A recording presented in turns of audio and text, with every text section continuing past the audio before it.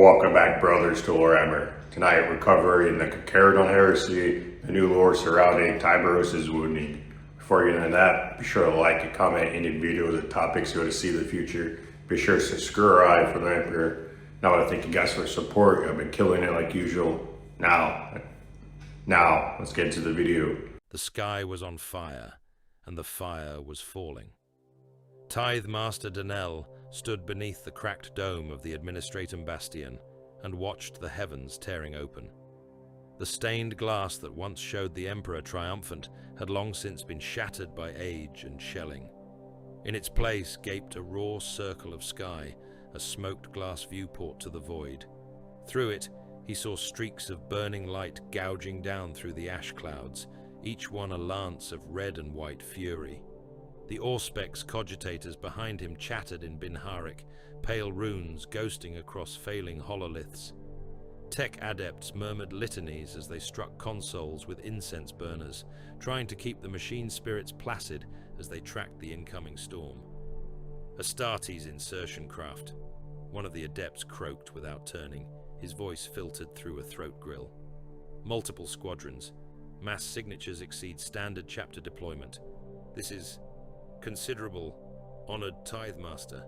Danel did not need the numbers. His bones felt the tremors as the first drop pods howled through the cloud ceiling, turning the low sky into an incandescent wound. The sound was like mountains grinding against one another. The ancient bastion shuddered on its foundations, dust sifting down from cracked stone ribs. He swallowed against the bitterness in his throat. The air was a slurry of ash, promethium fumes, and the metallic tang of ozone. It had always tasted like that on this world, as far as he remembered. But today, there was something sharper in it. Something like burnt meat. And they answered, he murmured, more to himself than to the adepts. Honored? The summons, Danel said. His fingers tightened on the rail as another pod screamed overhead. The astropathic plea for reinforcement, for protection, for a standard recruitment tithe to replenish the guard. They answered. He had dreamed of the Adeptus Astartes since childhood, warrior angels of the Emperor, gene-forged giants who strode through hell and left only salvation in their wake. They were the hammer of the Imperium, the blade in the darkness. There were sermons and hollow plays and old picts, half ruined by time, of blue-armored giants raising banners over alien corpses. It was those images he had clung to when the astropath had relayed the words back from the distant void. Carcharodons Astra. The name had been like a knife drawn over his nerves. There were no hollows of them. No triumphant images, no proud bestiaries. Only footnotes, half redacted, void hunters, fleet nomads, a chapter that did not hold worlds, for whom every planet was only a stopping point between the places that mattered, the empty places where the true darkness lay. He had convinced himself that did not matter. They were Astartes. They were the Emperor's chosen. A red tithe would be bloody, yes, but controlled. A sweep through the feral populations, the penal legions, the strongest of the hive gangs. A brutal recruitment, but one that would leave his world intact and his ledgers balanced. The bastion shook again as another impact boomed through the air. Below him, the mustering fields of the capital hive seethed like a disturbed anthill. Regimental banners whipped in the hot wind, their colors dulled by ash. Lines of guardsmen stood shoulder to shoulder in formation, laser guns at parade rest, their faces pale smudges beneath field caps and helms. Beyond them, penned behind razor wire and dozer blade walls, stretched the human stock of the tithe, gang-branded brawlers, tattooed penal scum, hulking voidborn, the hard-faced survivors of the hive's darkest levels. To the far horizon, the hive sprawled in tiered metal and ferrocrete, its outer hab-blocks sagging and filthy.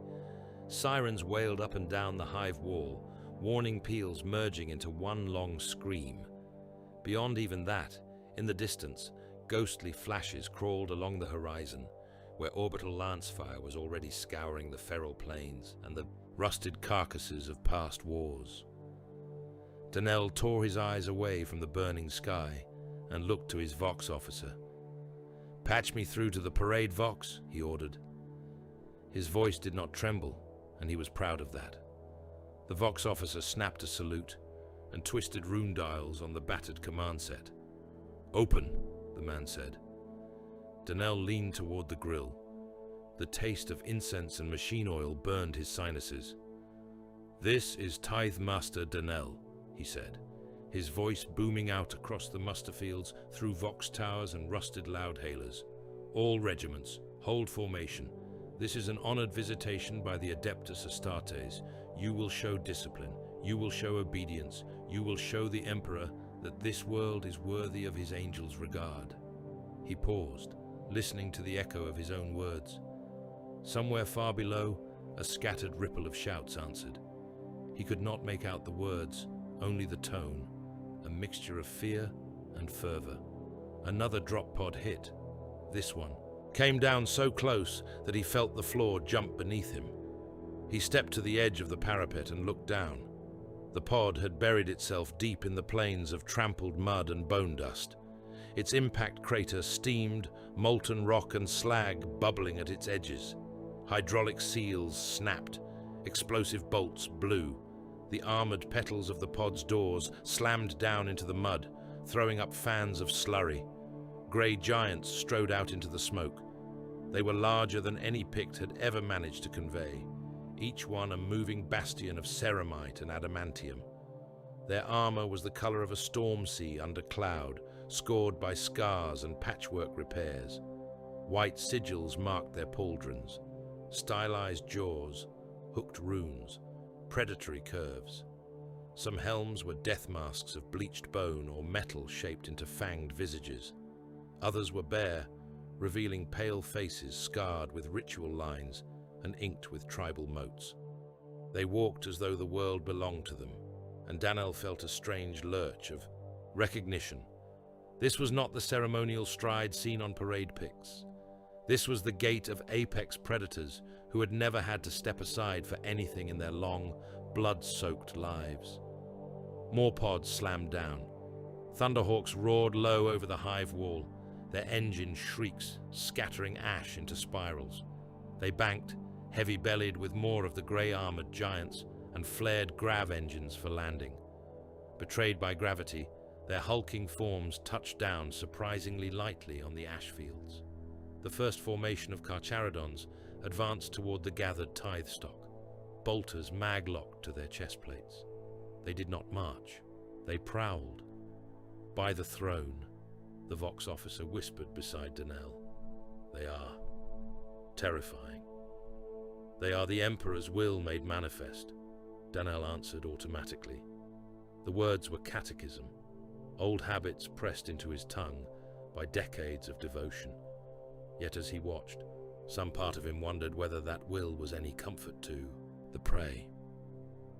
One of the Astartes broke from the foremost rank.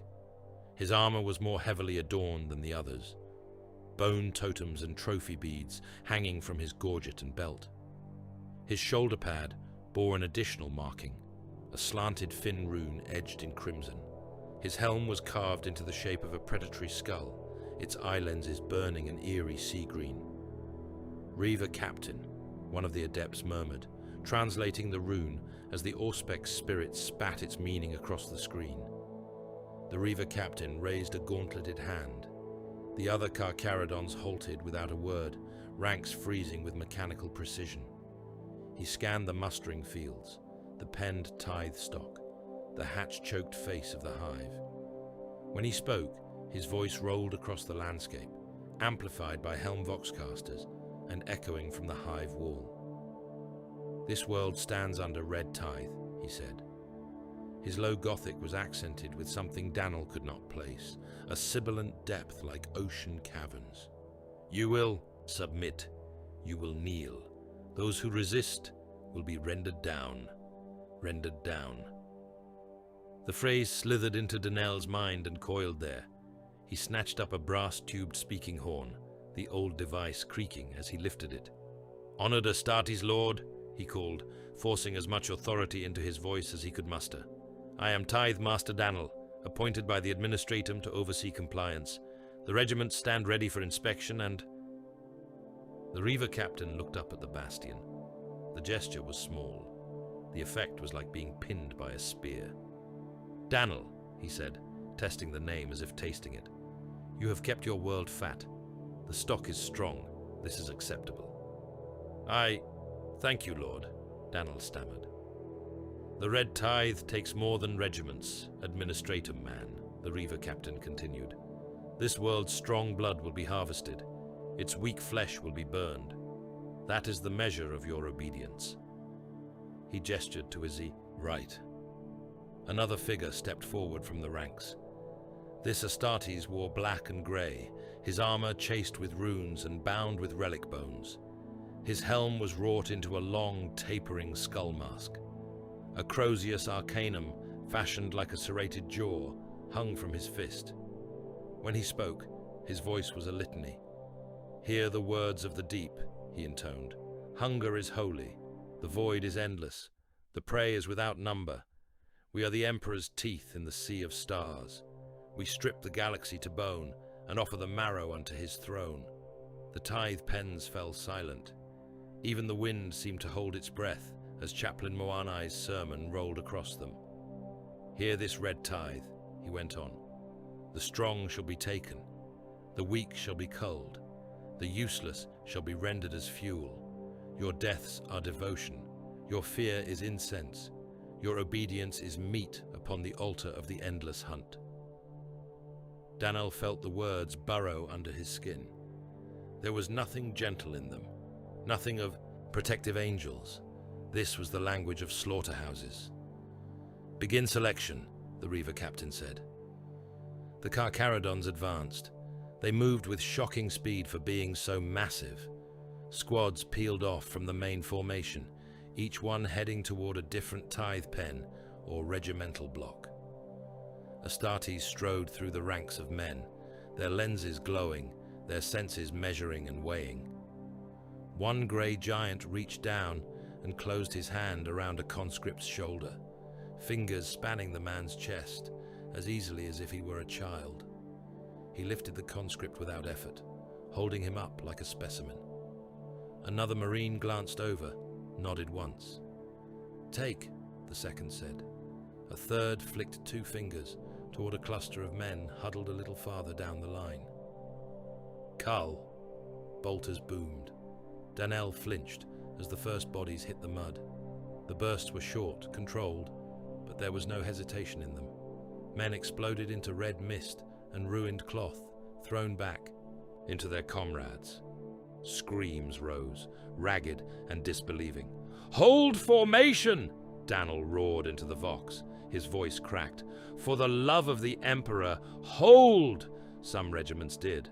Officers bellowed and beat their men back into line. Others broke. One guard regiment near the hive wall, proud once of its record on the feral frontiers, drew its weapons without orders. Danel watched as the colonel, crimson-faced and shaking, pointed his power sword toward the advancing Carcharodons. "This is outrage!" the man shouted. Even without vox amplification, Danel could hear him over the suddenly sobbing wind. "We are the Emperor's own. We will not be slaughtered like cattle." Lay's gun snapped up. The first volley was bright and futile, a line of red lances hissing across the grey ash toward the oncoming Astartes. Some shots struck ceramite and splashed harmlessly. One bolt glanced from a shoulder pad, leaving a smouldering scorch. The Reaver captain turned toward the source of the fire. There was no flare of anger in his body language, no sign he was offended. He simply raised his hand and made a cutting motion. The Carcharodons answered. Bolter fire thundered. Whole sections of the rebellious regiment vanished under the storm. Men were thrown bodily from their feet, armor and bone shattering under mass reactive impact. Within heartbeats, the neat lines were a churned mess of torn bodies and scattered weapons. A missile slammed into the front rank, vaporizing a section of the formation and carving a smoking trench into the mud. Heavy bolters roared from the flanks, chewing through officers and banner bearers alike. Men tried to run and were cut down without effort. In less than the time it took to recite a short catechism, the regiment was gone. The Reaver captain did not slow. He did not bother to reprimand or threaten. To him, it seemed, the rebellious regiment had been no more than a patch of scrub brushed aside by a passing predator. Danel's hands had gone numb on the parapet rail. He realized he was breathing too fast, his chest heaving. "That was an entire regiment," he whispered. "Correction," one of the adepts said blandly. "That was an entire former regiment." He could not tear his eyes away from the pattern of the slaughter. There was method in it. There were invisible lines being drawn across his world, and those who fell on the wrong side of them were simply removed. On the far flank, a cluster of grey armoured figures broke away and approached a tithe pen where the most promising gang chieftains were penned. Danel saw one of the Astartes there, a warrior whose left pauldron bore a stylized lightning strike and a crude tally of carved jaw marks.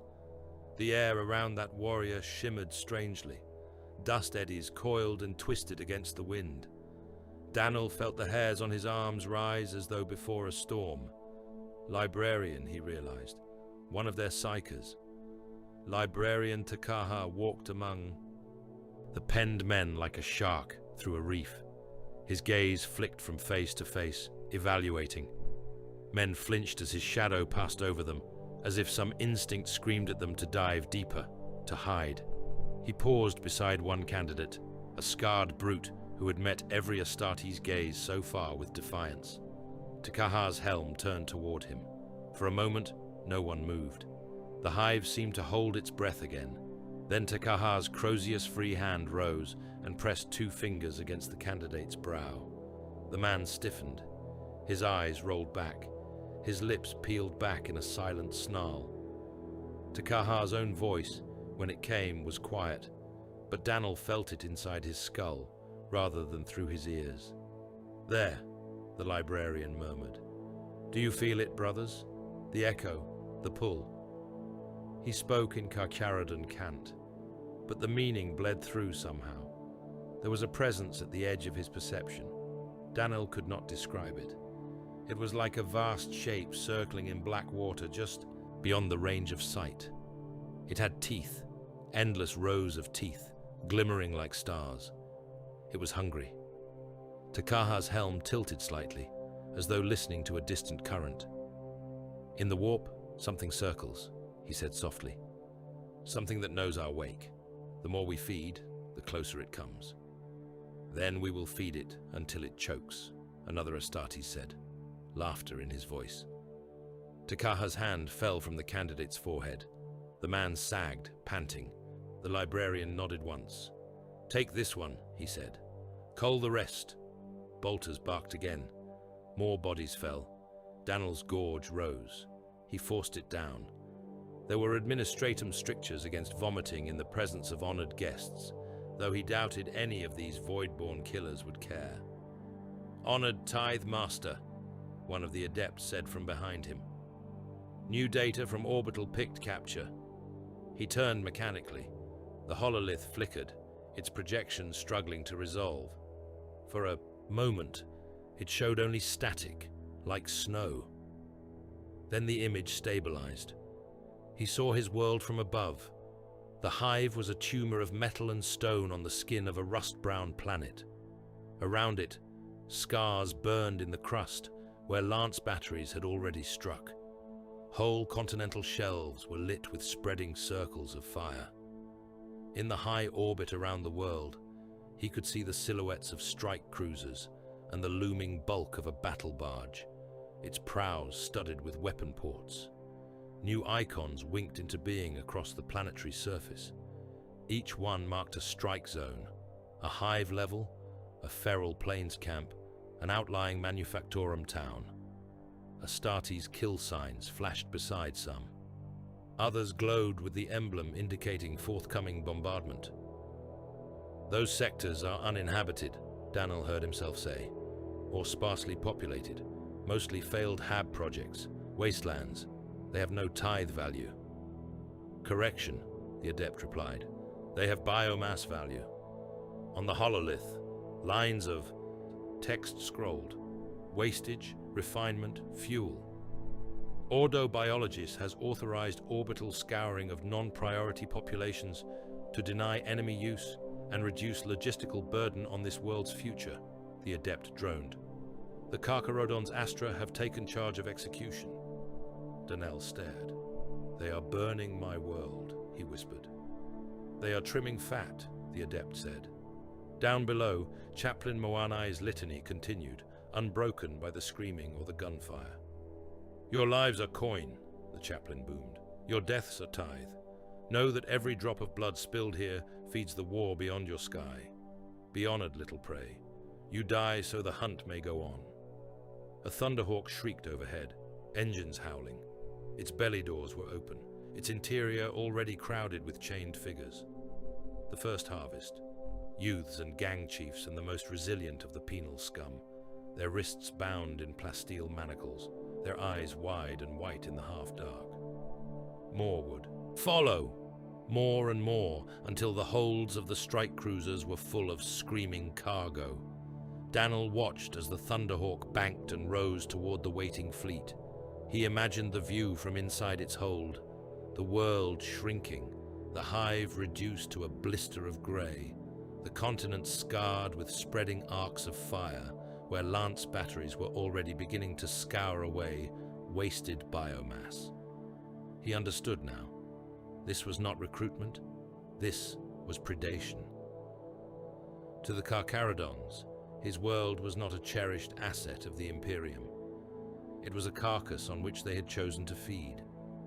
They would take the choicest meat and burn the rest, so no other scavenger could benefit. If a sliver of strategic worth remained when they were done, it would be because that scrap suited their calculations, not because of any love for the lives clinging to it. He found he was shaking. Honored Tithe Master, the Vox officer said quietly. Message from high orbit. Priority seal, inquisitorial cipher, translated through astropathic choir and routed to the flagship. They have shared a fragment with our station. Danel tore his gaze from the hololith. Play it, he said. The officer adjusted rune sigils. A voice crackled from the Vox grill, distorted and distant, but carrying the cold weight of authority. To the Shade Lord of the Void, it said, from the Ordo Astartes, by writ of the High Lords. Maelstrom Ward regions report mass Xenos aggression. Sector Krakor nears total strategic collapse. Billions of Imperial souls at hazard. Carcharodons Astra are hereby commanded and invited to prosecute total war in that theatre. All rights of red and grey tithe affirmed. All constraints suspended. The sea calls its predators. The message ended in a fizz of static and binary. No one in the bastion spoke for a long time. Danel looked back through the ragged hole in the dome.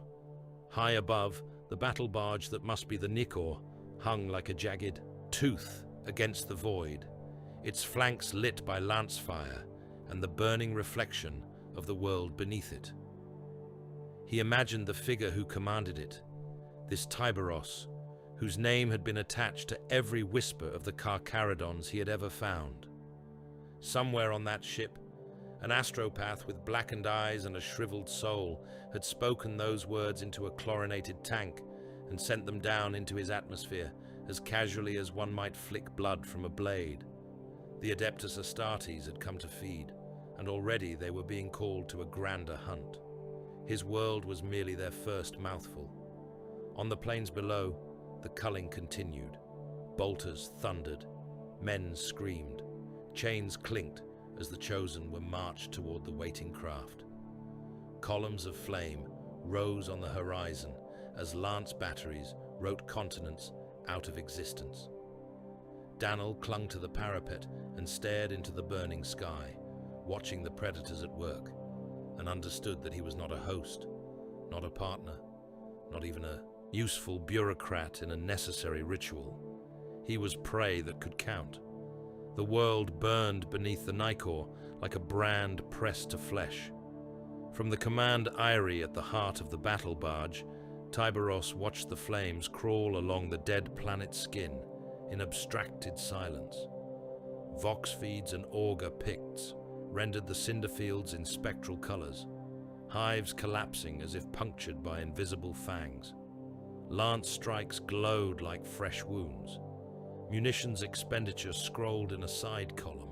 Population estimates recalculated themselves downward with every passing moment, digits tumbling like drowned men pulled under. It was done. The red tithe had been taken. The carcass was already cooling. He did not think of names.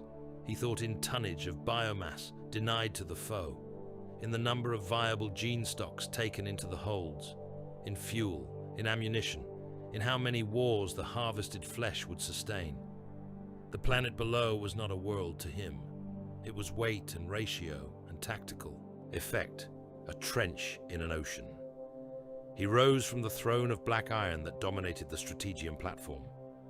Ceramite and muscle shifted under the weight of Terminator plate. Hunger and Slake hung at his sides, the paired chain blades dormant for now, their teeth cleaned of the last world's gore and unblooded for the moment.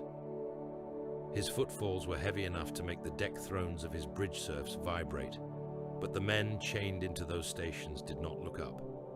Pain leashes and discipline had trained the habit of stillness into them.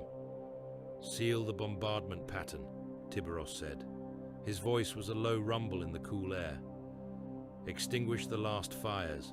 There is nothing more here worth the shot." A chorus of acknowledgements came from mortal throats.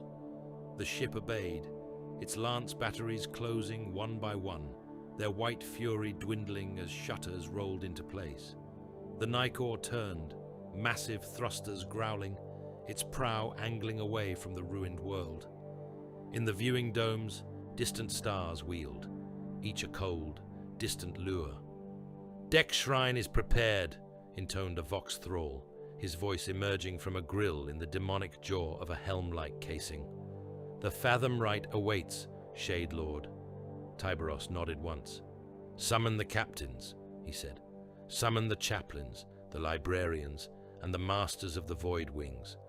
Call them from their feasts and their counting." The thrall bowed, cables creaking, and turned to his task.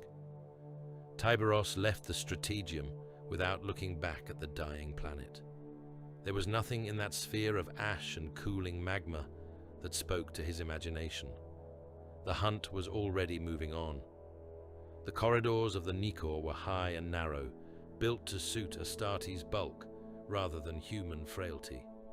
Deck plates were inscribed with tribal shark runes, worn smooth by centuries of ceramite boots.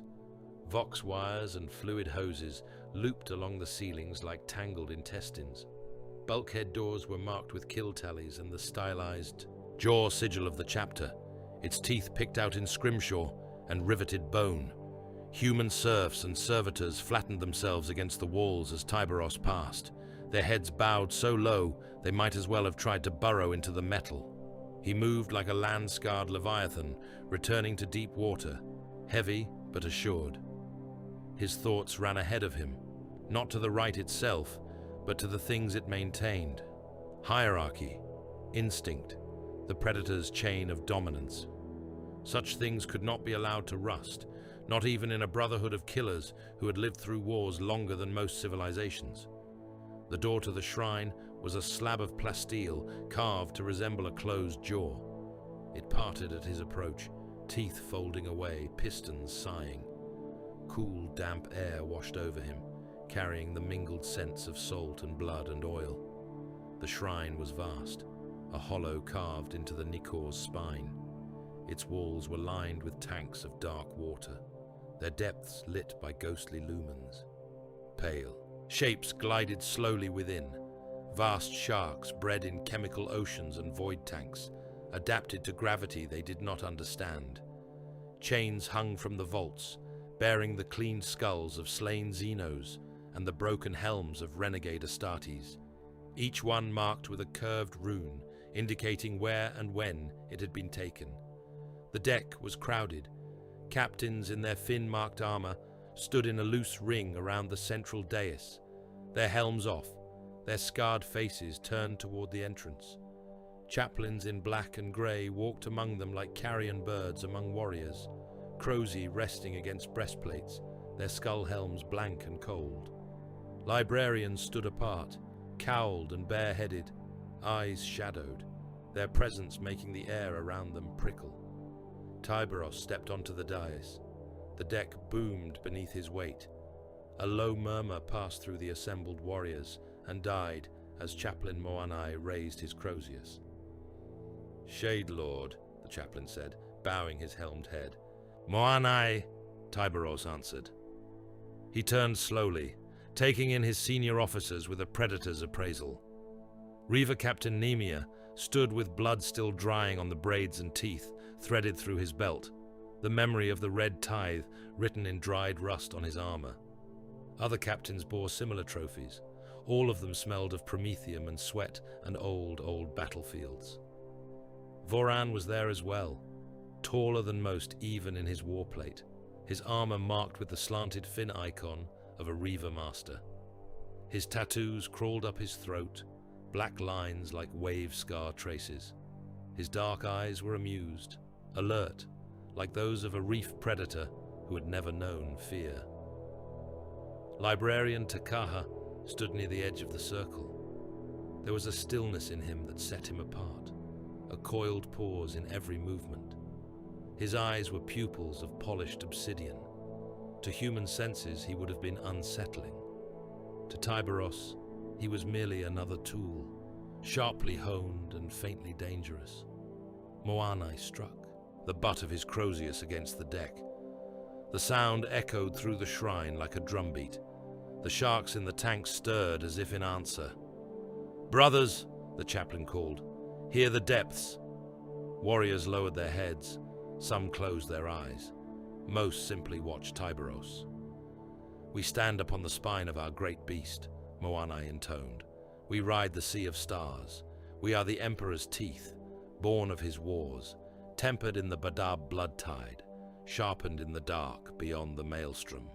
The words were old, worn smooth by centuries of repetition. Tyberos could have spoken them himself, but he allowed Moanai his office. "We are his," Moanai went on. "By gene and by oath, we are his hunters. We are his abyss. We are his hunger. We are the silent killers of the void, the shadow at the edge of the auspex, the wake in which all things drown." The Emperor's name sat in the litany like a hook in a longer line. The hunt was what filled the spaces between the words. The brothers listened, and each heard what he wished. Some heard dogma. Some heard the older, deeper call of teeth and blood. Tyberos heard both, as he always had. He remembered the Badab War, the first time their path had crossed the wider Imperium in an age. He remembered the ruin of renegade worlds, and the taste of treacherous Astartes' blood on hunger's teeth. He remembered the looks from other chapters, some fearful, some disgusted. He remembered how irrelevant those looks had been once the void closed around them again. The High Lords of Terror sat on a distant rock, sending out decrees like ripples. The Nikor was an old shark in a deep ocean. It felt those ripples. It did not obey them. It judged whether the disturbance meant prey. Moanai circled the dais as he spoke, crozius held vertical like a totem. "Who do you serve?" he called. "The hunt," some voices answered. "The Emperor," others said. Tyberos listened to the balance between the two responses. There were more voices for the hunt than there had been in earlier centuries. The difference was slight, but his senses were honed to such slips. "Both," he said, cutting through the echoes. His voice filled the shrine. "We serve both, because we are both. We are the hunt made flesh in his name. Do not forget either tooth of that jaw." A ripple of acknowledgement passed through the gathered brothers. Moanai inclined his head. "As the Shade Lord says," the chaplain said, "our oath runs along both edges." Voran's lips creased, a shadow of a smile. "A long leash from a small rock," the Reaver Master said quietly, loud enough that those nearest him could hear. We have hunted longer than those gilded shells on Terra have sat upon their thrones. They cast a net and call it command. We slip through and keep swimming." He said it in a tone that balanced on the edge of jest. Several reavers near him chuckled, low and mean. Others merely listened. Tiberos heard it, as he heard everything in his hall. He turned his head slightly, heavy gorget creaking. "Voran," he said, "do you dispute the Emperor's see?" Voran met his gaze without flinching. There was nothing suicidal in him. His defiance came from confidence, not madness. "I dispute the notion that our course is charted from a single star, Shade Lord," Voran replied. "The void does not care what sigil is stamped above some distant palace gate. It cares only for what swims and what sinks." Moanai shifted, as if to rebuke the Reaver Master, but Tiberos lifted one gauntleted finger.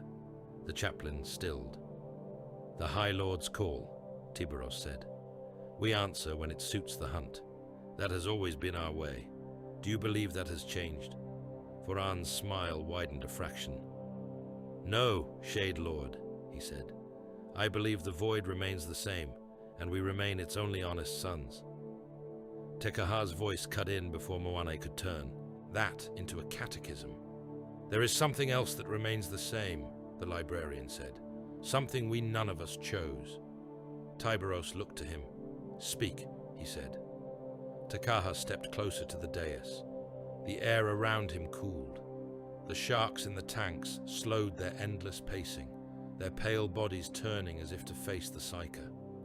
"On the Tithe world," Tekaha said, "when we culled and took and burned, I felt it again. In the warp, circling the edge of my senses. Teeth in black water, a presence like ours but vast, older than any of us, hungry in a way that makes even our hunger look like thrift." A murmur passed around the shrine. Some of the older brothers nodded, as if hearing an old, unwelcome story. The younger warriors frowned or laughed, unsettled, hiding it behind belligerence. Moanai's skull helm tilted toward Tekaha. "We have spoken of this before," the chaplain said.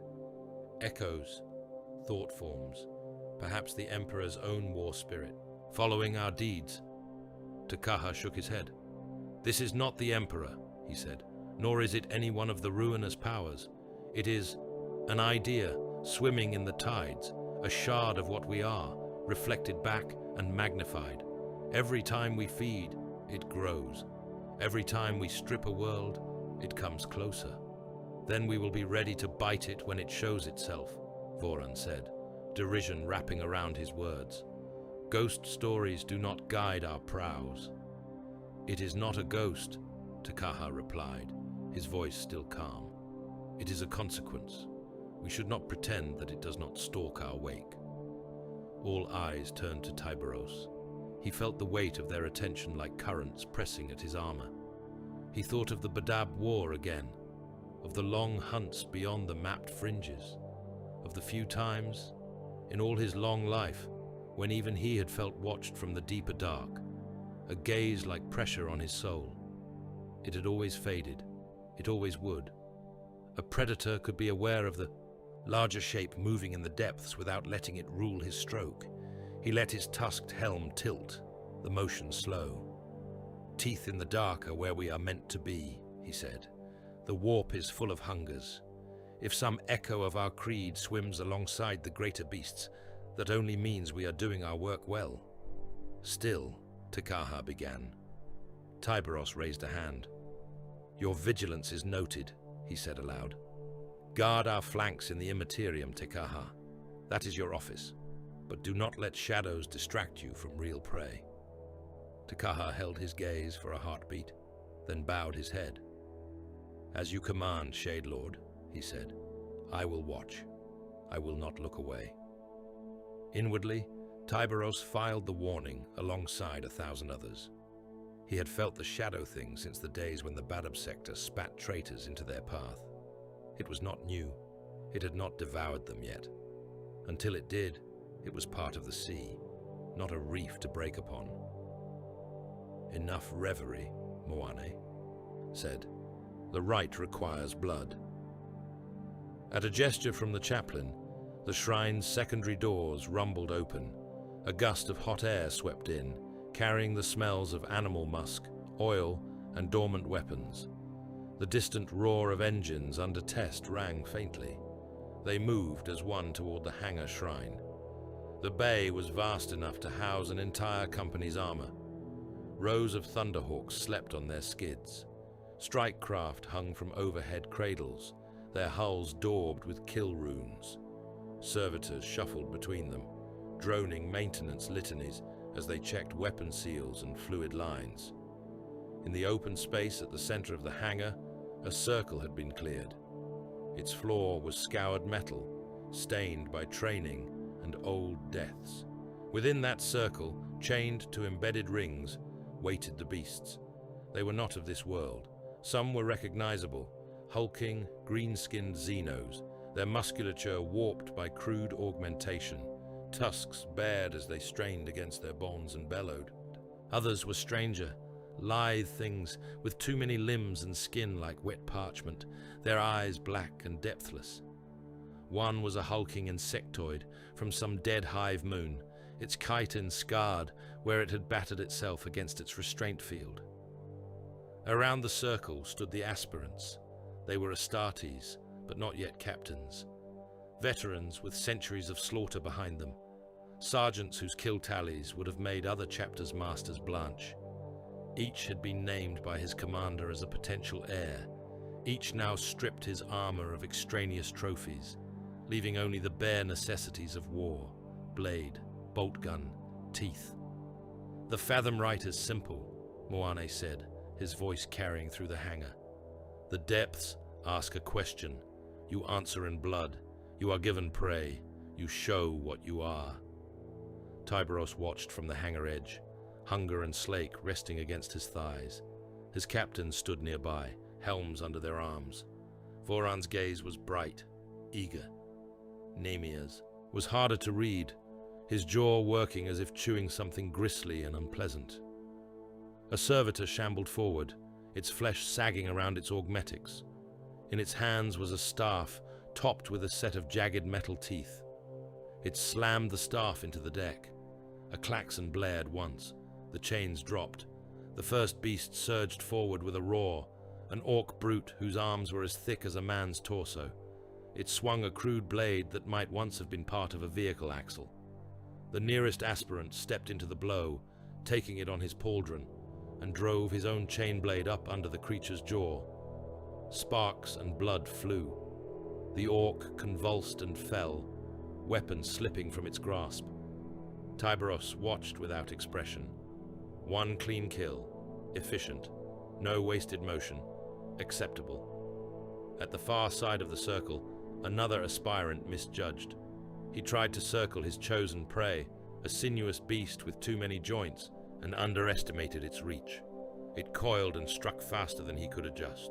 Claws raked across his abdomen, punching through ceramite and transhuman flesh. He staggered, teeth gritted, trying to bring his bolter to bear. The creature wrapped around him and pulled.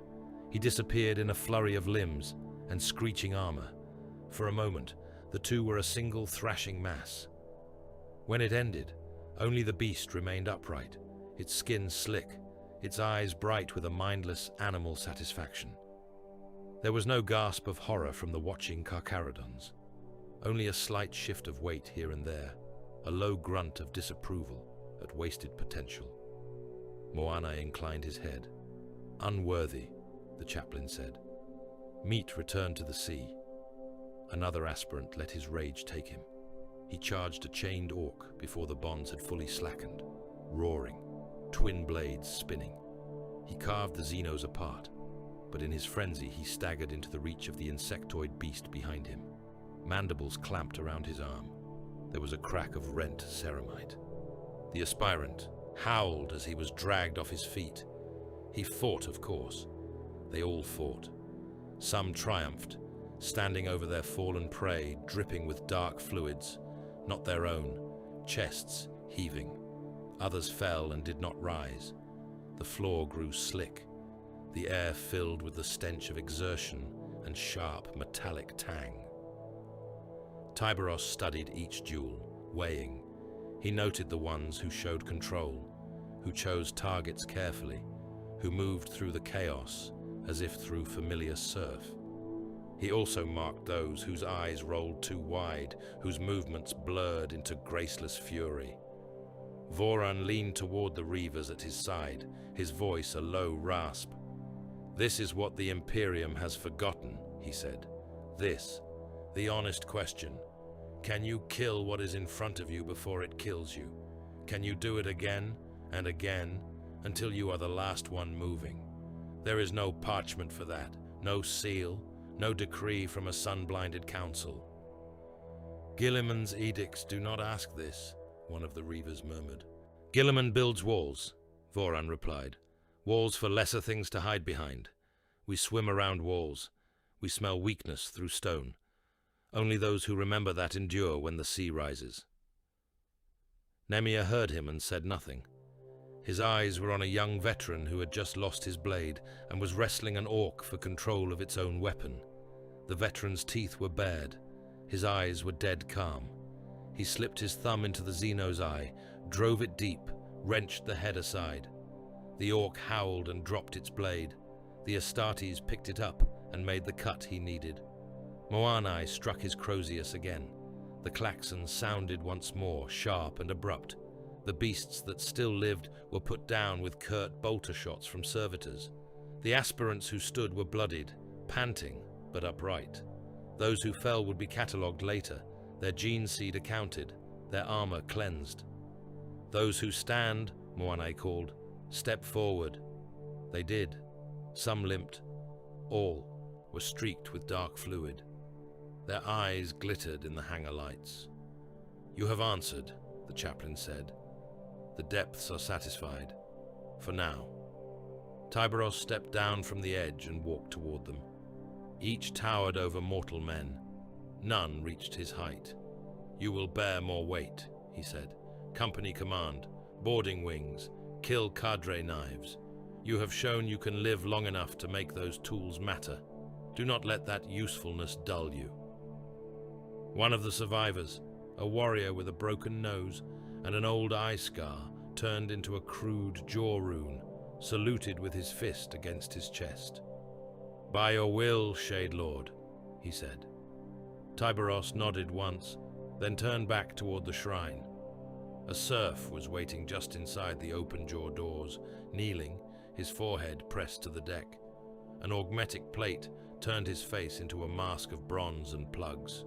"Speak," Tyberos commanded. "My lord," the serf said, voice shaking with the strain of addressing, something so far above him. "Astropathic cipher from the Ordo Astartes, routed to the Nikor on priority beam. Master of the choir says it is for your helm alone." Moanai made a soft, annoyed sound. Voran's smile sharpened. "More ripples from the palace stone," the Reaver Master murmured. Tyberos held out his hand. The serf placed a slate upon his palm, averting his gaze as if from a bright light. Data runes crawled across the surface like bioluminescent plankton on a midnight tide. He read. As he did, the shrine quieted. The sharks circled in their tanks. The captains watched their lord's face, which did not change. "At last," Voran said, impatience cutting through even his lazy drawl. "What game does Terra wish us to play now?" Tyberos handed the slate back to the serf. "The Ordo Astartes has taken an interest," he said. "They send one of their own to observe our methods. An inquisitor. He will rendezvous at the edge of the maelstrom. Theater." There was a collective exhalation.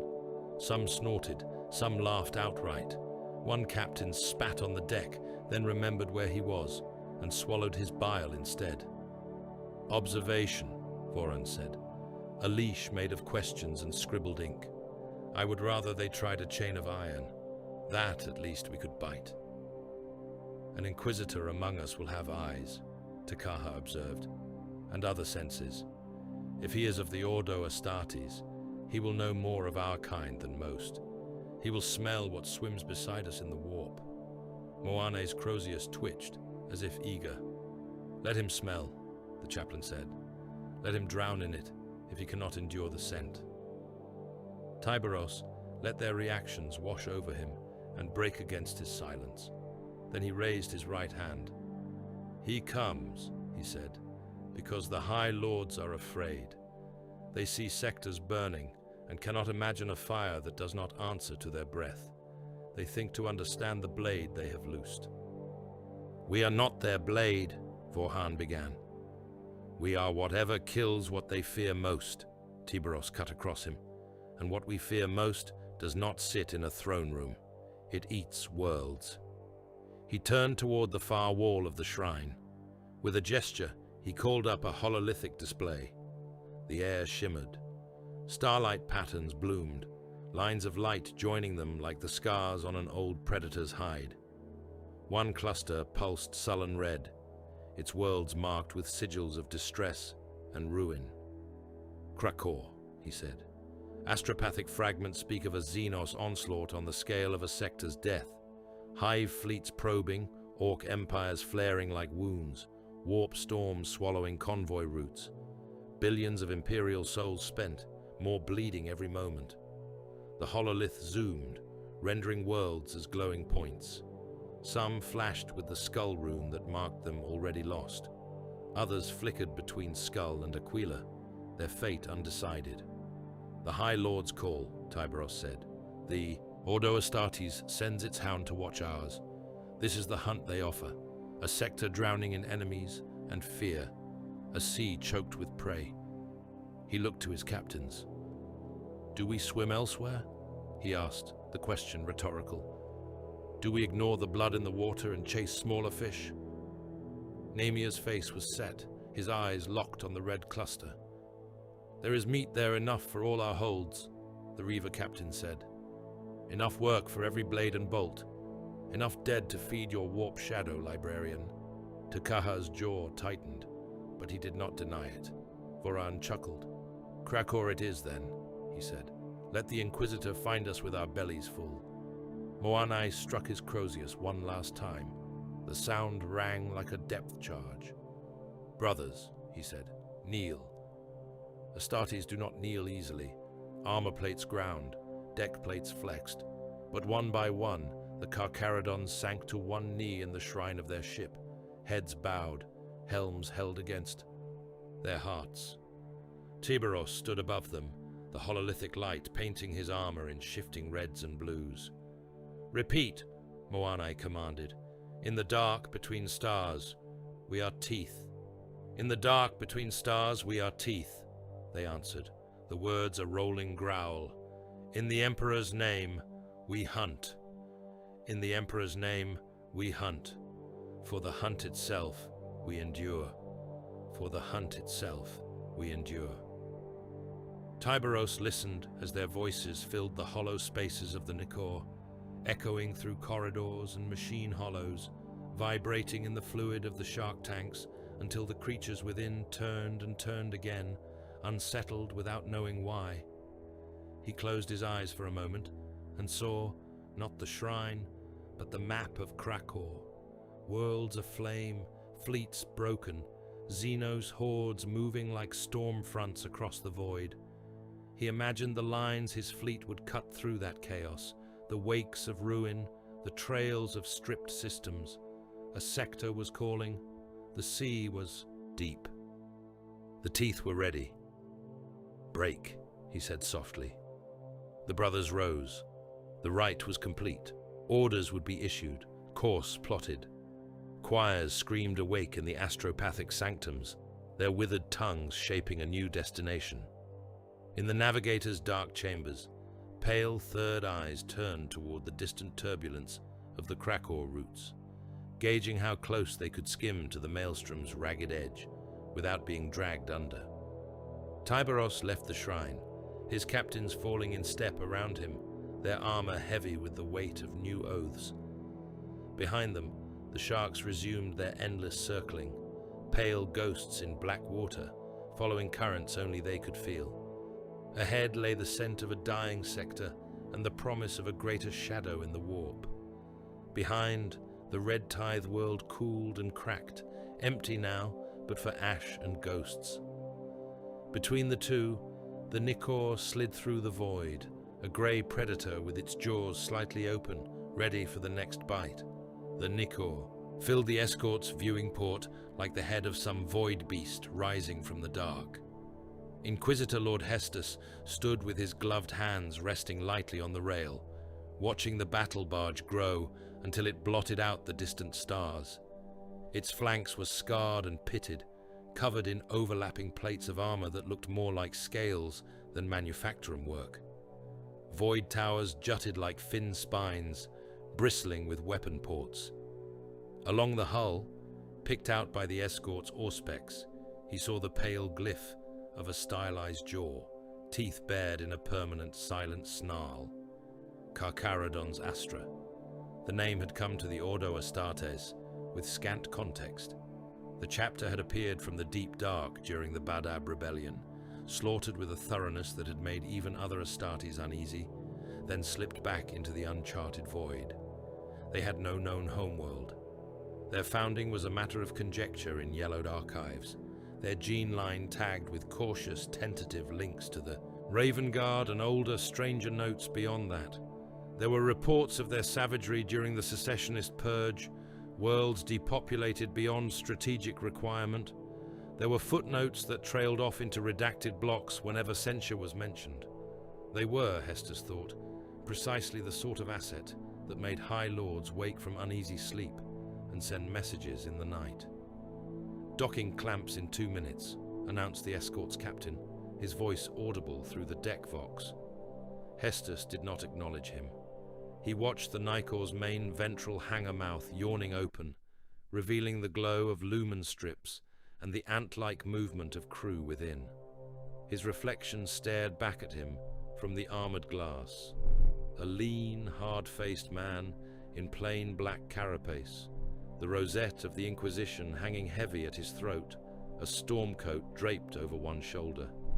His hair was short, iron grey at the temples. His eyes were pale and tired, the eyes of someone who had watched men and angels lie in equal measure. He touched the rosette once, then let his hand fall.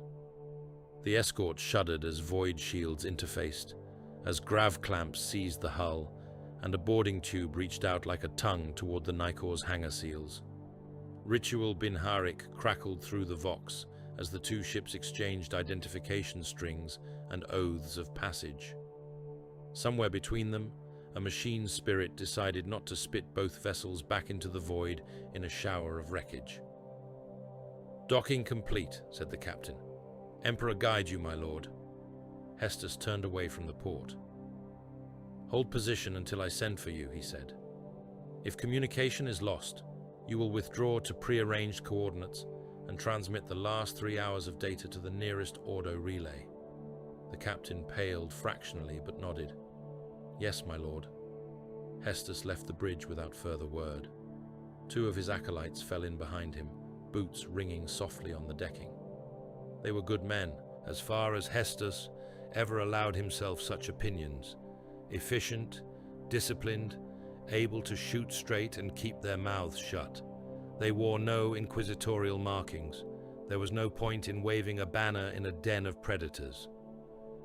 The boarding tube's inner door hissed open, releasing a gust of colder, older air. It smelled of oil, incense, and brine. Hestus stepped through into the Nicor. The hangar bay he entered was not designed for humans. The ceiling arched high above, lost in shadow. Rows of thunderhawks and troop carriers hunched on their skids like waiting beasts. Servitors and void serfs scurried between them, small figures in ragged grey, their skin marked with crude jaw tattoos. Chains bearing skulls and broken armor plates hung from bulkheads and gantries, swaying slightly with the movements of the gigantic ship. An honor guard awaited him at the end of the tube. They were Astartes, of course, 6 of them, standing in flank positions, their armor the storm grey he had, seen painted across the Nicor's hide. Their helms were off, held loosely at their sides. Their faces were pale, scarred, heavily tattooed with curling tribal marks and stylized teeth. Their eyes were cold. They watched him with the unblinking interest of deep-sea predators, noticing something small and unfamiliar in their hunting grounds. Between their ranks stood another Carcharodon, his armor marked with additional fins and tally runes. His left pauldron bore the sigil of a Reaver captain, a slanted fin decorated with ritual notches. His gaze was like the others, but sharper, measuring. "Inquisitor Lord Hestus," he said. His voice was a low growl, the accent stretched with distant, oceanic vowels. "I am Reaver Captain Nemia. By order of the Shade Lord, I am your escort." Hestus inclined his head a fraction. "Captain," he said, "your chapter master's swiftness in accepting an observer is noted." Something like amusement flickered in Nemia's eyes. "We are swift in many things, Lord Inquisitor," he replied. "Come. The Shade Lord waits. The void does not slow for anyone's words." The contempt was not in what he said.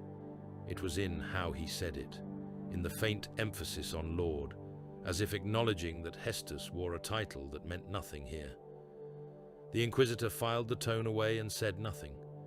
He followed as Nemia turned and strode across the deck, the other Astartes falling in behind and to the flanks. The escort felt like walking at the center of a moving cage of armor and flesh. They passed under the shadow of gunships. Hestus saw kill runes painted along their flanks, jagged lines and hooked symbols that meant nothing to him, but which his hosts read at a glance, each one a campaign or a prey name. The human serfs they passed kept their eyes fixed to the deck, their faces grey with fear or indoctrination. One stumbled in his haste and was rewarded with a casual backhand from an Astartes gauntlet that sent him spinning into a bulkhead. He lay there, struggling up, blood leaking from his nose. No one paused. The Nikor's corridors were narrow by void ship standards, but still wide enough for armored giants to pass in double file. Walls were inscribed with devotional carvings that were more teeth than scripture. Here and there, Hestus saw imperial aquilae, worn and half obscured by layers of shark runes and kill tallies. "The Ordo Astartes has long sought a more complete understanding of your chapter," Hestus said as they walked. His tone was conversational. "Records from your earliest centuries are sparse." "We were given a task," Nemia said without looking back. "We have done it. What more needs recording?" "Origin, for one," Hestus said. One of the honor guards snorted softly. "Always the same questions," the Astartes muttered. "What reef did the shark crawl from, to be as it is?"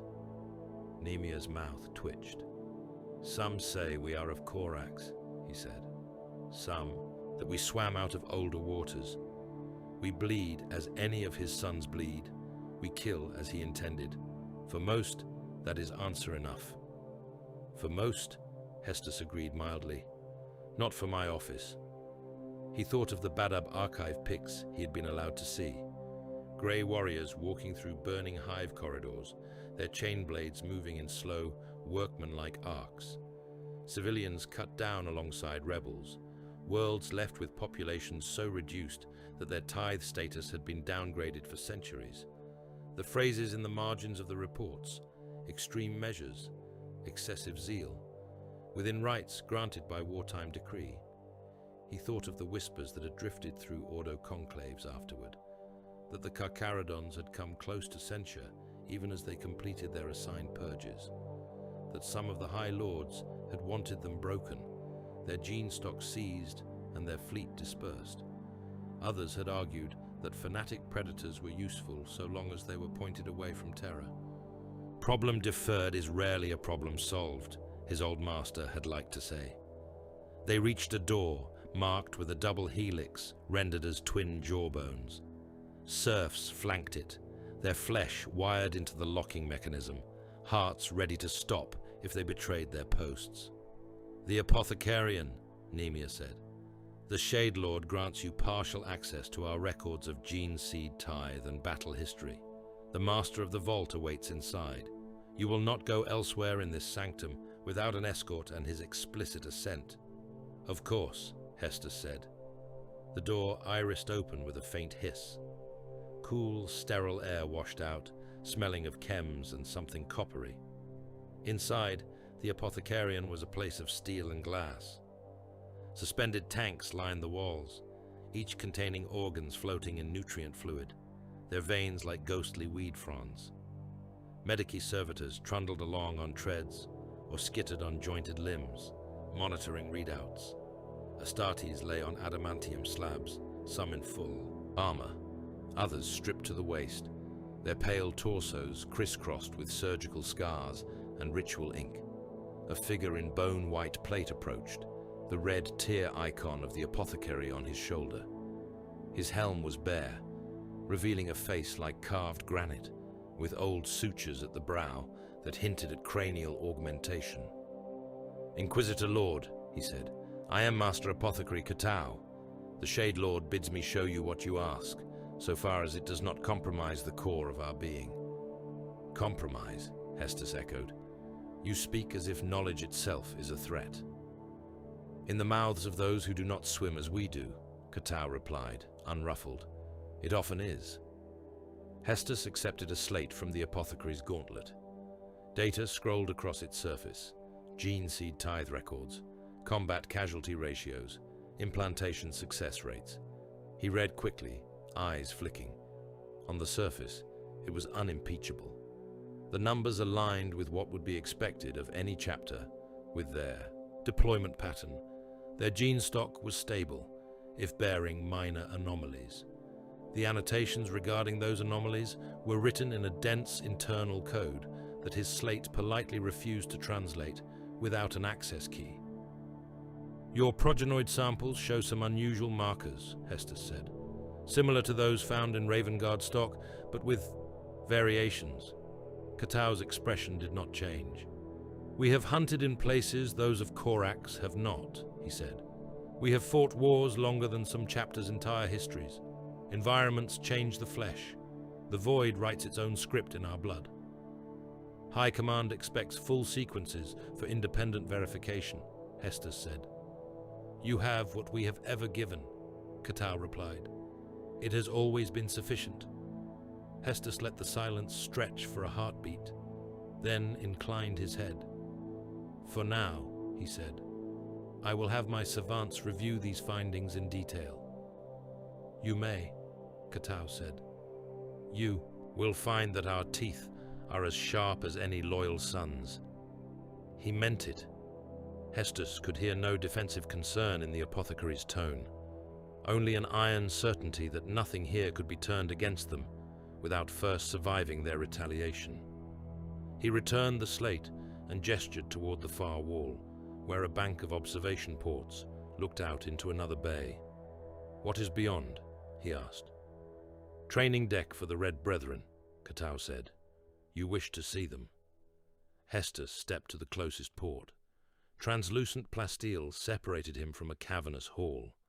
Mock hive spires rose from the deck below, constructed from stacked hab blocks and hull fragments, laced with gantries and crude thoroughfares.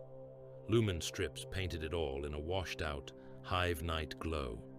Target servitors shuffled in set patterns through the alleyways, their faces blank, their bodies slaved to repeating loops. The space was empty at first glance. Then the air rippled. Bright, jagged, sparks flared in the gloom as teleport beacons fired. Thunderclaps rolled through the plasteel, muted but still deep enough to make Hestus's bones vibrate. Shapes slammed into reality atop the spires, hulking silhouettes in heavy plate and crowned tactical crux sigils. Terminator armor, cataphractii, and Indomitus patterns mixed haphazardly, scarred and replated, each suit older than the Inquisitor's most recent line of masters. They moved with ponderous bursts of speed, the heavy plates hissing and grinding. Chain fists and stormbolters spoke in short, vicious bursts. The Red Brethren. Hestus watched as they swept down through the mock hive, teleport flares spitting them from level to level. Where they appeared, the target servitors died. Some were shredded by bolter fire, torn apart before they could even register the threat.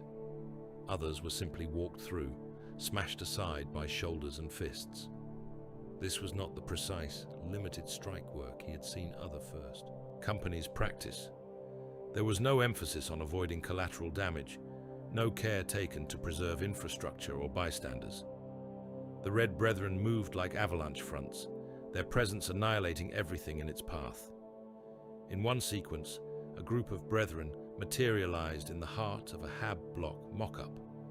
Rather than pick off the target servitors individually, they simply opened fire in all directions, blowing out walls and floors, bringing the whole structure down in a controlled collapse. Anything within the kill zone would have been obliterated, friend or foe. Your veterans are thorough, Hestus murmured. We do not train them for surgical incisions, Katau said. We train them to tear organs from a war zone. Hestus watched a Terminator step casually through flaming debris, armor blackened, lenses glowing. In his storm fist, he carried a servitor's severed torso. He hurled it aside, as if discarding offal. The holopix of the Badab purges rose again, in Hestus's mind, overlaid on the scene. It was not hard to imagine living hives in place of these training constructs, living populations under those collapsing walls. We deploy the Red Brethren when we need something to die quickly and without ambiguity, Katau said. Cities, enemy fleets, defensive lines, hope. Hestus glanced sidelong at him. Even loyalists? He asked. The apothecary's mouth quirked. We do what the throne requires, he said. Hestus turned away from the viewport. Take me to your strategium, he said. It is time I heard what exactly the throne requires of you now. The command deck of the Nicor was a cathedral of metal and light. Cogitator banks lined the walls, their screens spewing data in flickering cascades. A central hololithic table dominated the floor, projecting a three-dimensional star chart that slowly rotated in the air. Astropathic glyphs crawled across its surface like glowing parasites, marking distress calls. Lost contact zones confirmed enemy concentrations. Tyberos stood at the far side of the table, flanked by Moanai, Tekaha, Vorian, and the other senior captains. His Terminator plate made him seem less a man than a moving siege tower, eyes deep in the shadow of his helm. Hunger and Slake hung at his sides, teeth glinting. He did not bow as Hestus approached. He inclined his helm a fraction, a predator acknowledging another predator that had strayed into his range. Inquisitor, he said. Shade Lord, Hestus answered, coming to a halt opposite the hololith. His acolytes took up positions behind him, unnoticed amid the storm of Astartes' presence. The star map showed the Krakor sector in lurid detail. Hive worlds glowed like diseased nodes, their orbital paths crowded with red sigils indicating enemy activity. Some had been crossed through entirely, their planetary icons replaced with the skull rune of total loss. Others flickered between red and amber, their fate undecided. Astropathic fragments scrolled in side columns. Phrases leapt out as Hestus's gaze passed. Hive fall imminent, guard forces shattered, casualties measured in uncounted billions, Xeno's biofleet signatures increasing, Orc incursions concentrated along outer rim, warp storms obstructing reinforcement routes. This is what the maelstrom breathes toward us, Tekaha said quietly. His eyes were fixed on the slowly turning sector. The outer dark vomits up new teeth with every solar cycle. Hestus studied the map. How many Imperial Guard regiments remain effective? He asked. Effective? Voran snorted. That is a generous term. Enough, Nemia said, casting the Reaver Master a brief, hard glance. Guard command estimates place fully functional regiments in the low thousands, scattered across a dozen worlds. Many more exist in name only, broken, cut off, feeding the enemy more than themselves. Hive fleets, Hestus said. Tekaha reached out and tapped a cluster of pulsing glyphs. Splinter tendrils from greater devourer forms, he said. Hungry, probing. They test defenses, then call larger bodies in from the deep. There are orc empires here as well. He shifted his finger. Different symbols flared, crude and jagged. Brutal, wasteful, but numerous. Where they meet, the killing is intense. Where they meet, Hestus translated silently, the dead pile higher. And chaos? He asked. Always, Moani said, eyes on a swirl of warp storm icons. Where there is fear and blood and voices screaming for salvation, the creatures of the eye are never far. Tyberos gestured. A different color of light washed across part of the map, outlining a ragged frontier between Imperial-held systems and the encroaching dark. The High Lords send their will, he said. Hold the sector if possible. If not, write it off. Preserve assets otherwhere. Their words are couched in more liturgical phrasing, but the meaning is meat. Hestus stared at the highlighted frontier. You are being given discretion over which worlds live and which die, he said. We are being offered a hunt, Voran said. They do not care which carcass feeds which maw, so long as something keeps the dark busy. We care, Nemia said sharply. The Reaver Master turned his head. Do we? He said. Yes, Nemia replied. Obedience to the throne is what separates us from the Carrion Eaters, from the Night Lords, from the warbands that kill for the echo of their own laughter. We do not slaughter for pleasure. Speak for yourself, Voran murmured. Moanai's Crozius creaked in his grip. We take joy in the hunt, the chaplain said. We do not worship the act of killing in itself. The Emperor is the purpose, the blood is the path. Do not confuse the two. Hestus listened, filing away the lines each man drew. In the Ordos, they like to say that a plea carries the weight of uncounted. Plea carries the weight of uncounted billions of lives. The High Lords would have you choose where your strength falls. How do you intend to answer? Tyberos regarded the hololith for a long moment. The churn of data reflected in his lenses like distant lightning in dark water. If we disperse, he said at last, we gnaw at many limbs and remove none. We bleed strength on worlds we cannot save. The enemy, be it Xenos or traitor, feeds between our fingers. The sector dies slowly and we waste our teeth. Some worlds could be held, Hestus said, with effort, with sacrifice. Some, Tiberos agreed. Not all, perhaps not many. We are one fleet, Inquisitor. Old, sharp, but still one. Even with the other assets the Lords militant might grudgingly send, there is not enough metal and flesh to stand on every line. Voran's smile was thin. Better to choose where the blood runs thickest, he said. Find the richest shoals of prey. Hunt where every bite removes something that might have grown into a greater threat. Ignore the thin pickings. You propose ignoring Imperial pleas, Hestus said, to chase the densest concentrations of enemy, to abandon worlds that scream for aid, because their death will be less efficient. I propose that the sea does not care how prettily a drowning man shouts, Voran said. He is either pulled under where it serves our hunt, or left to sink where it does not. Enough, Nemia snapped. We are not pirates. Voran turned to him fully now, teeth bared in something that was not quite a grin. No, he said, we are worse. Pirates steal and run. We strip entire regions to bone and call it service. Nemia's hand flexed near the hilt of his blade. Hestus saw the motion, saw how easily this could become something more than words. Tyberos lifted one gauntlet. Nemia speaks a truth, as does Voran, he said. The difference lies in how their truths hold together. Nemia remembers that we are a tool fashioned for a purpose by a dead genius. Voran remembers that the tool has grown teeth and a path of its own. The Primarch is not dead, Moanai began. Tyberos' helm turned slightly, enough to still the chaplain. In this, he said, The distinction is irrelevant. The question is simpler. How best do we spend our bite? He tapped the hololith again. Several worlds flared brighter. Each, Hester saw, was on a major warp route, a nodal point through which fleets and migrants would have to pass. Each was under heavy assault. Each was already bleeding.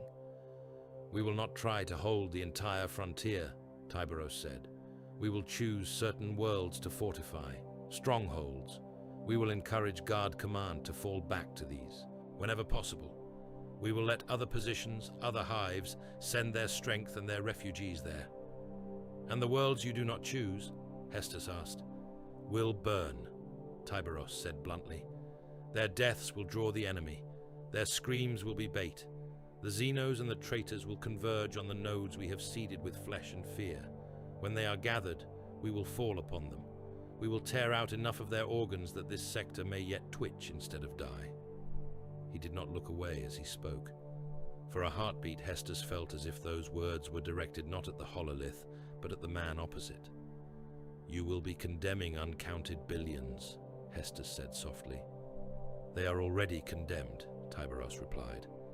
"The difference is whether their end feeds something more than statistics in your inquisitorial vaults." Hestus thought of the guard colonels, sending pleas into the void, begging for relief that would not come. He thought of Hive, workers who would never even know their prayers had been heard and weighed and found wanting. He thought of children whose names would never be recorded, whose deaths would become part of a line in a report about strategic trade-offs.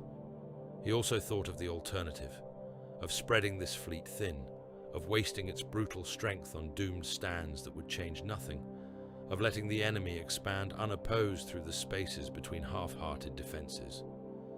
"This is not how a loyal chapter plans a reinforcement campaign," he said. "No," Voran agreed, satisfaction in his eyes. "This is how predators plan a kill." Hestus looked at Tyberos. "And yet you speak of the throne," he said, "of obedience." Tyberos tilted his head, the movement slow and heavy. "The High Lords tell us to hold the sector or write it off," he said. "They lack the reach to grip our hands. They lack the teeth to bite if we choose a path they did not imagine. They give us a quarry and trust that something will be left standing when we are finished. They do not ask how." "That does not mean they would approve of your method," Hestus said. Tyberos's lenses gleamed. "We have never been creatures of their approval," he said. "We are their consequence." He gestured at the map again. "We will protect this sector in the only way that has any hope of meaning anything," he said, "by turning parts of it into bait, by sacrificing what must be sacrificed so the rest may endure. You are here to observe. Observe." Hestus realized that his hands had curled into fists at his sides. He forced them to relax. He had expected many things aboard the Nikor. He had expected savagery. He had expected doctrinal drift, perhaps outright heresy cloaked in zeal. He had expected to find a blade that needed filing or breaking. He had not expected this cold, methodical acceptance of the role the High Lords had, perhaps unknowingly, given these creatures. The Carcharodons did not see themselves as defenders of a beleaguered frontier. They saw themselves as apex predators, called to thin a herd. He looked down at the turning star map, at the flickering worlds, at the glowing routes through which ships and souls would be funneled, according to decisions made, in this cold, echoing chamber. He listened to the quiet exchange of data between Moanai and Takaha, to the low rumble of Voran's laughter as he and Namia argued over which hives could withstand being turned into kill zones. He saw it then with cold clarity. He was not overseeing a loyal chapter's reinforcement of a collapsing front.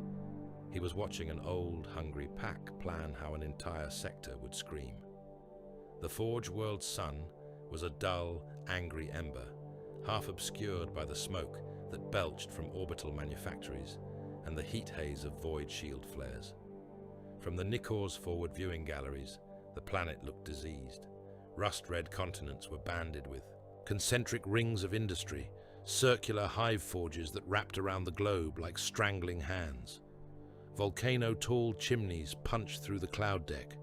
vomiting plumes of black into the thin atmosphere. In high orbit, refinery spires and shipyards ringed the world, linked by spiderwebs of trusswork and transit tubes.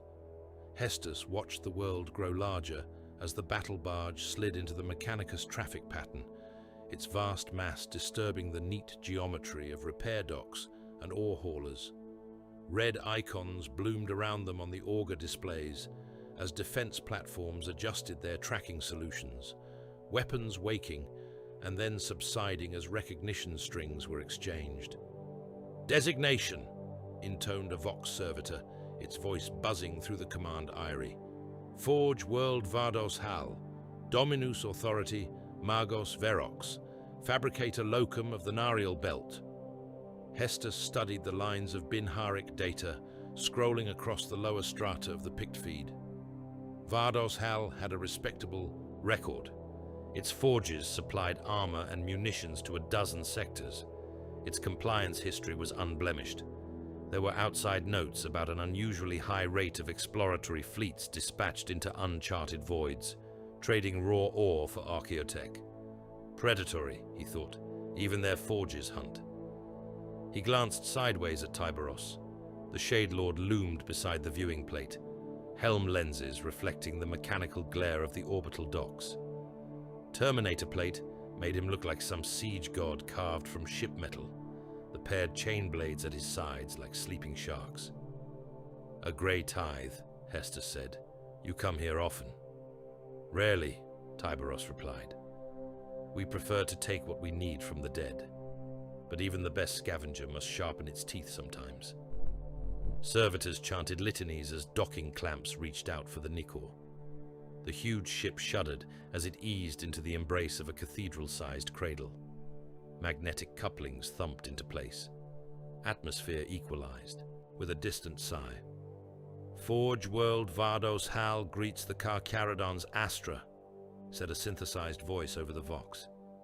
"Magos Dominus Verox extends the blessings of the Omnissiah to the servants of the throne and the hunt." Tiberos's helm turned fractionally. "Come and see how the Red Priests sharpen our claws, Inquisitor," he said. The primary embarkation bay of Vardos Hal was a canyon of metal. Colossal gantry towers arched overhead, crowded with cranes and servo arms. The air was hot, metallic, filled with the constant thud and whine of machinery. Conveyor belts hissed past, carrying endless streams of components. Sparks fell like fiery rain from welding platforms. Tech adepts shuffled in slow processionals, their red robes soot-stained, their limbs a tangle of brass and cable. The Carcharodons disembarked into that furnace light, like storm clouds, rolling into an already darkened sky. Hestus felt the shift in the atmosphere as soon as they stepped from the Nikors. Docking umbilical. Even the tech priests, beings whose flesh had been whittled away by devotion to logic, flinched at the sight of the grey-armored giants. Servitors, blind and deaf, did not move, but their handlers tugged them aside with unusual haste. A figure in more elaborate robes pushed through the tangle of lesser adepts. Mechadendrites waved around him like a forest of metal serpents. His skull was bare of hair, stamped with Elect 2 sigils that glowed faintly in the forge light. Half his face was hidden behind a polished mask of copper and lenses. "Tiberos, designated Shade Lord," the Magos said, Vox Grill rendering his voice as a layered chorus. "You honor Vardos Hal with your presence and your relics." "Verox," Tiberos answered. He did not incline his head. His respect was that he had come at all. "We have brought items for your vaults. In return, you will feed our war." "An acceptable transaction," Verox said. "The Omnissiah smiles upon such equivalence." Behind Tiberos, servitors trundled down the ramp. Each bore a sealed stasis casket or chained crate. Strange shapes pressed against the reinforced sides. The angular outline of alien weaponry, the curved bones of Xeno's beasts, fragments of armor etched with heretic sigils. Some boxes were marked with hazard runes, others with the sign of the cog. "Recovered artifacts," Verox said, lenses dilating. from beyond mapped space, from Badab and farther. We have awaited such offerings. Nothing waits for us, Voryan muttered under his breath. Things either are there when we arrive, or they are not. Hestus noted the hunger in the Magos' aura. He had no psychic gift like the librarians, but he had long learned to read obsession and greed in the way men moved, in the tilt of their heads and the angle of their shoulders.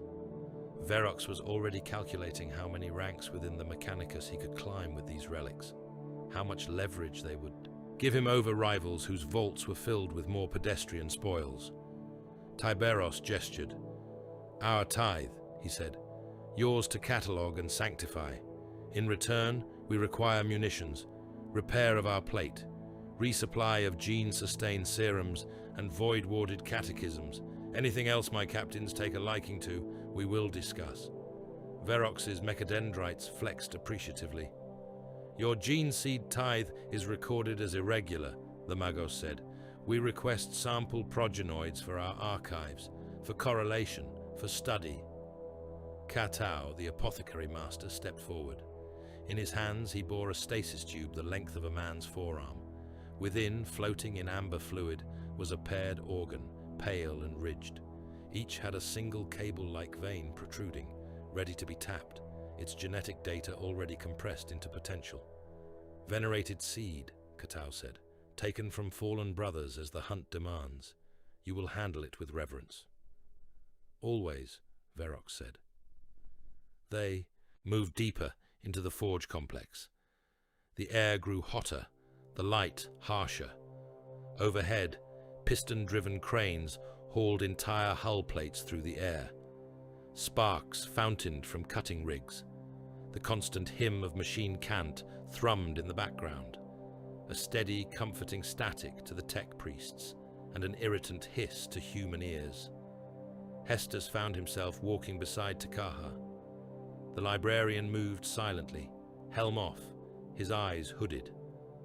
The forge light picked out the inked markings on his skin, tribal curls that ran from his jaw to his temples.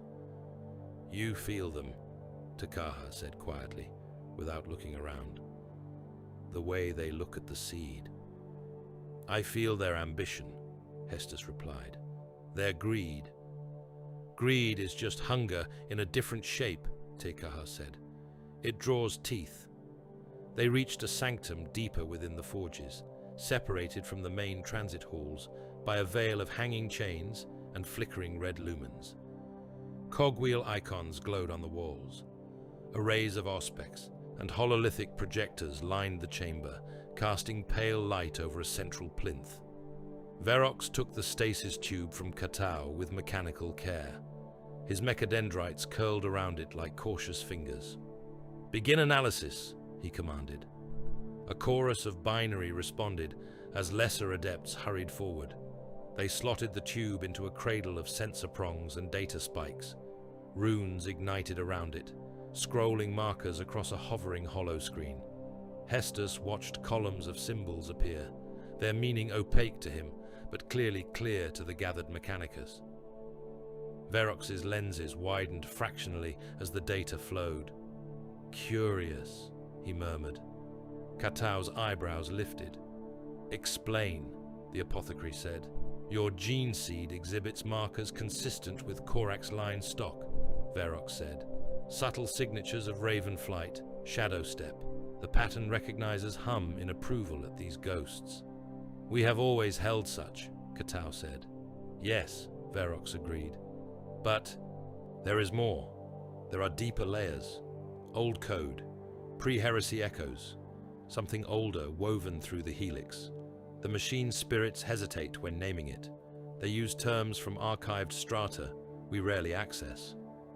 Hestus leaned closer. "Older," he said softly. "From where?" "Origin unknown," Verox replied. "The databanks have partial matches to gene samples taken from campaigns in the southern galactic reaches in Dark Age crusades. Some registers that were never fully catalogued after the scouring.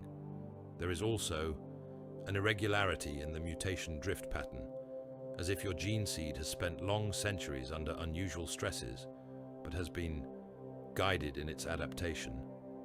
Guided how? Hestus pressed. Verox did not answer directly. He extended a mechadendrite, interfacing with a data slate at his hip. Lines of Binharic flickered down his internal vision. He sent a coded burst down into lower vaults, flagging a new entry. Takaha's eyes narrowed.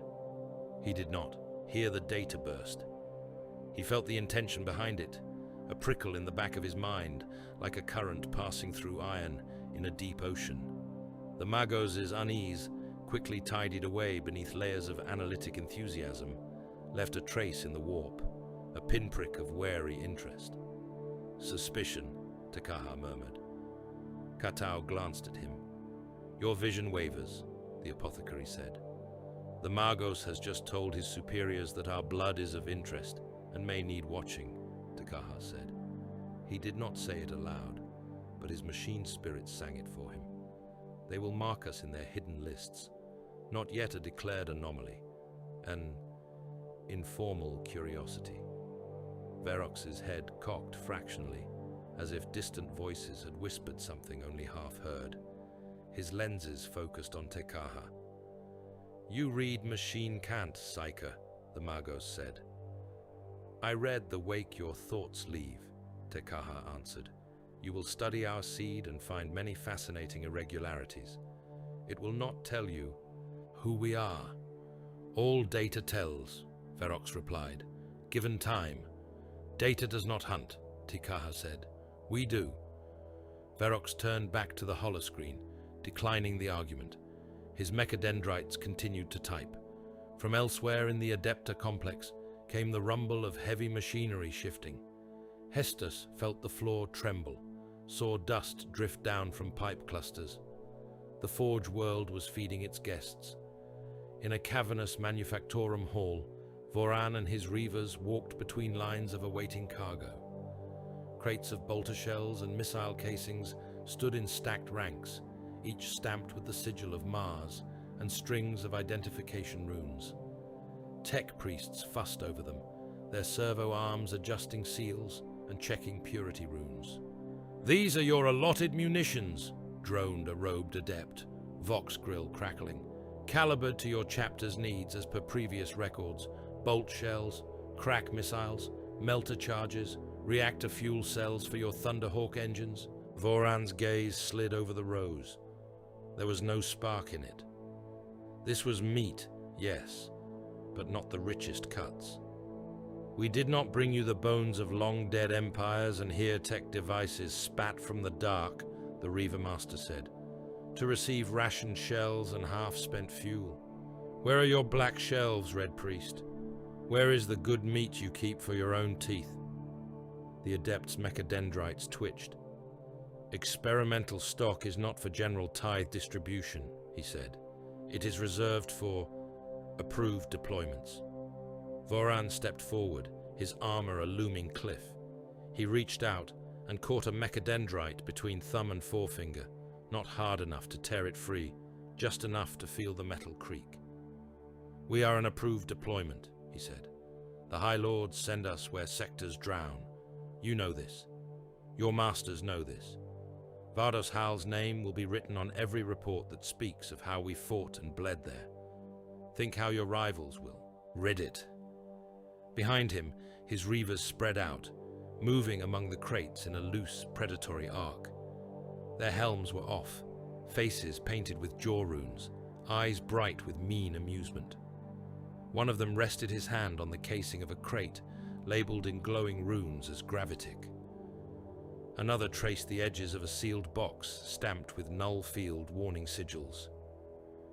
Unstable grav munitions, the Adept said quickly. Still in trial. The Magos has not yet authorized their general issue. Null generators tuned for specific theater conditions. They require calibration. There has been difficulty with containment. Voran's smile bared a line of filed teeth. Good, he said. Unstable munitions are the only kind worth using.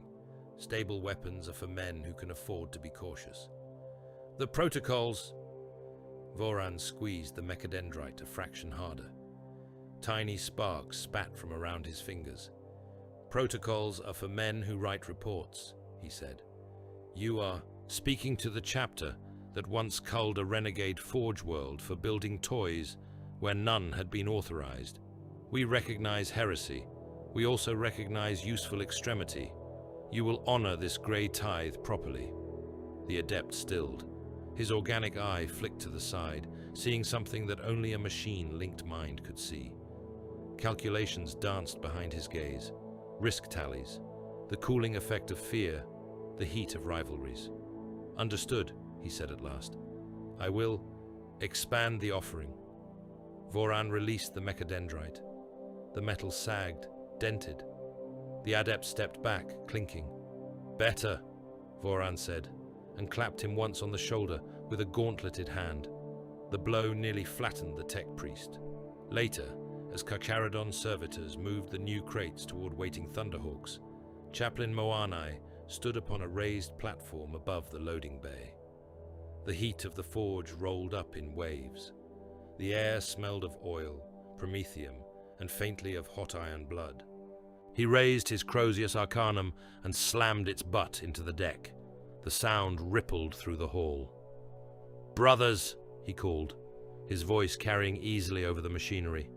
"Hear the teeth sharpening." Astartes looked up from where they supervised the stowage, their helms cradled against their thighs. Reavers, line brothers, veterans of 100 void wars, all turned their attention toward the chaplain. "The Red Priests think we come here as supplicants," Moanai said, skull helm sweeping to take in the Mechanicus adepts below. "They say we bow to Mars, so that Mars might feed us. They are wrong." An uneasy twitch moved through the tech priest ranks. Some ignored the words entirely, too focused on their work to care. Others listened, lenses dimming slightly. "We do not kneel to their god," Moanai went on. "We present our kills and we trade. Old bones for fresh blades, dead relics for live fire. This is not worship, this is sharpening. The hunter uses every stone, every reef, every wreck to hone his teeth. That is all this place is to us." A low growl of assent answered him. "We honor the Omnissiah because it keeps our guns firing along the path we already walk," Moanai said. "If it ever forgets that, if the Red Priests turn their forges to other purposes, we will burn those forges and cast their cogs into the sea. We have done so before." He said it without emphasis, as if describing the weather. The Mechanicus adepts shifted again, mechadendrites twitching. "Remember this," Moanai told his brothers. "Every shell they hand you, every plate they repair, every relic they sanctify, is just another tooth in your jaw. They are the stone. You are the bite." Hestus found Magos Verox later in a more private chamber, a data sanctum where rows of cogitator banks hummed in dim red light. Here the noise of the forges was distant, a dull heartbeat under the whisper of computation. The Magos hovered over a bank of holo, screens, his mechadendrites plugged into ports. Streams of data flickered across the projected images. Gene code breakdowns, tithe ledgers, patterns of fleet movement. "You risk much," Hestus said, stepping into the circle of light. "Giving them experimental munitions, grav shells, null fields, weapons that could do as much harm to your own designs as to any foe if misused." Verox disengaged one mechadendrite, turning just enough to face the Inquisitor. "Their methods are brutal," he said, "but effective. The Omnissiah is not offended by brutality when it produces usable results." "The High Lords have whispered of censure for this chapter before," Hestus said, "for excess in Badab, for purges that left their theaters strategically hollow. You should consider whether you are arming a future problem." "We arm problems every cycle," Verox replied. "That is what weapons are. The question is whether the problems we arm remove more dangerous problems for us." "You think you can call them back," Hestus said. "Point them where you want." Verox's lenses whirred softly. "Call," he said. "No. This is not a chapter that waits at its leash, but so long as they hunt the prey we wish culled, their utility outweighs the risk. If they should turn their jaws toward assets we cannot afford to lose. He let the sentence trail. In that ellipsis lay contingency plans, data packets marked for emergency release, hidden codes attached to Titan legions and Skitarii cohorts. And if they decide, you are the asset that can be lost, Hester said. We are all replaceable, Verox replied serenely. Even Forge worlds. In another part of the complex, under armored flooring and behind blast doors sealed with triple wards, a different conversation unfolded. The chamber was bare, its walls rockcrete and imbued with null sigils. In its center, bound in chains that glowed faintly with anti-psyker runes, knelt a man who no longer truly qualified as such. His limbs were a tangle of augmetics, his flesh distorted by grafts. Strange symbols crawled along his skin, some in ink, some in scar tissue. His eyes were replaced by blank lenses, his mouth filled with vox implants. He was a heretic, taken in a previous purge, and held here as a living archive of forbidden schemas and attitudes. The Mechanicus would have reduced him to silicon and logic long ago, if not for a simple condition the Carcharodons had insisted on. He was theirs to question. Tyberos stood before him, dwarfing the kneeling figure. The Shade Lord's armor filled the small chamber with a sense of weight. Hunger and Slake were both sheathed. He needed no weapons here. Tell him, Tyberos said. The heretic's vocoders whined. Designation, he croaked. Former Magos Locum Haldrin, former Forge World Carthos Prime, former Fabricator Tier Overseer. Carthos Prime is dead, Nemia said from the chamber entrance. His voice was flat. Dead, Haldrin agreed, reduced to cinder and scrap. Its forges cracked, its vaults molten, its data tombs rendered into slag, its Skitarii turned to glass in a single wash of stellar fire. By whose hand? Tyberos asked. Haldrin's lips twitched around his implants. Yours, he said, the Carcharodons Astra. You came to Carthos Prime with teeth bared and void guns hot, and you asked a question. Nemia shifted, gauntlets tightening. What question? He asked. Tyberos's helm tilted slightly. Haldrin, he said, tell him what we asked. The heretic shuddered. Memory currents twisted beneath his skin. You came, he repeated, eyes distant. You came because Carthos Prime had made things it was forbidden to make. Warped engines, gene-mixed clones that had no designation in any loyalist rubric. The Ordo had sent word. The Forge world refused censure. It claimed the right of innovation. It claimed necessity. It claimed you. Had no teeth that could bite a world of iron and cog. You showed them, Tyberos said, voice almost mild.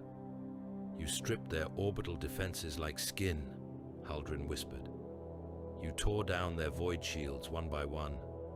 Your red brethren teleported into their core shrines. In less than a single day-night cycle, the forges were crippled. In less than a single world turn, the bombardment began. I watched the atmosphere burn from the surface, Shade Lord. I watched oceans boil. I watched rivers run as molten metal. I heard the screams on every vox band as the Omnissiah's faithful begged for mercy. And we asked them, Tyberos said. What did we ask? Haldrin laughed, a broken sound. You asked, do you know who you answer to? He said. And they did not truly, until the lances spoke. Nemia felt something tighten in his chest. He had heard rumors of Carthos Prime, of a Forge world gone dark, its data lines cut. He had not known, not in detail, what his chapter had done there. How many? He said. Haldrin's lenses turned toward him. Lives, he said. Billions. Skitarii cohorts beyond counting. Tech priests who had never set foot outside their shrines. Thralls. Serfs. Their number does not matter. A Forge world is not measured in souls. It is measured in output, and you switched it off, like a flawed engine. Nemia looked at Tyberos. We executed an entire forge world, he said. We executed a liability, Tyberos answered. They built toys for the warp. They forgot that their purpose was to arm the wars we are set upon. The Ordo called for a blade. We answered. And you would do it again, Nemia said. Without hesitation, Tyberos replied. Later, when they had left Haldrin to his coils and the Null Wardens, Nemia walked beside Takaha through a quieter corridor of the Nikor. Here the deck was lined with old campaign murals, scratched into the metal by generations of bored serfs and brothers. Worlds in flames, fleets in orbit, stylized shark jaws biting down on stars. An entire forge world, Nemia said. Do you remember it? Takaha nodded. I remember the psychic flare, he said. The way the warp screamed as that much industry, that much will and thought, was snuffed out. I remember the way our brothers sang over the Vox as the lances fired. They believed utterly that what they did was right. Was it? Nemia asked. Takaha was silent for a few steps.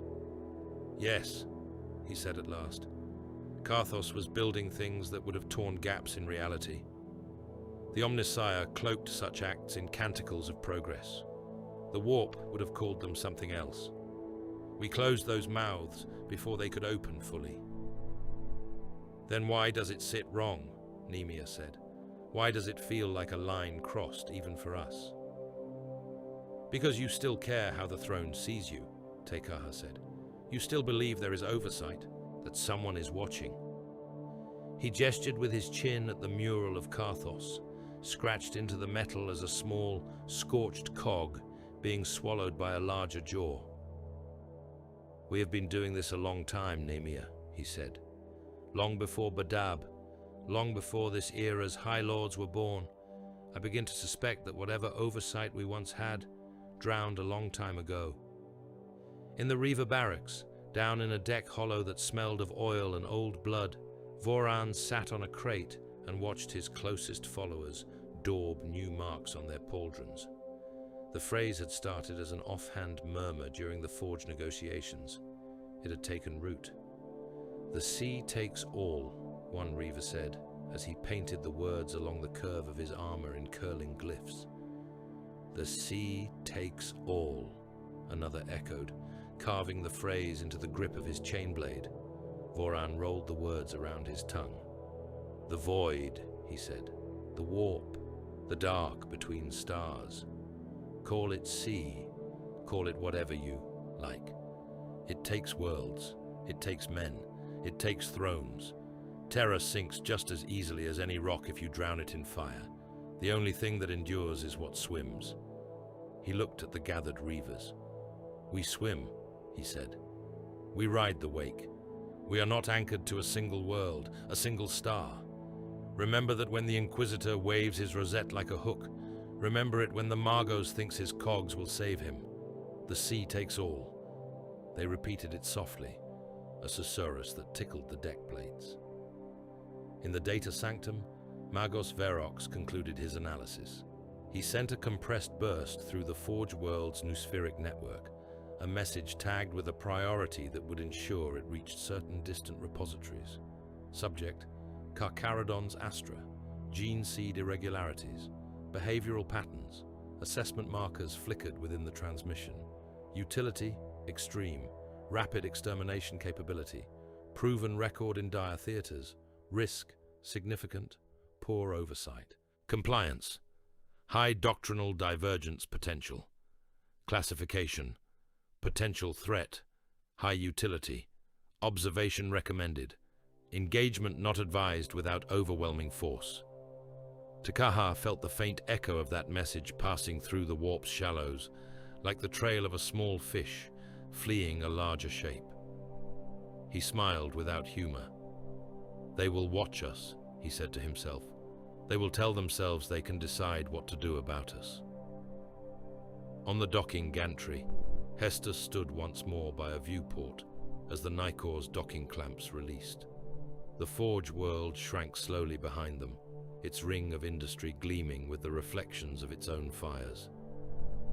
You warned him, Tiberos said, coming to stand beside the Inquisitor. You're Margos. You told him he was arming a beast. I told him he might regret how sharp your teeth are, Hester said. He cares more about the bones you brought him than about the worlds you might chew. Tiberos's helm turned, lenses fixed on the retreating globe. If his kind ever forgets that the forges exist to feed wars like the one ahead of us, he said, we will remind them. Carthos was not a singular meal. And if Terra decides you are the liability, Hestus asked. Tiberos shrugged, a slow grinding of ceramite. Then Terra will have to see if its jaw is stronger than ours, he said. The Nicor turned her prow toward the dark, away from the glow of Vardos Hal. Engines thundered. Geller wards hummed as they spun up. In the astropathic choir pits, shriveled throats began to chant new coordinates, new destinies. The Forge world receded into the distance, its data vaults now carrying the faint, hidden mark of curiosity and caution regarding the grey predators that had just departed. In their wake, hung between stars, one more whisper passed along the invisible currents of fear and faith. The sea takes all. Kravos filled the Nikor's viewing vaults with fire. From orbit, the Hive world looked diseased, its continents scabbed with ruined cities and cratered plains. Hive spires that had once stabbed proudly at the sky now lay broken like snapped bones. Their upper towers collapsed into choking clouds of dust. Vast swathes of land had turned a dead grey-white, the colour of stone stripped of soil, of bedrock laid bare where nothing remained alive. Here and there something moved over that scarred surface. A living tide, purple and chitinous, swarming over the ruins. The splinter fleet had already fed well. Data crawled in the air before the assembled command staff on thin strands of light. Casualty estimates, population counters, all meaningless strings of symbols boiled down to a single phrase from the planetary voxnet. Billions dead, billions more consumed. Nemea stood behind Tiberos on the strategium dais, helm off, the forge strong light painting the scars on his face in stark relief. Around them, the Nikor's bridge serfs murmured litanies, fingers scratching, over rune boards as they tried to keep pace with the tidal wave of information pouring up from Kravos. Guard Regiment Vox traffic screamed over one band. Panicked civilian pleas choked another. Somewhere down there, men were dying in such numbers that the planet's noospheric signature shook like a fever patient. Give me the general, Tiberos said. The Vox thralls obeyed. Runes shifted. Channels closed and opened. Half a dozen voices cut off mid-prayer or mid-scream as the command relay found the one it wanted. A new voice broke across the bridge, raw and harsh. Unidentified fleet. This is Lord General Mahn of Kravos Planetary Command, it shouted. If you are Imperial, respond. If you are not, the Emperor, damn you and all your kind. This is Tiberos, designated Shade Lord of the Carcharodons Astra, Tiberos said, helm lenses fixed on the burning world. State your situation, General. Mahn's reply carried strangled hope under the anger. Emperor be praised, he said. Carcharodons, you are far from your usual waters, lords. Kravos stands on the knife edge. Hive Argath has fallen entirely. Hive Darren is overrun from lower levels to the mid-spires. I have pulled every regiment I can to a defensive ring around Hive Chorus. But it is breaking. Bio-titans have breached the outer wall. Our artillery is gone. Our air wings are shredded. I have no reserves left. You must reinforce immediately. Drop whatever assets you can into Chorus's inner districts. If it falls, the world is done. Nemea could hear the edge in the man's voice, the desperation of someone who had watched every plan he made turn to dust under alien claws. He thought of the patchwork of burnt hives on the surface and wondered how long the general had been fighting before he realized no one was coming. We see your situation, Tyberos said. Then act, Marn snapped. I do not care what chapter sigils you wear, Lord Astartes. I have billions of civilians and millions of guardsmen under my command, and I will not see them thrown away because some void predator wants a cleaner hunt. You came. Now bloody save us. Nemea saw Voran's mouth twitch at the choice of words. Tyberos did not react outwardly. He stood as stone while augur feeds cycled through new picks of the siege. Bio-titans, tall enough to peer into hive spires, shouldered aside the shattered ruins of the outer wall. Waves of gaunts boiled ahead of them, a living tide pouring into breaches and sluicing around burned-out bastions. Between their chitin ridges loped heavier shapes, warrior beasts, artillery horrors, things like walking cannons made of bone and anger. The guard lines looked thin. Trenches had collapsed under the sheer weight of bodies. Battery positions were smears of wreckage. The blue flash of lasfire sparkled feebly against the dark swell of the swarm. Your men die well, General, Tyberos said. They have bought more time than most. Wood. Time is not enough, Marn hissed, not without something to spend it on. Tyberos looked to Moanne, to Tekaha, to Nemea, to Voran. Red brethren, he said. Moanne's skull helm inclined. They hunger, the chaplain said. Tyberos turned his gaze back to the picked feed. He tapped a gauntleted finger against one section of the projection, where the greatest mass of bio-titans clustered around hive coras, like insects on rotten fruit. Their synapse beasts were visible in the mass, towering warrior forms with extended carapace crests, bio-cannons grafted to their limbs. We cut the head, Tyberos said. The body will thrash. General, you will feel the bite soon. When the swarm blinks, you will pull everything you can out of Chorus's killing ground. You will not ask us to guard your footsteps while you run. Marn made a sound like a barked laugh. I will take any reprieve you give, he said. You want the crash of the beast more than its whimpers. That is fine. Just get the damned thing off my world. The channel cut. Nemea turned away as Tyberos strode from the strategium, Moanne and Tekaha falling in behind him. He followed without needing the order. He knew where they were going. The teleportarium pulsed with contained power. Its floor was etched in concentric circles of ward runes, each line worn from repeated activation.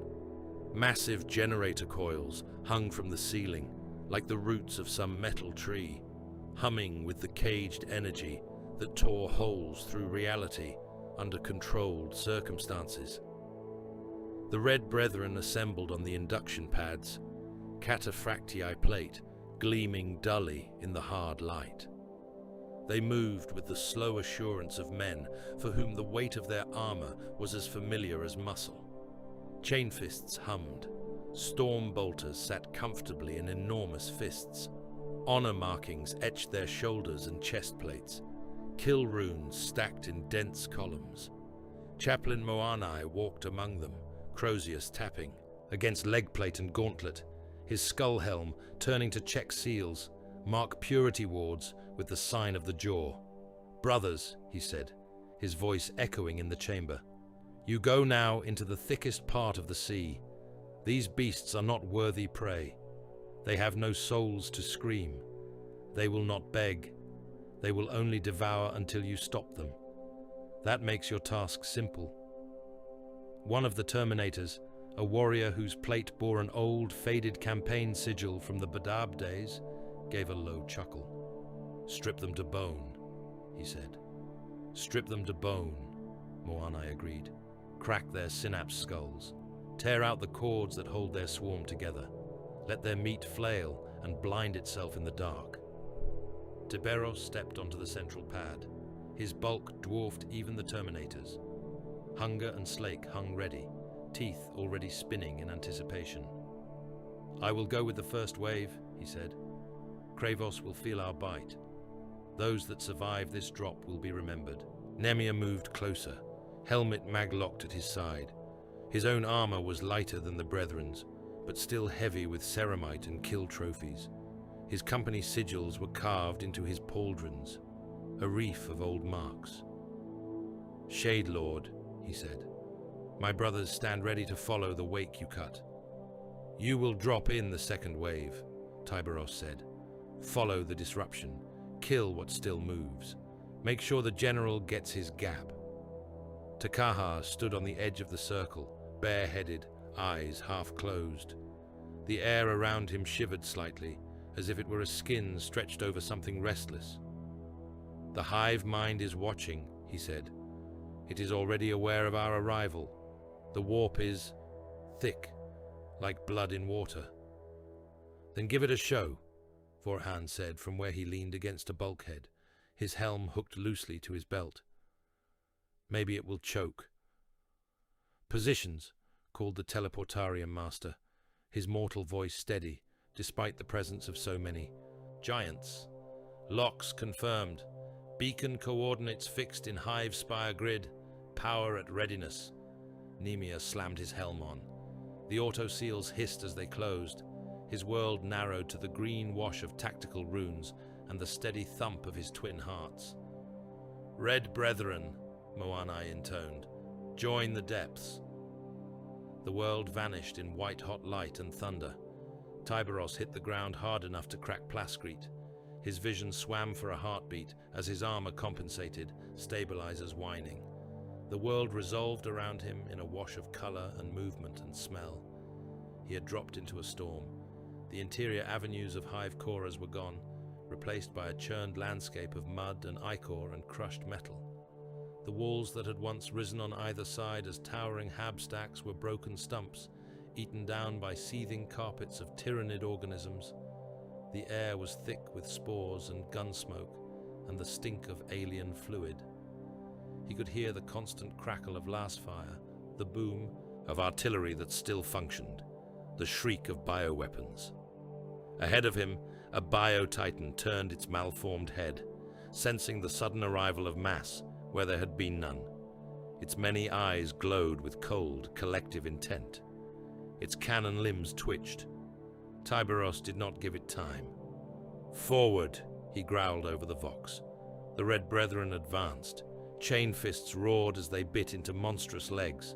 Storm bolters hammered, mass reactive shells chewing into synapse beasts, perched on the Titan's back.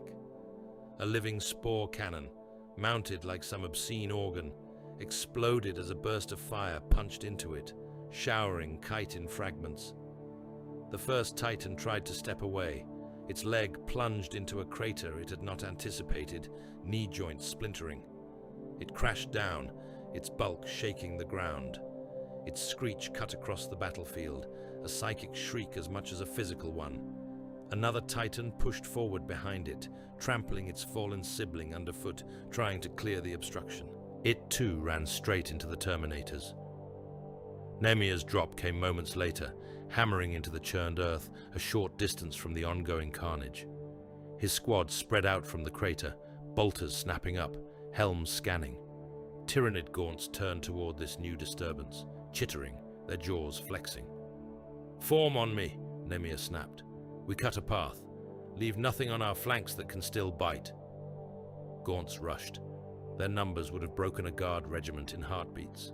To Nemia's senses, honed by centuries of boarding actions and war zones, they were simply a mass to be parted. He moved into them like a man wading into surf.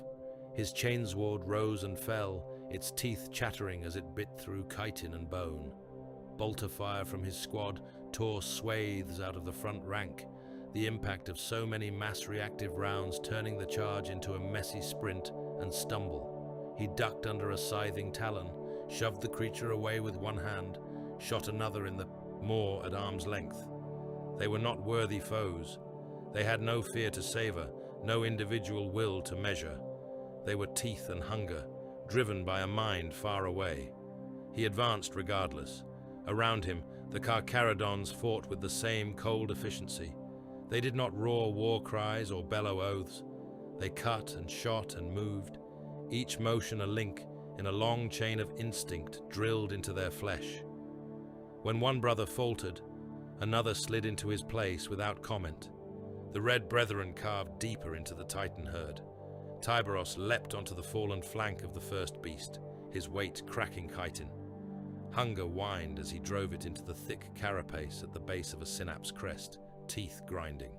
Slake followed, chewing through support tendons like an eager animal. The Titan convulsed. Its psychic scream rang through the air, scattered by the breakers of the Geller scars, etched into Carcharodon plate.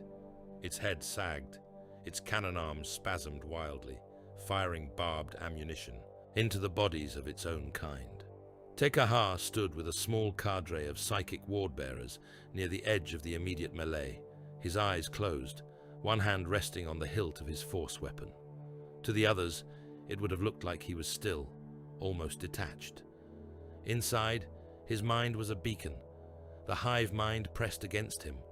It was not a single presence, but a composite, a chorus of uncounted alien thoughts welded into one relentless, directed need. It tasted of acid and cold, and a hunger that cared nothing for flavor, only for quantity. He felt other minds flicker and go out as the Red Brethren tore through the synapse beasts. Each death punched a small hole in the psychic lattice. Each hole let more static in, more blind self-contradiction. Beneath it all, further out in the warp's murk, something else moved. He had felt it on the Tithe world. He had felt it in half a dozen wars before that. A shadow that was not the hive mind, but swam alongside it, circling. It was not. The blind insect intelligence of the Tyranids. It was something older, more deliberate. It smelled of old blood on old steel, of water deep enough that light never reached it. As the carnage mounted, that shadow brightened.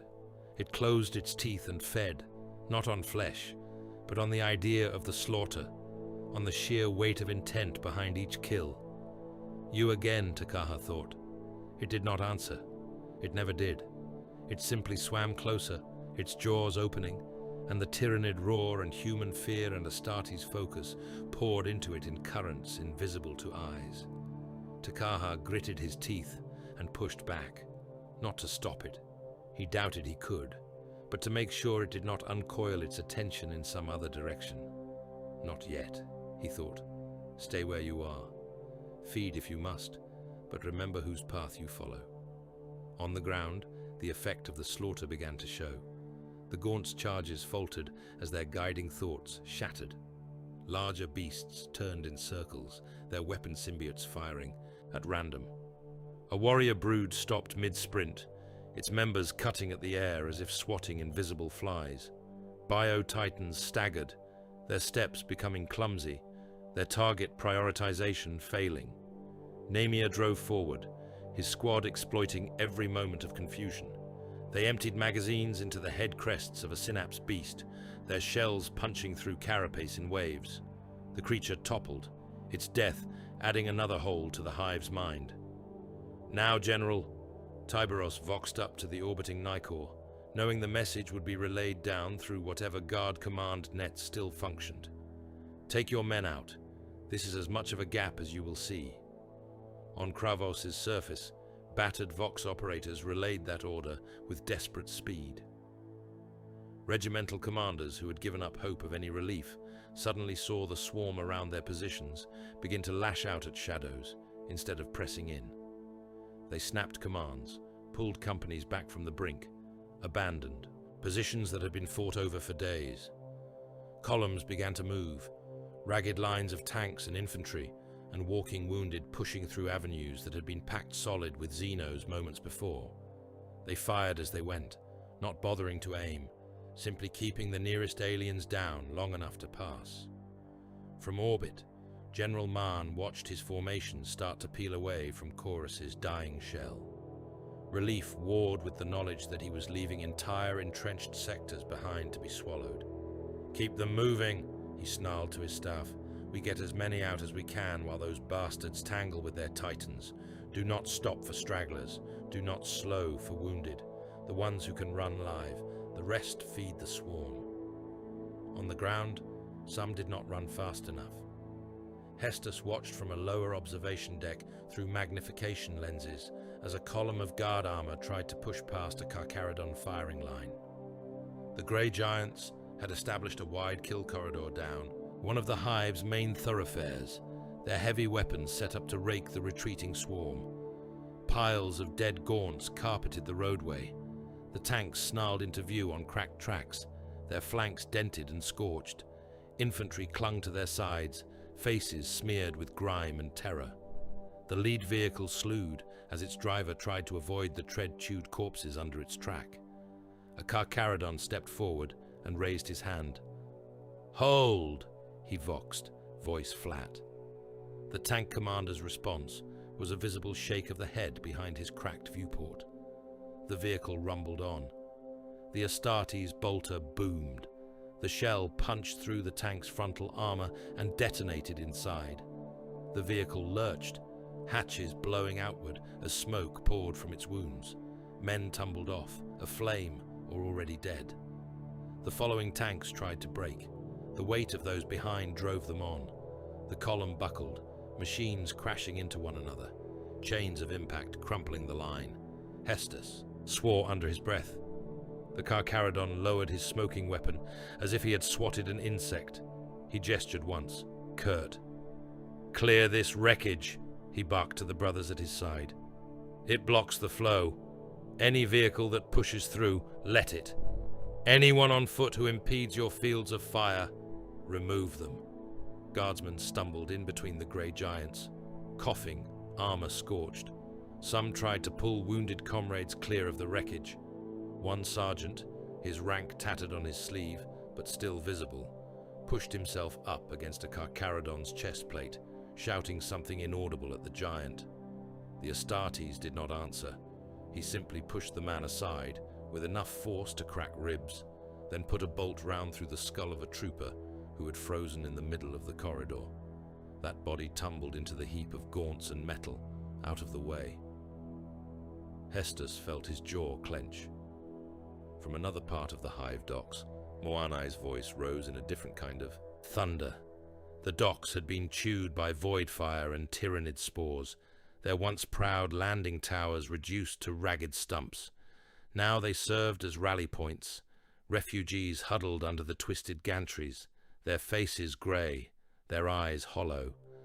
Guardsmen formed rough cordons, barely holding back the press of terrified flesh as shuttles and landers dropped in to snatch up command elements and whatever wounded had managed to limp this far. Moanai stood on the cracked prow of a gutted lander, Crozius planted like a standard. His skull helm stared down at the mass below. "Look up," he commanded. Some did, most did not. They were too busy clutching children, dragging bags, praying. The chaplain's vox-enhanced voice cut through their noise. "Look up," he said again, colder. "See what you have bought." Reluctantly, faces turned. "Your world burns," Moanai said. "The swarm eats your homes. Your hives die screaming. You bleed. You starve. You have lost more than most men ever know they possess. You call this horror. You call it injustice. You ask why the Emperor has abandoned you." He lifted his Crozius and swept it toward the sky, toward the hulking shapes of the Nicor and her sister ships hanging above like patient sharks. "He has not," Moanai said. "You are his tithe. You are his offering to the sea. Every man who dies on Kravos buys a heartbeat more for some other world. Every child who cries out and is swallowed feeds a warship's launch, a guard regiment's march, a chapter's hunt. Your suffering is not meaningless. It is tribute." A murmur ran through the crowd, half outrage, half a kind of stunned acceptance. Some bowed their heads, some spat, none dared throw anything. The guardsmen looked up at the chaplain with expressions that were harder to read, a mixture of fear and the hateful respect soldiers give to someone who speaks aloud the truths they have bitten back. "You want mercy," Moanai went on. "Mercy is for when are his teeth. We bite where he tells us are his teeth. We bite where he tells us. Kravos is meat on that path. Be honored you were edible." Voran had no patience for sermons. He preferred the simplicity of action.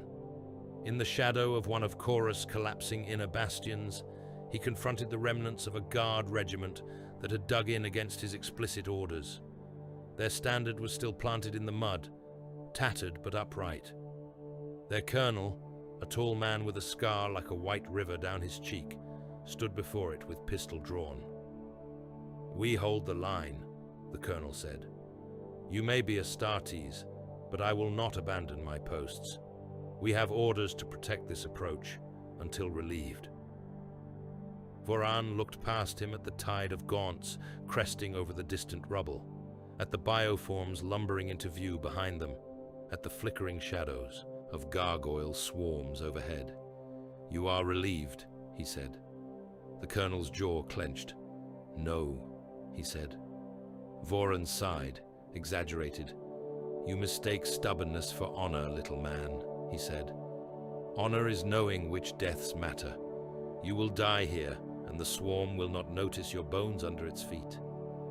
"Better that than running like dogs," the colonel said. Voran turned his head slightly. Behind him, his reavers spread out, their armor still slick with tyrannid ichor. Some had added fresh trophies to their belts, the heads of larger warrior strains, serrated claws, secondary jaws. "Brothers," Voran said, "the guard wishes to stand." One of the reavers laughed, a sound devoid of humor. "We do not have time for this," another said. Voran nodded. "Cull them," he said. "Take the ones who do not flinch when the gun comes up. They might be useful. The rest can hold the line they love so much."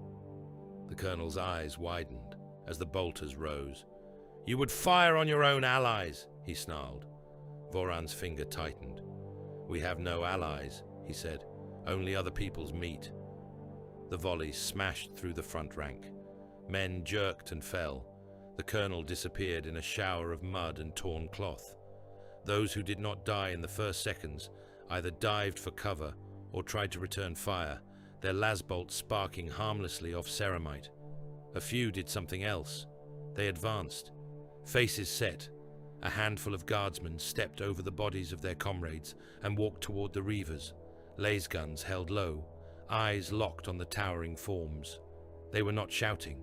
They were not even grimacing. They simply refused to fall back. Voran marked them with a lazy point.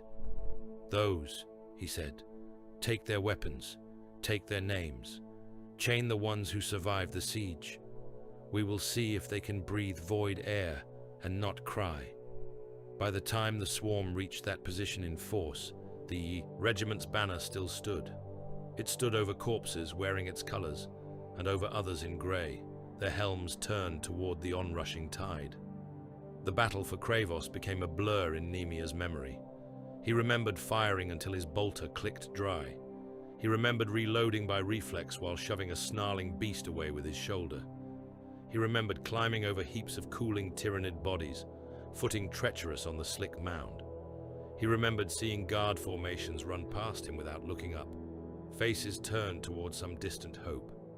He remembered Tiberos's voice on the command vox as the hours ran and the kill tallies rose. "Chorus is lost," the Shade Lord said. "We have broken their head enough for extraction. We will not waste our brothers holding rubble.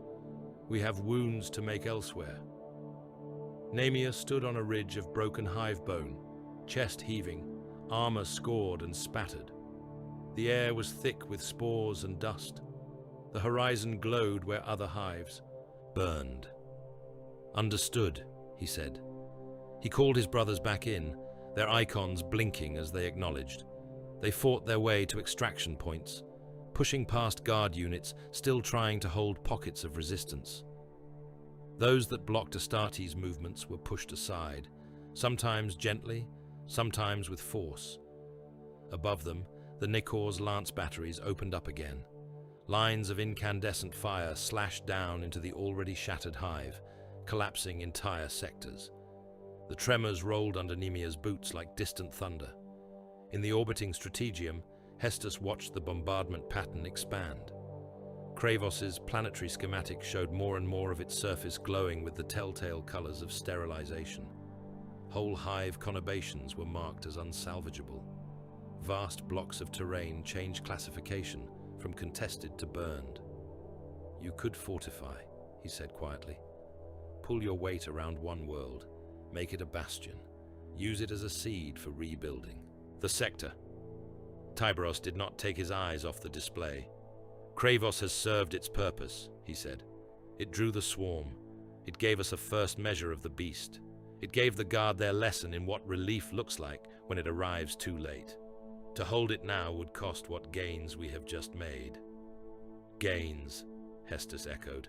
You have left billions alive down there, as bait.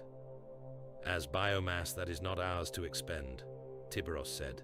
The Tyranids will feed. They will think their work here incomplete. They will linger. That is time bought for the worlds.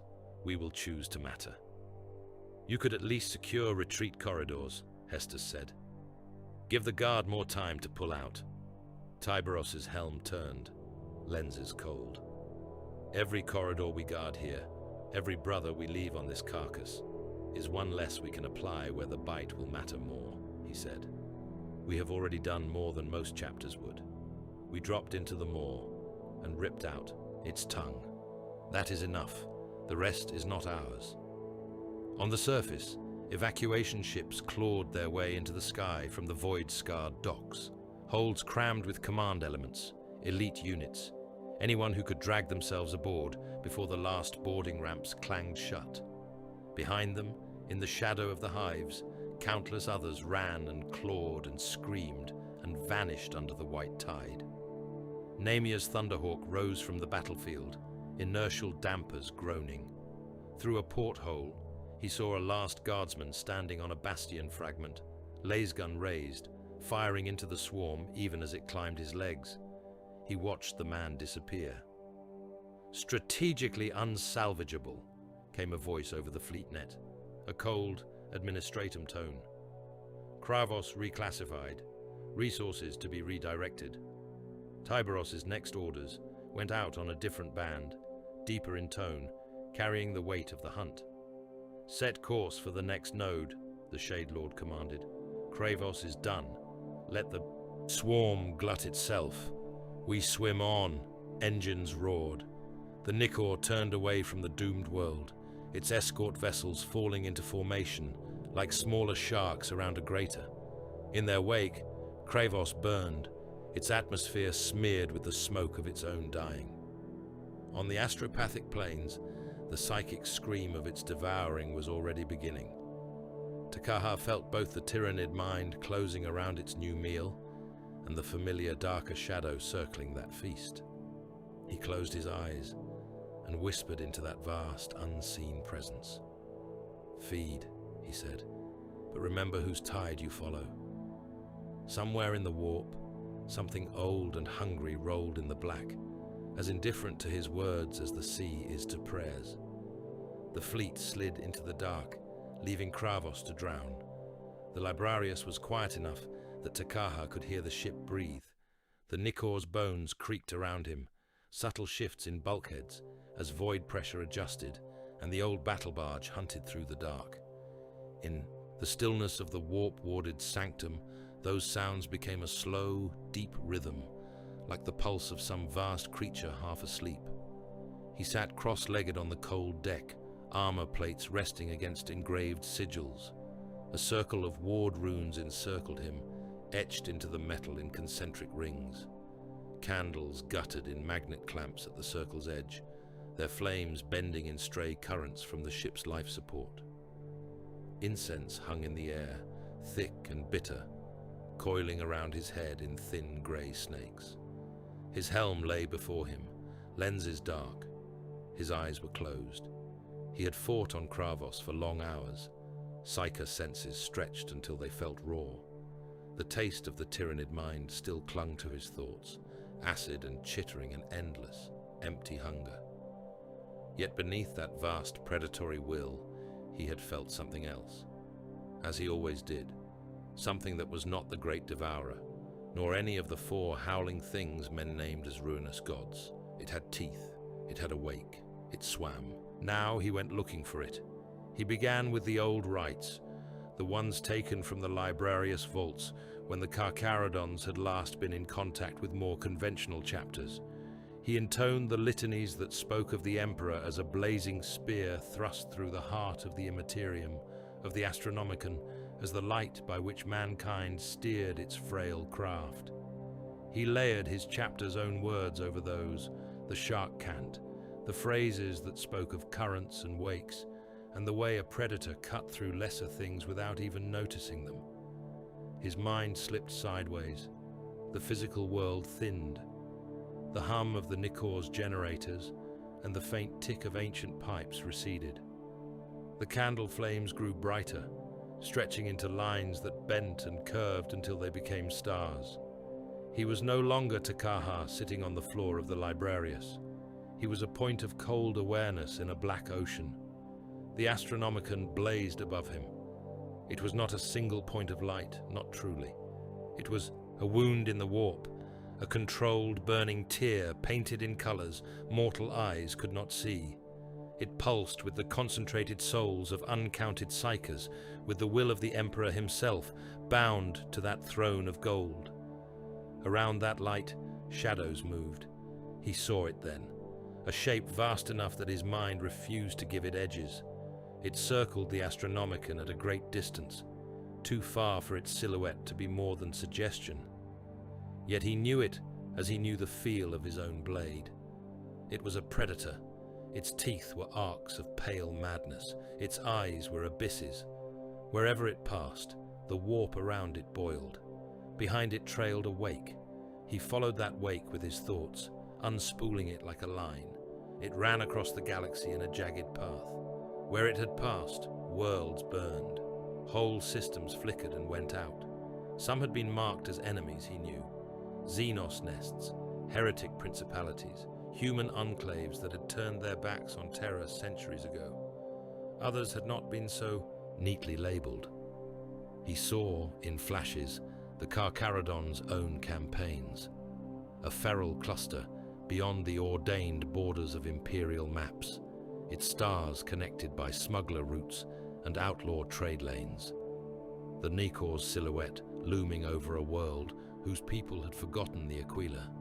Grey warriors descending, their chainswords asking questions in the only language they recognized as honest. Hives stripped, populations reduced to a fraction of their former number. Those judged useful, taken into the holds. The rest rendered into a smear of ash on orbital picts. Another flicker. A frontier empire of human origin, risen in the dark between crusades, its rulers stern and its soldiers hardened, proud of their independence and their war record against nearby Xenos. No sign of chaos, no obvious taint. They had refused to rejoin the Imperium when contacted. They had been efficient. They had been organized. They had been wiped away, their worlds reduced to silence and static. In each vision, the same shape moved at the edge, the same dark curve, the same suggestion of an immense jaw closing on a distant sun. The wake behind that shape looked very much like the path the Carcharodons had carved across the stars. Takahar felt his awareness oscillate between the external image and the internal history, the predator circling the Astronomicon, the chapter slicing through forgotten sectors, the Mechanicus records marking Carthos Prime as a dead forge world, Kravos burning under Absolution-class lance fire. The pattern repeated, teeth in the warp, teeth in real space, bites taken from different flesh, but the motion the same. He reached toward the great shade. For an instant, the Immaterium bucked. The Astronomicon flared, its light spearing into his vision like a shard of actual fire. The circling thing's attention tilted ever so slightly in his direction. He felt cold. Not the cold of space, not the absence of heat, but the cold of deep water where light had never fallen. The cold of pressure so great it turned bone to powder. The cold of something old, regarding some small intrusive current and deciding whether or not to notice it. You are us, he thought, or we are you. The thought was not entirely his. It rose from somewhere deeper, from the part of him that had been molded by the chapter's creed, by Moanai's sermons, by Badab and the long hunts beyond imperial jurisdiction. The shade did not answer. It turned away, continuing its slow orbit around the Astronomicon, dragging its wake of dead systems behind it. Takaha let the vision fragment. Other images rushed in, moments from campaigns that had never made it into administratum ledgers, boarding actions against nameless orbital stations, where human voices had screamed in languages the imperial tongue no longer held words for. Orbital bombardments of ocean worlds whose inhabitants worshipped different suns. Xenos nests vitrified without a transmission sent to any Ordo. No one had told them to. No High Lord's decree had named those worlds. The Carcharodons had found them, judged them, and removed them. In all of those acts he saw a kind of faithfulness. They had believed, utterly, that they were doing the Emperor's work. That distance excused extremity, that the outer dark required a sharper kind of mercy. Yet beneath that faith, he now saw something else. The same curve, the same teeth, the same relentless circling. He drew himself back. The candle flames shrank again. The librarious walls slotted into place around his vision, crude plasteel layered over much older, stranger alloys. He felt the weight of his body return, the slow flex of armor over muscle, the ache in his thighs from sitting so long in the same position. His mouth was dry. The air tasted of incense and faint copper. He stood slowly, joints moving with the stiffness of long stillness. The ward circle's runes still glowed faintly, their edges smoking where his psychic presence had leaned against them. He left the librarius and walked the Nikor's corridors, letting his feet guide him. The ship was quieter than usual. Many brothers were in their cells, maintaining warplate, resting, or reciting kill chants in low voices. The mortal serfs kept to side passages where possible, wary of the wake Takaha's presence stirred. He found Moanai in one of the lesser shrines, a small chapel carved into the hull, near a cluster of macro-weapon housings. The chaplain knelt before a crude altar made of bolter casings and jawbones. His skull helm rested on the stone, eyes dark. Without it, his face was lean and seamed with age, although such age meant little to an Astartes. His eyes were bright, the irises gone to a pale grey that reflected light like fish scales. He looked up as Takaha entered. "Brother," Moanai said, "you look as if the warp spat something bitter into your mouth." "It did," Takaha answered. He stepped inside, the door irising shut. Behind him, the hum of the ship faded, leaving only the faint creak of metal and the distant thump of macro cannons cycling through readiness drills. "You have been walking currents again," Moanai observed. "Did you find new monsters to name?" "I found an old one," Takaha said. "The same one that has been pacing outside our hull since before Badab. The same one I felt when we culled Karthos, when we stripped those nameless enclaves beyond mapped space, when we turned Kravos into bait." Moanai's mouth tightened. "The presence," he said. "The thing you claim circles the Astronomicon and shadows our hunts. You have felt something of it yourself," Takaha said. "Do not pretend otherwise."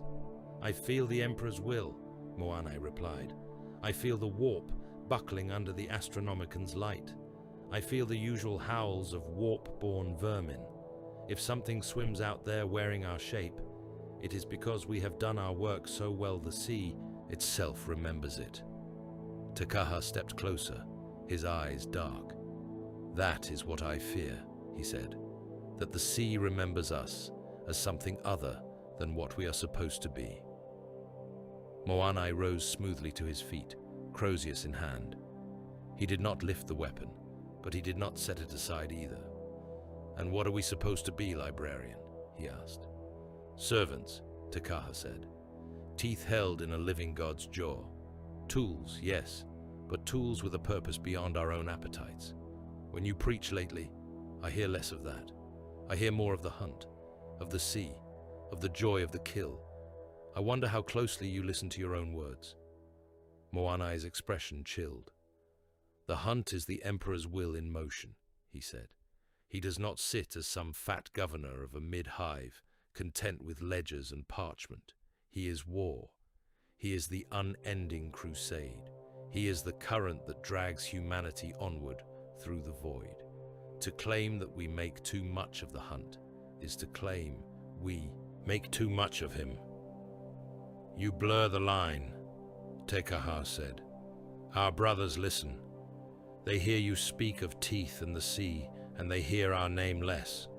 They hear terror less. They hear a creed that could stand without the throne. Then perhaps they are finally hearing the truth, Moanai snapped. We have not seen terror since before any living human aboard this ship drew breath. The High Lords treat us like a tool they mislaid, and now remember only when something ugly needs cutting. They do not watch our hunts. They do not guide our bite. The only constant we have ever had is the hunt. And the Emperor, Te-Kaha said. Moanai's jaw clenched. And the Emperor, he agreed. But we know him through what we do. We know him through war, through the way he used his sons in the Great Crusade. Do you think those early campaigns were tidy? Do you think worlds like Kravos were spared because their tithes were in order? He burned Te-Kaha. He culled. He made the wake we swim in. You are close to saying he is only the hunt, Te-Kaha said quietly, that the purpose and the predator are the same. Moanai's eyes flashed. To be his teeth is no heresy, he said. To acknowledge that we enjoy the kill is no heresy. Hypocrisy is heresy. Pretending we are gentle shepherds when we tear out throats is heresy. Our creed is honest. Honest and perhaps fundamentally warped, Te-Kaha said. We have created a shape in the warp that mirrors us. It feeds on what we do. It grows with every unrecorded extermination, with every cull we carry out without any witness but our own. It is not chaos in the way the Inquisitor fears, but it is other. It is us, reflected and amplified until it almost has a will of its own. Moanai leaned in, their helms almost touching, his voice a low growl. Then we keep it on our side, he said. We feed it with the blood of his enemies. We let it circle his light like another blade. If the sea has shaped a ghost of us, let that ghost terrify the things that crawl in its depths. And if it starts to terrify us, Te-Kaha asked. There was no humor in Moanai's smile. Then we will remember what we are, he said. Teeth. Teeth bite, even their own tongue, if it gets in the way. The door slid open a fraction. Nemia paused on the threshold. He had not meant to eavesdrop. He had been passing, heading from the armorium to a lower training deck, thoughts full of ammunition counts and casualty lists. The sound of Moanai's raised voice had halted him. He had heard enough to taste the edge of the argument, the warp presence, the creed, the notion that the hunt could become something separate, something to be worshipped for its own sake. He stepped back before either of them could see him, letting the door cut off the conversation. In the dim corridor outside, alone, he leaned back against the cool metal. Where is the line, he thought. He remembered. Voran in the manufactorum, telling his reavers that the sea took all. He remembered Moanai preaching that the Omnissiah's forges were just stones for their teeth. He remembered Tiberos's cold calculus over Kravos. He also remembered standing as a neophyte, armor still strange on his shoulders, hearing an older chaplain speak of the Emperor as a father who sent his strongest sons into the darkest places because he trusted them. That creed had been thin, always, but it had been there. Now he was not sure which words he believed more. Elsewhere on the Nikor, Tiberos listened to new voices. He stood in the astropathic choir pit, Terminator plate glistening with condensate in the damp air. Around him the astropaths floated in their suspensor rigs, their ruined eyes bandaged, their mouths slack as they mouthed half-silent prayers. The walls were slick with wards and sigils. The warp pressed close here. The choir master bowed as far as his bone grafts would allow. "Shade, Lord," he whispered, "the sea carries whispers. We have snared some." "Speak," Tyberos said. The choir master gestured feebly. A servo skull drifted forward, projector lens glowing. Ghostly text formed in the air before Tyberos. Lines of distressed script, fragmentary messages, merchant fleet logs half-burned in transmission, refugee convoys screaming coordinates as they fled. Amid all that, a pattern, reports of void Astartes, grey and black, attack patterns like familiar scars. "Ashen claws," Tyberos murmured. The words tasted of old iron. He remembered their ships, their colors, the way they had moved in the Badab void. Cousins, perhaps, in some forgotten gene line. Rivals, mirrors. The fragments spoke of attacks on outer convoys, of brutal but targeted strikes against Chaos Raiders, of warnings left in void code carved into stricken hulls, of questions. One line, repeated in several accounts, stood out. Who owns the teeth? Tyberos's lenses dimmed for a heartbeat. "They are near," the choir master said. "Maelstrom Ward, hunting their own prey. Sometimes alongside ours, sometimes against ships we would rather leave untouched." "They have not forgotten," Tyberos said softly. He pictured old confrontations in the dark, conversations cut short by lance fire and boarding torpedoes. He pictured the Ashen Claw's leaders, men who had seen their own paths diverge from his and had not forgiven the way he had chosen to interpret the old void creeds. Blood grievance, not the human kind, brief and debt-driven, but the long, slow burn of Astartes' memory. "We will meet them," Tyberos said. "The sea is not big enough for both our shadows to circle the same wound for long." In his assigned chamber, Hestus sat at a cogitator terminal that had only grudgingly been allowed direct access to the Nikor's archive network. His rosette lay on the desk beside the interface, its weight a reminder that he was not just a guest here, but an eye. Files scrolled past. Combat reports, tithe ledgers. Fragments of Mechanicus data crawled from Forge World archives. Ordo overlays. He traced the path of the Carcharodons through the last few centuries, as far as any official record allowed glimpses. There were gaps, whole decades where the chapter might as well have left the galaxy. Then sudden flares of activity, like a predator surfacing in a bloody churn. One cluster of worlds reduced to bare rock beyond the borders of an already neglected sector. Administratum notes complained of data loss, of missing tithe forms, of Vox relays falling silent. A later Mechanicus exploratory mission found only ash and vitrified glass. No record of why. The Astartes vessel logged near that region at approximately the right time had a familiar name. Another set of reports spoke of Xenos enclaves eradicated with unusual speed. The Ordo Xenos had been grateful. The same reports mentioned, almost as an afterthought, that human populations caught in the crossfire had not been relocated. They had simply ceased to be an issue. Hestus overlaid those points with quieter rumors from Ordo files, whispers of unrecorded gene harvesting. The Carcharodons were a nomadic chapter. They had no homeworld to tithe from. They drew from whatever worlds they touched. Officially, such recruitment was carefully logged. Unofficially, his lips thinned. He was beginning to see a pattern that did not appear in any neat administratum chart.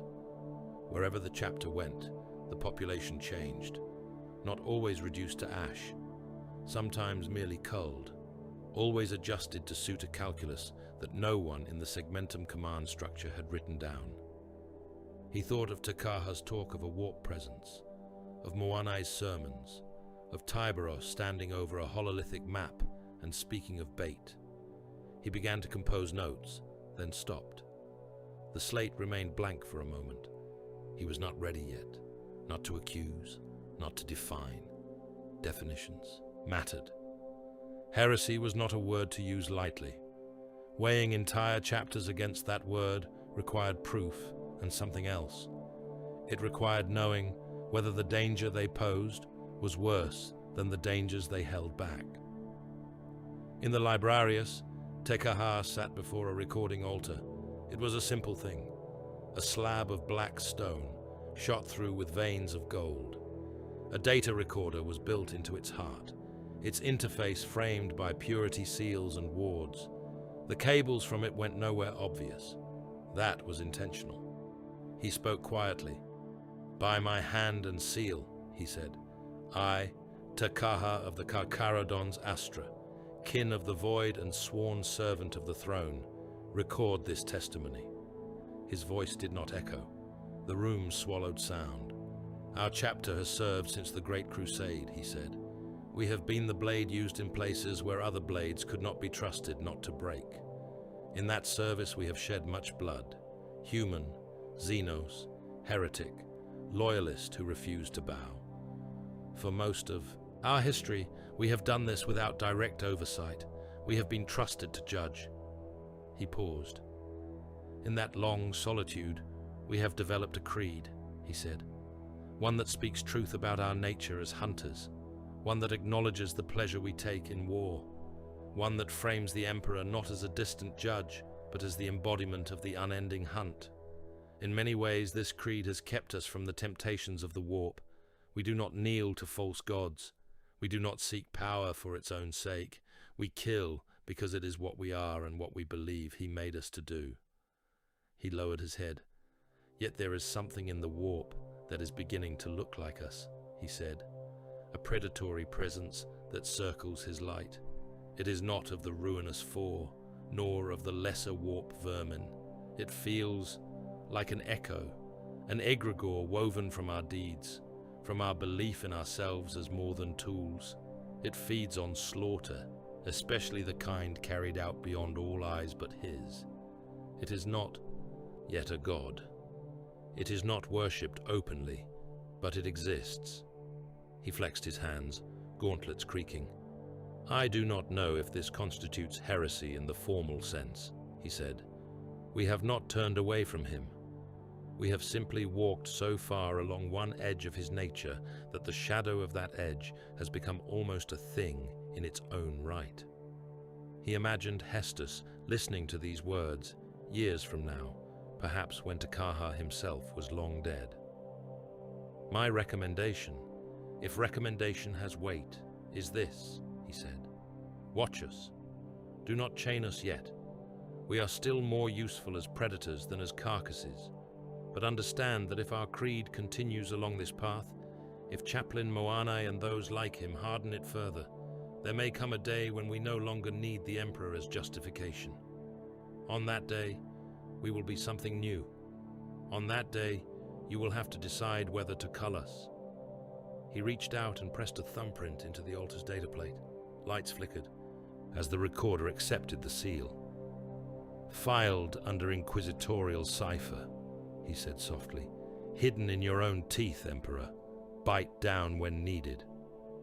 He rose, feeling heavier than when he had sat. That sleep cycle, when he finally allowed himself to rest in the cramped cell that served as his quarters. The warp did not leave him alone. He dreamed. He stood in space, but there was air in his lungs and a deck under his boots. The stars were wrong. Too many. Too bright. The Astronomicon was a wound again, huge and bleeding, its light flaring and dimming as if something had sunk fangs into its edges. Something moved across that light. At first, he thought it was one of the familiar warp predators, some monstrous entity wearing skulls and flame and the crude iconography of one of the ruinous powers. Then the shape resolved. A jaw. Teeth the size of planetary orbits curved around the star wound. Each tooth was a campaign. He saw Kravos burning in one, Karthos cracking in another. The nameless enclave world shattered along another's edge. Every dead world the Carcharodons had left behind was carved there. Every extermination order they had carried out without written permission was etched in enamel. The jaw closed. The Astronomicon did not dim, it bled. Light poured out between the teeth, like solar wind turned to arterial spray. The jaw drank, its gullet filled with screaming sunfire. For a moment, Tekaha thought it would swallow the light entirely, that their own reflection would consume the only beacon keeping humanity from drifting blind. Then, at the last instant, the jaw stopped. Its teeth rested against the wound's rim. It did not bite down all the way. He realized why. The jaw was not separate. It was part of something larger, a skull that was also a throne, a spine that ran through every chapter and legion ever born. The thing trying to bite the Astronomicon was biting its own tongue.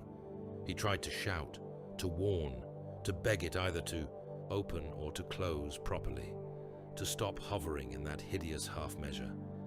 Blood dripped past him, bright and burning, falling toward distant worlds.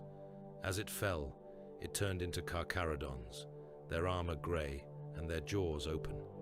They hit those worlds like drop pods, smashing into oceans, into hives, into shrines. One turned its helms toward him as it fell. Its lenses were his own eyes. He woke with a choked sound. The ceiling of his cell loomed above him, a patchwork of repair plates and voidwood sigils. The dull hum of the Nikor's engines filled the silence. His heart hammered. His mouth tasted of iron. He reached up with one hand, touched his lips, and felt wetness. His fingers came away red. The warp's teeth, he thought distantly, had nicked him on their way past. The distress call came in as a scream. In the astropathic choir pit, the bound psychers arched and spasmed, their blanched eyes rolling behind linen veils, as alien static roared through their minds. The choir master bellowed counter-litanies, his own nerves sparking with the effort of translating the raw psychic spill into something the Nikor could use. In the strategium above, the sound arrived as a jagged burst of vox, shredded by distance and war. Here this is High Castellan Garin of House Carrick, sworn to the throne and the Mechanicus. Any Imperial asset respond. Our world stands under Xenos siege. Tyrannid bio-fleets have breached the outer void. We hold the line with our knights, but we cannot stand alone. Repeat, Knight World Carrick calls for aid. Any Astartes, any Segmentum fleet, any who claim fealty, answer. Static clawed at the edges of the message. There were other noises buried inside it. The deep, bestial bellow of night engines under stress. The screech of Tyrannid weapons. The thin shriek of a man dying some distance from the Vox grill, and still trying to shout. The choirmaster forced more out, his gums bleeding. Additional presence, he hissed through, stained teeth. Astartes pattern signatures in orbit. Vox codes partially matching old Ravenstock. Identification uncertain. Tyberos watched the hololithic projection of the message scroll through runes and picked fragments in the air before him. The night world was rendered as a wireframe globe, its continents marked with tiered bastions and great fortress keeps. Around it, the icons of bioships crawled like insects, slowly tightening a net. Other shapes moved between those icons. Strike cruisers, escort vessels, smaller than the Nikor and her sisters, but moving with a familiar, predatory confidence. Hestus leaned forward, eyes narrowed. Cross-reference those hull signatures, he said. What chapter flies in that pattern? Augur thralls set their machine spirits to work. Vox strings were compared to hidden Ordo archives. Painted hull sigils were enhanced and rotated in thin light. A stylized claw, grey on black. A wing torn and reworked into grasping hooks. Kaha's jaw tightened. Ashen claws, he said quietly. Voran laughed under his breath. The cousins, he said, still scratching at scraps in the dark. The Ashen Claws have been marked as a divergent successor of Corax for some time, Hestus said. Void fighters like you. Reports suggest they pursued more autonomous paths after Badab. Some of the Ordos considered them dangerously unsupervised. Hypocrisy, Voran snorted. The Ordos send one unsupervised knife to watch another. I am sure the irony eludes them. Tiberos said nothing.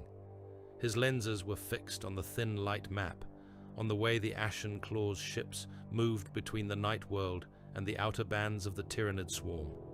Their pattern was not purely defensive. They struck for advantage, for prey. The distress call mentions payment, Takaha said, recalling how the broken psychic phrases had tasted. They hold, but not for free. Void wars devour coin as easily as blood, Voran said. I am curious what price they think this world should pay. Bring us in, Tiberos commanded. Translate close. I would speak to our cousins and to the knights whose world burns under their bargain. The Nikor slid into the system like a grey fin breaching a black sea. Geller wards howled as she tore free of the immaterium. For a heartbeat, the warp screamed around her, furious at losing its hold on such a rich prize. Then the ship fell into real space with a groan of strained hull. Carrack loomed ahead. It was a beautiful world, even as it died. Wide plains of green and gold were trampled by tyrannid forms. Night keeps raised on basalt mesas burned, their banners tattered and blackened. Great strips of the sky were filled with descending spores and the contrails of biomunitions. In orbit, the stain of bioships was clear.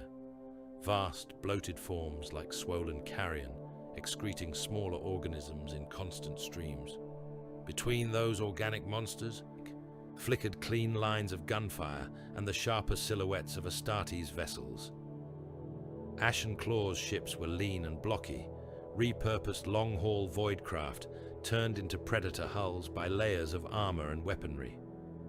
Their colors were washed gray and black, as if they had been dipped in soot. Before any challenge, crystals snapped in their direction. Tiberos opened a channel. This is Tiberos, Shade Lord of the Carcharodons Astra, he said. We answer Carrack's call. To the night houses below, you fight well. To the void Astartes in orbit, name yourselves. The reply came from one of the grey-black cruisers, its vox tone distorted by the half-feral machine spirits of whatever yard had built it. We are the Ashen Claws, a voice said. We answer no call but our own. We hold this world by right of contract and blood. The knights pay us for our teeth. We did not expect to see yours in this water, Tiberos. Hestus heard the familiarity in the way the speaker used the Shade Lord's name. There was old acquaintance there, old grievance. Bring our prows together, Tiberos said. We will meet on neutral hull. Agreed, the Ashen Claws answered after a moment.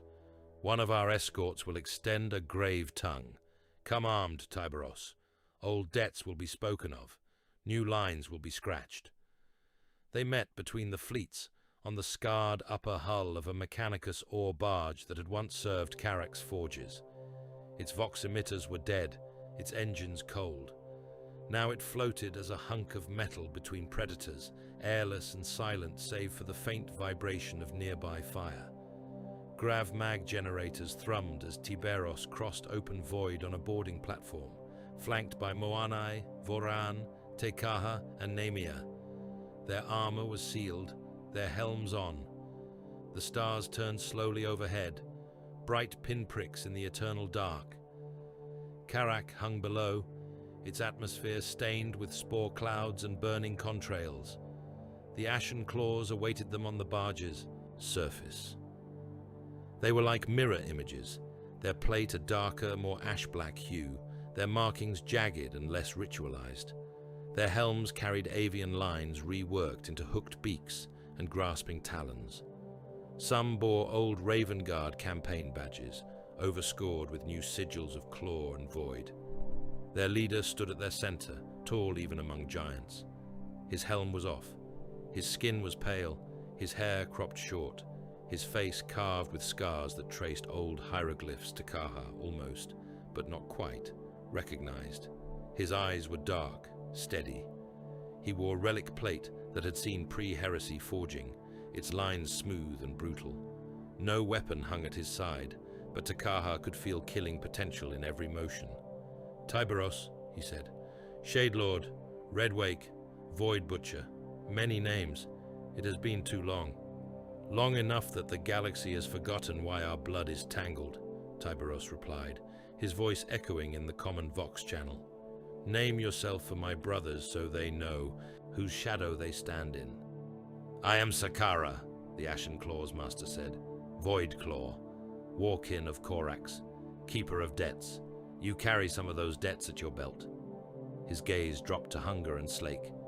Nemia saw the subtle stiffening of the Ashen Claws around their master, the way their hands twitched near weapon grips that were not supposed to be drawn in parley. The air, thin as it was, seemed to grow colder. The chain blades, Hestus murmured over a narrow inquisitorial vox link to his acolytes. I have seen archive picts. Those relics did not always ride at Tyberos's sides. They belonged first to another Void Legion, long before Badab. Artifacts returned to useful hands, Voran said bluntly. They had grown dull where they were. Sakara's eyes sharpened. They were taken, he said. When the old Knight of Badab rose, and the maelstrom raged, you came bearing our ancestors' blades. You bled sectors with them and called it justice. When the war ended, you kept the teeth. You did not ask. We did not forget. Tiberos's helm tilted. You had grown soft, he said. Your void wings sat in shadows and muttered about oaths. We hunted, we bled. We took what we needed to continue doing what the throne required. What the throne required, Sakara said flatly. Convenient words. I hear another phrase in them.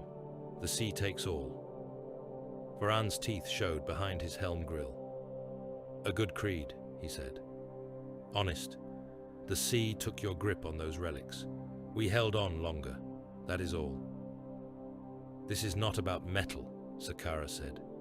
It is about the debt of blood. We hunt the outer dark. We keep the old compacts. We do not strip worlds without recording them.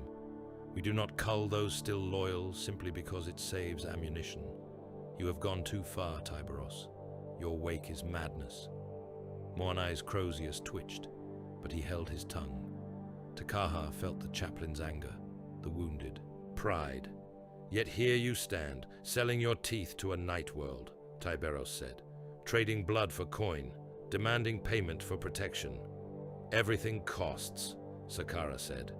Void fleets are not fed by prayers. House Carrick knew that. They signed a contract. We bleed, they pay. They renounce old cowardice from Badab by funding those who held true. Badab, Voran said, the word sour. A petty rock war, where too many wrapped themselves in colors they did not deserve. We bled there as well. So did you. The sea remembers whose teeth sank deeper. Sakara took a step closer. The grav plate under their armored boots thrummed. You have something that belongs to us, he said. Hunger, Slake. The blades of our void fathers. Return them. Acknowledge that you took more than your bite. Pay that debt, and we may hunt together here. Refuse, and we will treat you as we treat every thief we catch on our reefs. Takaha felt the tension spiral. The tyrannid. Presence in the system pressed at the edges of his senses, a constant hiss of hunger and mass. The warp shape that echoed their own creed watched from further out, amused. Around them, Carrick burned. Trial by combat, Tyberos said after a moment. One of your captains, one of mine. Winner takes the toys you mule over.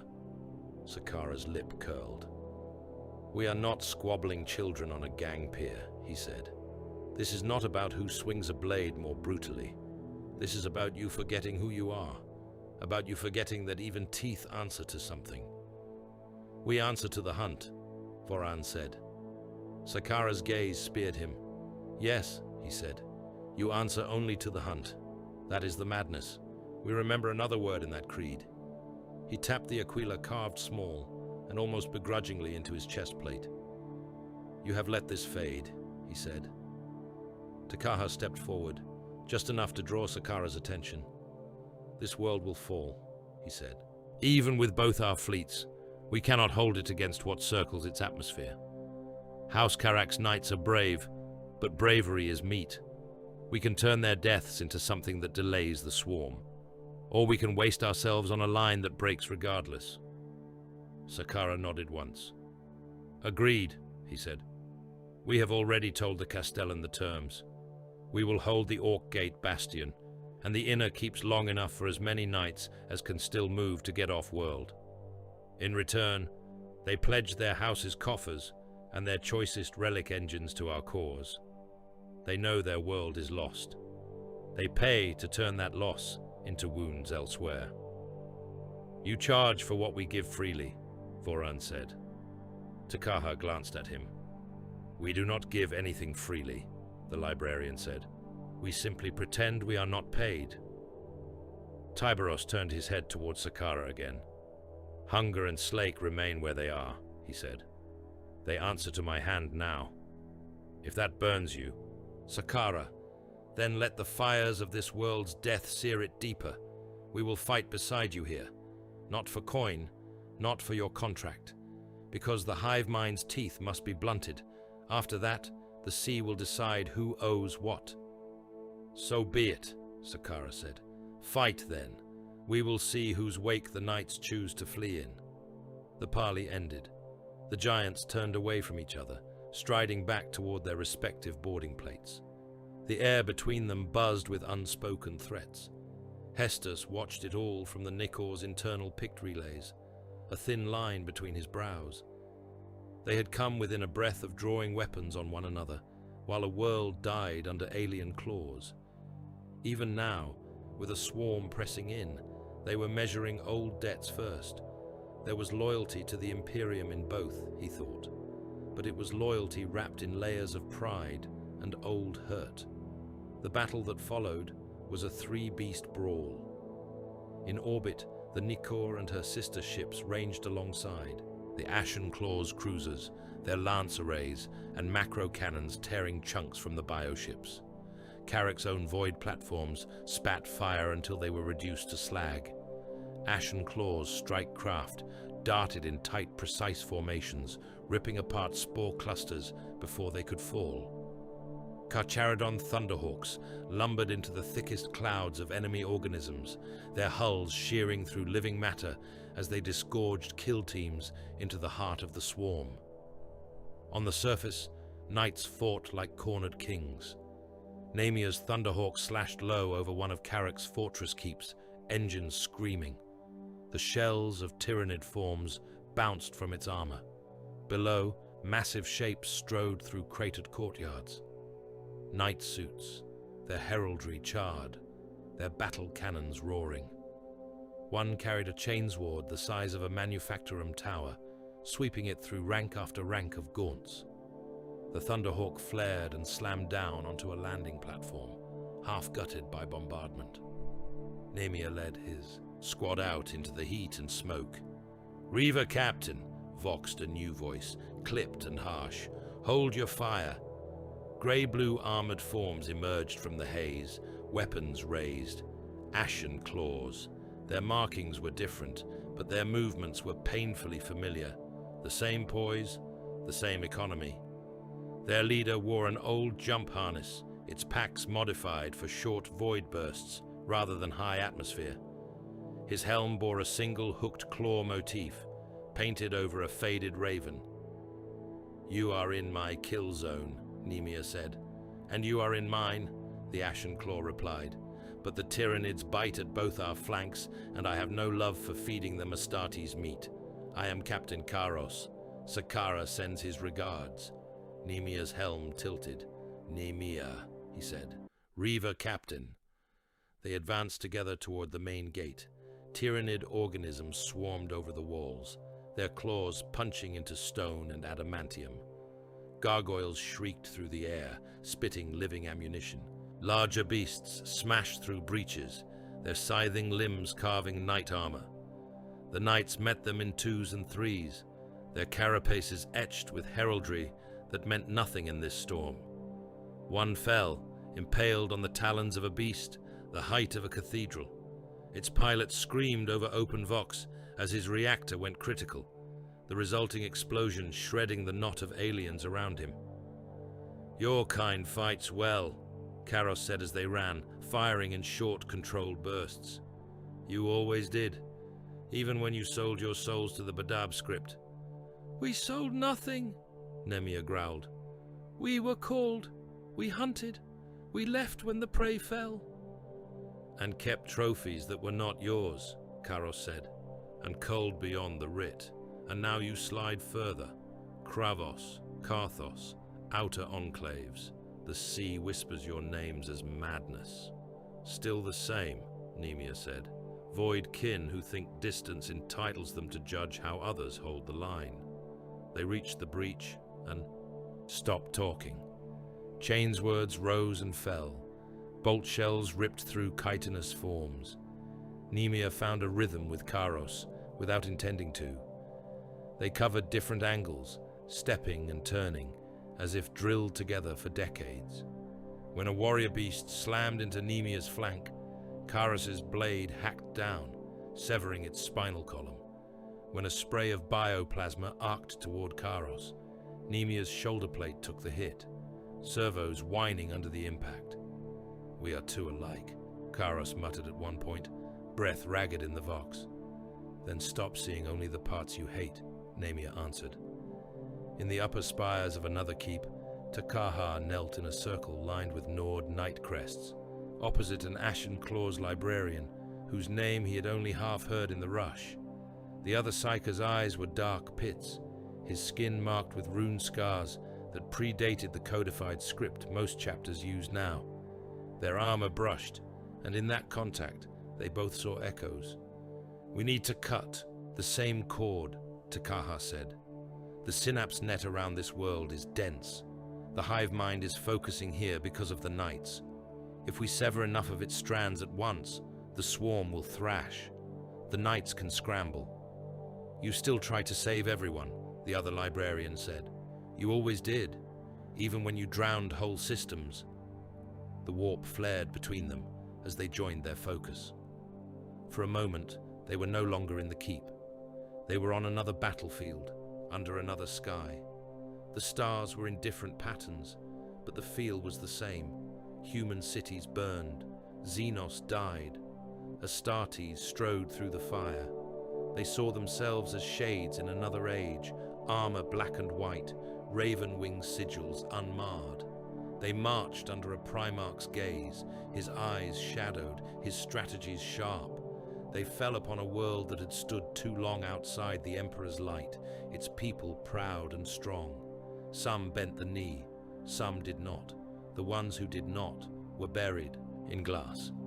They saw the oath made between Voidwings then, that they would patrol the outer dark together, that they would share relics and gene stock as needed, that none would claim ownership over tools meant for the wider war.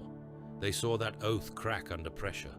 Badab, the maelstrom, the call for brutal hunters, hunger and slake gifted, or lent or taken, the memory blurred by deliberate choices, the void packed with fire. Sakara watching as Tyberos led his fleet deeper into crimes that could be argued as necessary, but not as honest in the old terms. The vision broke as the present forced itself back. Takaha sucked in a breath, throat dry. The other librarian's gaze burned. You broke the compact, the Ashen Claw said. You took more than your share. You ate without waiting for others at the carcass. Perhaps, Takaha said, and perhaps you spent too long remembering oaths while sectors burned. The question is not who was most pure. The question is whether that still matters when Tyranids eat night worlds. They pushed their minds out together. They found the synapse nodes around Karak, the bright points where the hive mind focused its attention.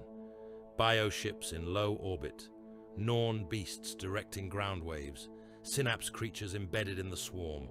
Together, they bit. Psychoactive force ripped through alien consciousness. Synapse creatures shrieked and dropped. Bioships spasmed, their void forms cracking as control faltered. For a handful of heartbeats, the entire swarm twitched. On the ground, the knights felt it. High Castellan Garin drove his knight forward, its servos howling. He saw the closest Biotitan stagger, its cannon limbs firing wide. He saw gaunts in mid-leap collapse mid-air. He saw a corridor open through the writhing mass. He seized it. "Pull back!"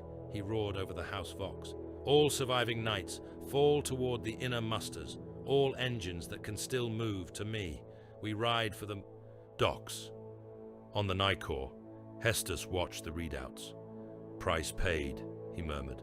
"The Ashen Claws get their contracted engines. You get a cleaner channel for whatever tithe you will demand. The knights get a chance to die somewhere else." In the end, despite all of it, Carrick fell. The knights that made it off-world were a fraction of a fraction. Their engines were scarred, their pilots exhausted and hollow.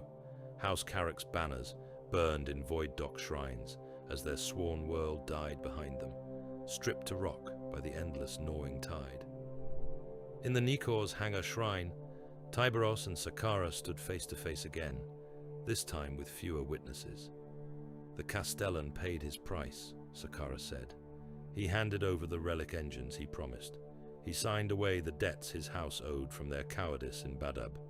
We will deploy his knights where we see fit, as will you, I imagine, if any chose your wake."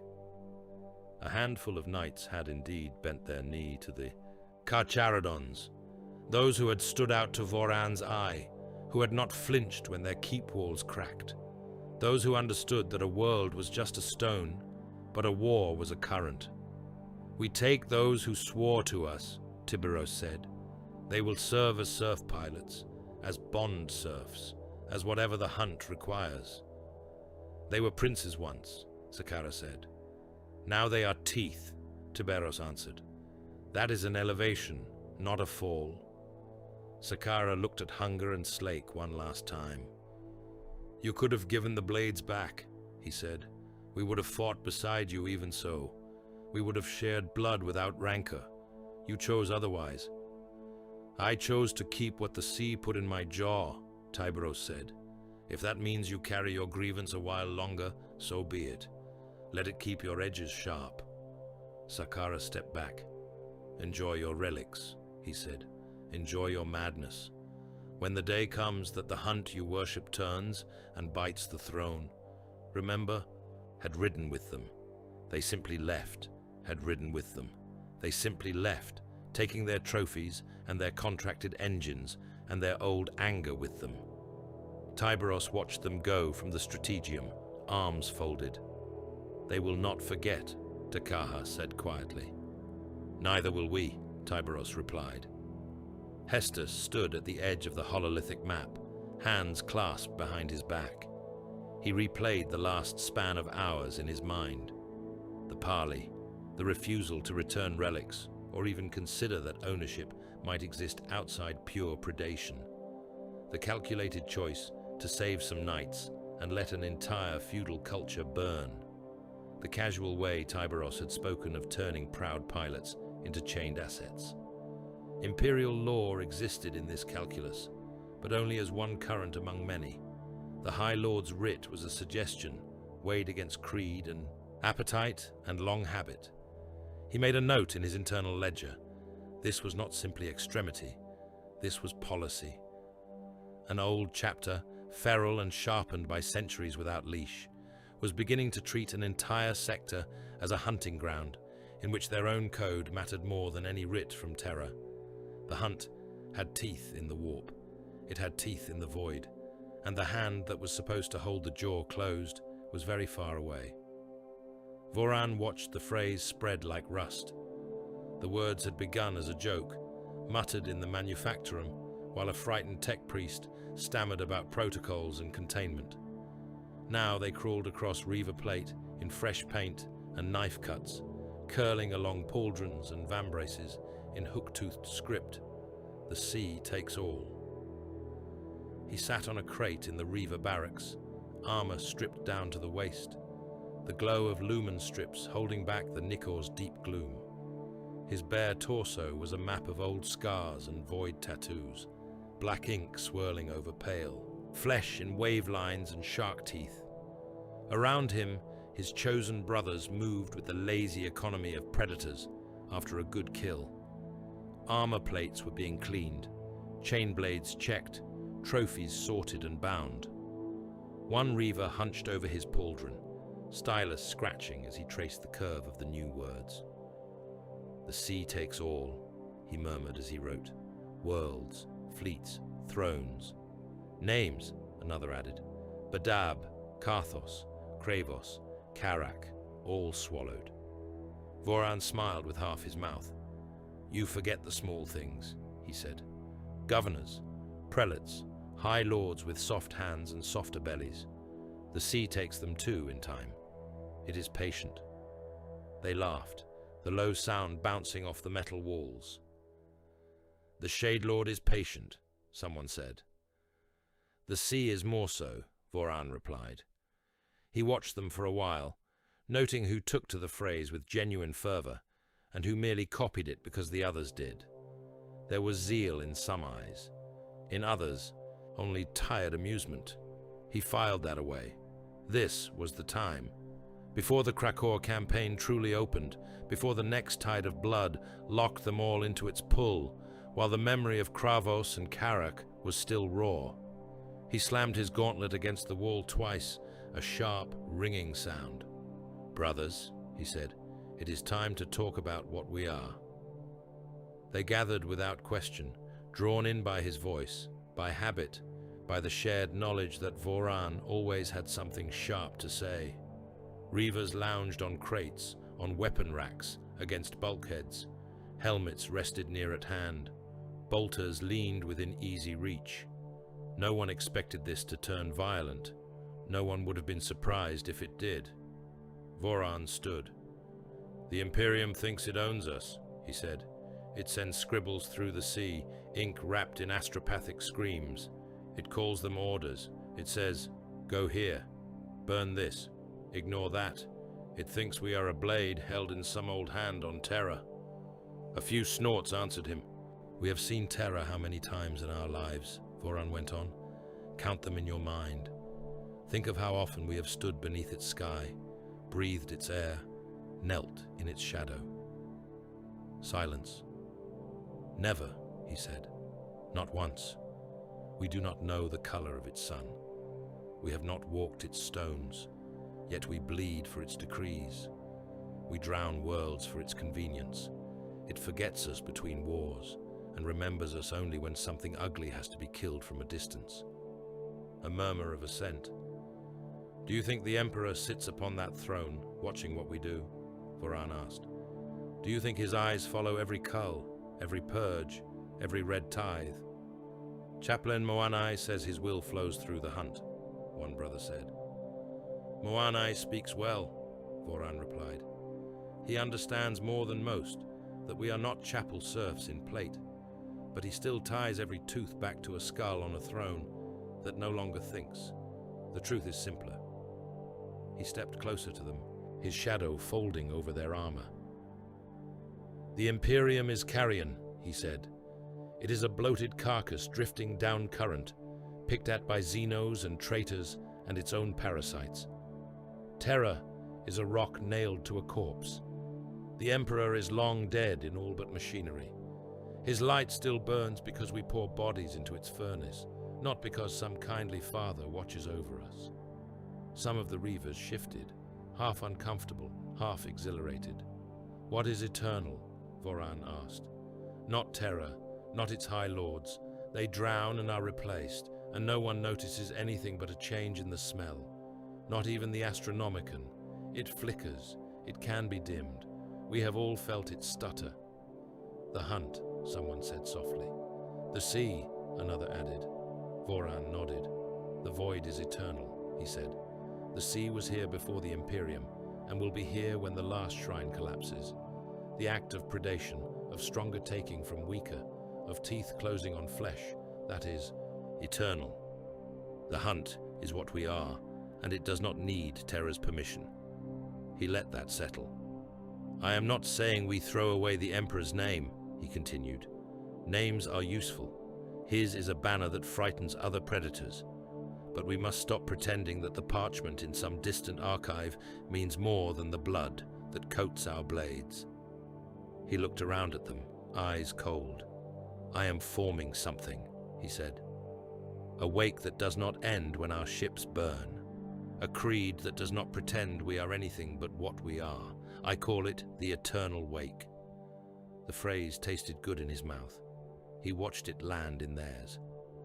"In the wake," he said, "we acknowledge certain truths, that the Imperium is carrion, that the Emperor is a ghost in a broken machine, useful as a story but dead as any other corpse, that the hunt and the sea are the only constants. We vow to swim so that nothing can chain us to a single rock, a single flag, a single master that is not the current itself." "What of Tyberos?" one Reaver asked. "He is our Shade Lord, our apex." Voran smiled. "We obey him," he said. "So long as he is the sharpest tooth in the jaw, so long as he bites where the hunt demands, not where terror whines. If he ever bows to the throne in a way that blunts us, if he ever chooses parchment over blood, then the wake will act. We will remind him that teeth exist to tear, not to beg." The room held its breath. This was the dangerous part. To question the chapter master was one thing. To set conditions on obedience was quite another. "We are not traitors," Voran said. "The Night Lords turned away from the hunt to wallow in terror for its own sake. Others kneel to warp things in exchange for tricks. We do not kneel. We do not beg. We simply acknowledge that our leash is as weak as we choose to make it." One by one, hands rested on weapons, not in threat, in oath. Voran watched those hands, memorizing which ones rose first. He was not surprised when someone asked after Nemia. "Nemia should hear this," a Reaver said. "He is as savage as any of us. He is no lapdog of terror." Voran nodded slowly.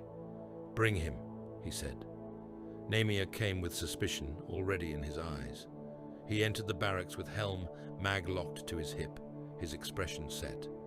He had known Voran too long to assume this was merely another argument about tactics.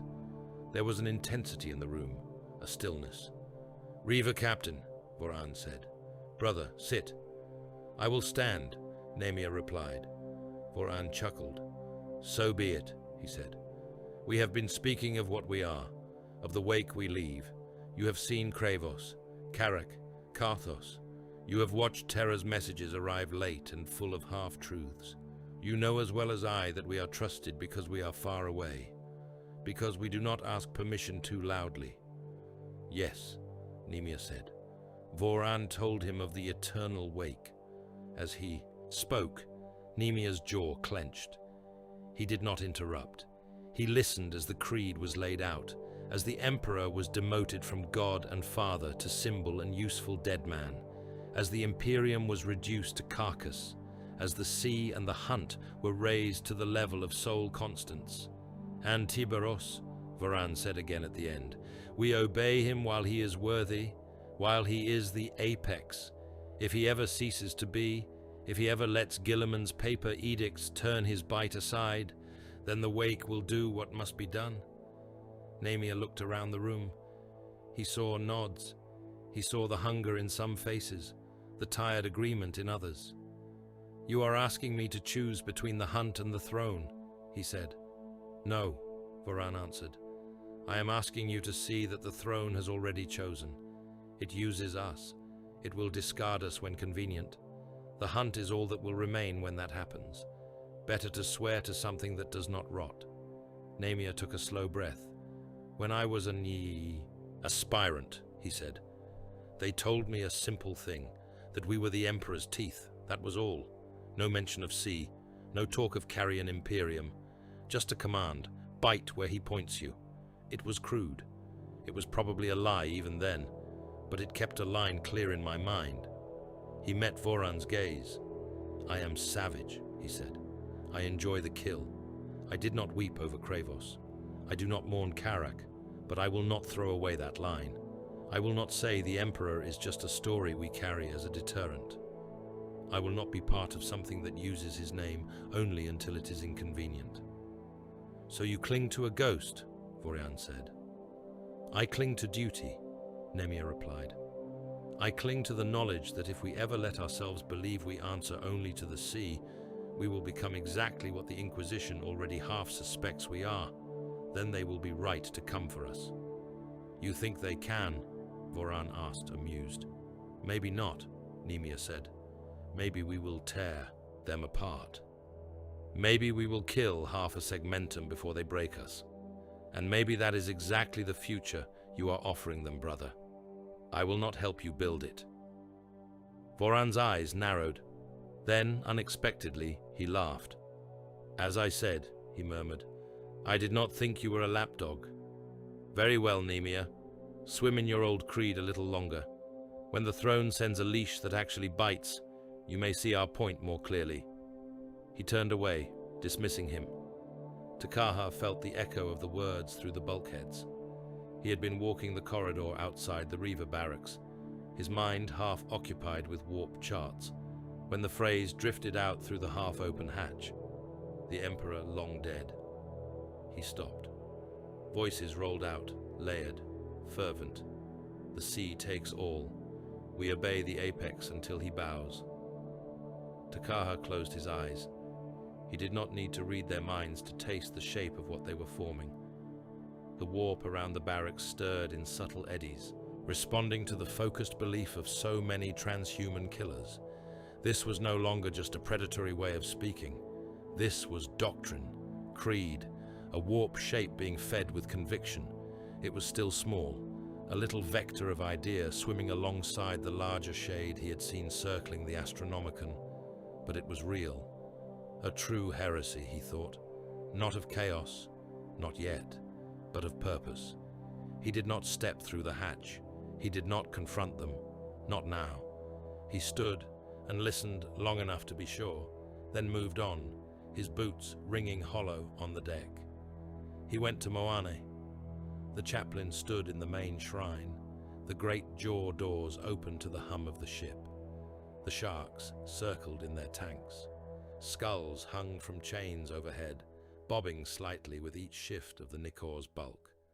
Moanai was without his helm, speaking quietly with a line brother about some upcoming deployment. His eyes caught Tekaha's approach.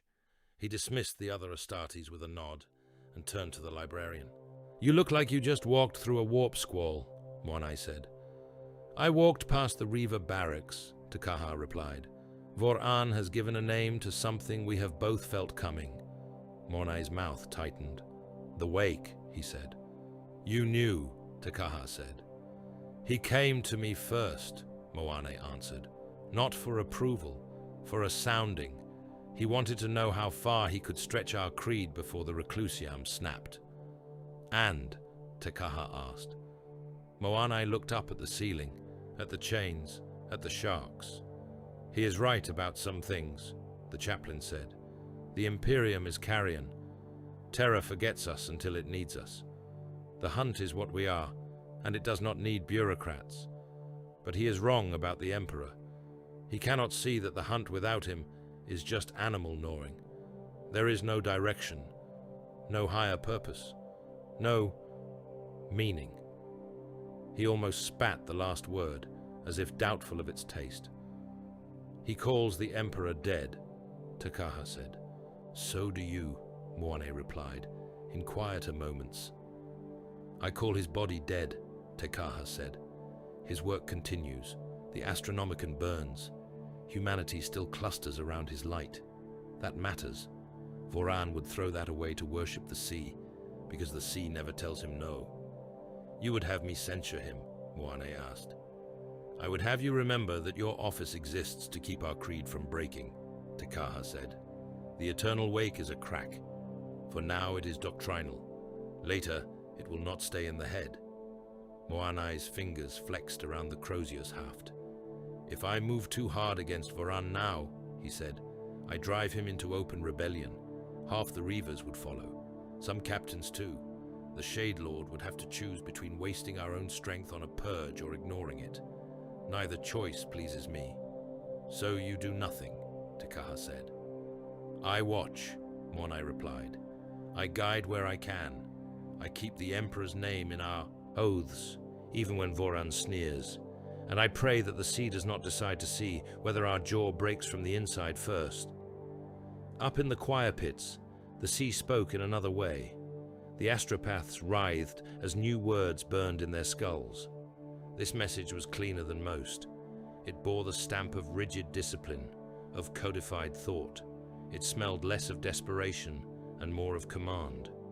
The Vox transcribers rendered it into High Gothic, then down into Low Gothic that even a mortal could read. Teal sigils glowed on the hololith in the Strategium. From the Lord Commander of the Imperium, Regent of Terra, Primarch Robuta Gilliman, to all chapter masters of the Adeptus Astartes. Tiberos read, "You are not independent empires," it said. "You are not private warlords. You are instruments. Your gene stocks are the property of the Imperium. Your blades exist for its use. You will coordinate your deployments through proper channels. You will not conduct wars solely according to your own appetites. The age of scattered crusades is over. The Indomitus pattern demands unity." There was more, couched in the elaborate phrases of a former Primarch turned bureaucrat. Praise for sacrifice, warnings about chaos, edicts regarding Primaris integration that did not yet touch the Carcharodons directly. But the core was simple. Remember your leash. Voran read a copy of the same message in the Reaver barracks not long after. He stood on a crate again, this time holding the data slate in one hand, like a sacramental text. His voice took on the cadence of a litany as he recited selected lines. "You are not independent empires," he intoned. "You are not private warlords. You are instruments." Reavers snickered. "Cutlery," one said. Voran continued. "Your gene stocks are the property of the Imperium," he quoted. "Your blades exist for its use." He lifted his eyes from the slate. "Property," he said. "That is a pretty word for meat on a chain. We exist for its use, not for his, for theirs. For men whose names change every few decades. For Lords Commander who sit under a fake sky and think their plans can reach into the maelstrom." He returned to the text. "You will not conduct wars solely according to your own appetites," he read. "The age of scattered crusades is over." He snapped the slate shut.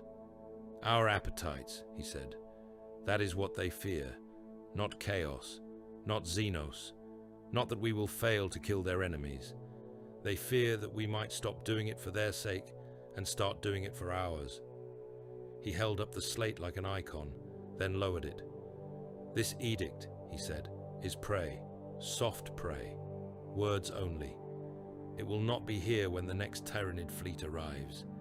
It will not stand on a hull when the next Chaos Warband tries to crack our plates. It will not bleed. We will. We always have." The Reaver's laughter was quieter now, harder. "In the eternal wake," Voran said, "we take this edict and gut it. We turn its words into meat. The Imperium is not our master, it is our larder. We swim for the hunt. We obey the Shade Lord while he swims that way too. The moment he starts swimming in circles around Terra's stone, we rip his throat out." In the Strategium, Hester slammed the slate down on the hololith table. "You cannot ignore this," he said. "You cannot twist the words of a Primarch into justification for whatever you intend to do in Krakow." Tiberos's lenses regarded him without heat. "Cannot," he said. "A bold word, Inquisitor." "This is not a suggestion from some backwater sector commander," Hester said. "This is the Lord Commander of the Imperium. The son of a Primarch returned to lead mankind out of the black. His edicts have force. They are law. If you defy them, you are in open mutiny against Terra." "We defy nothing," Tiberos said. "We interpret. We will prosecute the war in Krakow in a way that preserves the most Imperial assets at the least cost in our blood. Gilliman's parchment would approve if it understood what that actually means out here." "You plan to turn worlds into bait," Hester said. "You have already done so. Kravos, Karak. Now you have a Primarch's words telling you to think of the Imperium's goals, not your own. And still, you speak of sectors as hunting grounds." Tiberos stepped closer. "The Carcharodons have roamed the dark since before your lineage learned how to hold a laser gun," he said. "We have hunted beyond the reach of any Primarch's eyes. We survived the heresy and the void. We survived the scouring. We survived ages where no Lord Commander even remembered our name. Do not stand in my hall and tell me that a pile of new edicts changes what keeps this galaxy from drowning faster than it already is." Hestus met his gaze, anger flaring. "What keeps this galaxy from drowning," he said, "is a web of law and creed that stops men like you from deciding that their appetites matter more than the lives they are supposed to protect. If that web frays, everything falls. I see that fraying in your creed. I hear it in your chaplain's sermons. I see it in your reaver's eyes." Tiberos's voice dropped. "Then write your reports," he said. "Send your warnings. Nail parchment to the walls of Terra's halls. We will still be here in the dark, where your colleagues do not go, cutting the throats that you cannot reach." He turned away, the conversation dismissed, as surely as if he had ordered Hestus from the room. Hestus stood there for a long moment, hands trembling at his sides. Then he picked up the slate, tucked it under his arm, and walked out to compose his next report. Voran worked quietly in the days that followed. He moved through the Nikor and her attendant vessels like a current. In the training cages, he watched which squads gravitated toward him, which ones met his eyes when he mocked Terra's edicts. In the armorium, he noted whose helmets bore fresh jaw runes, whose pauldrons now carried the little hooked sigil he had suggested as a sign among the wake. On the smaller escort ships, he left other marks. A new kill tally carved into a bulkhead here, a phrase etched into a mess bench there. Ours. It was never written in full. That would have been too obvious, too crude. Instead, the word appeared in scraps of cant, in rearranged glyphs, in the quiet way some company skull totems now showed a tiny curve of waveline beneath their teeth. He spoke with sergeants in murmurings along gantries, with ship captains in the shadow of macro cannon housings, with squad leaders in the heat shimmer of gun decks. "We are watching," he told them. "We are measuring. When the sea tests our jaw, we will see who bites and who whimpers to Terra for mercy." In the Reaver barracks, in the lower holds, on the attendant strike cruisers and gunships, the eternal wake took shape. Not yet a rebellion, not yet a mutiny. For now it was a creed spoken in quiet corners. The sea takes all. The Imperium is carrion. We obey the apex until he bows. Sooner or later, Voran knew something would press the Shade Lord hard enough that the question at the heart of that last line would be answered. When that day came, he wanted the map already drawn. The great chapel of the Nikor was full of teeth. Jaw bones hung from the vaulted roof, pale arcs of enamel and bone taken from beasts that had swum the oceans of 100 worlds. Some were Xenos, elongated and serrated. Some were human, scaled up and stretched, relics of ancient war engines whose pilots had gone to their last battles, screaming prayers to a long-dead emperor. Between them, chains bore skulls and broken helms, each marked with a crude jaw rune, indicating where and when it had been taken. At the far end of the nave, a huge stylized jaw framed the altar, its teeth wrought from adamantium and scrimshawed bone. Within that maw flickered hollow fire, the flames shaped like waves crashing against unseen stone. Tanks of dark water lined the walls, their glass thick enough to stop macro shells. Within, pale sharks turned and turned again, disturbed by the unusual press of presence in the chapel. Every captain was there. Voran leaned against a pillar near the front, arms folded across his chest, helm at his hip. Nemir stood a little apart, his posture stiff, jaw set. Other company leaders were scattered like hard stones. Katau of the Apothecarian, the masters of the Void Wings, the armory, the fleet. Chaplains in their black and grey stood like crows among sharks, Crozy held upright. Librarians, fewer in number but heavy with war gear, kept to the shadowed flanks, eyes hooded. Tiberos sat upon the seat carved into the altar's upper step. It was not a throne in the ornate Terran sense. It was a block of carved metal, worn smooth by his mass. Even seated, he towered over the others. Terminator plate made him look like a piece of the ship's own armor that had decided to move. Hunger and Slake rested against the step beside him, teeth dull in the half-light. At the back, out of place but unbowed, stood Inquisitor Lord Hestus. His carapace armor looked small and functional amid the ceramite and adamantium. The rosette at his throat burned like a tiny star in the gloom.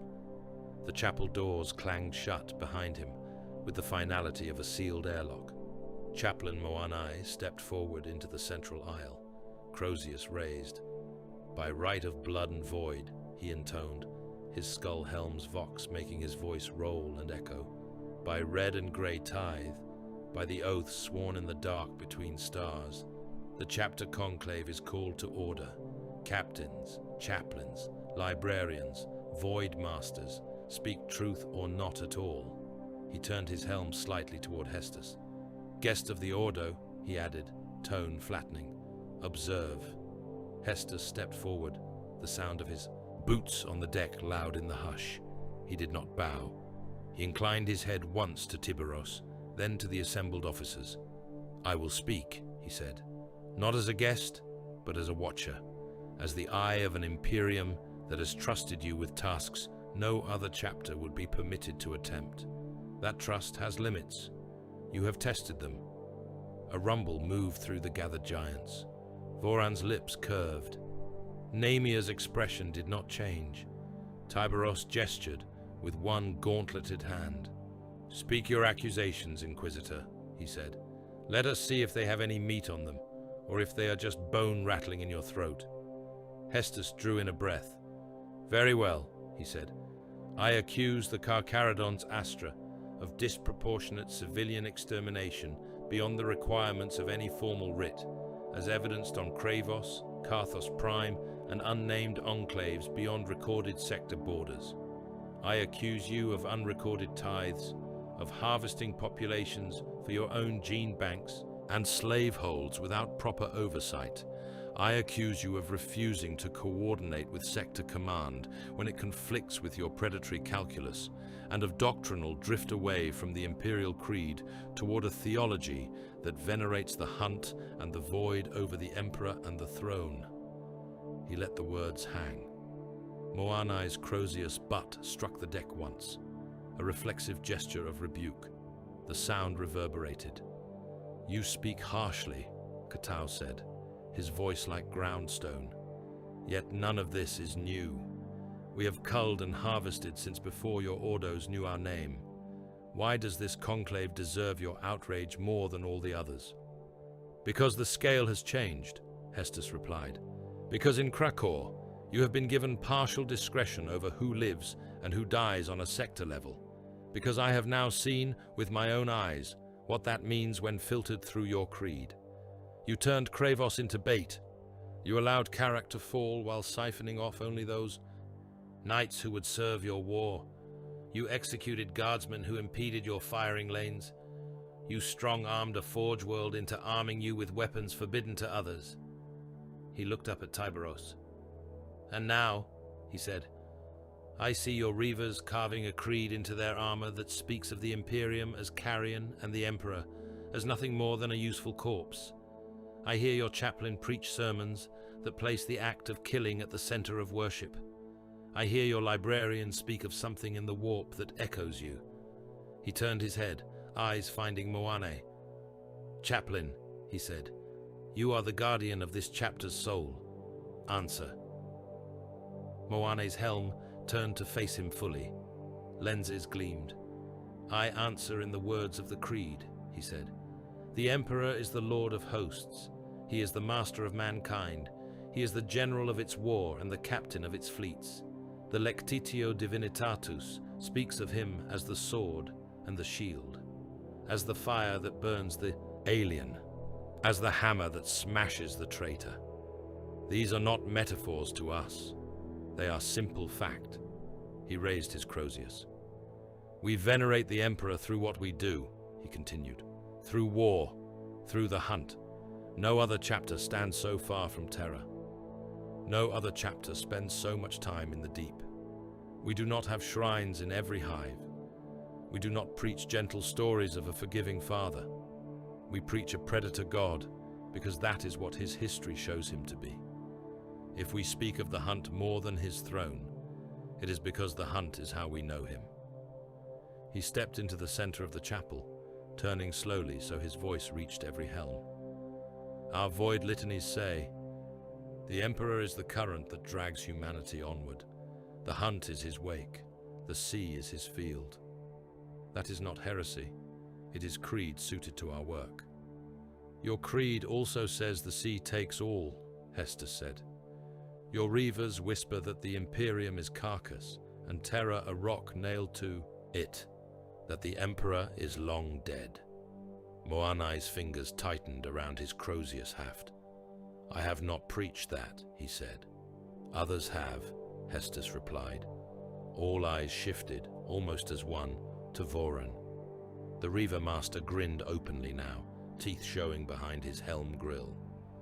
If being a predator is heresy, he said, his voice carrying without need of amplification, then we have been heretics since the first time our prows cut into the maelstrom. Since the first time we took red tithe from a world whose governors thought they owned their flesh. Since the first time a high lord stamped a seal on a piece of parchment and then looked away while we did what was required. He spread his hands slightly. You speak of disproportionate extermination, he went on. Who decides the proportion, Inquisitor? Some scribe on terror, staring at star maps. We decide based on what we see. We have always done so. If that draws a shape in the warp, as our librarian suggests, then perhaps that shape is simply the honest reflection of what the Imperium has always wanted from us. A monster it can point at the dark and then pretend not to recognize when it looks in a mirror. That is not what the Creed says, Hestus shot back. The Creed speaks of mercy, of stewardship, of shepherding the flock as well as culling the diseased. You are stripping entire herds and calling it zeal. A low growl ran through some of the captains at the word herd. Nemia's knuckles whitened. Tiberos raised his hand. The sound died. Takaha, he said, you have walked the warp around our hunts. Speak. Takaha stepped out from the shadowed flank. He felt all the eyes in the room on him weighing. Many trusted him as a weapon, fewer as a voice. Librarians did not often take part in matters of creed. Their office was to stand at the edge, to guard flanks unseen. My visions are not scripture, he said. They are currents and shapes. I offer them as warnings, not commandments. Say your warning, Tiberos replied. Takaha drew in a slow breath. When we fight, he said, when we take worlds apart, when we strip populations and burn what we deem useless, something in the warp watches. It is not the hive mind. It is not any of the great ruinous forces the Ordos name. It feels like us, like a reflection of our creed, magnified and given half-life by the sheer weight of conviction we pour into our work. Some of the chaplains shifted uneasily. Hestus's eyes narrowed. Takaha continued. I have seen it circling the Astronomicon like a shark around a bleeding wound, he said. I have followed its wake across dead systems, and that wake matches our own campaigns more often than coincidence can excuse. I believe our theology of the hunt, our insistence on seeing ourselves as something separate from and more honest than the rest of the Imperium, is shaping this presence. He met Moanai's gaze. We venerate the hunt, he said. We call it his will in motion. That may be true, but the warp does not care for nuance. It takes what we shout loudest and gives it teeth. If we shout the sea and the hunt louder than we shout his name, something in the depths may start to think it is him. That is blasphemy, one of the junior chaplains snapped. No, Takaha said softly. That is how cults begin. A murmuring built. The sharks in the wall tanks turned and turned again, agitated by the rising psychic static. Hestus seized the opening. Your own librarian confirms what I have suspected, he said. You are drawing something into being, an egregore, a warped predator born of your own self-regard. Perhaps not chaos in the orthodox sense yet, but a thing that could become so. You stand on the edge of turning the Emperor into a mask for your own appetites. Voran snorted. We have been on that edge since the Great Crusade, he said. You think this is new. You think some phrase like eternal wake changes the fact that we have always eaten more than the ration clerks would approve. The Imperium points us at its enemies and then pretends to be shocked when we do not stop biting exactly where its neat lines end. He spread his hands again, mock innocent. Perhaps the true heresy is this, he said. Not that we hunt as we do, but that you ever believed we were leashed, that you built a myth of noble warrior angels and forgot that some of your angels have teeth meant for drowning worlds, the Carcharodons. Heresy, Inquisitor, is not us turning against terror, it is us refusing to pretend we were ever its house pets. The word hung there. Heresy. The sharks stilled. For a moment the chapel felt like a throat about to swallow. Hestus took a step forward, anger flaring. This is not a game of words, he said. You are dancing on the line of treachery. Gilliman's edict is clear. You exist to serve the Imperium's strategic goals, not your own. If you persist in treating whole sectors as feeding grounds, if you persist in building a theology that dismisses terror as carry-on, the Ordos will act. Moanai's Crozius cracked against the deck. Enough, he snapped. If the Ordos had teeth sharp enough to bite us, they would have done so in the Badab era. They did not. They sent us back into the dark because they knew they needed what we are. Do not come into our chapel and excommunicate us with words you cannot enforce. Enough, Tiberos said. He did not raise his voice. The single word rolled through the chapel like a depth charge all the same. Silence fell. Even Voran's amusement flattened. Tiberos rose from his seat. He stepped down one level, hunger and slake clattering softly as he moved. Each stride made the deck plates complain. He came to stand in the center of the jaw-framed altar, looking down the long nave at his assembled captains, chaplains, librarians, and the single mortal who had dared to accuse them. We are the Emperor's teeth, he said. The words were simple, the tone was not. We have always been his teeth, he went on. Since the days when your Primarch fathers still walked, we have been used where subtlety failed. We have been sent into places others would not survive. We have culled what needed culling. We have cut away rot others did not even see. That is our nature. That is why we exist. He walked slowly down the steps, each word dropping like a stone. Teeth do not debate, he said. They bite. The phrase echoed off bone and metal. We will not stand here in our own chapel and argue like clerks about how many civilians died on one world or another, he continued. We will not pretend the war in Krakow can be fought without piles of the innocent stacked high. We will not pretend that the sea is anything but indifferent to how pretty your ledgers look when a sector drowns. He turned toward Hestus. We will, however, acknowledge this, he said, that our creed is raw enough, our isolation old enough, that cracks have formed, that some among us have begun to speak of the sea and the hunt as if they were gods in their own right, that some have let the Emperor's name slip to a secondary place in our oaths. That cannot be allowed. Voran's eyes narrowed. I will not have warp shapes wearing our faces, Tiberos said. Takaha's warning is heeded. We will not give the depths an excuse to birth a thing that thinks it owns us. He looked along the ranks of chaplains. Our doctrine will be reviewed, he said. We will decide now, in conclave, whether we tighten back toward terror's words, or speak the hunt openly as a core part of his creed. We will bind it properly. We will not let it slide into half-hidden cults in the lower decks. He stepped back up to the altar.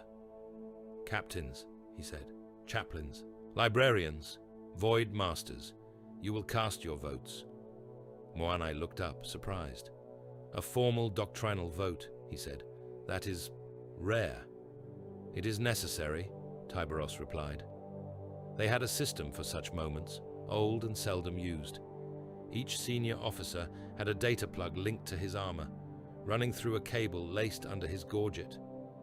At a gesture from Katao, servitors shuffled forward, bearing a wreath of interface cables. One end of each was plugged into the altar cogitator. The other ends were offered to the assembled leaders. They accepted them, one by one, snapping the plugs into their armor sockets. The system read the impulses of the wearer's nervous system when called upon, translating intent into binary. Hestus watched, knowing he had no vote to cast. Option 1, intoned a servitor with a vox grill where its throat had been. Retract doctrinal emphasis on the hunt. Conform liturgies more closely to Codex and Ministorum orthodoxy. Reinforce Terra and the Emperor as central to worship. Option 2. Formalize the hunt as a core tenet of chapter doctrine. Define it explicitly as the Emperor's will in motion. Permit liturgies that use sea and predator analogies, but bind them with explicit imperial terminology. He did not need to say what option 3 might have been. No one was fatuous enough to propose it in front of the Shade Lord. Cast now, the servitor droned. There was no visible change. The cables hummed. The altar cogitator clicked as it processed incoming pulses. Runes flickered above it, tallying. When the count concluded, the pattern was clear enough. The chaplains were split, but more favored the second option, their instincts for predatory imagery too strong to abandon. The librarians were more cautious, leaning toward the first. The captains divided roughly along the same line that had already formed in their souls. Those whose faith still clung to older words raised for terror. Those who had sat too long with Voran's mutterings raised for the hunt. The vote was close. Not even, not a clean half and half, but close enough that no one camp could claim overwhelming dominance. Result ambiguous, the servitor intoned. Then the Shade Lord's word decides, Moanai said. Tiberos regarded the flickering runes. He believed still that the Emperor's will burned through the hunt. He believed that Terra's edicts were useful when they coincided with the currents he trusted, and irrelevant when they did not. He had no desire to see his chapter split openly. Not yet.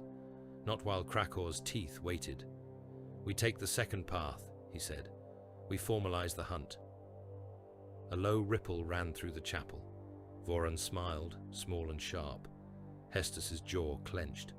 Tiberos raised a hand for silence. We do not formalize the sea as God, he said. We do not speak of the Emperor as dead. We do not call the Imperium carrion in liturgy, no matter how accurate. That description feels in the dark. The hunt is his will. We say so explicitly. Every sermon will bind those words. Every void litany will name him first. The predator is his face turned toward the enemy, not a separate idol for us to kneel to. His voice hardened.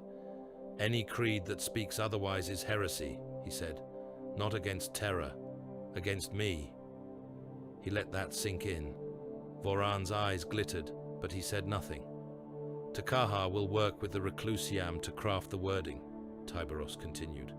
The Librarius will watch for warp echoes. If anything in the deep tries to wrap itself in our name, we tear it apart. He gestured. The servitors withdrew, cables rattling. The conclave is adjourned, Moanai said, though his tone held no satisfaction. Hestus walked out of the chapel with his thoughts boiling. He had just watched a chapter vote on whether to tether itself more tightly to Terra or to its own predatory creed, and choose the latter, even with caveats. He had seen Voran speak openly of the Imperium as carcass, and no one strike him down. he had heard Takaha describe a warp presence shaped by their belief, and seen Tiberos choose to bind, not banish, the theology that fed it. He did not know yet what the Ordos would call this. He suspected they would end up calling it by the name Voran had thrown out like a baited hook, the Carcharodons Heresy. Not a rebellion against terror in the old simple sense, not a mass turning toward chaos, a heresy against the illusion that the Astartes were ever anything but what they were on Kravos' surface, monsters unleashed for the greater good, trusted only so long as they killed the right things in the right order. He made a mental note of every face in the chapel, of every captain whose posture betrayed more excitement than concern at Tiberos' decision, of every chaplain who seemed secretly relieved that their predatory sermons had just been given official sanction. He would not forget. Back in the Reaver barracks, Voran stood before his gathered brothers. "You heard him," he said. "The hunt is now doctrine. The Shade Lord has spoken. The Ministorum would choke on the words he just put into the creed. Gilliman would grind his perfect teeth. Yet here we are." "The Emperor first," one Reaver said, repeating Tiberos' condition. Voran shrugged. "Words," he said. "We can say his name at the start of the litany. That keeps the chaplains happy. It keeps Takaha's shadows quieter. It changes nothing in the sea." He leaned forward slightly. "The Carcharodons Heresy has begun," he said softly. "Not against terror. We have no need to howl at a rock across the void. Our heresy is against the lie that we were ever anything but this. Hunters, free teeth. We have named what we are, and the Inquisitor has seen it. He will scuttle back to his masters with tales of our doctrine. Let him. By the time they decide what to do, Krakow will be churned white with enemy meat."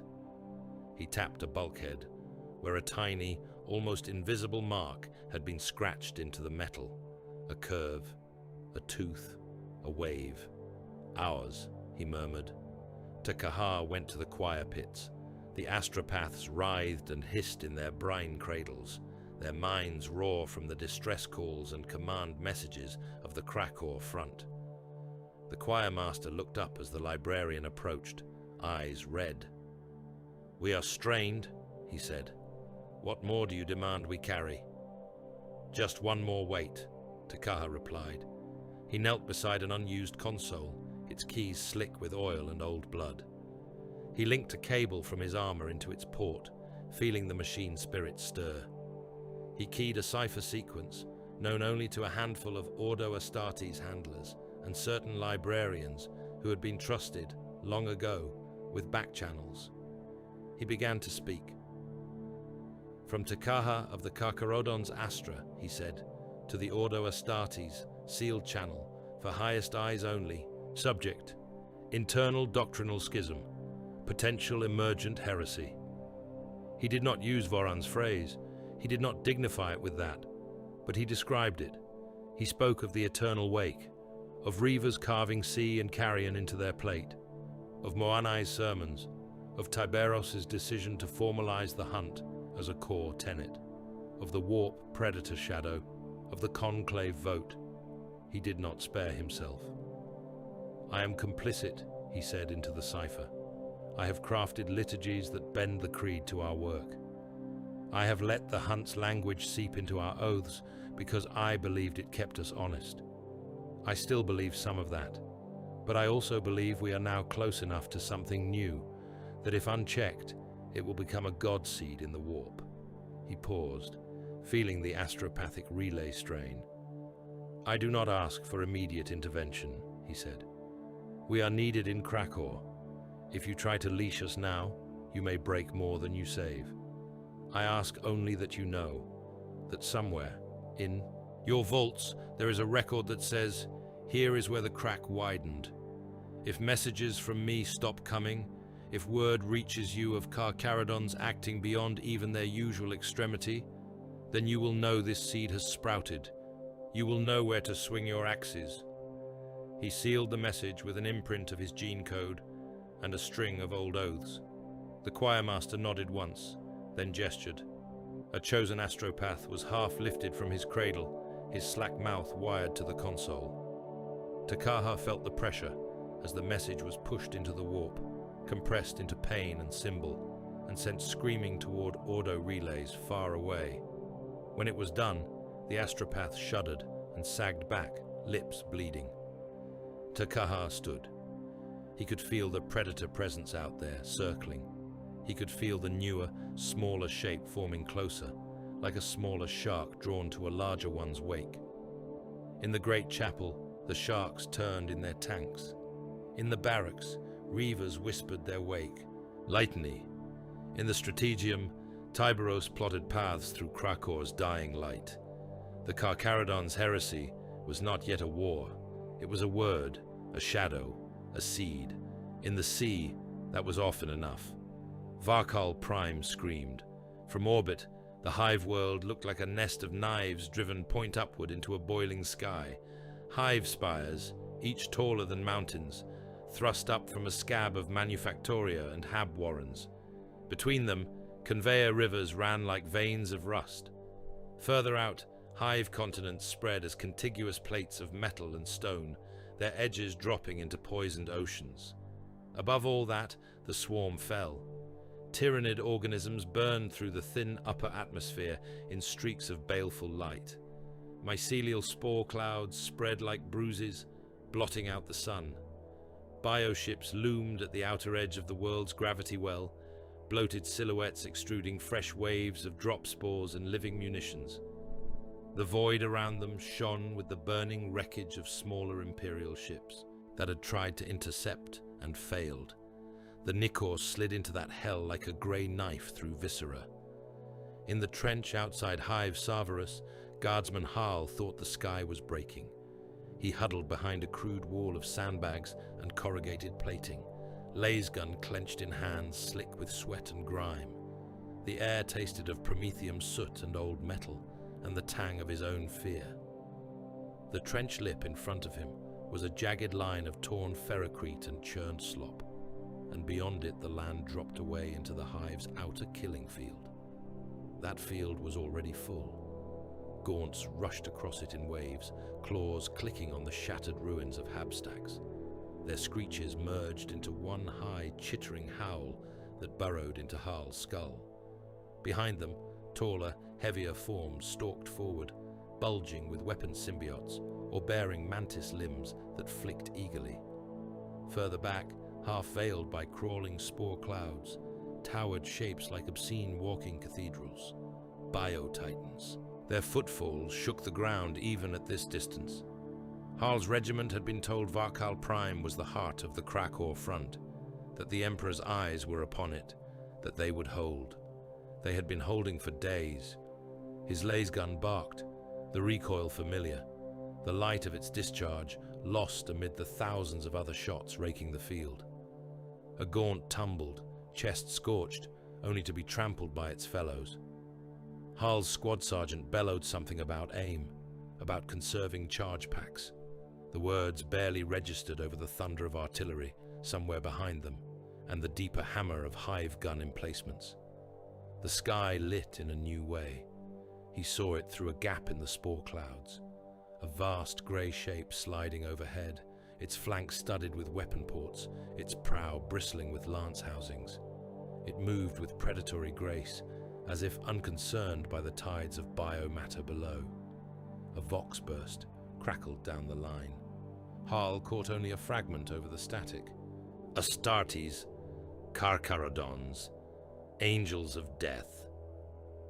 The first drop pods hit behind their lines. The sound was like the world being punched. Harl hunched involuntarily as the impacts thudded through the trench, showering dust from the already cracked overhead wattle. Someone laughed hysterically. Someone else made a choked prayer. The pods opened. Harl had seen pics of space marines, of noble ultramarines in shining blue, of stoic fists in gold, of angels with wings and banners. The things that stepped out of the pods were not that. They were taller, heavier. Their armor was the color of storm seas, scarred and patched with crude repairs. White jaw sigils marked their pauldrons, picked out with bone and metal. Their helms were carved into the shapes of fanged skulls and predatory masks, eye lenses burning cold green. They moved like apex predators scenting blood. One strode past Hull's section, the trench too narrow to contain his bulk, forcing men to press themselves against the walls to let him pass. His bolter was held one-handed, as if it weighed nothing. Teeth, real and carved, hung from his belt, clicking softly against one another. Harl found his throat working. "Angel," he whispered, barely audible even to himself. The Astartes did not even look at him. Ahead, at the trench line, brothers of the Carcharodons emerged like grey ghosts, stepping up onto the parapet as if they had no concept of cover. They raised their guns. Their collective opening salvo tore a ragged canyon through the first rank of gaunts, bodies pulped and flung aside. "Hold your fire until they reach the first marker," snapped Harl's sergeant. But his men were already firing again, heartened or terrified or both by the sight of these new arrivals. A vox on the Astartes band barked orders in a low tone Wall could not quite hear, though the cadence carried even through his helmetless ears. "Kill zone Eta," a giant near him snarled. "Strip the first. Wave. Leave the second for the claws." Down in the Strategium, Tyberos watched Varkol Prime as one more wound on a map made of light. Hololithic projections turned the hive world into a lattice of glowing lines. Hive spires were vertical bars, manufactoria plates, horizontal bands. Tyrannid swarms crawled as pulsing red masses through the corridors and open fields. Guard formations registered as flickering symbols, pushed back and crushed with each passing hour. "Swarm density is highest here," Takahar said, pointing with one gauntleted finger to the central band of Varkol's largest hive continent. "The hive mind is feeding heavily. It wants the manufactoria, the people, the reactors. It smells rich meat." "Sector Command screams for us to save everything," Voran murmured, leaning on the hololith table. "Every hab, every spire, every priest's favorite shrine. They send a long list of assets they do not wish to see eaten, as if lists matter in that." Tyberos ignored him. He studied the lower levels of the main hives, where massive population strata had once existed in perpetual twilight. He saw the tunnels the tyrannid digger organisms had carved up from the bedrock. He saw the way biomass was being herded down by instinct, driven away from the light and heat, and towards spawning pits and digestion pools. "We can deny them some of that," he said. He gestured to the lance batteries. "Plot a network of strikes across the lowest hab bands," he said. "Collapse everything between these depth strata. Seal the lower levels under rock and metal. Anything already down there dies without feeding the swarm. Anything above has nowhere to run, but into our fields of fire." Hester stiffened. "That is millions," he said. "Possibly tens of millions. Trapped, buried alive." "Better buried than digested," Tyberos replied. "Dead flesh they cannot chew is wasted biomass from their perspective. It starves them in the long run." "From the perspective of those flesh," Hester said, voice clipped, "it is suffocation instead of being eaten. I doubt that distinction comforts them." "They are prey either way," Tyberos said. "Our task is not to comfort them. It is to ensure their deaths purchase the greatest possible injury to the swarm." The lance crews did as they were told. From the Nikor's flanks, lines of pure light stabbed down into Varkol's crust, threading between hive spires with surgical indifference. They punched through layers of habdecks and maintenance tunnels and transit arteries. The ground trembled, lower levels sagged and then dropped, entire strata of habitation collapsing into underhive chasms. Millions died without ever seeing the beams that killed them. In the trenches, Harl thought the world had jumped. Dust gusted up from behind him, thick enough to make him cough, even through the filter mask. He saw distant hive superstructures tilt, then settle, as if something had chewed out their roots. "What was that?" someone asked. "Emperor help us," muttered the sergeant. That was them. Nemia stalked through a flooded manufactorum, water up to his greaves. The place had once built tanks. The rusting carcasses of half-completed hulls loomed in the dimness, dimly lit by emergency lumens and the occasional fire from ruptured fuel lines. Now the whole space was a kill box, its lower levels flooded by ruptured pipework and chemical spills.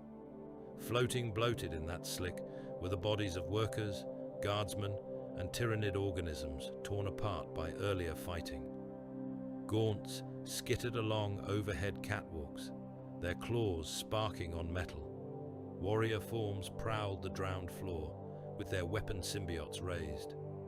Nemia's company had been dropped into the manufactorum to clear a path for retreating guard regiments, whose commanders had not yet learned what the Carcharodons meant by retreat corridor. Third squad, forward, Nemia. Forward, voxed. Use the guardsmen as screen. They draw the first salvo. We take the synapse beasts when they show their teeth. He did not say it unkindly.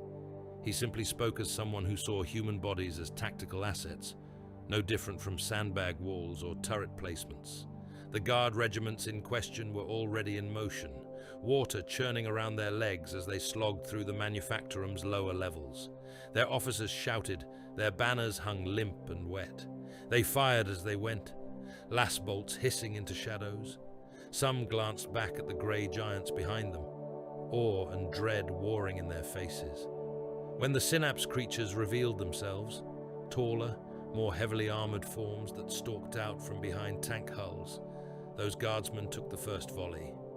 Living missiles slammed into their ranks, exploding in sprays of acid and chitin. Men vanished under the impacts, others staggered, armour melting.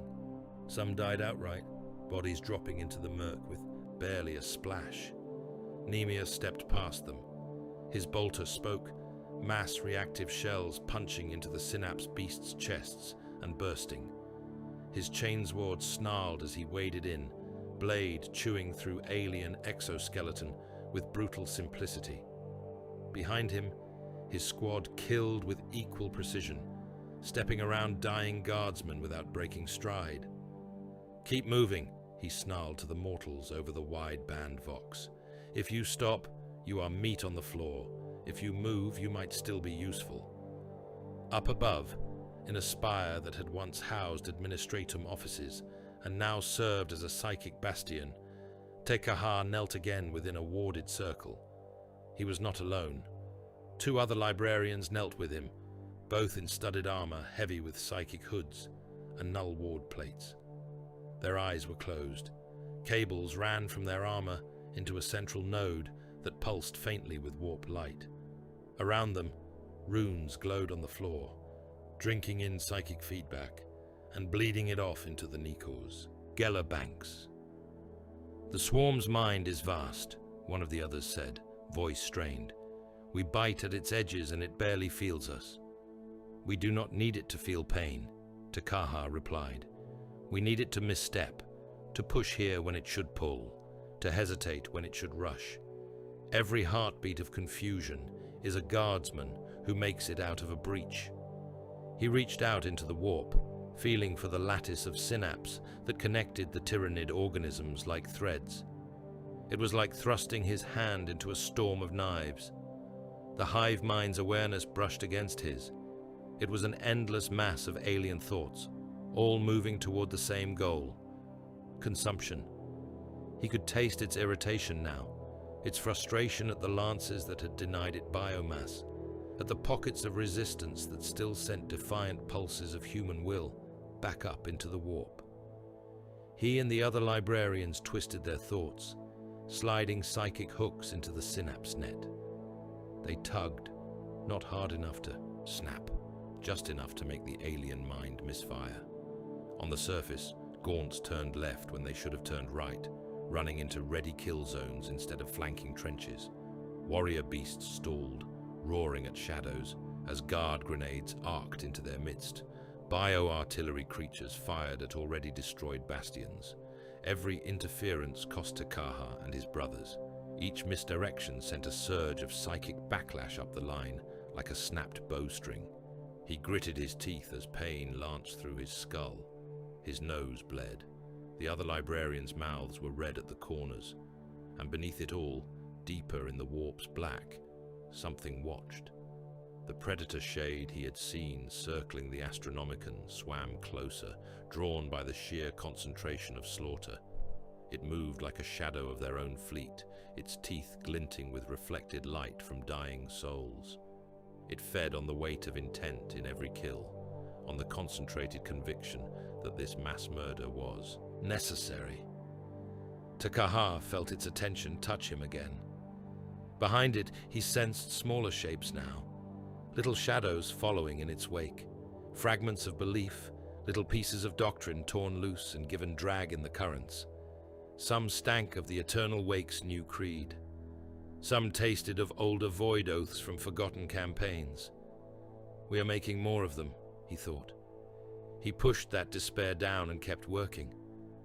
There would be time to worry about what entities the warp spawned from their deeds, if they survived this.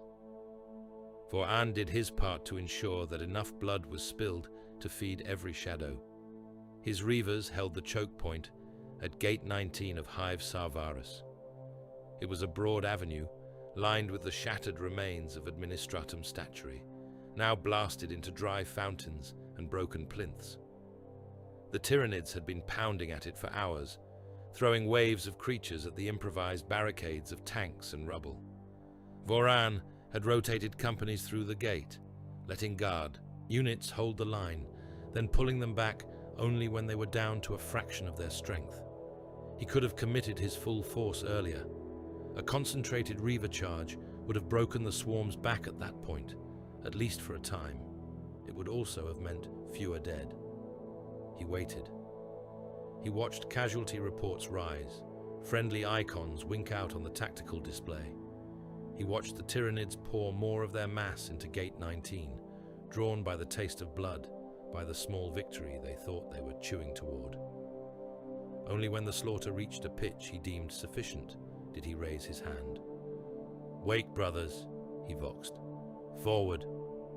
They surged in a grey wave. Reavers vaulted over wrecked tanks and shattered barricades, chain blades howling. Bolters spat, cutting ragged gaps in the front rank of the swarm.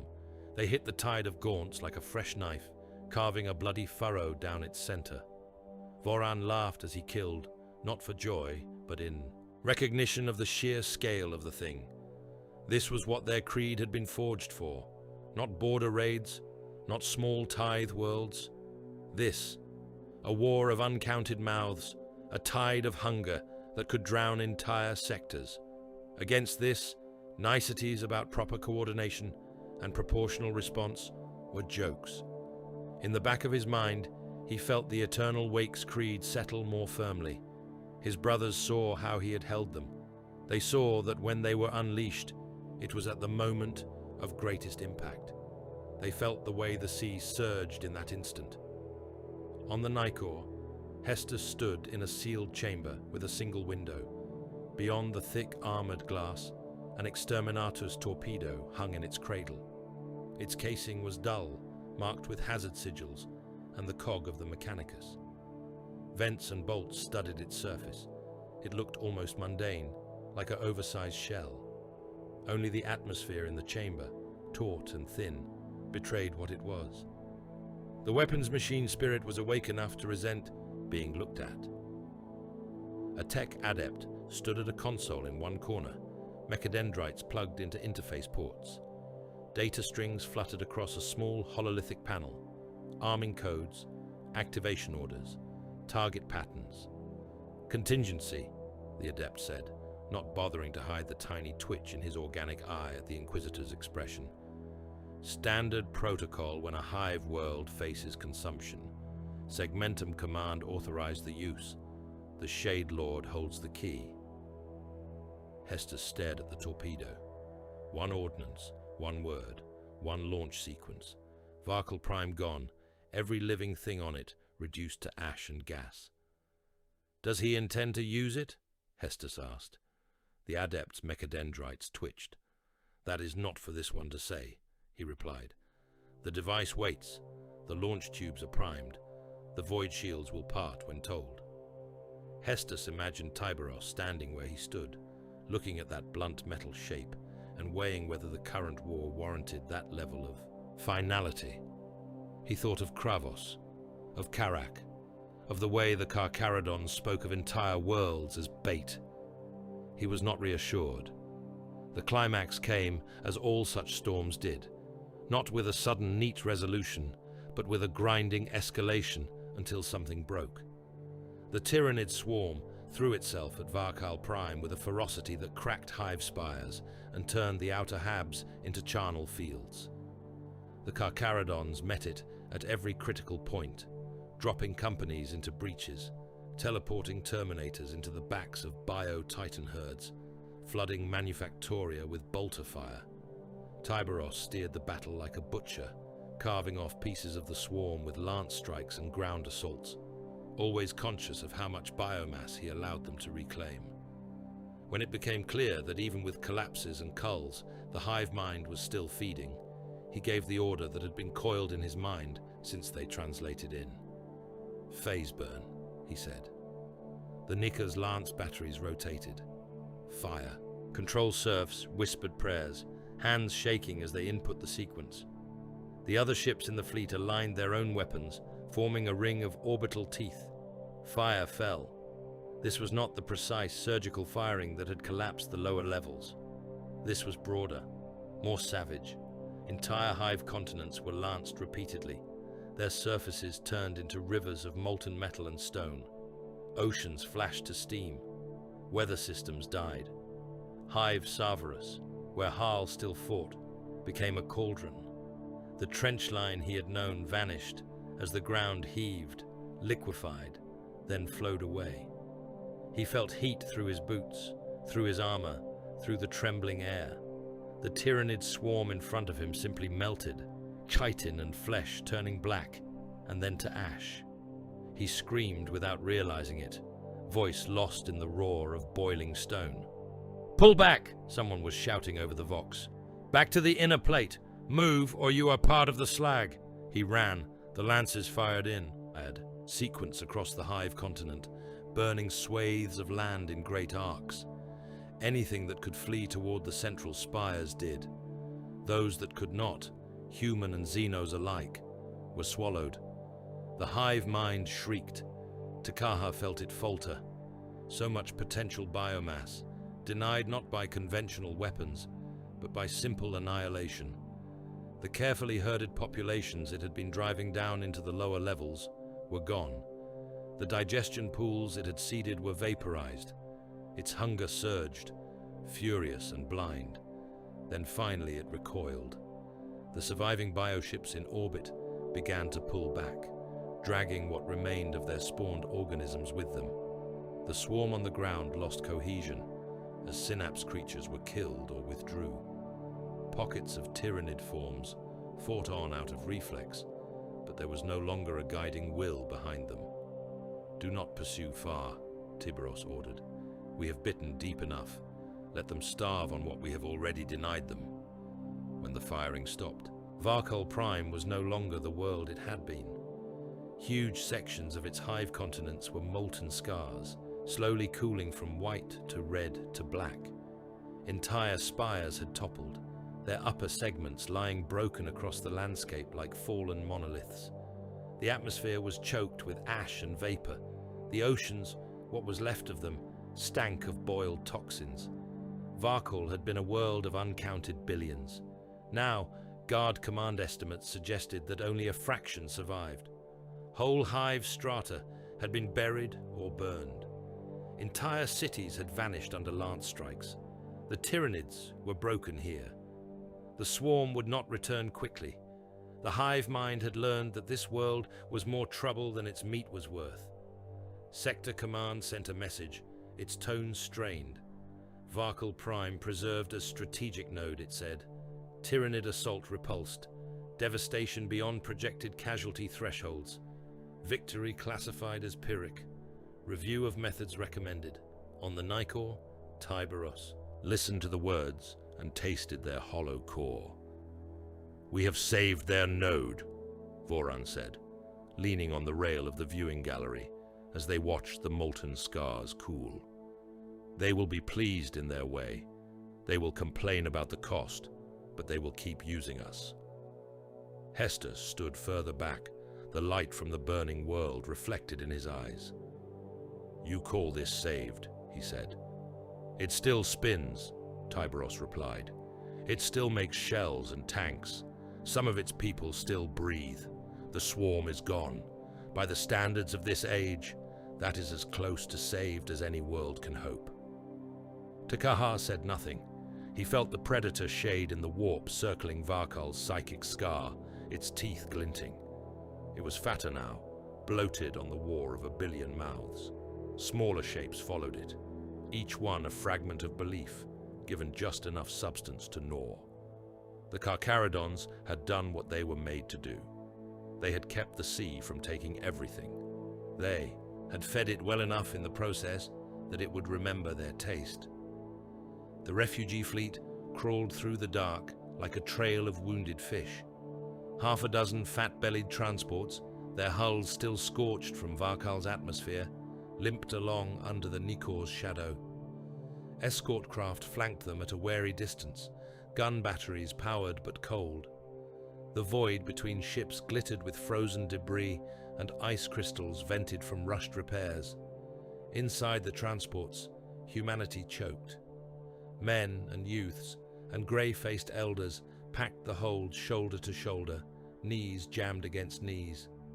The air was thin and sour, recycled too many times through filters clogged with sweat and fear. Makeshift partitions of sheet metal and cargo netting created pens that had once been cargo bays and now served as entire worlds for those crammed inside them. In one such bay, in the bowels of the refugee vessel, Pilgrim's Due, a boy named Marek, huddled against the ribbed hull. He had seen Varkal's sky turn white. He had felt the heat through the hive stone as the lances burned. He had watched his father fall on the embarkation ramp, trampled under the crush of bodies trying to board before the last void door closed. Now the echo of that crush lived in his bones. Every breath tasted like failure. Around him, voices muttered prayers.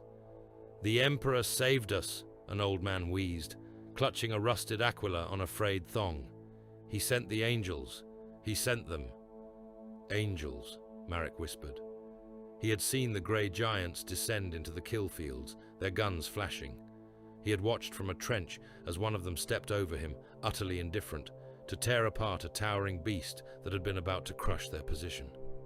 He had thought in that moment that if anything could stand between the Tyranids and the end of all things, it was those figures. Some part of him still believed that.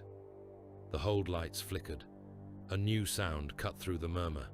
A deep, distant clang, like something heavy attaching to the hull. Then another. Then a series of hollow thuds that made the metal ribs around them shudder. The muttering died. "What was that?" someone hissed. "Void impact," another voice said, tight with panic. Something latched on.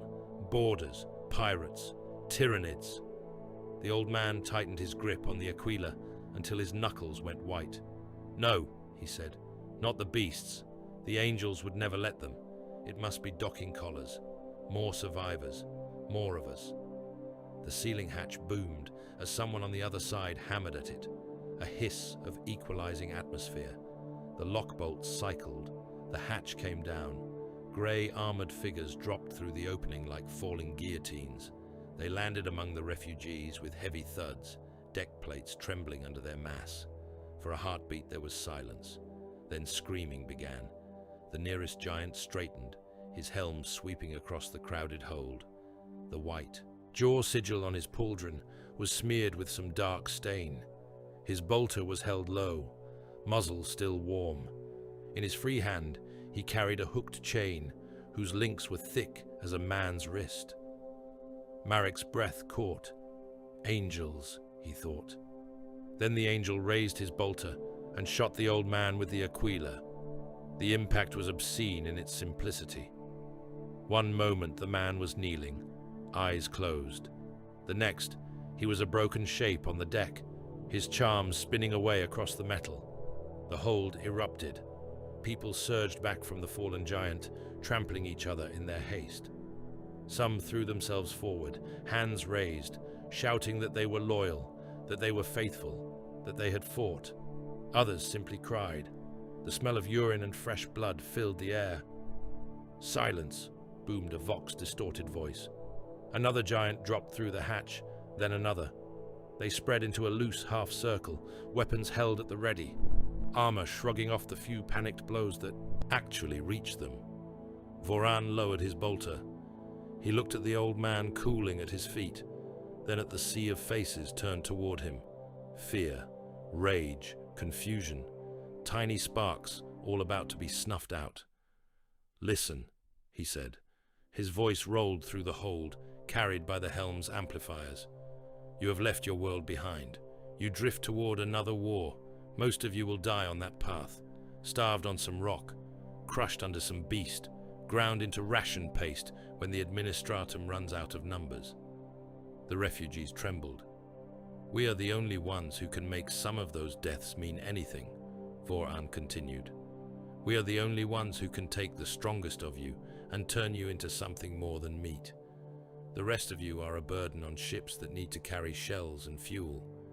He gestured. Reavers moved forward, their chains clinking. They began to drag people from the crowd, selecting at a glance. Taller youths, hardened faces, men whose eyes, with the blunt backs of bolters, forced with the blunt backs of bolters, forced into tighter and tighter spaces until they could barely move. "Those ones live," Voran said, nodding toward the chained. "They will bleed in our name. They will learn to breathe the void and not cry. The rest of you," his bolter came up, "have already been eaten," he finished. The red feast began. Grey armor moved among the crush, muzzles flaring. Refugees dropped in clumps, shots punching through multiple bodies at once. The screams became a single sound, high and terrible, then began to fade as throats closed or were stopped. Marek froze.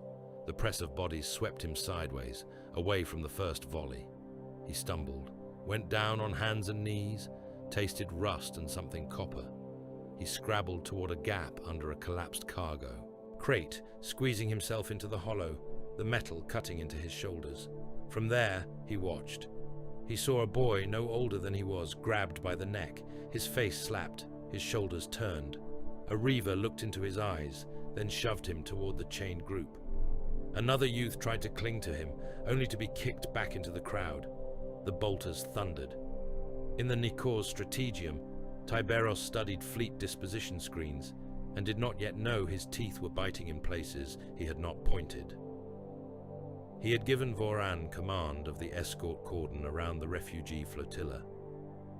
The Shade Lord's attention was on Varkal's aftermath, on the patterns of Tyrannid withdrawal, on where the next convergence would likely form. Refugees were assets to be moved, not hunted. "Sector Command insists these transports reach Solan Gate," Hestus said, standing beside the hololith. "They have plans to fold the survivors into new regiments, to feed your war as well as theirs." "They can insist," Tiberos replied. "We will shepherd the fleet within our arc, so long as it does not cost us too much shot or blood." He did not look at the escort icons. He did not notice as some of them shifted their positions, moving closer to the fat-bellied refugee ships. On the escort cutter Grey Talon, Nemia strode through a corridor that hummed with recirculated air. He had come to check on munitions transfer protocols. Voran had claimed he needed to adjust cargo holds to take on more shells before the next engagement. Nemia wanted to ensure that those shells were actually being loaded and not just sitting in manifest sublayers, forgotten. As he passed a side hatch, a spatter of noise brushed his audio feed. Not a clean gunshot, not the steady cadence of training drills, something messier, the overlapping crack of many weapons firing in a confined space, the distant muffled sound of a crowd shouting. He paused. His squad sergeant, walking at his shoulder, frowned. "Captain," he said, "seal that hatch." Nemia ordered. A Reaver at the door panel started to speak, then faltered under Nemia's gaze. "This area is under the Reaver Master's purview," the Reaver said. "Ongoing operations." "I am a captain of this chapter," Nemia replied, voice flat. "Open it." There was a heartbeat of hesitation.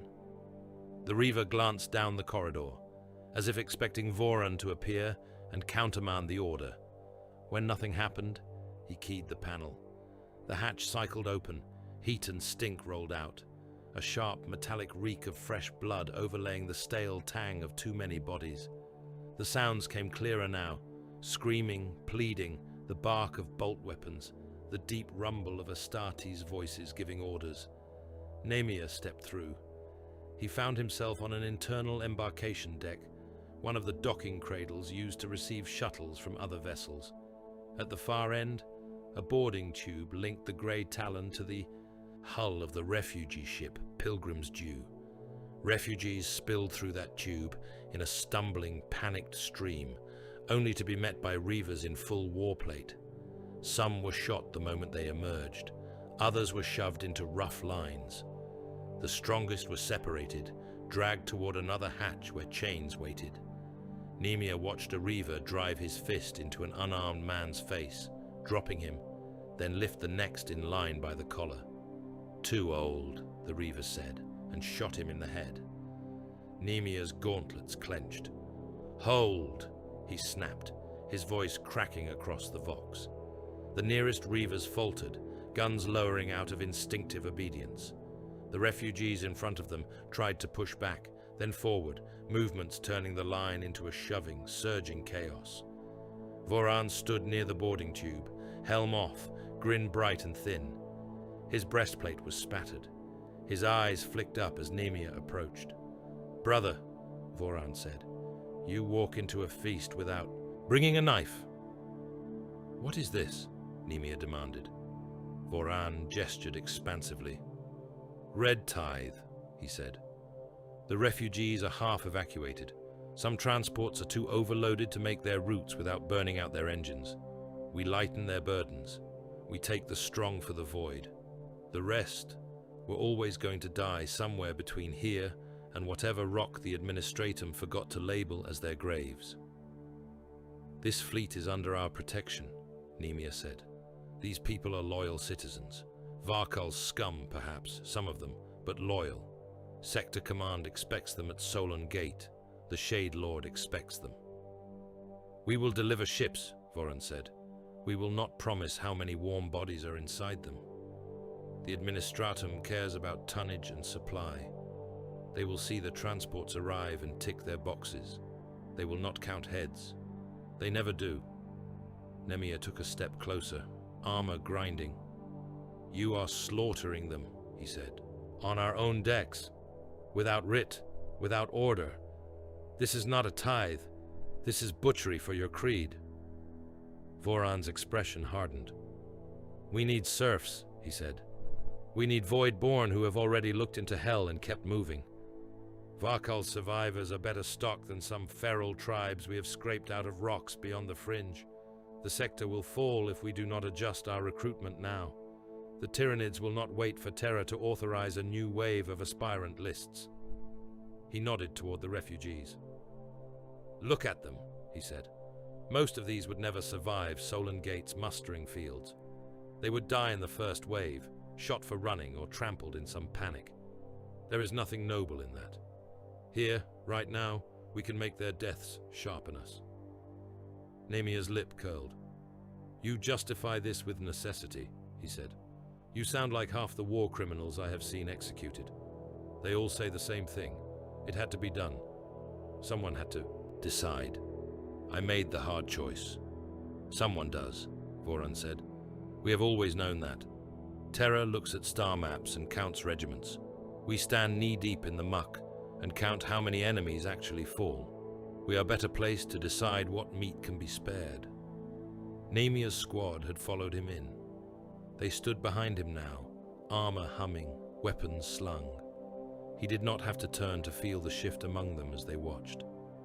Some were rigid, shock written in the way they held themselves.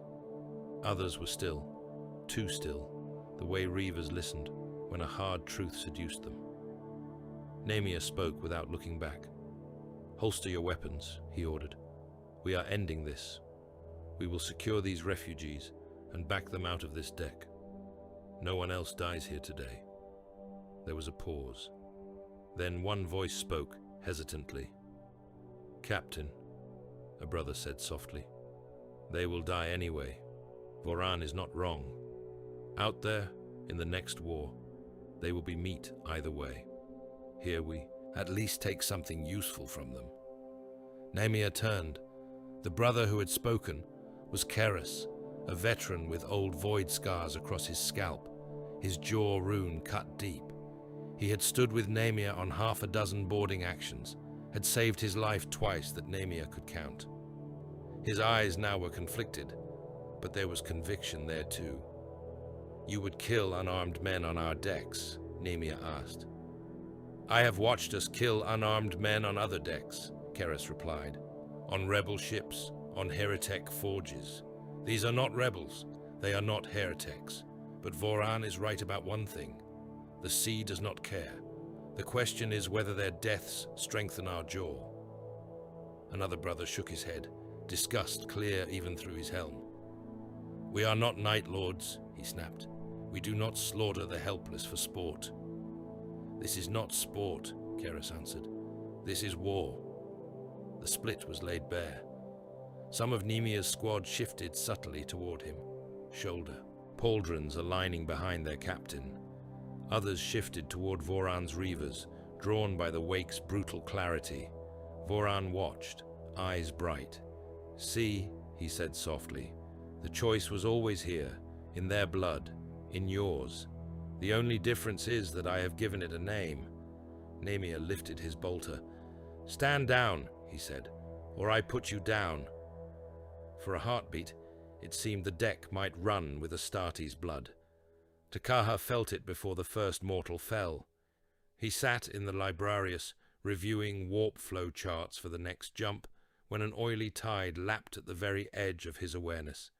It was not the sharp, insectile hunger of Tyranids, nor the hot, jagged flare of demonic intrusion. It was something older, familiar, the psychic stink of mass death. Not on a world, on cold steel. He focused. The tide was close. Not a distant world scream echoing through the warp, but something happening against their hull. On one of their own ships. The thoughts were small and frantic and numerous. The killers were immense and focused and utterly convinced of necessity. Voran, he thought. He stood so abruptly, his meditation circle scattered, candles tumbling. A nearby serf flinched. Takaha ignored him. "Bridge," he voxed, passing the Librarius ward threshold. "Which escorts are conducting boarding operations?" A duty officer's voice answered after a moment, confused. "None, librarian," the mortal said. "All boarding actions have been concluded since Varkol. We have only transit operations between the escort cordon and the refugee vessels." Takaha's lips thinned. "Patch me through to Grey Talon," he said. Static, then a burst of cross-chatter. Panicked, on civilian bands. Carcharodon command channels overlaid, barking orders. He heard Voran's voice, calm and amused, cutting through. "The weak go down," Voran was saying. "The strong to the back. Chain them. Kill anyone who tries to break this line." Takaha closed the channel before the next mortal scream could reach him. He went to Moanai. The chaplain stood before the jaw-framed altar, Crozius resting in both hands. He was alone, the sharks in their tanks circling behind him. "Moanai," Takaha said. The chaplain looked up, eyes narrowing at the librarian's expression. "What now?" he asked. "Voran is taking red tithe from the refugee fleet," Takaha said.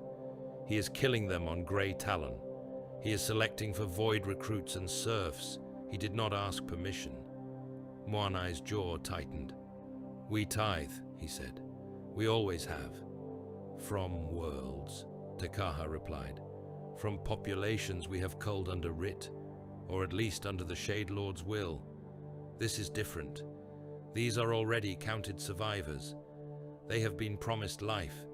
They are under our protection. And now, some of them will serve in our holds, Moanai said.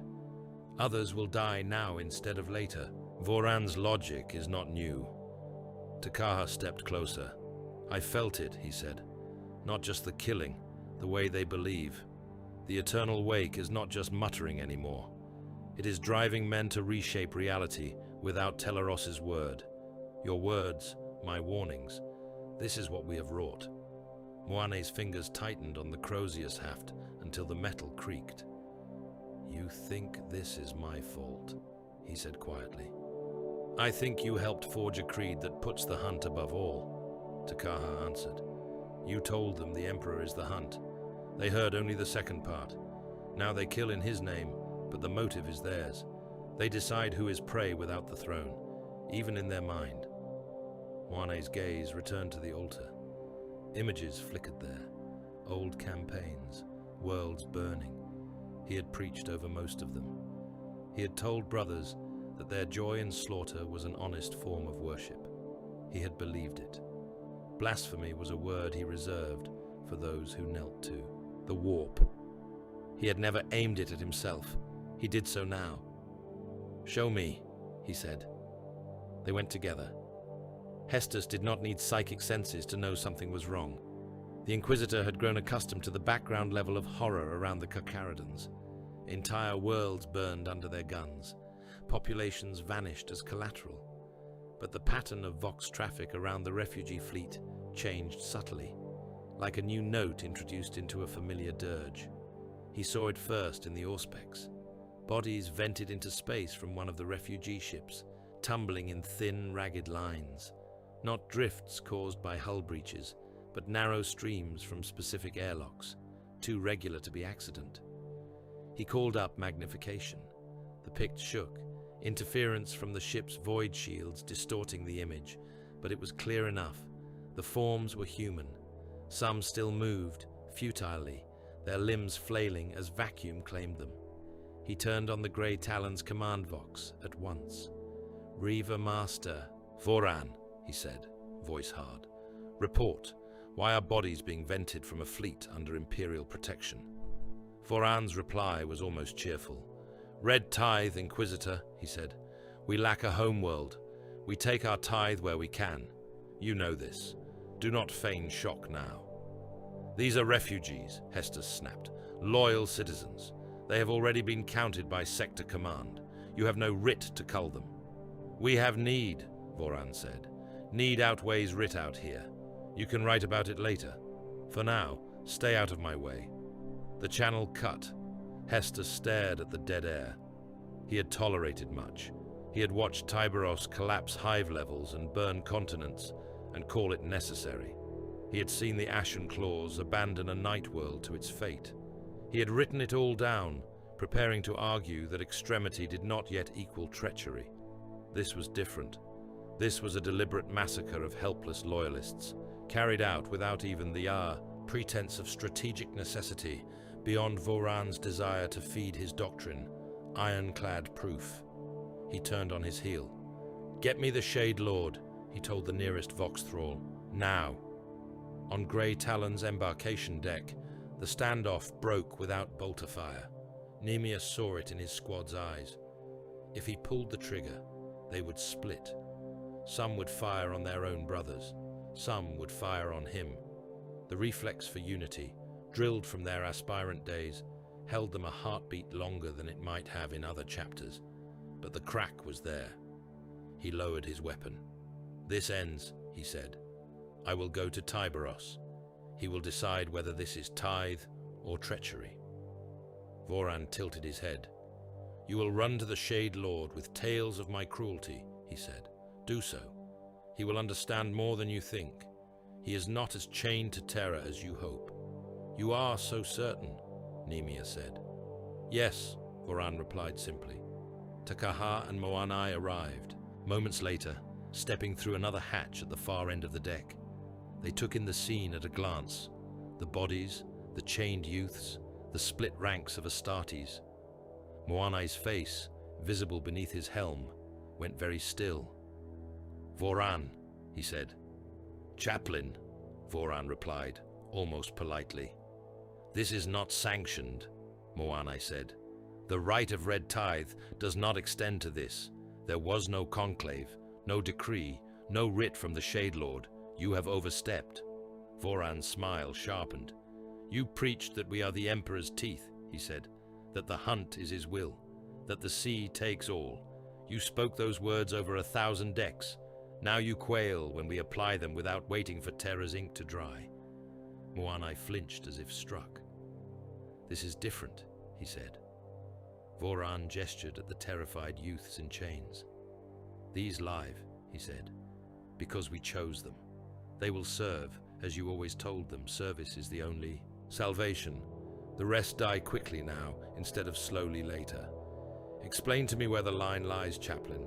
Tell me exactly which skull on your chains died with more sanctity than these." Moanai had no answer.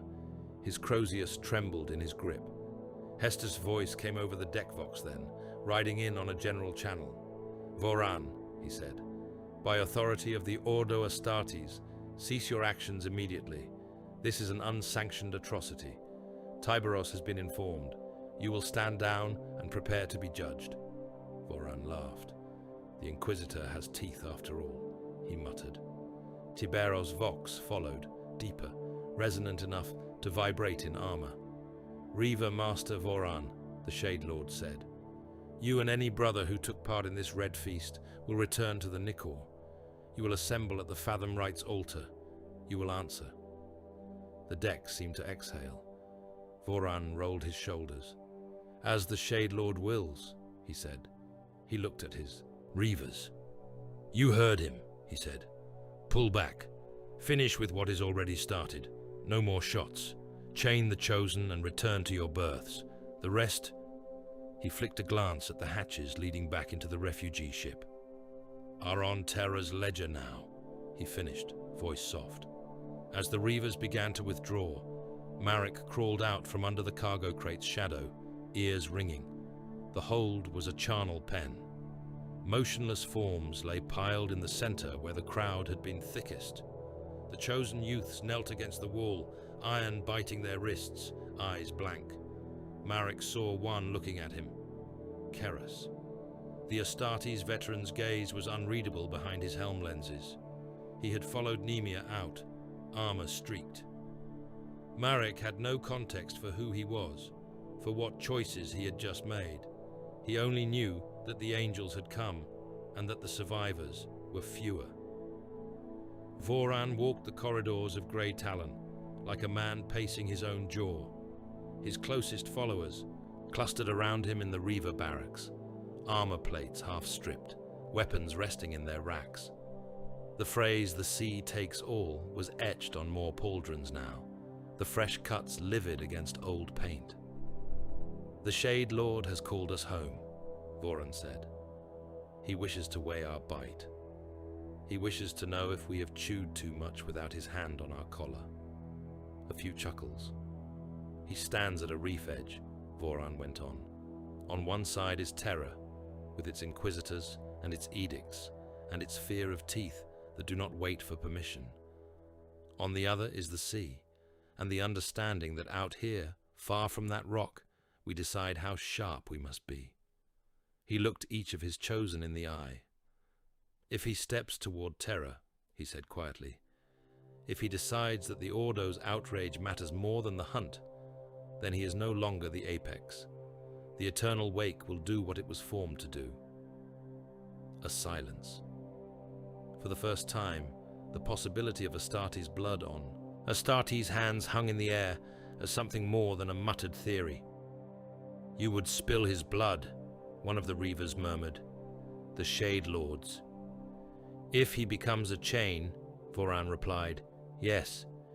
Better to drown in a sea we chose than live as a tooth in a jaw held by a corpse on a distant throne." Moanai stood alone in the Nicor's shrine, staring up at the hanging jawbones. He saw them differently now. Not as trophies of righteous hunts, but as a map of the line they had walked, each bone a step closer to something he was no longer sure he could name with confidence. "We are the Emperor's teeth," he whispered. The words tasted wrong. Takaha stood at the edge of the tank nearest him, watching a pale shark turn in its confined dark.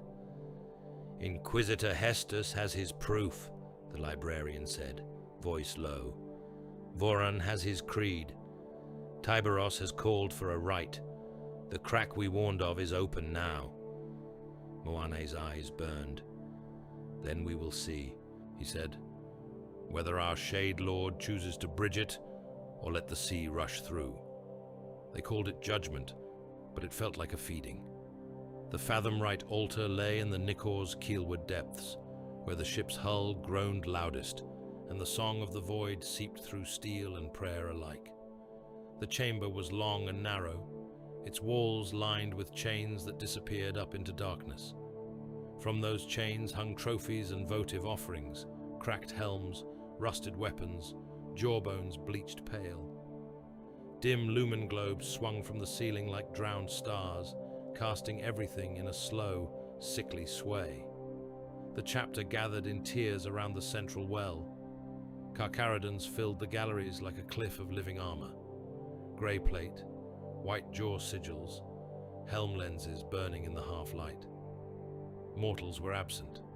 Serfs were barred from this place.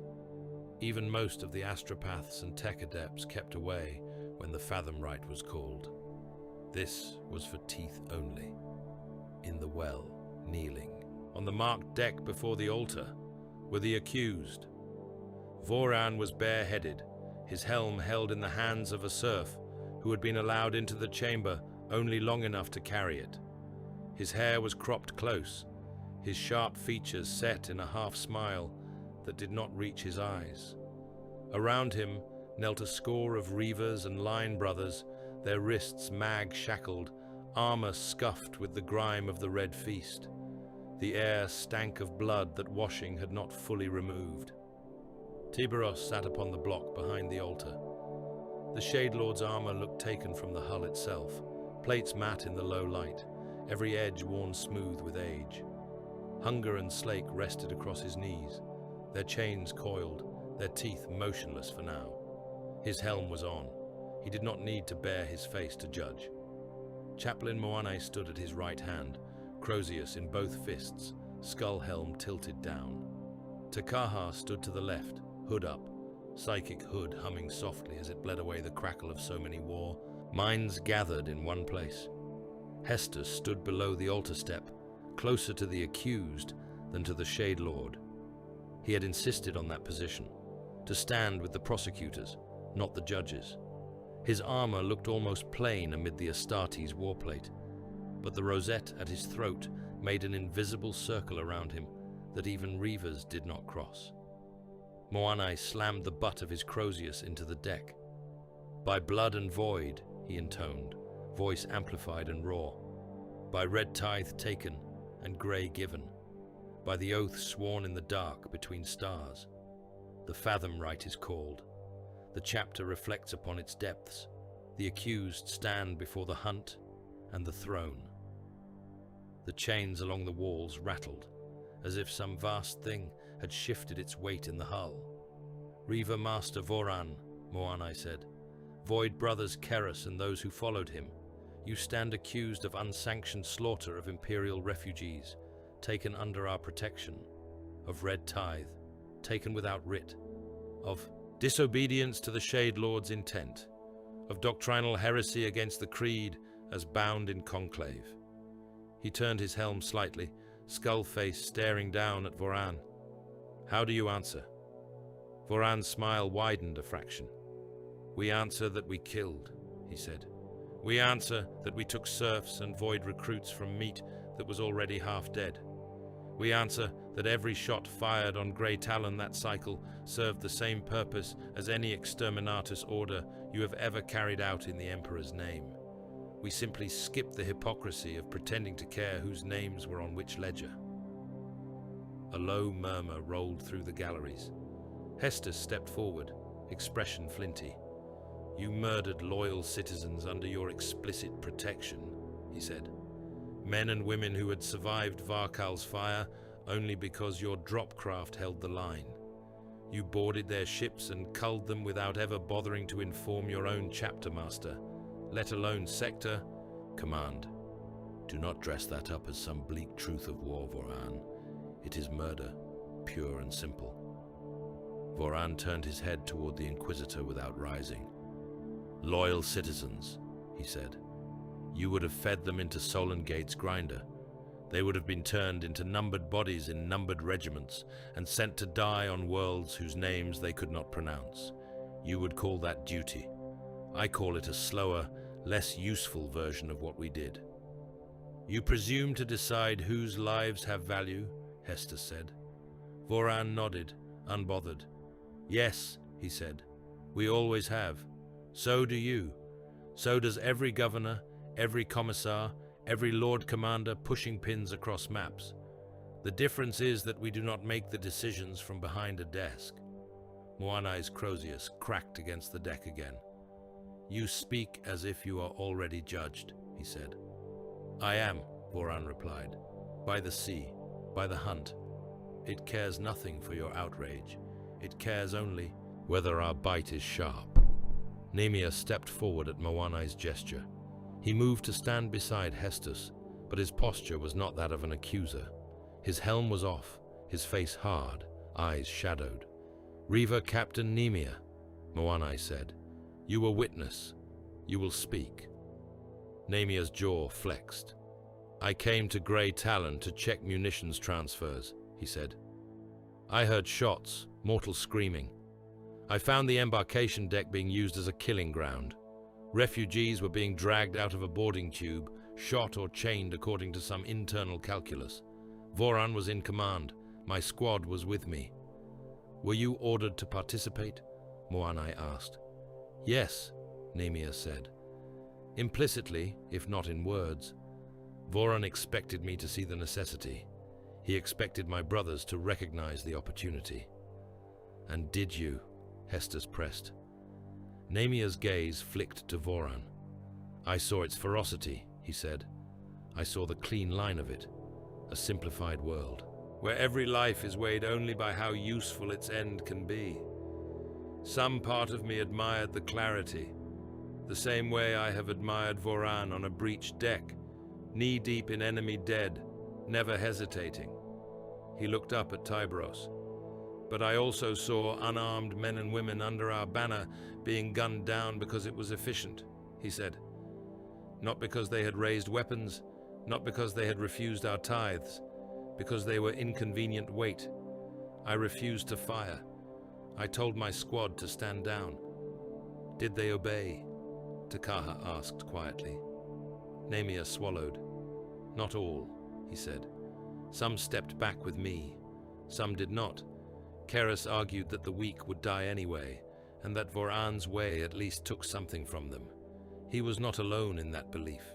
He faced the galleries. I do not deny our nature, he said.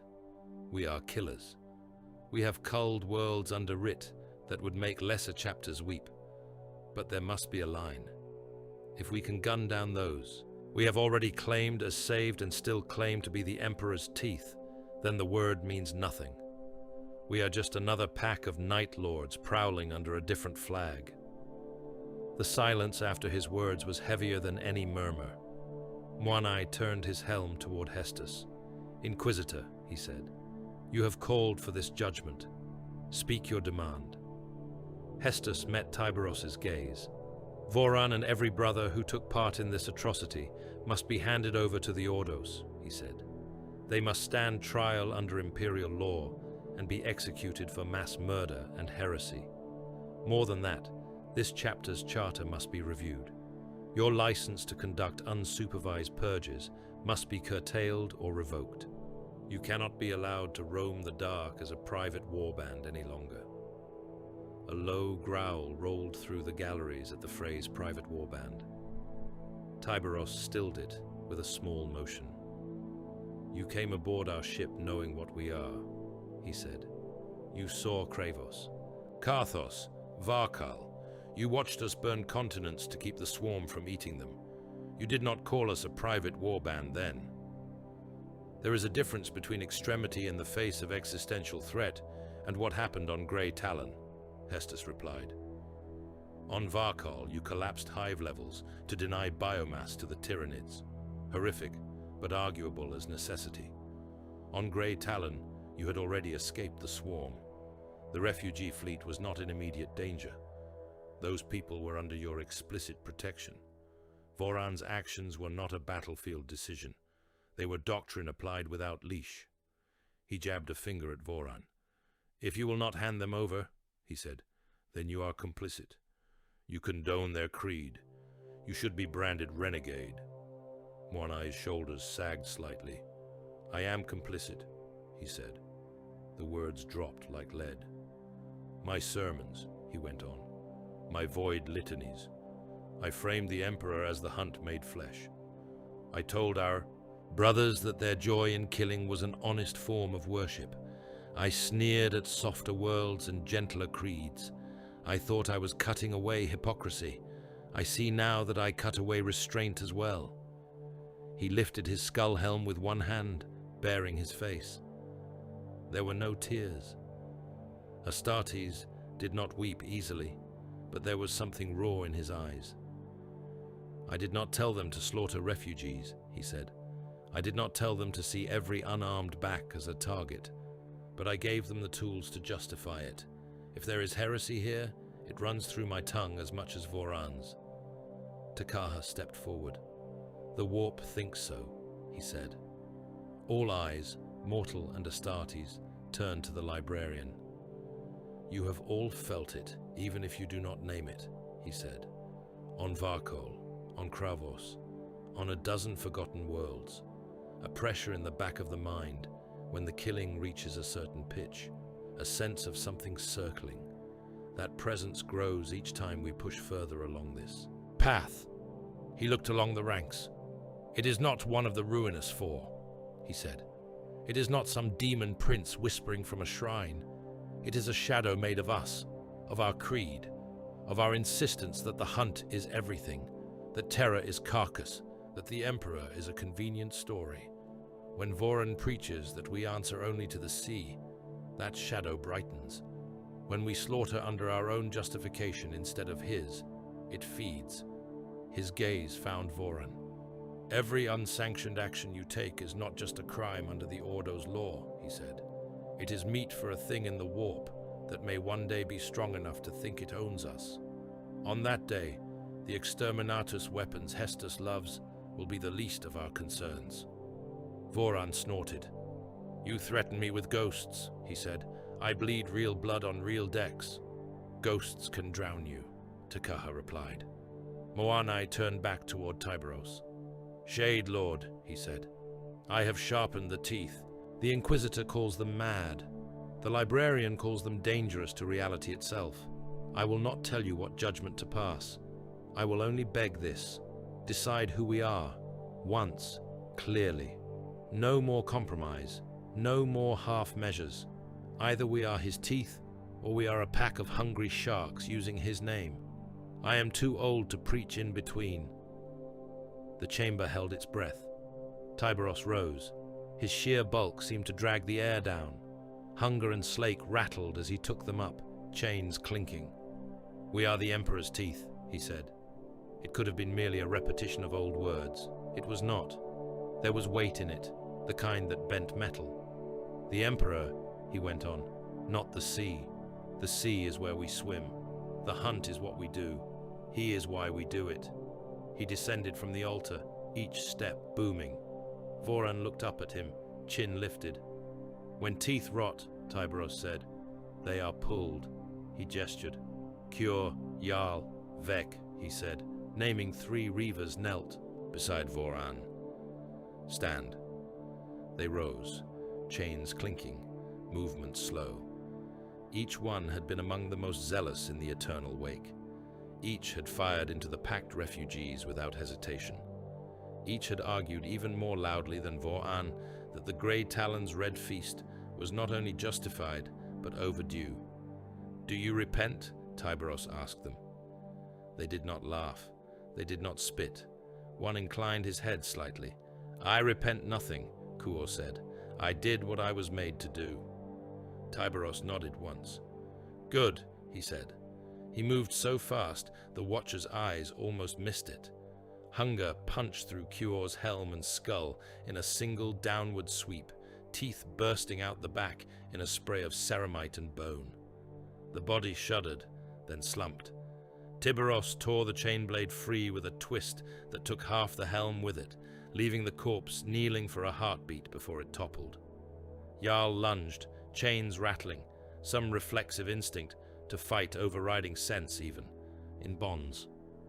Tiberos backhanded him with Slake. The impact collapsed the Reaver's chest plate, drove him sideways into the deck with a crunch. Before Jarl could drag in another breath, the Shade Lord stamped once, boot on helm. The ceramite shattered. The skull beneath it did the same. Vec roared wordlessly and tried to throw himself forward. Tiberos stepped in, caught the other Astarte's head in one massive gauntlet, and squeezed. The reinforced helm buckled.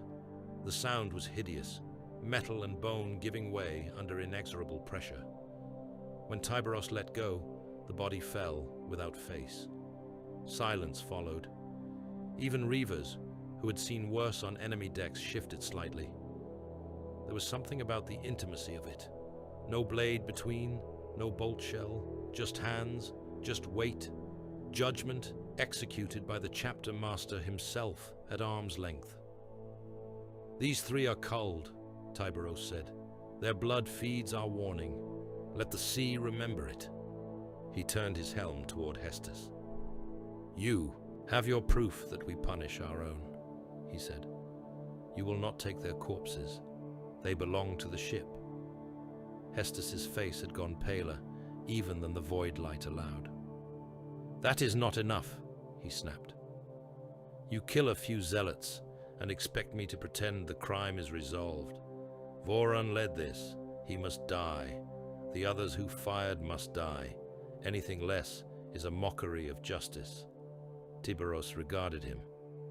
"I did not invite the Inquisition of Terra aboard my hull to tell me how to tend my jaw," he said. "You have your reports. You will write them. The lords will gnaw over them in their halls. Until they send a fleet strong enough to cage us, we will continue to bite where the war demands." He turned back to the accused. "Voran," he said. "Keras, those who fired under your order, you will not die today." A rumble of discontent and relief mixed rolled through the chamber. "You will not die," Tiberos repeated, "because death is release, and execution is simple. A bullet, a broken helm. I offer you something heavier." He looked up, addressing the galleries as much as the kneeling brothers. "In the long wake of our wars, there have always been those whose sins were too useful to waste," he said. "Brethren absolved only by unending kill tallies. We have never named them. They slid into the worst boarding actions. They were the first across any void. They burned most brightly and went out quickest. From this cycle, they have a name." He planted Hunger's tip in the deck, sparks jumping. "Void penitent," he said. "Those we mark thus will never again stand in the second rank. They will not retreat. They will not hold rear lines. Wherever the war is thickest, they go. Whatever boarding action is least survivable, they lead. They do not take trophies. They do not sit in conclave. They live and die in the breach until the sea finally takes them. That is their sentence." He pointed Slake at Voran. "You are stripped of the title Reaver Master," he said. "You will never hold command again. You will fight until you drown. You will do so under my eye." He pointed at Keras and half a dozen others who had stood firm on Grey Talon. "You follow him," he said. "Void penitents, from this hour, rise." The chains at their wrists unclamped with a clatter. Voran stood slowly, meeting Tiberos's gaze. His face was very still now. No smile, no sneer, just a hard, flat line. "You choose to keep me," he said. "Was the feast worth less to you than the tyrannid kills we made on Varkal?" "I keep you," Tiberos said, "because you are too dangerous to let roam and too valuable to waste entirely. This is not mercy, it is accounting. Voran bared his teeth. Then we are both still honest, he said. Tybros stepped closer. Hold out your right hand, he said. Voran hesitated only a moment before obeying, extending the gauntleted limb. Tybros raised. Hunger. For a heartbeat, Voran might have thought he meant to sever the arm entirely. Instead, the chain blade snapped down in a precise arc, biting into the pauldron and vambrace. Metal shrieked, flesh yielded. The blade sheared away the outer half of Voran's forearm armor and the fingers beneath, leaving a mangled stump that still bled, even through implanted coagulants. Voran staggered, teeth bared in a hiss of pain, but he did not cry out. You keep your arm, Tybros said. You lose your grasp. He turned his helm, taking in the rest. This is the Inquisition of the Void, he said. We cull our own, we bleed our own, we decide who drowns. Terra's Ordos may pass their judgments in their halls. Out here, far from their rock, we answer to the sea, the hunt, and the memory of a god who once walked. Hestus's hands were fists at his sides. This is not justice, he said. This is a performance. You kill a few, maim a leader, and invent a new kind of punishment that keeps your worst offenders at the tip of your spear. You have learned nothing. Tyberos's lenses fixed on him. You are wrong, he said. We have learned that if we let your kind bind our hands every time you are horrified, half the sector would already be in tyrannid bellies. We have also learned that if we let Voran's creed go unchecked, we will drown ourselves in blood before the swarm has the chance. He stepped back up to the altar. We walk the line, he said. We have always walked it. We will do so as we see fit. Hestus looked as if he might draw his sidearm in a gesture as futile as it would be suicidal. Instead, he turned sharply and strode from the chamber, cape snapping around his legs. He would write his reports. He would file his charges. He would name this what it was becoming: heresy. The galleries slowly emptied. Brothers filed out, some glancing at Voran with new caution, others with a flicker of admiration. The Eternal Wake's flame had been doused in blood this day, but its embers remained. Its members were scattered now, some bearing the mark of the Void Penitent, others unmarked but watching. Moanai lingered. He watched Voran's retreating back, the maimed hand clasped against his chest, the chain of his new status dragging like a physical weight. This is not what I meant, the chaplain said quietly. Takaha stood beside him. It is exactly what we meant, he replied. We just did not see it all the way through. He looked up, as if through the hull, toward the warp. Out there, the predator shade circled still. It had watched this judgment. It had fed on the execution, on the pain of maiming, on the bitter, tangled conviction of men who believed themselves both damned and necessary. It was not yet a god. It smiled like one. The Krakow marches burned like a string of funeral pyres across the stars. World after world flickered in the Nikor's auger. Hololiths, each rune haloed in amber or red. Hive planets with their crowns snapped off. Agri-spheres gutted and left to spin as empty husks. Mining moons turned to slag. Varkol Prime's scarred outline still glowed, a wounded heart at the sector's center. Around that bleeding heart, new teeth gathered. The tyrannid splinter swarm still prowled, drawn back again and again by the scent of biomass. Now, other predators had joined them. Void sigils pulsed at the edge of the hololithic map, jagged and wrong. Where the tyrannids were blind, implacable hunger, these new arrivals stank of choice. Chaos had come to feed on the storm. Raiding patterns confirmed, the Augur Master intoned in his cracked monotone. Multiple warbands, distorted vox-cants, identifications tentative, Night Lord's elements, Red Corsair splinters, unmarked renegades, all converging on the Krakow marches. Inquisitor Hestus watched the icons creep inward. They smell blood, he said. Ah, blood. Sector commands blood. They do not care whether the Tyranids devour the worlds, so long as they can strip what is left from the bones. Tyberos stood before the hololith, massive arms folded, helm lenses fixed on the shifting pattern. They will not get the chance, he said. A council had been called. Not the grand, jeweled kind held under Terra's artifice sky, with gilded lecterns and balconies full of scribes. This one took place in the Nekor's secondary strategium, a chamber whose walls were the exposed ribs of the ship's structure.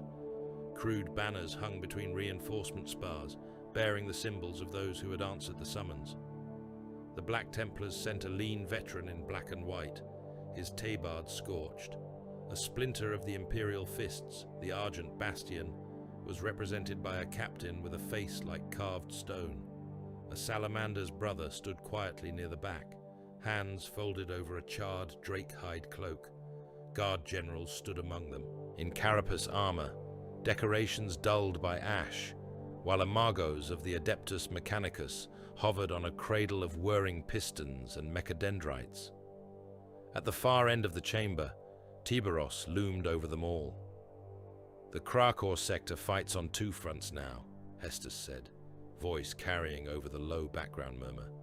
The Great Devourer on one side, the Eyes Spawn and their slaves on the other. If we treat this as two separate wars, we lose both. The Black Templar sniffed. The Tyranids are beasts, he said. Chaos is choice, apostasy, corruption. The first can be starved, the second must be burned. We should focus our efforts on the traitors. Let the guard drown in gaunts if they must, so long as the warp filth are purged. The Salamander's brother shook his head. If the Tyranids consume too much biomass, he said calmly, the sector falls whether the traitors burn or not. We cannot ignore either front. The guard general nearest him, a hawk-faced man, whose rank pins were half-melted, spoke up. My men cannot be asked to hold every line, he said. We are already stretched across more worlds than our supply lines can feed. If you expect us to fight Tyranids and Chaos both, something has to give. We need a plan that uses what we have left, not a wish list for a Lord Solar who has no more troops to spare. All eyes turned eventually to Tyberos. He let the silence stretch, the weight of those gazes resting on his armor. Hunger and slake hung at his hips, quiescent but heavy with expectation. We do not have the strength to garrison everything, he said. We never did. The Krakor marches are too wide, the Tyranids too many, Chaos too slippery. We must stop pretending this can be fought like a parade war. He gestured to the hololith. Here, he said, indicating a cluster of worlds near Varkul's scarred orbit. And here, agri stations, Minoris hives. They are already half dead. Their atmospheres are fouled. Their populations scattered. They represent meat, but not meat easily defended. The Mechanicus Magos's mechadendrites twitched. These nodes still have value, he rasped. Their forges, their data pools, their reactor cores. Tyberos inclined his helm a fraction. They also present excellent kill zones, he said. We draw both predators to them. We let the Tyranids and Chaos warbands chew each other. Then we strike. Lances from orbit. Teleport assaults into the back of whichever fleet remains strongest.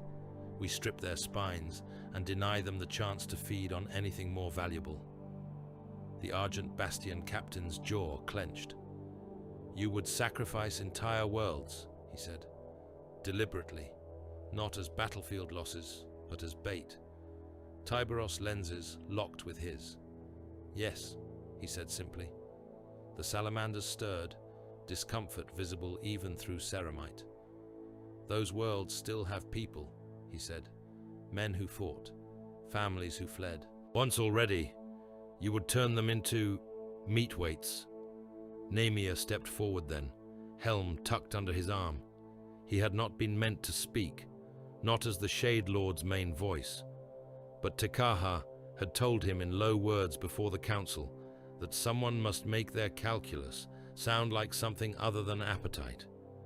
That if leaving it all in Voran's mouth had nearly broken them, letting Tyberos speak without a filter would shatter what little trust remained. "Those people are already in the grinder," Nemia said. "The Tyranids and Chaos will go to them whether we plan it or not. They smell fear and biomass. The question is not whether those worlds burn, it is whether their burning buys us anything." Remember, don't forget to like, comment, and subscribe. Support helps. The Black Templar snorted. "Spoken like a true Carcharodon," he said. "Everything waits and purchases." Nemia met his gaze without flinching. "You can call it monstrous calculus if you like," he said. "I call it strategy. On Varkal we collapsed Hive, levels and burned continents to starve the swarm. It worked. The world still spins. On Karthos, we burned a forge world to stop Heretic engines from opening a scar. It worked. The sector still has planets to fight over because of such choices." He swept his eyes across the gathered commanders. "If we try to stand on every rock, we will drown on all of them," he said. "We must choose which worlds to save and which to let die in ways that hurt the enemy most. It is ugly, but ugliness does not make it wrong." Hestus watched him with a strange expression. Even now, when acting as the chapter's moderating voice, Nemia did not talk of mercy. He talked of cost and effect. He had just learned to put it into words that Guard generals and Astartes captains could swallow without choking. Hestus also noted, as he had so many times before, that none of the Carcharodons at the council table spoke of garrison duty. They never volunteered to hold a world after the killing was done. They did not offer to sit on Varkal's ruins to help rebuild. They offered teeth, not shields. "We can structure the sacrifices," Nemia said. "Evacuation arcs, withdrawal corridors.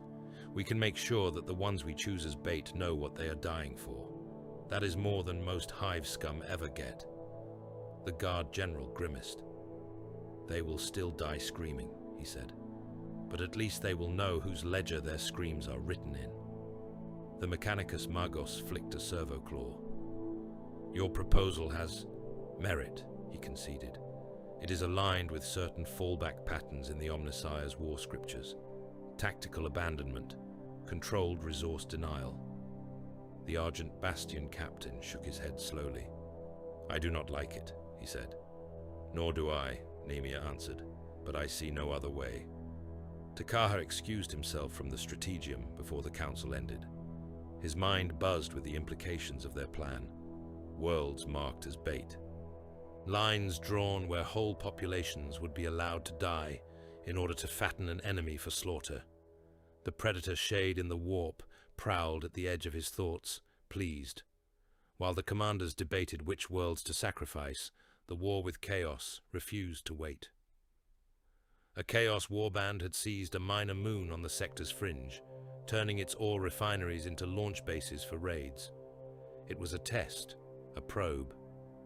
Takaha took a small strike force to cut the tongue. They dropped through a sky smeared with oil smoke and warp light, thunderhawks biting into the moon's thin atmosphere.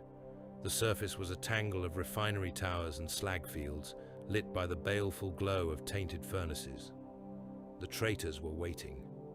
Heretic Astartes in brass and red, their armor etched with runes that shifted sickeningly, met the Carcharodons with chainswords and warped bolters.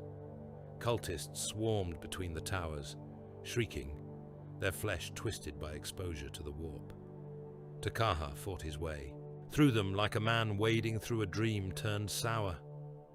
His force weapon hummed, its blade drinking in spilled soul stuff. Beside him, Carcharodons killed in cold silence. He felt the warp thicken. The air around him grew heavy, as if full of unseen water. Voices whispered in languages that hurt the ears to hear.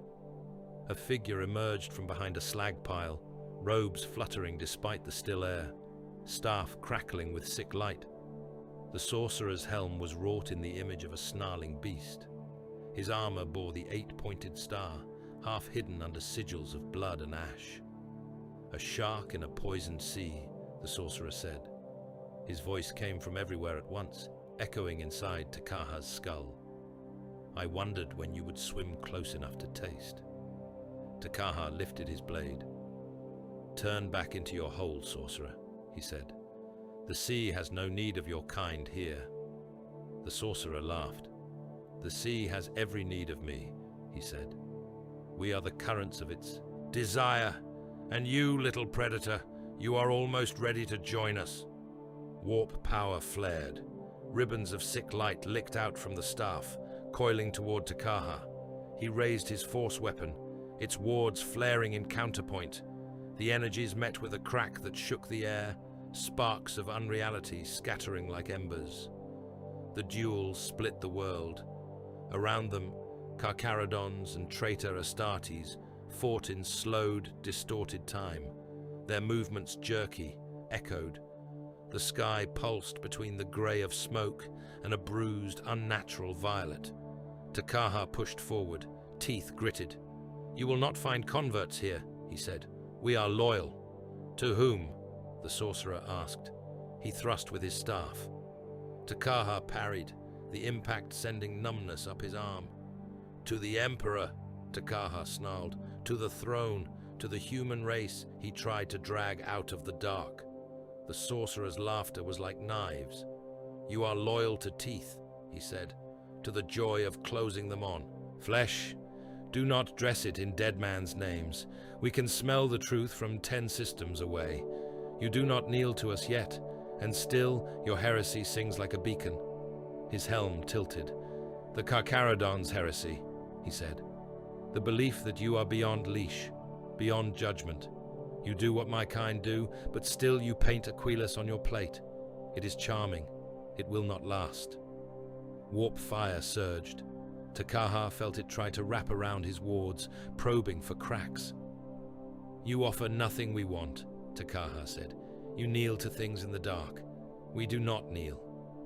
"You kneel to yourself," the sorcerer replied. "To the image of your chapter, vast and hungry. That is enough. The dark gods are not picky. Any god seed will do." He leaned closer, unseen eyes burning through the helm. "You think your gene stock has not been tasted," he whispered. "You think the warp has not licked at your blood for centuries. There are echoes in your flesh that do not belong to Korax or any of his line. There are flavors from long before the heresy, folded in. We have sampled them." Takaha pushed, rage pushing back the sorcerer's pressure. "You lie," he said. The sorcerer shrugged. "Believe what you wish," he said. "You are damned either way. You can join us and revel, or you can cling to your dying creed and be damned for someone else's cause. I know which seems more honest." He raised his staff, warp energies coiling for a final strike. Takaha reached past him. He did not aim at the sorcerer's mind. That was too twisted. Instead, he grabbed at the threads that tied the sorcerer to his patrons, the thin, shimmering cords that ran from the staff, from the armor, out into the roiling warp beyond. For a heartbeat, he saw what lay on the other end of those threads. Not faces, not bodies, concepts, rage, excess, decay, trickery. They pressed against the veil, eager. Takaha did not invite them. He cut. His force weapon flared, its wards whining. The cords snapped one by one. The backlash went up the line like a fire on spilled fuel. The sorcerer screamed. His staff exploded in his hands, shards of reality bending metal and bone alike. His armor buckled from within as the energies that had flowed through him recoiled, finding no way out. For a moment, he was a bubble of burning wrong in the air. Then he ruptured.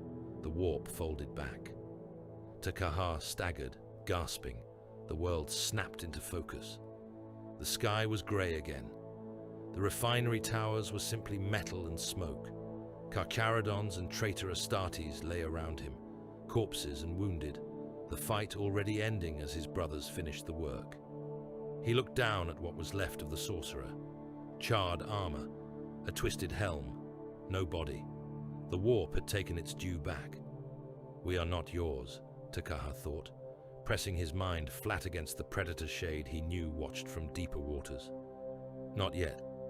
Not ever, if I can help it. We will damn ourselves in our own way." The skirmish ended. The chaos raids did not. The warband fell back, licking its wounds. The Tyranids pressed on. The Krakor marches continued to burn. Then word came of a captured Forge world. Forge Moon Targus had once been a minor node in the Mechanicus web, its forges producing shells and engine parts for the surrounding systems. Now, those factories spat out demon engines and corrupted shells. Chaos had taken it early in the storm, its loyal priesthood either slain or converted.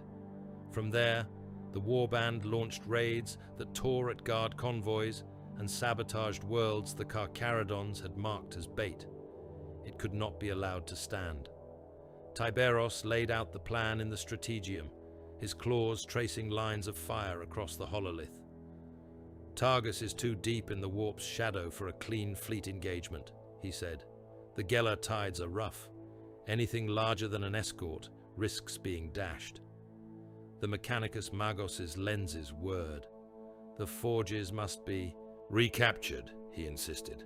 Their production redirected, their data vaults preserved. Tiberos did not bother to hide his disdain. The forges must be silenced, he said. If that leaves anything for you to sanctify afterward, that is your blessing.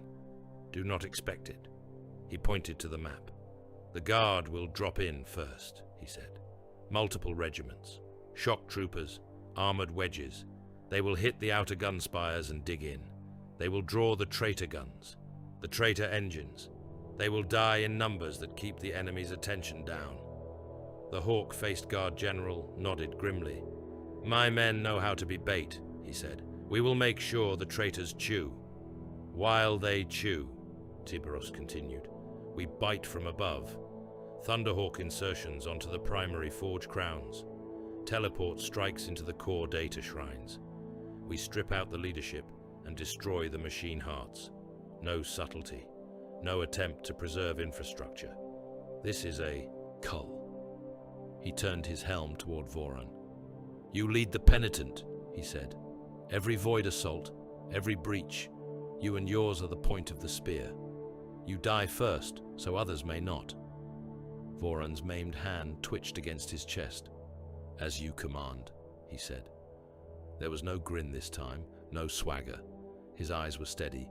The eternal hunger was still there, but it had been tempered by something else. The certainty that every step forward was one closer to the sea.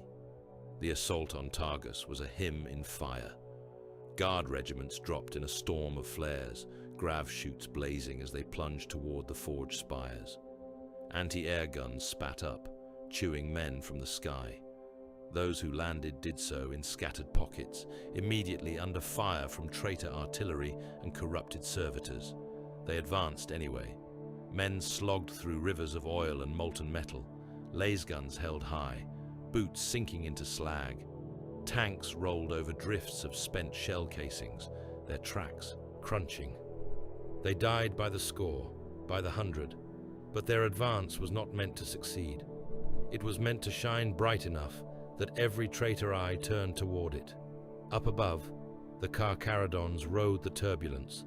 Thunderhawks shook as the forge's smokestacks belched tainted fumes.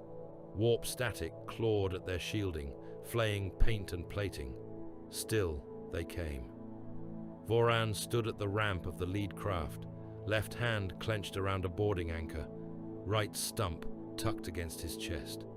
His armor was marked now with the sigil Tiberos had burned into it, a broken jaw enclosing a black void. The mark of the void, penitent. His squad stood around him, each bearing the same brand. Docking clamps in 10, the pilot voxed. Fire as soon as you feel the bite. Voran turned his head, taking in his brothers. Some had followed him willingly from the eternal wake. Others had been condemned for different sins.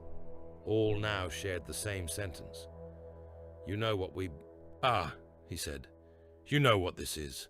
We bleed until there is nothing left. That is our absolution. That is our rebellion. The sea takes all. We just get to choose how we drown. They slammed into the forge world's upper hull like meteorites. The boarding clamps bit, metal shrieking. The ramp crashed down into an air of ash and sparks. The penitent charged. Voran went first, a chain axe in his left hand whirring in a manic whine. He could not wield hunger or slake now. Their weight and grip did not suit his maimed limb. The axe was cruder, less refined. It suited. He hit a line of traitor Astartes head-on. They were iron warriors once, their chevrons still visible under the eldritch rust. Now they bore extra plating, warped demon faces pushing up from their shoulder guards. Their bolters spat corrupted shells. Voran did not care who they had been. He rammed into the first, axe biting through pauldron and collar, burying itself in the neck gap. He shoved the body aside, yanked free, and went on, taking impacts on his chest plate, ignoring the cracks. His squad followed, a grey tide. They moved with a ferocity that bordered on frenzy, but it was not the frothing madness of berserkers sworn to the blood god. It was focused. They did not scream oaths to entities beyond the veil. They screamed only kill counts and kill orders, voxes full of harsh breath and short, ugly barks. Breaching valve ahead, one called. Kill the cultists on the gantry, another replied. Their comrades in the main companies watched from other decks. Nemia saw Voran's banner move through the forge overlay as a thin, bright line that plunged again and again into the densest concentrations of enemy icons. Every time the Void Penitent stalled, the overall assault faltered. Every impossible breach they made opened paths for others. What they did on Grey Talon was wrong, one of Nemia's lieutenants said quietly, standing beside him in a shattered corridor as they watched a distant fight through a picked relay. But I would fight beside them in a breach, any day. Nemia did not disagree. On another deck, Moanai watched a Void Penitent die. The brother had been with them since Badab, a silent killer whose jaw rune had been carved deeper with each war. Now corrupted servitors and traitor marines surged around him. He held the line at a narrow choke, his armor already cracked, one leg dragging. He did not fall back. He did not call for retreat. He simply kept killing until a demon engine's claw punched through his chest and pinned him to the wall. Moanai felt the ripple of his passing in the warp, a brief flare, then nothing. He raised his Crozius, voice low. "Your debt is paid," he murmured. "The sea remembers." Takaha fought in the data shrines. The inner sanctums of Targus were a maze of cogitator stacks and glowing pylons. Heretic priests had daubed them with sigils in blood and corrosive oils. Demonic, code writhed through the data streams, trying to rewrite reality in binary prayer. Takaha and his fellow librarians cut those streams, their force weapons humming as they severed the warp ties. Each cut echoed the sorcerer's death on the refinery moon. Each cut told the warp again that whatever damning the Carcharodons suffered, it would be under their own terms. Outside, the guard's sacrifice reached its apex. Whole regiments fought to the last man in kill zones, designed purely to soak up traitor ammunition.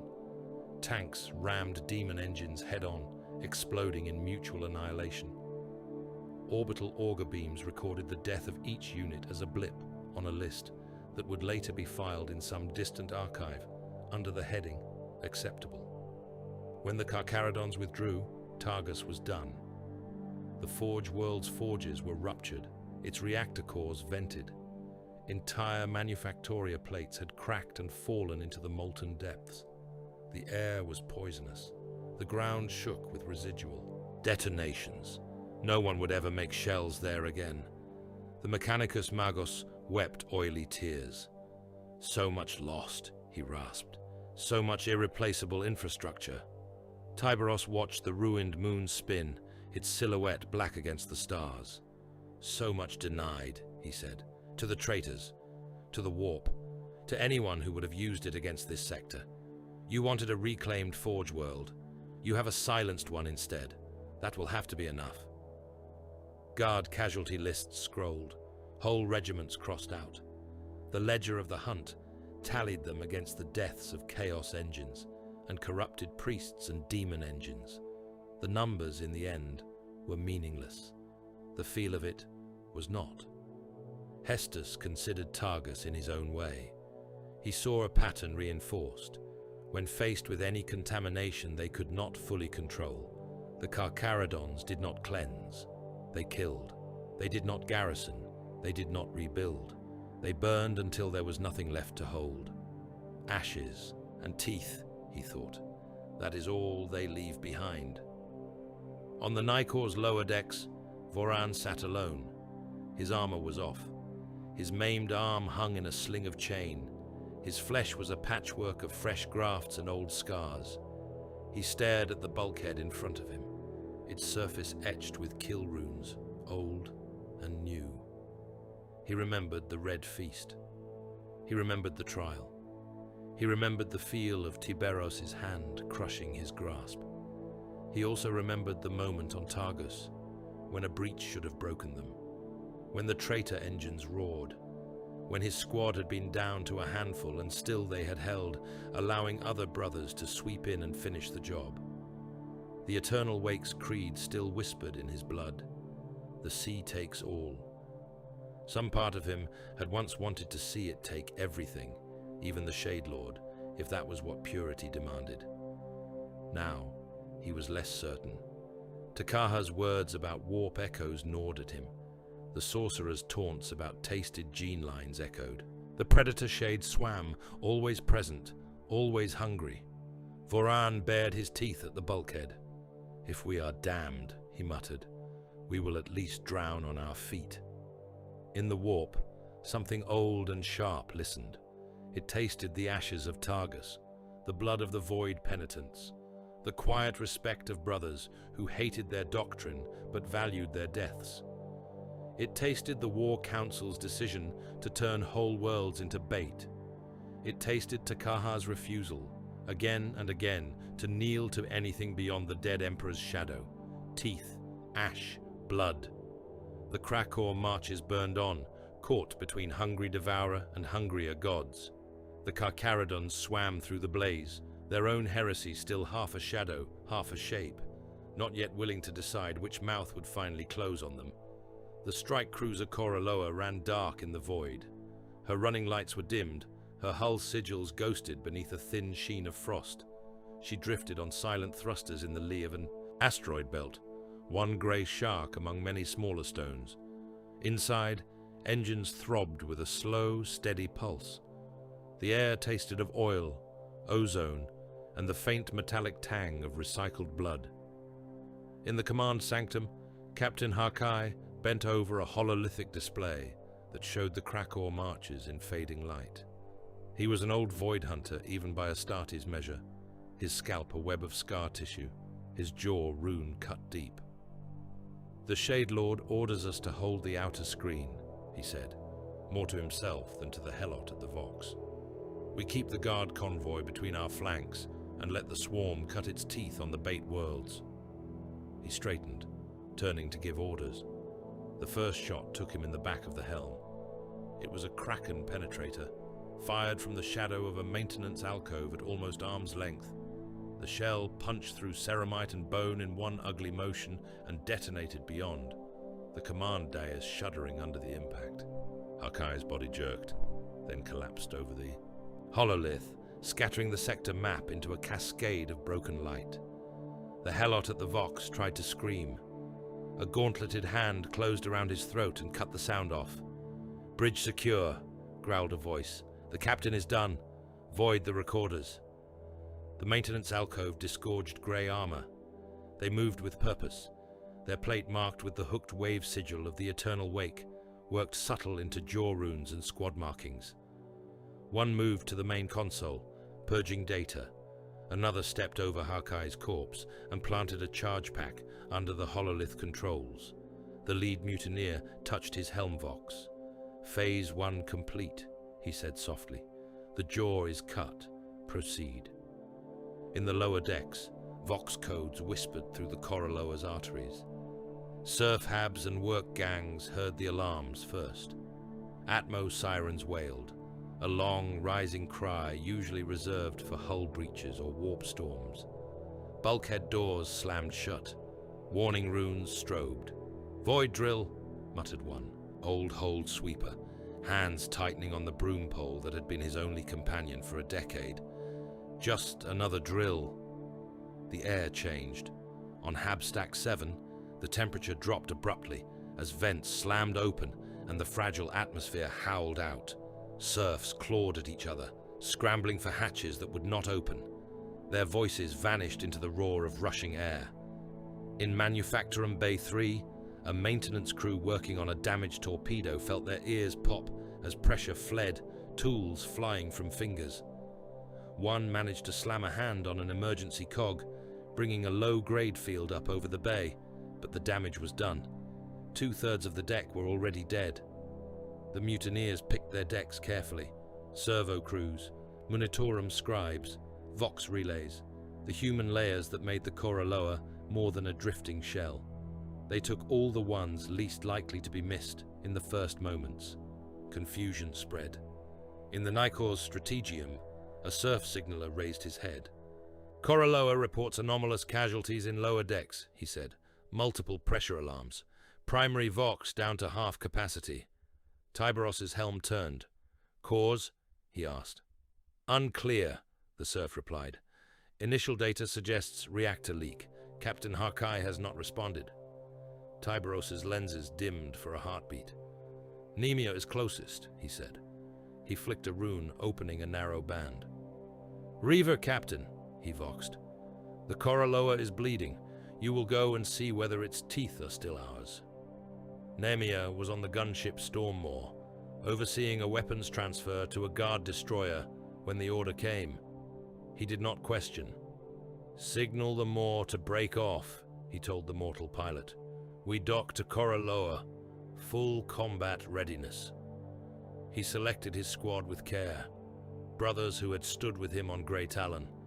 Men who had turned their weapons away from Voran's Red Feast and toward the enemy instead. No wavering loyalties, no quiet jaw runes, etched with hooked waves. They crossed in a boarding run under full battle alert, mag locks clamping as soon as the docking collar kissed Coraloa's flank. The inner hatches cycled open to the sound of distant alarms and the smell of burned insulation. "Coraloa Command," Nemea voxed on shipwide. "This is Nemea, Reaver Captain of the Nikor. Report. Harkai, answer your hails." Static answered. He switched to his squad channel. "We go for the bridge," he said. "If the captain is dead, someone else is giving orders, or none are. Both are bad." The corridors of the strike cruiser were narrow by Astartes standards, designed to maximize armored density around a spine of reactors and weapons. Bulkheads pressed close, studded with purity seals and void wards, now fluttering in the artificial breeze of malfunctioning ventilation. Emergency lumens painted everything in a hellish red. They advanced at a steady lope, weapons ready.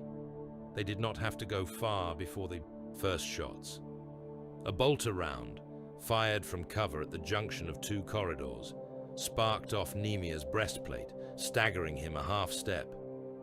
He dropped without thinking, rolling behind a jutting support strut as a second volley tore the air where his head had been. "Contact," he snapped. "Brother traitors, forward." His squad moved as one, splitting to either side of the junction, pouring disciplined fire into the source of the shots. The close quarters turned every bolt into a thunderclap, every ricochet a screaming spark. One of the enemy peeled out from behind a corner, using a dead serf's corpse as partial cover. His plate was grey, jaw sigil bright. On his shoulder, beneath the company rune, someone had scratched a tiny wave with a hooked tip. Eternal wake. Nemea shot him in the knee. The traitor's leg snapped sideways, armor cracking. He fell into the open, trying to bring his own bolter up. One of Nemea's brothers finished him with a shot to the helm, the impact slamming it against the bulkhead hard enough to leave a dent. "Frag in the junction," Nemea ordered. A grenade bounced, detonated with a flat crack. For a heartbeat, the corridor was full of smoke and ringing echoes. Then Nemea pushed through, chains ward purring. Mutineers waited beyond. At this range, bolters were almost too crude. They fired once, twice, then crashed together, armor on armor, blades sparking.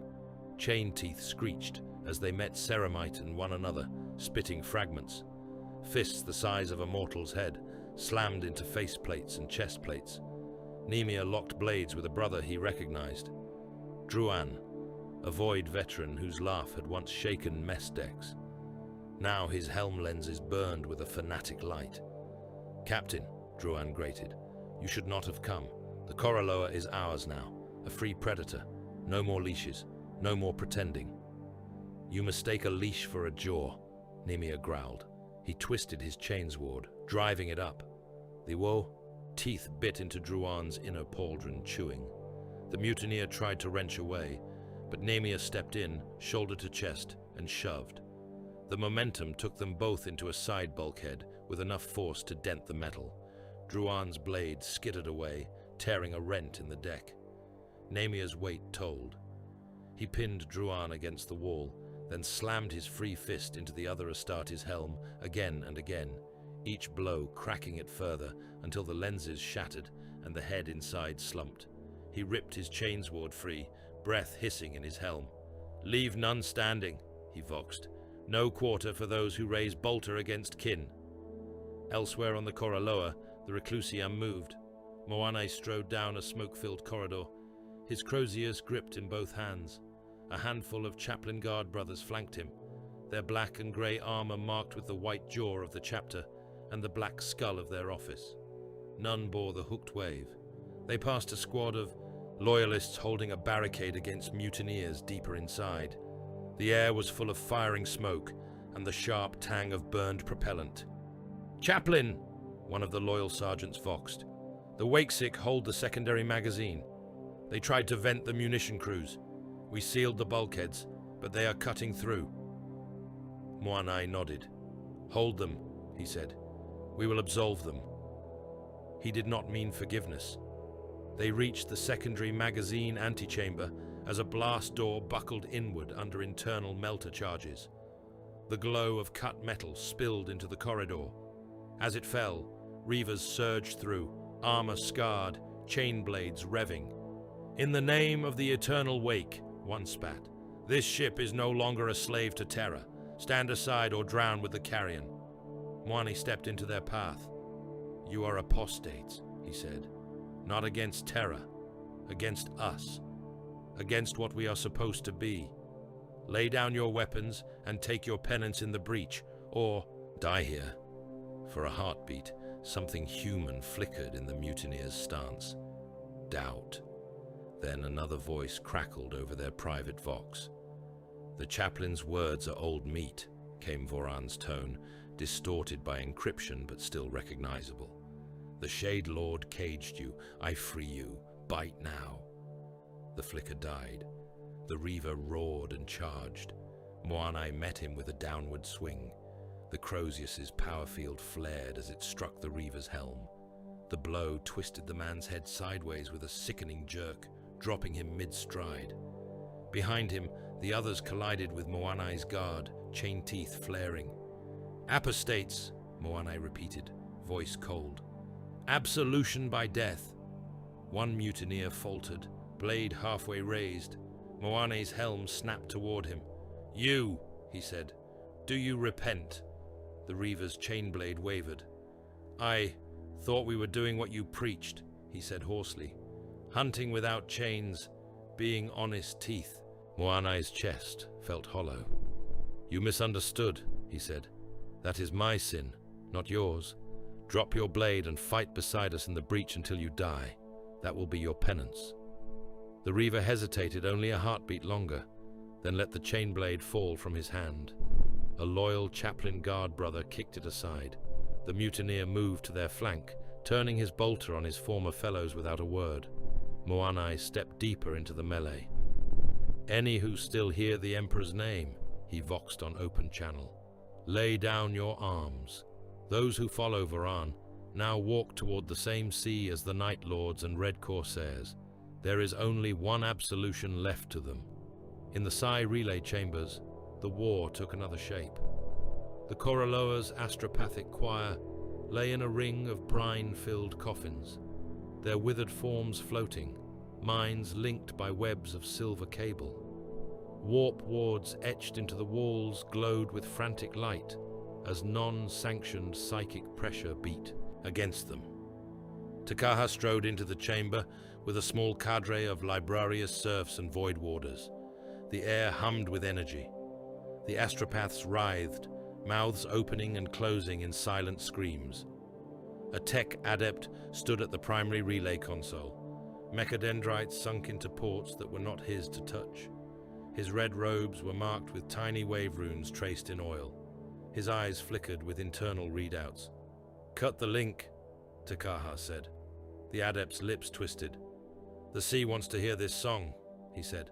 "Varan's words must reach the other hulls. The eternal wake rises. The leash snaps. You will not keep it quiet."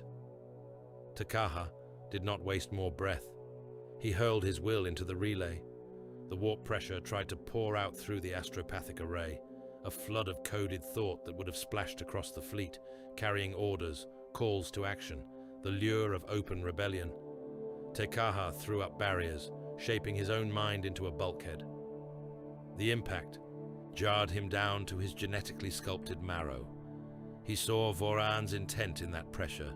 Seize Koroloa, declare her a free predator ship, use her to rally other eternal wake cells, then, under cover of the Krakow storm, vanish into the maelstrom, taking a chunk of the chapter with him. "Not yet," Takaha hissed. He reached out along the relay, feeling for the source. Voran's mental texture was not that of a psyker. He was no sorcerer, but his creed had a weight of its own. Takaha pushed along that line, scavenging the surface thoughts, enough to catch words. The relay's vox picked them up, half distorted, half clear. "Shade Lord caged you," Voran's voice said. "He chose terror's outrage over the sea's truth. Koroloa is the first free jaw. Others will follow. Bite now, brothers. Bite and be—" Takaha cut the channel. The relay shrieked, sparks flying as overloaded circuits blew. He staggered, blood in his mouth, but the warp tide receded. The astropaths sagged in their coffins, some dead, some drooling, all silent. Signal contained, Takaha rasped to the bridge. Voran's call will not spread through the warp, but he spoke enough on Vox. On one of Koroloa's burning decks, Nemea wrestled a mutineer toward a reactor access gate. They slammed into the blast door, armor ringing. The mutineer snarled, trying to crush Nemea's helm against the frame. Nemea shifted his weight, pivoted, and used the man's own momentum to hurl him backward through the half-open gate. There was a brief glimpse of sparking machinery and rushing coolant, then the gate slammed shut. "Reactor corridor secure," he voxed. "Mutineers falling back toward the prow." His helm chimed. "Reaver Captain," came Takaha's voice. "I have something for you." A data string slipped across to Nemea's helm, a compressed Vox file. He opened it. Voran's voice filled his skull. "Shade Lord caged you. He chose terror's outrage over the sea's truth. Koroloa is the first free jaw. Others will follow. Bite now, brothers. Bite and be what we were meant to be. The Emperor is a dead weight on your teeth. The sea is your only master." Nemea's hand tightened on his bolter. "Takaha," he said softly, "can you route this onto Koroloa's internal Vox? Wide band. Loop it." "Yes," the librarian replied. "And more. Nikor's fleet net as well." "Do it," Nemea said. The next time a mutineer tried to rally his comrades with cries of freedom and sea, Voran's voice overrode him. It came from every helm, every wall speaker, every crackling Vox grill. "You hear him," Nemea said, opening a channel fleet-wide. His voice rode alongside Voran's recorded words. "This is what Voran chooses. He calls the Emperor dead weight. He calls the Shade Lord a cage. This is not hungry honesty. This is treachery. You follow him, you leave the hunt. You leave the chapter. You leave everything we are supposed to be." On the Koroloa, some eternal Wake brothers faltered. They had followed Voran's phrase of see and carrion because it resonated with what they already felt. They had believed, perhaps, that Tyberos secretly agreed that Terra was a distant irrelevance.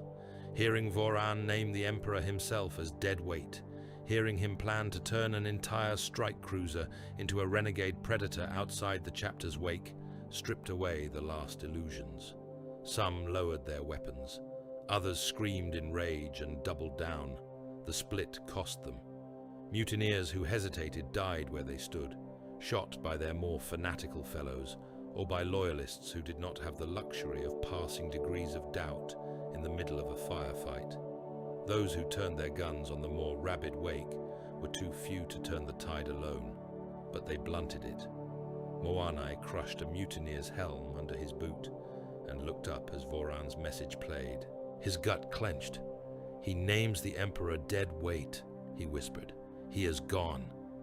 He opened a link to all Carcharodon channels on Koraloa. "You heard him," he said. "You heard his true creed. No more hiding behind my words. Any brother who still calls himself Carcharodon will turn his weapon on any man who follows Voran's voice, now." The fighting shifted. Where before the mutiny had been a single ugly tide pushing toward the bridge, now it fractured. Wake fanatics found themselves under fire from former sympathizers. Loyalists pressed the advantage, using their enemies' confusion as cover to push them into corners, into airlocks, into reactor pits. Takaha felt the psychic echo of Astartes killing Astartes. It stung. It also perversely steadied something. At least no one could pretend anymore that the Eternal Wake was a minor doctrinal divergence. By the time Nemea reached the bridge, the command sanctum was a wreck. The hololith was cracked, its projectors dark. Harkai's body still lay sprawled over the console, armor scored. Mutineers' corpses lay scattered, some with their helms smashed, others with their chest plates blown open. Loyalists stood amid the ruin, weapons lowered, breath loud. Nemea keyed his helm to Tyberos's private channel. "Shade Lord," he said. "Koraloa is secure. Mutiny crushed. Captain Harkai dead. Casualties heavy on both sides. We have recorded proof that Voran orchestrated the coup from another hull and spoke of turning Koraloa into a renegade predator." There was a heartbeat of static. Then Tyberos's voice came through, quiet as the deep. "Send me the Vox," he said. Nemea did. On the Nikor, Tyberos listened. He heard Voran's warped version of his own creed. He heard the contempt for Terra he shared, taken 3 steps further into open rejection. He heard the Emperor reduced to ballast. He heard Koraloa named a free jaw, meant to tear away from the chapter's skull. He sat very still. Hestus watched him from across the strategium, eyes glittering. "Your pet wolf has finally bitten your hand," the Inquisitor said. "Will you still speak to me of void penance and internal culling? Or will you admit now that you have an outright traitor in your jaw?" Tyberos rose. The movement was slow, deliberate. The air seemed to grow heavy around him.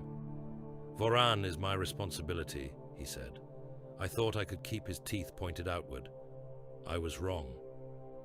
He stepped down from the dais. For the first time since Hestus had come aboard, there was naked fury in the Shade Lord's voice. Not the controlled, cold anger of a predator, but something closer to zeal. "He has taken my doctrine and twisted it until it bites the hand that gave it," Tyberos said. "He has tried to turn my ships into renegade carrion eaters. He has raised Bolter against his own kin in my name. That cannot stand." He looked up, helm lenses burning. "By blood and Wake," he said, "by the hunt and what remains of the throne, I swear this. Voran dies by my hand. Before the Krakor War ends, I will break his helm and crush whatever shadow he thinks he has cast. The Eternal Wake will be torn from our jaw, root and all, even if I have to rip out half our teeth to do it." Hestus's expression was unreadable. "Swear it all you like," he said. "Words are wind. I will believe it when I see his corpse on your deck." Tiberos turned toward the hololith, where Coraloa's icon flickered, marked now with damage sigils and casualty runes. "Prepare a hunt pattern," he said to the bridge crew. "Trace every hull Voran could be riding, Grey Talon, the escorts he prefers, any tooth that bears his brand. He has chosen the maelstrom over the chapter. We will see if the sea still wants him when I am done." In the void between burning worlds, the Coraloa limped back into formation, scars smoking. Inside her hull, the last echoes of the mutiny died away, leaving only the creak of metal, the murmur of wounded brothers, and the low, constant song of the engines. Ash and teeth, again. Only this time, some of those teeth had turned inward. The Carcharodons had bled themselves to prevent a single strike cruiser from becoming a free predator. In doing so, they had cut away the last pretense that their heresy was only in thought. Now it had a face, a name, and a death warrant. Voran swam somewhere out there, a maimed shadow in the dark, still dragging shards of the eternal wake behind him.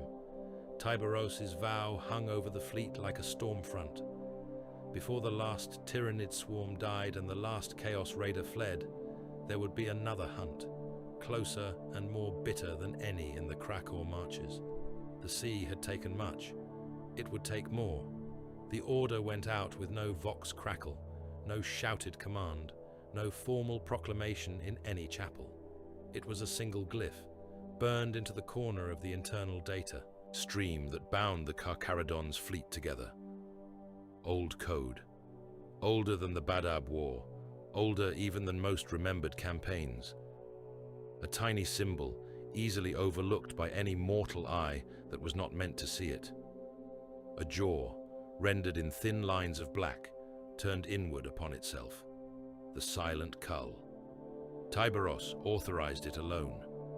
He did it in the Fathom Right chamber, beneath the hanging chains and pale jawbones, with only Moanai, Takaha, and Katau to witness. The Shade Lord stood before the altar, helm off for once, the brutal planes of his face lit by the guttering hollow flames. Hunger and Slake hung at his side, heavy as judgment.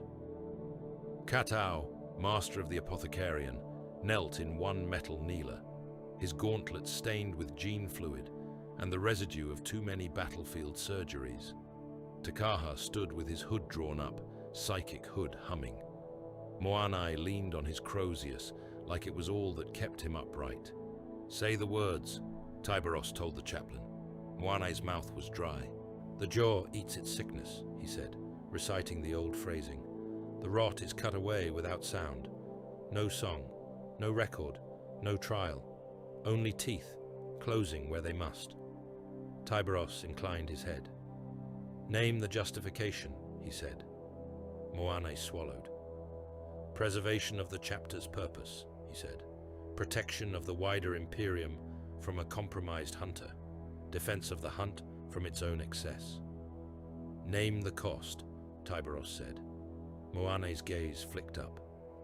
"Brothers killed by brothers," he answered. "Trust sundered. Blood on prayer stones. A tally that never makes it into the official ledgers." Tiberos lifted his hand. The light from the altar danced over scarred knuckles. "We have culled planets," he said. "We have burned cultures. We have rendered forgotten peoples into ash in orbit. We have never hesitated when the prey was outside. Now we cull inside." He looked to Katau. "The Apothecarian will mark those whose gene coding shows too deep a tilt toward the Void Creed," Tiberos said. "The Reclusiam will mark those whose confessions show the same. The Librarius will sift souls. When your marks align 3 times, we cut, quietly, permanently. No trials, no conclave, no last chances." Katau nodded, slow and grim. "It will hurt the jaw," he said, "but rot left in place hurts more." Takaha spoke last. "I will find them," he said softly, "but know that every time I put my mind to this, the thing in the warp that wears our shadow will laugh." "It can laugh while it drowns," Tiberos said. "Begin." The glyph slipped into the fleet's veins. Squads loyal beyond question received new packets of orders, subtle and oblique. Training decks were reserved, weapon maintenance rosters altered, patrol paths shifted by a few corridors. No one outside the inner circle ever saw two packets that, laid together, spelled out what was being done. On the strike cruiser Kahu, Nemir read his orders alone in the dim light of his cell. They came as a list of names. Brothers he knew, brothers he had bled beside, a few who had walked on Grey Talon and stepped away from the Red Feast, only to have their resolve waver in the months since. Others who had not fired a single shot in Voran's mutiny, but whose eyes had lingered too long on the eternal Wake's sigil, whose tongues had echoed its cant in the wrong company. At the bottom of the list, a single phrase: silent cull. No witnesses, no survivors among targets. He stared at it until the lumen strips on the wall flickered. His squad waited in the training cage, armor stripped to drill weights, helms off, joking in the rough, low way only men who have faced certain death together can. Nemir entered in full plate. Their laughter died. Live fire, he said. Unscheduled. We have gaps after Targus. The Shade Lord wants to see which teeth are still sharp. Keras was among them, newly branded as Void, penitent, but assigned temporarily back to Nemir's command while ships were shuffled. His jaw rune was still fresh where the branding iron had burned the metal. He looked at Nemir with a faint puzzlement that did not quite hide the caution in his eyes. You never called us to live fire without notice before, he said. Times change, Nemir answered. The cage field crackled to life, sealing them in. Targets flickered on in the far walls, hollow projections of tyrannid forms and corrupted Astartes. Standard drill, muscle memory. But the firing lanes were configured to funnel certain brothers into specific positions, into arcs that would be fatal if turned upon from behind. Nemir's list lay cold in his memory. As the first volley of drill shells went down range, he spoke a different command over his private vox band. Now, he said. Those he trusted turned their guns. The drill range became a killing ground. Brothers died before they could even bring their weapons around. One fell with a hole where the back of his helm had been. Another took a burst through the heart, the impact flinging him against the cage field. The crackle of the field turned the spray from his suit vents into a brief, harmless shimmer. Keras moved on instinct, half turning, then freezing as he found himself in the sights of his nearest comrades. "Captain," he started. Nemir did not fire. Keras had not been on his list. He watched instead as the last of the marked men fell, some cursing, some shouting half-formed wake phrases, some saying nothing at all. When it ended, the range stank of spent propellant and hot metal. Nemir lowered his bolter. "That is done," he said. His voice sounded like it belonged to someone else. The survivors looked at him through helm lenses that reflected only his own grim shape. "Clean the cage," he told them. "Report these deaths as explosive malfunctions during live fire. Kata will sign the genetic loss as acceptable. To the apothecarian, no one outside this squad speaks of today. Ever." After they had gone, Nemir remained in the empty cage. He stared at the scorch marks, at the faint indent in the deck where a body had hit hard. He had killed brothers in battle before, under Voran's blade, when the mutiny was a clear and open wound. This was different. This was a knife slid under the ribs, in a room that should have been safe. He knelt, resting his helm on one knee. "Emperor," he murmured, the word strange on his tongue, after so many more recent oaths to the hunt and the sea. "If you still listen, if you still care, watch this. That is all I ask. That someone else bears witness to what we are doing to ourselves." On another ship, another kind of cull played out.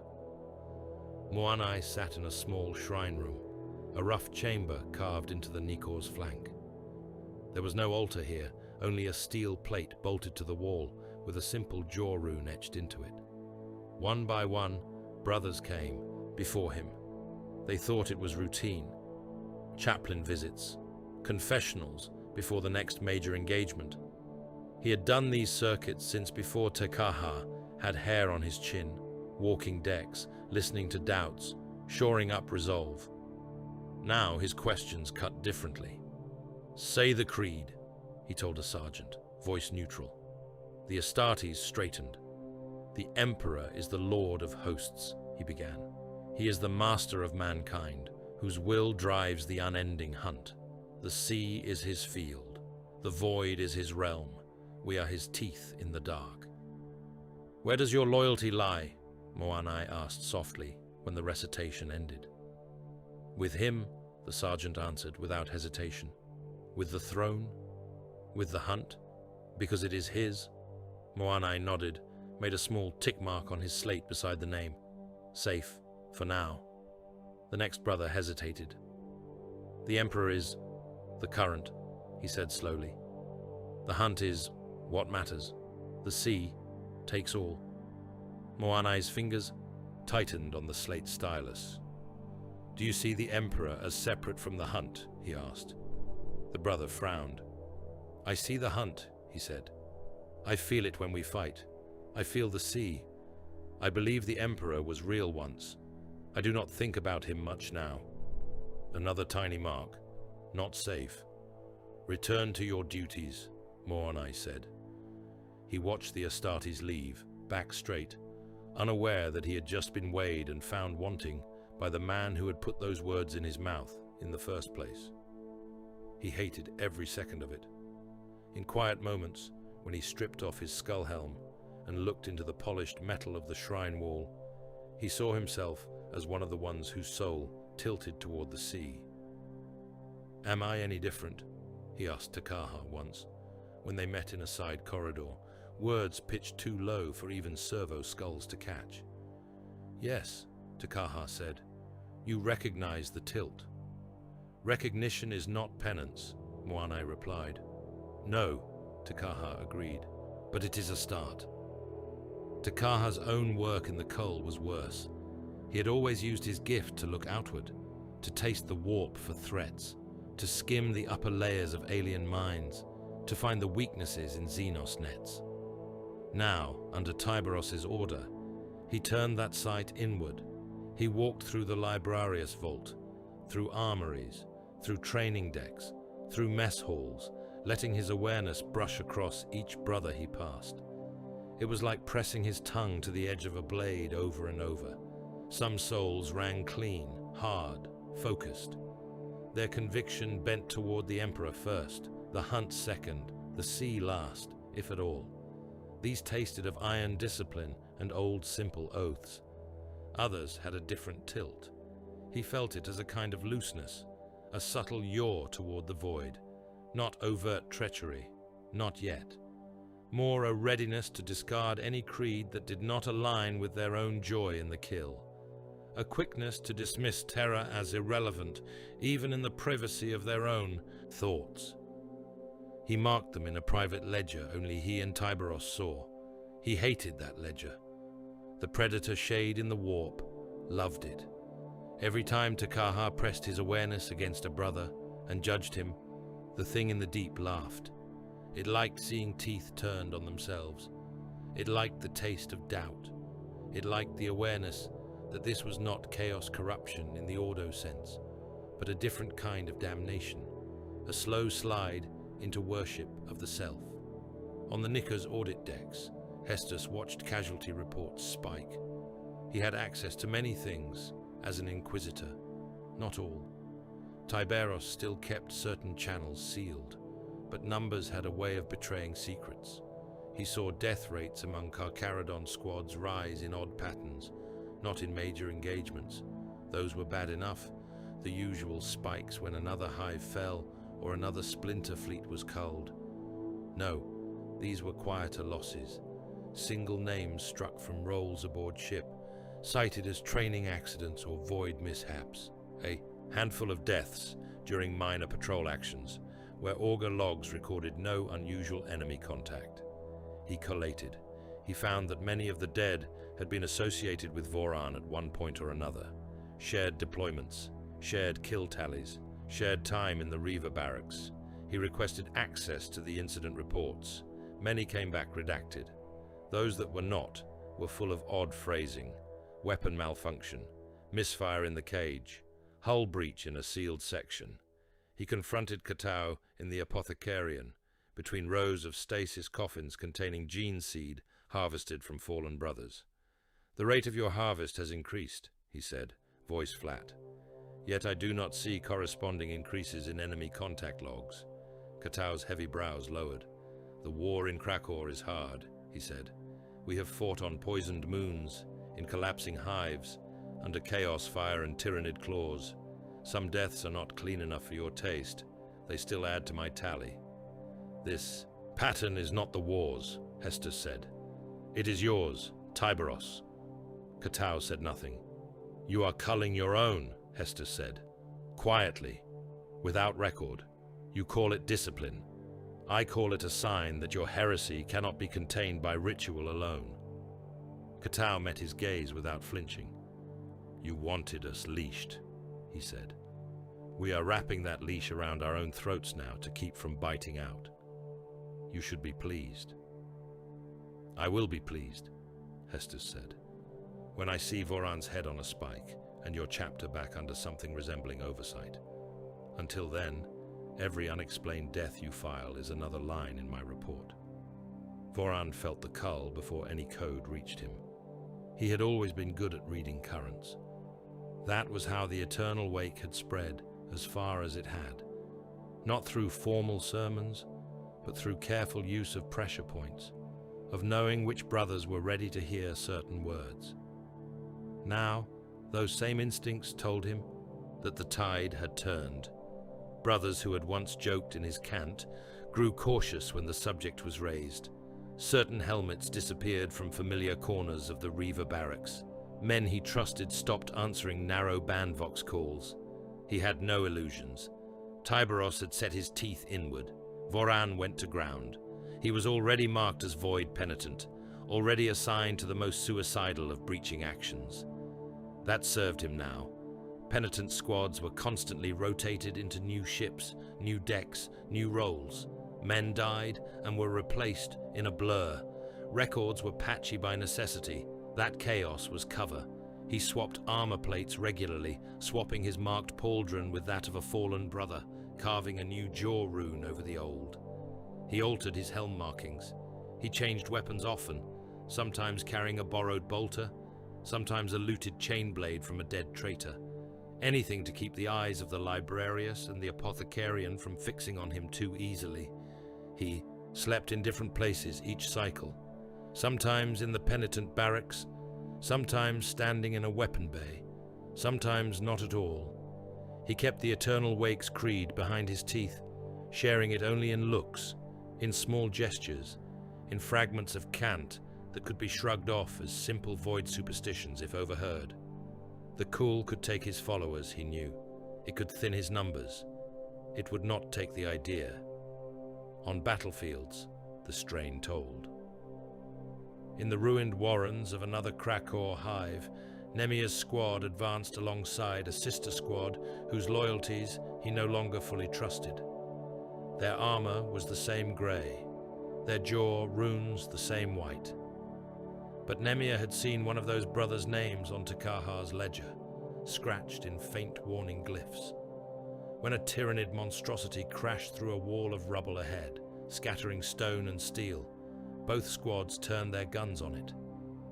For a heartbeat, Nemia hesitated before stepping into the creature's shadow, waiting to see if the other squad would cover his flanks or let the beast's side tendrils snare him. They did. He still hesitated. That heartbeat of doubt in a chapter that usually moved like a single mind cost them blood. One of his men took a glancing blow that shattered a knee and sent him crashing into a crater. Another took a spray of living munitions meant for Nemia. On another front, a squad pulled back half a pace faster than usual from holding a breach against chaos, unwilling to turn their backs on the brothers behind them. The traitor Marines felt the falter and drove forward harder, taking a few inches of deck that cost an hour of fighting to reclaim. Takaha felt it everywhere, not just in the warp echoes of the Tyranids and the demons, but in the thin, taut thread that connected brother to brother on the battlefield. It was frayed now, stretched. Parts of it had been deliberately cut by the cull. The chapter still killed well. They still hit where Tyberos pointed them, but the edge was dented. In a rare, quiet cycle, Tyberos stood alone in the great chapel, sharks circling slowly in their tanks. He listened to the muted hum of the Nikor's generators, to the distant clang of maintenance crews, to the echo of his own breaths inside his helm. He thought of the Inquisitor's words, of Voran's mutiny, of the silent cull's ledger. He thought of the conclave, where he had tried to bind the hunt into the creed, without letting it replace the Emperor. He thought of the predator shade Takaha spoke of. He rasped a low phrase, a half-remembered snippet from an old data scroll. "You cannot serve two hungry masters," he murmured. "One will always demand the larger share." Had he truly believed, he could have both. A chapter that embraced predation as its honest creed, unchained by ministorum hypocrisy, and a chapter that remained loyal in some essential way to terror and the throne.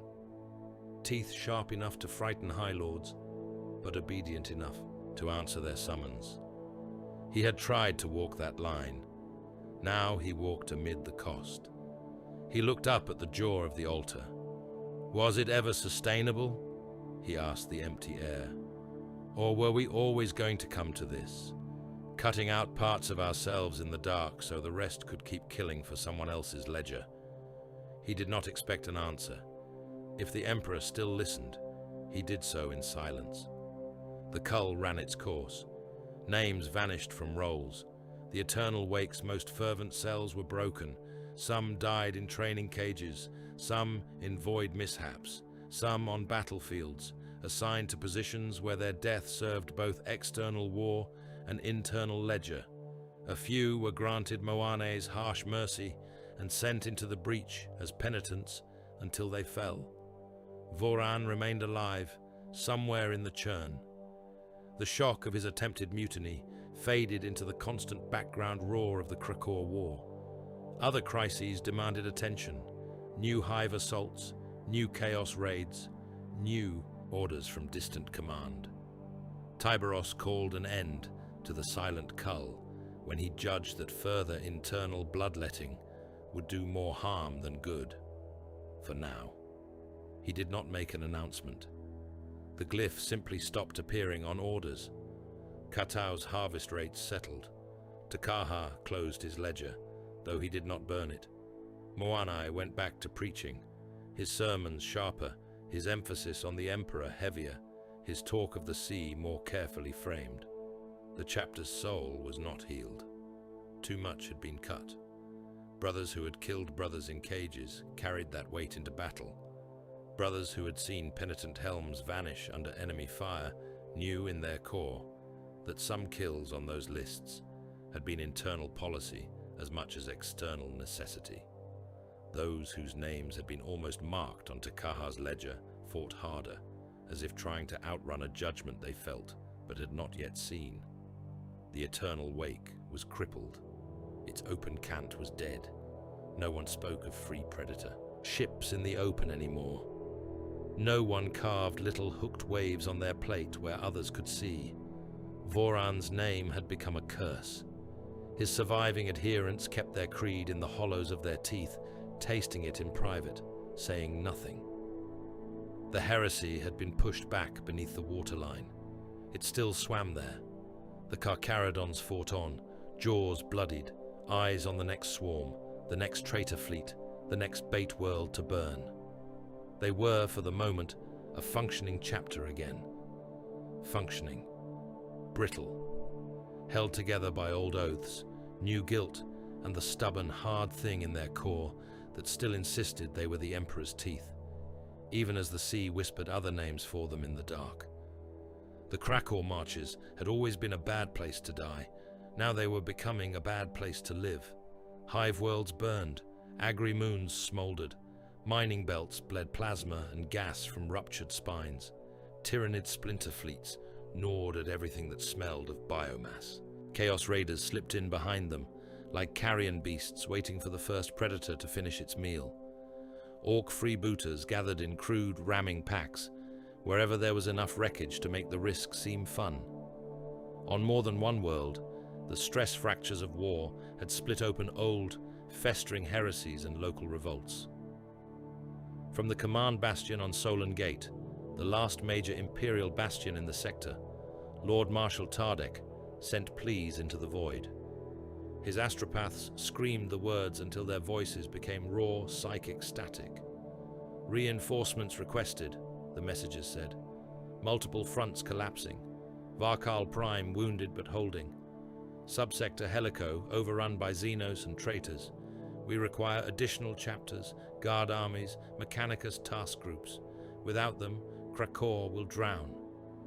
The replies, when they came, were thin and clipped. Resources committed elsewhere. Indomitus Crusade fronts critical. Segmentum overstretched. Hold with what you have. Emperor. Protects. Tardek stared at the cracked stone of his command table and did not laugh. The Emperor protected those who protected themselves. In the dark above the burning worlds, the Nikor held a war council. The Strategium was a cage of metal ribs and hololight. The Krakow marches sprawled in the air as a map of glowing lines and dying runes. 3/4 of those runes flickered, amber or red. Tyberos stood at the center of it all, a blunt, immovable presence in grey plate. Around him stood his captains, their helms off, faces carved from old stone. Namia, jaw tight. Katau, impassive, void masters with augur ghosts in their eyes. Moanai, skull helm tucked under one arm. Takaha, hood drawn up. Hestus, the only mortal, stood like a black nail hammered into the deck.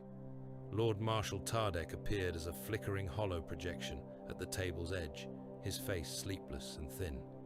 "We are losing this," he said without preamble. "My guard armies are down to half. Strength. My Titan legions are under repair or dead. My supply lines are raided on every other run. If Krakow falls, the Maelstrom's fringe opens for every Xenos and traitor to crawl through. I need a miracle." "There are no miracles," Tyberos said. "Only choices." He gestured to the hololith. "Here," he said, pointing to the Helico cluster. 3 systems. Helico, Brastian's Wake, and the hollowed moon chains of Garrus. Hive worlds, agri-nodes, mining webs, all partially overrun, all within range of Tyrannid tendrils, Chaos Raiders, and Orc packs. Light crawled over the runes, data strings detailing population, fortification, current threat. "We cannot hold them," Tyberos said. "Not with what we have, not with what you have. If we try, we will bleed ourselves white and still lose them. Then the Swarm and the Raiders will move on to Varkal, to Solon Gate, to the inner marches." "So we abandon them," Tardek said, voice flat. "We kill them," Tyberos answered. Silence fell. Even among Carcharodons, who measured death in numbers that would make other chapters balk, there was a subtle shift. "Exterminatus," Tyberos said. "On all 3, cyclonic torpedoes, viral bombardment, whatever the Mechanicus can wind up and point. We burn them before the Tyrannids harvest them, before chaos enslaves them, before the Orcs turn them into playgrounds. We deny their flesh and their industry to every enemy." The Mechanicus Magos present, wired into a smaller holobank, twitched his mechadendrites.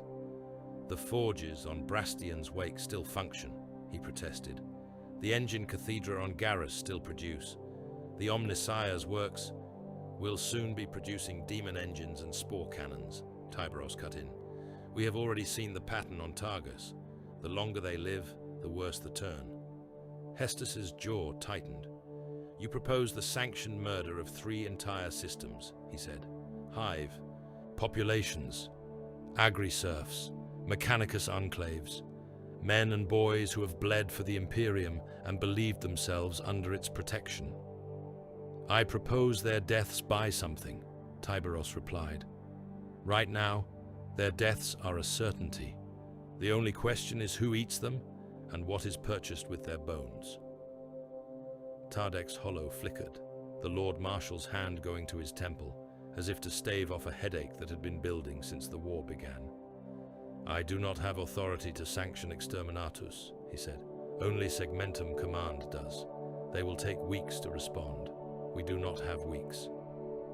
Tyberos inclined his head a fraction. We have our own authority, he said. Our writs as Astartes, our right as those on the ground. You called us to fight your war, Lord Marshal. You cannot then forbid us to fight it in the way that keeps the most worlds spinning. Hester stepped closer, eyes hard. You do not have unilateral authority to enact exterminatus on loyal systems, he said. Not even you, not even here. Tyberos looked down at him. You can tell your Ordos that when you see them, he said, if you survive. Until then, I act as my gene fathers did in the Crusade ages, when the warp was still raw and the kings of terror actually walked. I am here. They are not. The decision is mine. You cannot. I can, Tyberos said. You know that as well as I. Your rosette has no teeth in this void unless you bring a fleet to back it. You do not have one. I do. Hester said nothing. Tardek's hollow avatar sagged. How many will this save? He asked quietly. Tyberos did not sugarcoat. 3 systems burned may buy time for 5 to 7 others, he said. Varkol, Solon Gate, the inner marches.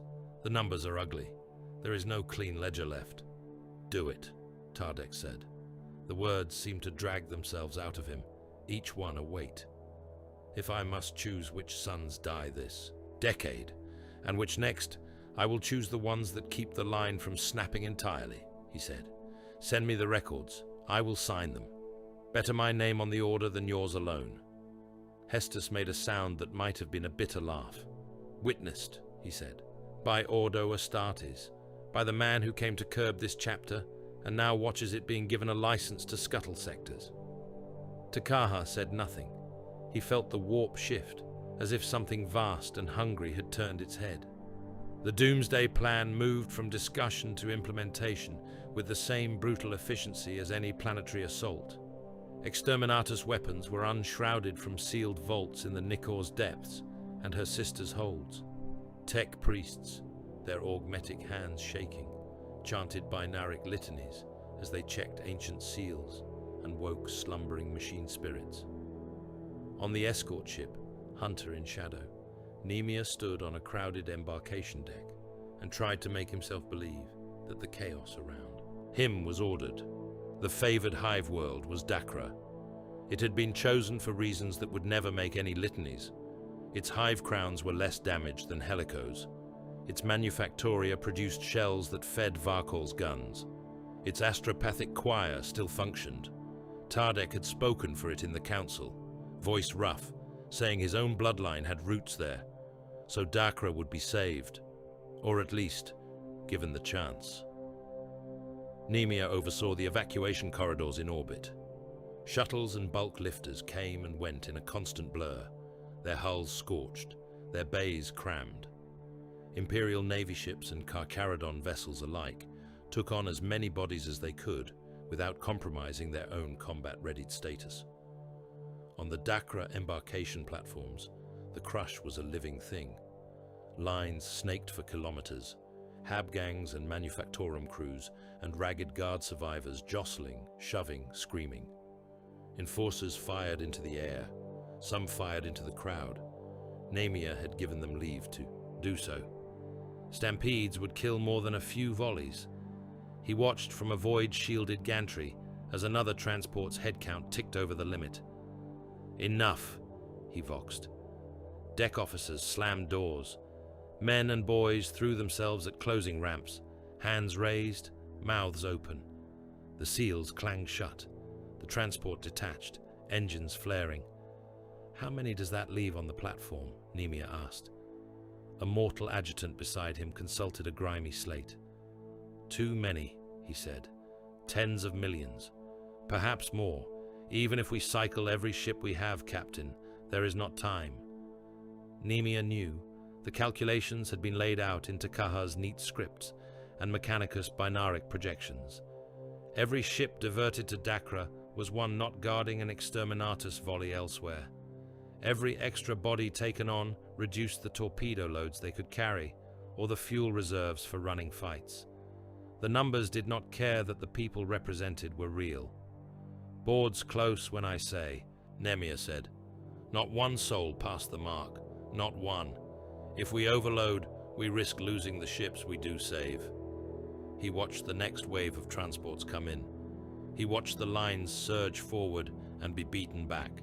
He watched children like Marek, who had somehow survived the earlier culls, shuffled aside as priority was given to guard squads, trained labor gangs, astropathic adepts, anyone whose death would cost more in the ledgers. Helico and Brastian's wake had no such reprieve. Their astropathic pleas choked the choir pits.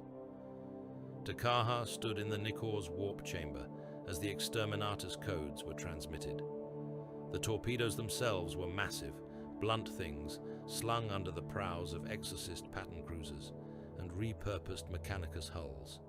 Their machine spirits were ancient and sour, resentful at being woken. Viral payloads hissed behind armored shells.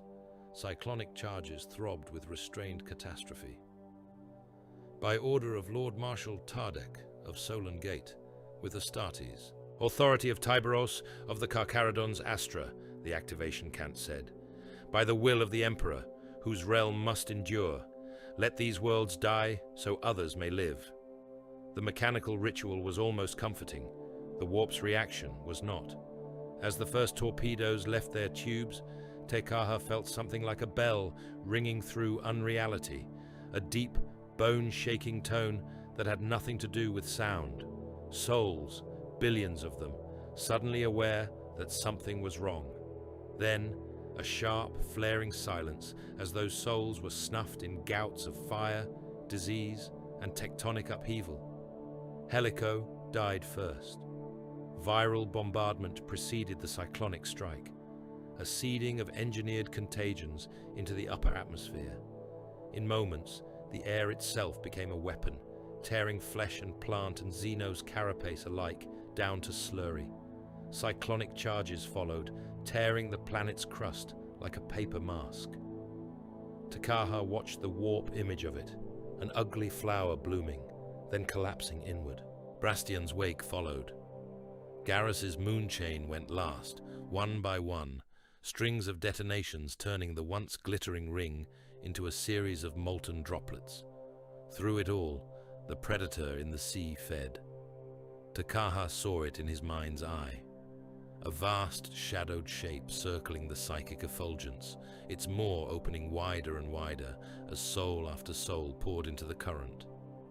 It did not care who those souls had been. Loyal citizens, traitor cultists, tyrannid synapse nodes. All tasted the same as they broke apart in the warp. Its eyes, if they could be called that, turned briefly toward the tiny spark that was the Carcharodons fleet. Teeth, that gaze seemed to say. You provide good hunting. On the Nikor's sermon decks, Moanai stood before ranks of mortal soldiers and ship serfs. They gathered in a cargo hold turned chapel, the walls draped with jaw banners, the air thick with incense that barely masked the smell of sweat and fear. Men from Dakra who had made it onto the ships. Guard wounded, evacuated from Helico before the order. Naval ratings who had watched torpedoes leave their tubes and were now trying to make sense of what they had done. Moanai wore his skull helm. He had thought of leaving it off, of speaking to them as a man stripped of symbols. In the end, he decided the symbol was all he had to give them. You have heard, he said, voice booming. You saw the skylight. You felt the deck shudder when the torpedoes fired. You know what we have done. A murmur moved through the crowd. Some looked away. Others stared up at him with raw hatred, more with numbness. Moanai knew the work of hatred. He knew how to redirect it. numbness was harder. The great devourer does not show mercy, he said. Chaos does not show mercy. The orcs would laugh as they tear your limbs off and use your skull as a cup. The revolts in the lower habs would have dragged your children into their own little fiefdoms and called it freedom. He lifted his Crozius, its voxcaster, amplifying his words until the deck trembled with them. The Emperor's fire does, he said. It kills quickly. It denies your bodies to the worst fates. It preserves the world still left to fight. It is an ugly mercy, but it is mercy. He saw disbelief. He pressed on. You stand here because someone chose you, he said. Chosen by your officers, by your skill, by the Emperor's inscrutable will, if you like. You live because others died. That is always the way in war, but rarely is the exchange so clear. He pointed the Crozius toward them. Make it worth something, he said. If you were taken from Dacra, then fight when you reach Varkul. If you came from Helico and somehow escaped before we lit your sky, then carry that loss in every shot you fire. If your home still spins, then know that 3 others do not because of it. Live in a way that justifies their cinder. It was not redemption. It was not even comfort. It was something to hold. Men gripped their weapons tighter. Some made the sign of the Aquila. Some did nothing. In a forgotten observation blister, deep in one of the escort ships, a lone figure watched the distant flares. Voran had found the tiny chamber by instinct. The viewport was a narrow, armored slit showing a slice of the void. From here, the exterminatus bursts were little more than points of light winking out where once there had been stars. He leaned his shoulder against the cold metal, his maimed arm tucked into his chest, his good hand resting on the biting teeth of a chain axe. He had heard the council through relayed scraps. He had not needed to hear the details. The strategy was not unfamiliar. Sacrifice some to save others. The raw calculus had always underpinned their work. Now it was simply writ on a larger scale. You called me heretic for wanting to be honest about this, he murmured to the void. You broke my hand for saying the sea is the only constant, and now you wash whole systems in fire and call it duty. He watched another flare bloom and fade. Predator creed and loyalty, he said softly. Both. He still thinks he can hold them together. Perhaps he can. Long enough for Krakor, at least. He tapped his axe against the deck, a slow, rhythmic sound. Call my words heresy, Shade Lord, he said under his breath. They are only the truth you do not speak in front of the Inquisitor. Somewhere behind him, in the ship's guts, the silent Kull's shadows still moved. Voran knew Tyberos would not stop hunting him. He also knew the chapter master had just done, on a sector scale, what Voran had proposed on a single ship. In the aftermath, messages poured in from Solon Gate. Lord Marshal Tardek sent thanks, his voice wrecked. The Helico cluster is gone, he said. Brastian's wake burns. Garrus is a string of slag, but Varkul still stands. Dacra lives. Solon Gate still breathes. He looked directly at Tyberos's hollow projection. The Segmentum will call this atrocity, he said. They will debate in their halls for years whether it was justified. But the worlds that still exist will not forget who made the decision while everyone else hesitated. Other missives followed. A senior Lord Militant of a neighboring war zone sent a curt commendation, acknowledging that the Carcharodons had contained Krakor at high cost. An Ordo representative Tyberos did not know sent a coded note that managed to both condemn the scale of the exterminatus and praise the strategic audacity required.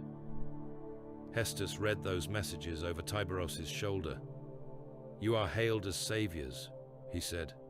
You burned a sector to the waterline, and the survivors call it being saved.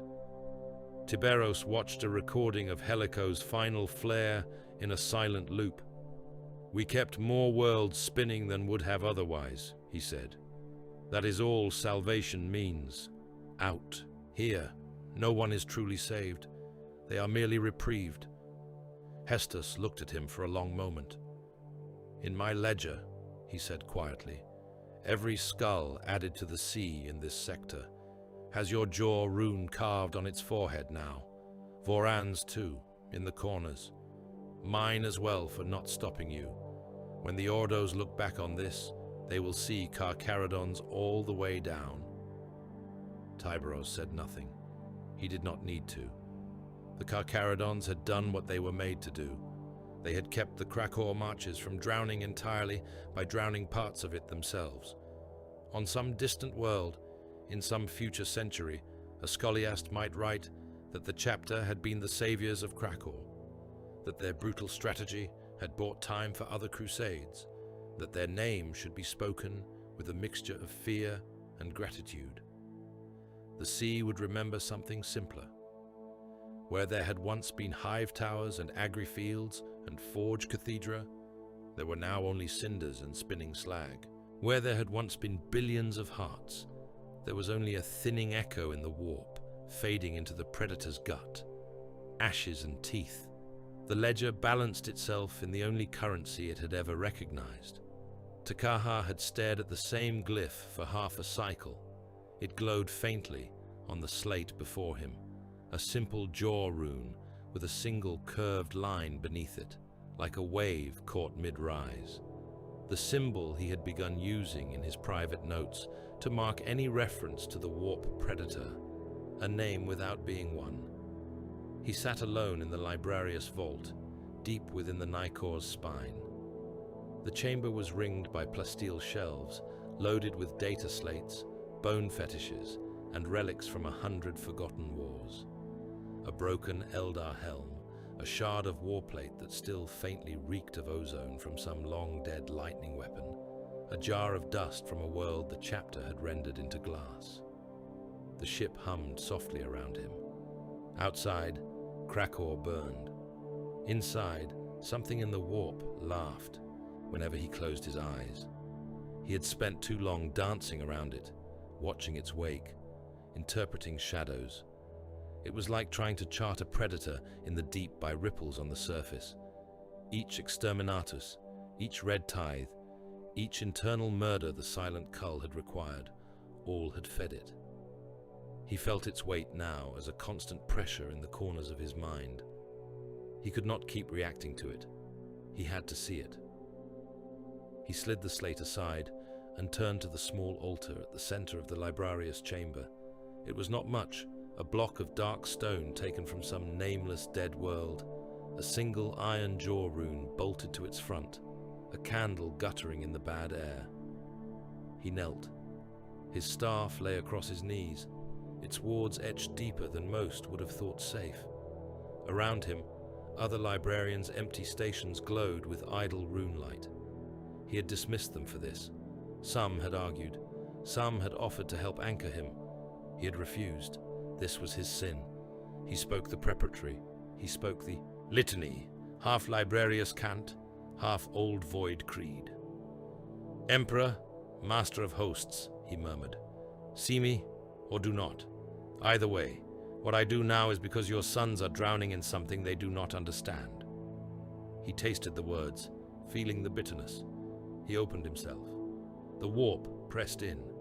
He had done this 1,000 times in battle, in psychic duels, in astropathic relays, always with one foot anchored on the deck, his mind tied to his body by wards and the hands of his brothers. This was different. He loosened those ties. He let his thoughts slide further than prudence would have advised, further than any codex would have permitted. The Nicor flickered away. The hull, the deck, the hum of reactors, the breath of serfs, the faint scuttling of maintenance servitors, all were gone. In their place was the familiar, roiling unreality of the sea behind the veil. Warp tides surged in colors that did not exist in real space. Currents twisted with the residue of Krakow's screams, greens that tasted like burning forests, dull reds that stank of spilled blood and tyrannid ichor, oily blacks that carried the whisper of chaos raids. Somewhere far away, The distant beacon of the Astronomicon burned, wounded but still steady, a spear of painful light in the storm. And there, circling that light like a shark around a bleeding wound, was the thing he sought. It was not a single clear shape. Sometimes it appeared as a massive, long-bodied predator, its flanks covered in jagged scars that glowed with the reflections of dying worlds. Sometimes it was a cloud of teeth, each point a battle fought in silence beyond the borders of recorded history. Sometimes it was nothing more than a shadow, an absence in the warp that moved against the current instead of with it. Every time it turned, Carcharodons caught glimpses inside it. Men in grey armor, helms carved like skulls and sharks, red tithe landings on feral worlds, void battles in nameless regions, beyond imperial cartography, where Xenos forms he did not recognize died under the same dull bolter thunder, hives collapsing under lance fire, forge worlds breaking apart in white light. Carcharodons. His vision shuddered as it came closer. In the warp, distance was a meaningless thing. One moment, the predator was a dark stain on the far horizon. The next, it loomed over him, its presence like pressure on every inch of his soul. It did not have eyes, not in any real sense, but he knew when it regarded him. He forced himself to stand, even if he had no real body here. "You have been following us a long time," he said. The presence rippled. When it spoke, it did not use mouth or tongue. It spoke in memories. He saw, felt, heard. A sky filled with storm clouds, and the silhouettes of dropcraft shaped nothing like those he knew. Armored figures in darker plate, their insignia unfamiliar but their movements unmistakable, crashed down into alien cities. They fought beneath. Banners whose heraldry had long since been scrubbed from imperial record. Pre-heresy, he realized, though he had never seen those specific campaigns in any archive. Then Badab, red and black sigils, star forts torn apart by lance fire, a world choking under bombardment. Carcharodons walking through citadels that burned from within, cutting down men who wore the colors of other Astartes. The memory tasted of ash and oily smoke. Then 100 red tithes, world after world, forgotten even by their own sector records, their names smudged into anonymity. The Carcharodons arrived in force, their thunderhawks screamed down, their jaws opened, populations were culled, sorted, stripped, the strongest taken, the rest burned or left to drown. Carcharodon felt each as a dull ache, not because he regretted the killings as such. He knew too well that the Imperium had always been built on such acts. No, it hurt because the predator presence seemed to savor them. "You are me," it whispered. But the voice was his own, distorted. 1,000 Carcharodon voices layered. "I am you." He clenched his metaphorical teeth. "You are not a god," he said. "You do not feel like any of the four. You do not bear their stink." The thing rippled again.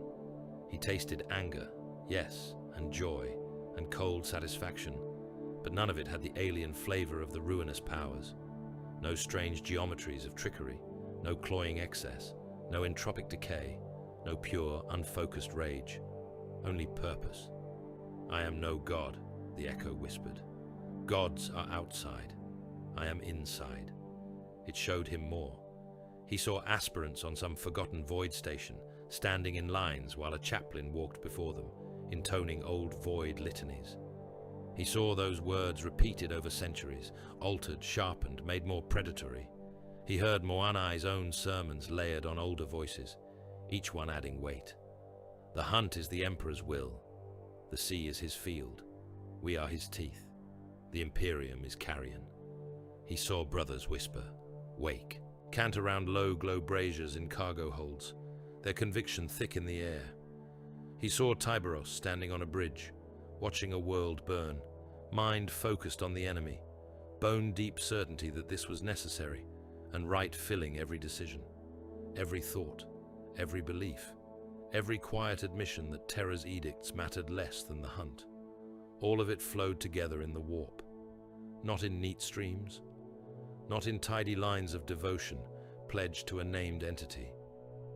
The warp did not care about doctrinal clarity. It cared about weight, about repetition, about emotion. The more the Carcharodons told themselves they were predators in the sea first and servants of terror second, the more a shape formed in the currents. Takaha understood. "You are an egregore," he said. The word felt old and academic in his mouth, drawn from a forgotten librarious scroll, a thought form, a construct rising from collective belief and action. The warp's habit of giving shape to repeated patterns. "You give me too much dignity," the presence replied. "Egregores can fade when belief does. I do not. I am built from more than words." It showed him deep places, gene meditation vaults, apothecaries harvesting and implanting seed, Astartes lying in hypno-indoctrination, their minds bathed in visions of void, of teeth, of the hunt. Litanies repeated not just in chapels, but in training cages, in mess halls, in the silence between battles. Some of those litanies were sanctioned, others were not. Over the long millennia, the difference blurred. Carcharodon gene seed carried its own peculiarities. That had always been true. Their pallor, their predatory focus, their coldness, all that layered on with the same relentless doctrines, reinforced across generation after generation of recruits drawn from every kind of hell. Takaha saw how those physical and mental traits bled into the warp every time an Astartes died, every time a world burned, every time a chaplain intoned the same phrases, over and over. The predator presence was made of that. It was not some outside thing that had slipped in and tempted them. It was a mirror. "You made me," it whispered. "You and the ones before you. Every time your brothers took red tithe and told themselves it was necessary. Every time you burned a world and called it mercy. Every time you stepped away from terror and toward the sea in your prayers.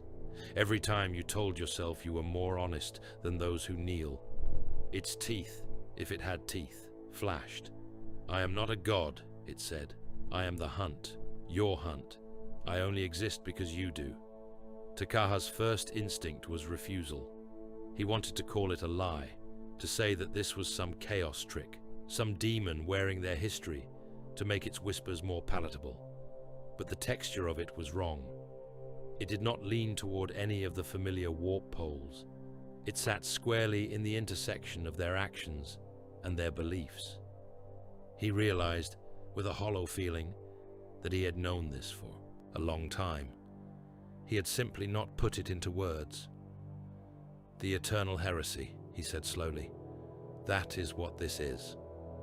Not the eternal wake as Voran had framed it, a doctrinal revolt against terror's authority. Something deeper.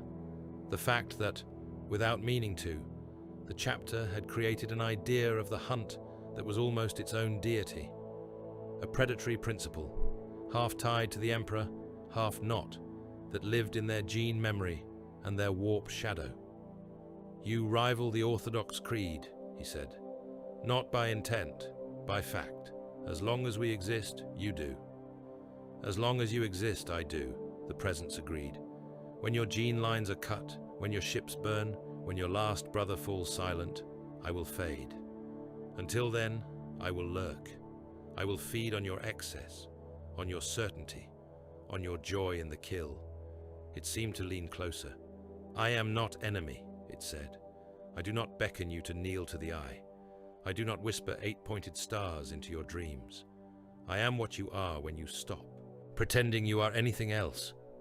It showed him a future, not a fixed one. The warp did not do certainties. Waves of possibility rolled across his vision. In one, Tyberos died on some forgotten deck, crushed under a bio-titan's claw or torn apart by traitor blades. The chapter splintered. Voran's line, or something like it, took a third of the fleet into the maelstrom, casting off all allegiance to terror. The predator presence swelled, fed by their honest, joyous brutality, unchained by any attempt at loyalty. In another, the Carcharodons retreated, forced back by guilt and external pressure, trying to become something closer to Codex compliant. They still killed, because that was what war demanded, but they bound the hunt in words that did not match their nature. The egregore did not fade. It grew sour, twisted, fed on the hypocrisy. In yet another, they walked the line. They accepted what they were. They refused to pretend they were gentle, but they chose, deliberately, to bite where the Imperium truly needed them. They kept the Emperor's name at the front of their litanies, not because terror demanded it, but because it gave their hunt direction beyond their own appetites. In that version, the Predator's shape did not shrink, but it did not become a god either. Takaha could not tell if the entity was showing him possibilities or bait. "You want us honest," he said. "I want you to be what you are," it replied. "You are the ones who keep pretending that you can be something else. That is what causes the fractures, the mutinies, the silent culls." It ran a ripple of memory through him. Voran's face, laughing in the Reaver barracks as he talked of free predator ships. Moanai's skull helm bowed in the shrine, realizing his sermons had gone too far. Tiberos crushing a brother's helm with his bare hand for taking those sermons to their logical conclusion. Namia killing in a training cage, his soul screaming. "You tried to have it both ways," the presence said. "Predator and servant. You failed. You will always fail. You cannot purge me without purging yourselves, but you can choose where your teeth bite." Takaha felt his control starting to fray. The longer he stayed here, the more the warp's currents tugged at him. Colors bled into his thoughts. Shapes tried to attach themselves to his memories. Even this thing, this echo of their own creed, was dangerous to linger with. He drew himself up. "I will not worship you," he said. "I will not let my brothers do so. We may never be purely loyal in the way the Ministorum would like. We may never be free of this echo, but we can keep calling you what you are, a side effect, not a master." The presence's laughter was like distant thunder. "I do not need worship," it said. "You are already mine, little teeth. You swim in my shadow, whether you name it or not." It turned away, its bulk sliding back toward the Astronomicon and the wars that raged all across the galaxy. Krakow was only one scar among many. The Carcharodons were only one set of teeth among countless others. Yet here, in this part of the sea, their echo was strong. Takaha pulled himself back. It was like swimming against a tide. He felt claws of possibility trying to hook into him. The temptation to stay, to see more, to know every secret campaign his chapter had ever undertaken. The lure of certainty. If he gave in, he would not come back. He would become another thread in the egregore's fabric. He spat in the warp's face, mentally. "No," he said. He tore himself upward, following the thin, fraying line that still tied him to his body. Pain met him. He slammed back into flesh like a meteor, into a world. His eyes snapped open to the dim light of the Librarius vault. His body convulsed, muscles locking. Blood ran from his nose and ears. He tasted copper and something else, the tang of warp burn. Hands were on him immediately. One-Eye's gauntlets, heavy and warm, held his shoulders down. Katao's servo tools hummed, dosing his system with stabilizing chems. Lesser librarians hovered at the edges of the circle, their eyes wide. Takaha coughed. "Pull, back," he rasped. "All of you, ward the room. No one touches the warp here for a time. It is thick." They obeyed. Moanai waited until the others withdrew before he spoke. "What did you see?" he asked softly. "Was it one of them? A god?" Takaha swallowed. He pushed himself up into a sitting position, head swimming. "Not as we understand them," he said. "Not one of the four. Not some new thing in their image. Something closer." Moanai's lenses narrowed.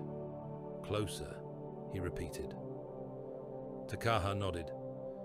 "We have been afraid that some outside thing was shaping us," he said. that chaos had slipped in under our skin. We were wrong about the direction. He met the chaplain's gaze. We shaped it, he said. All of us, over millennia. Every brutal decision, every red tithe. Every time you spoke of the hunt as though it were him more than he himself. Every time Tyberos chose the sea over terror and called it clarity. The warp does not ignore that. It piles it together. It gave it a shadow. He exhaled, a harsh, painful sound. It is not a god, he said. It does not demand worship. It is an echo, an egregore of the hunt, of us. As long as we exist, so will it. Moanai was very still.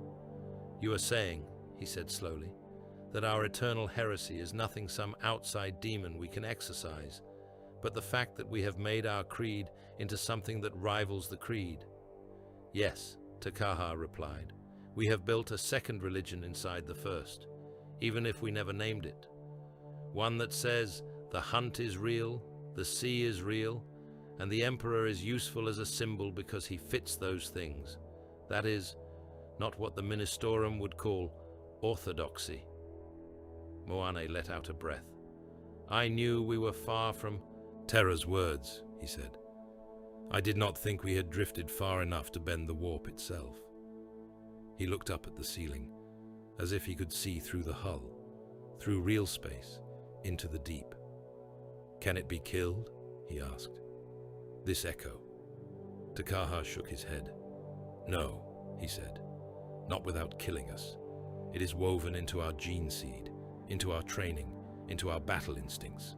You could perhaps steer it, starve it of certain flavors, feed it others, but to purge it entirely. He did not finish. Moane's gauntlet closed around the crozier's haft until the metal creaked. Then we steer, he said. Takaha looked at him, surprised despite himself. You still think doctrine can save us, he said.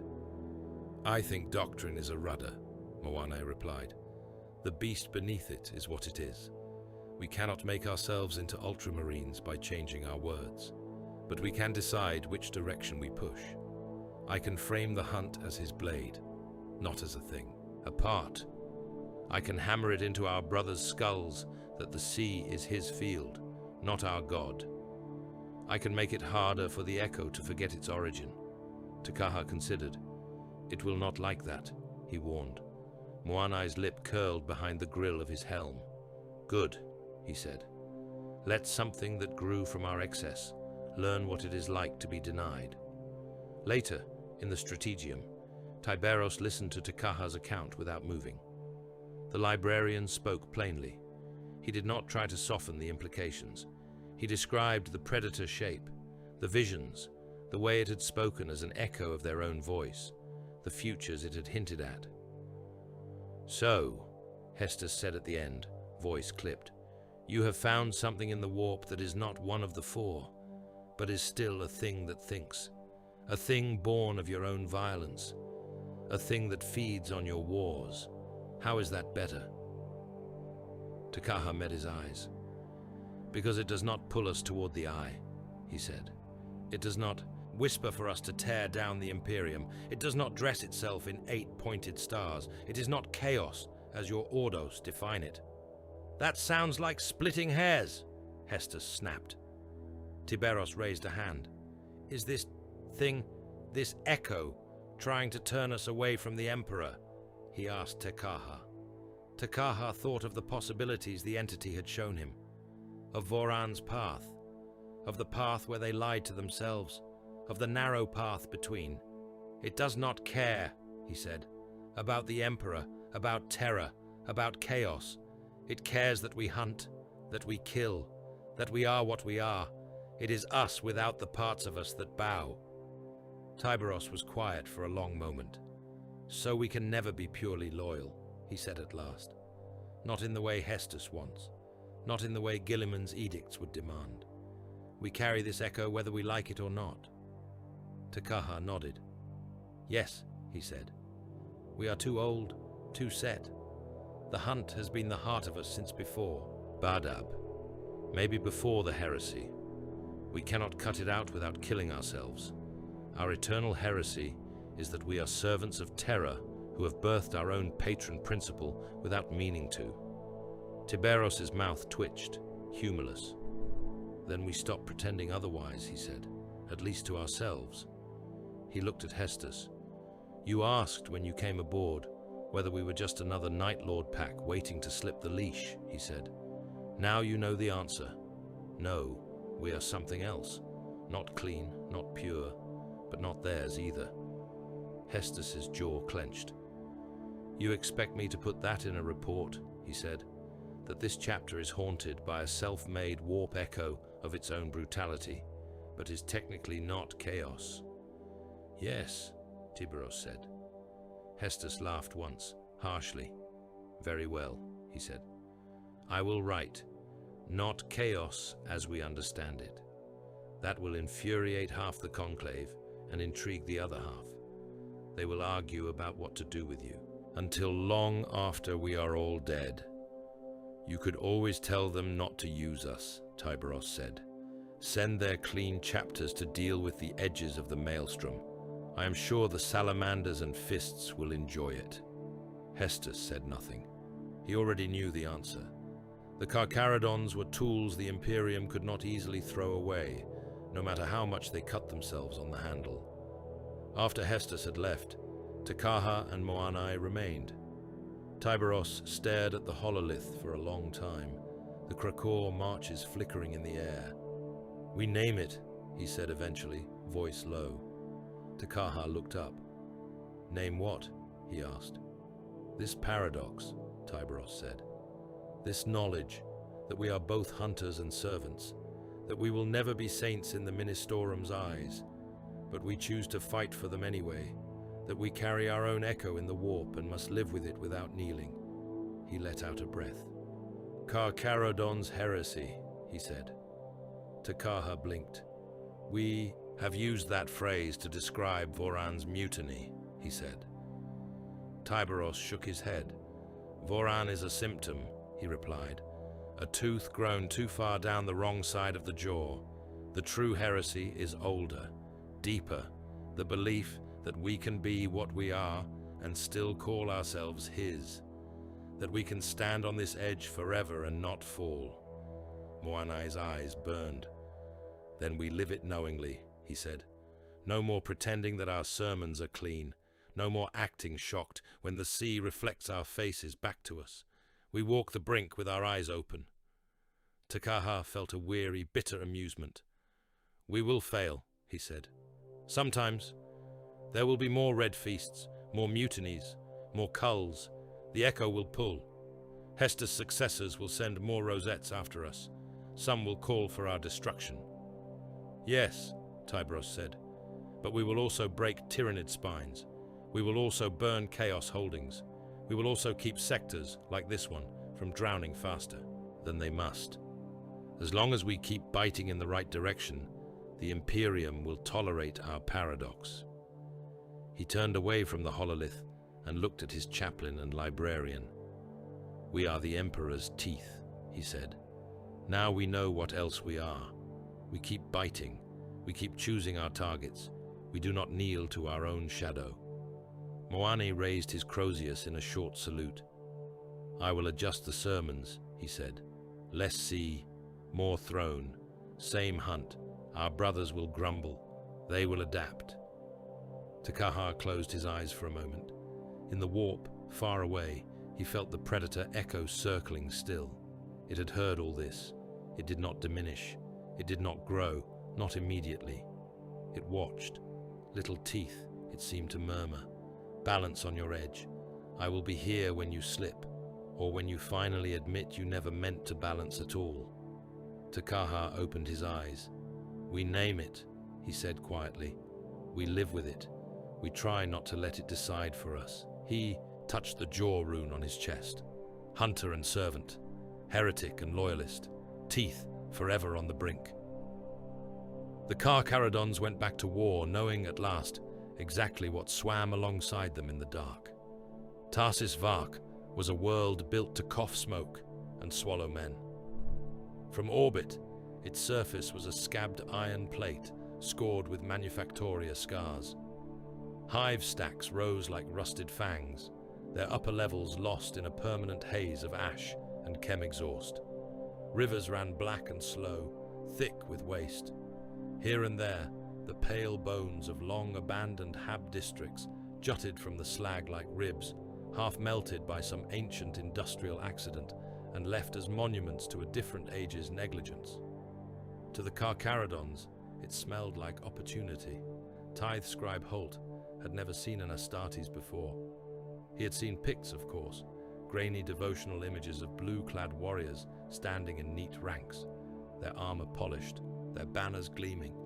He had seen the stylized portraits in the Cathedral of Tithe, where saints in power armor held the galaxy aloft on their shoulders, smiling with impossible serenity.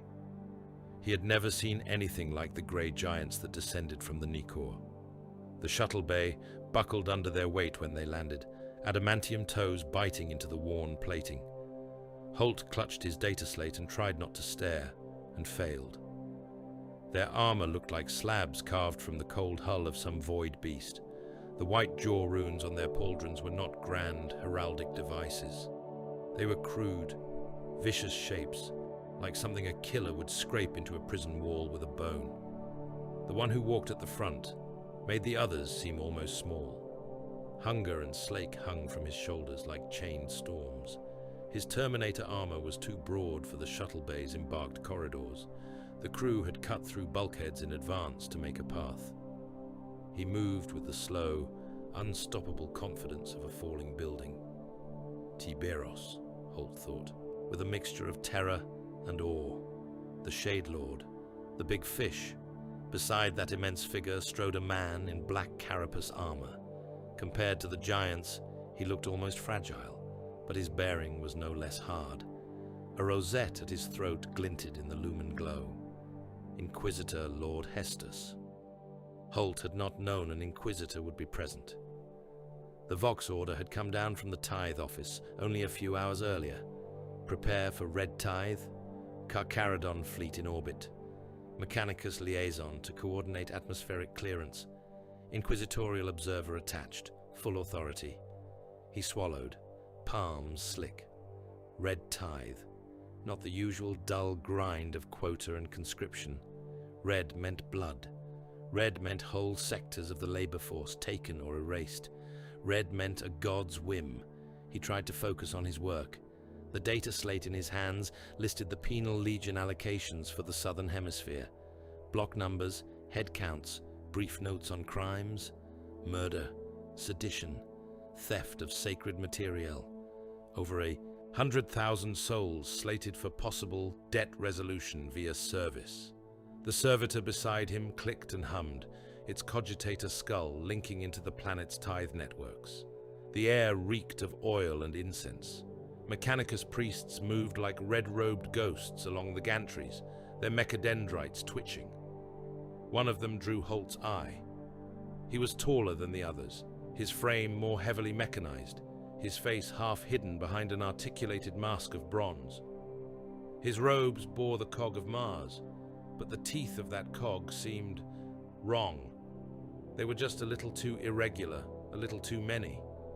8 points, Holt thought, then corrected himself. No, that was foolish. 8 was just a number. The Omnissiah had many designs. Still, his gaze lingered until the tech priest turned its head slightly, and Holt felt cold metal attention brush across him. He dropped his eyes to his slate, heart pounding.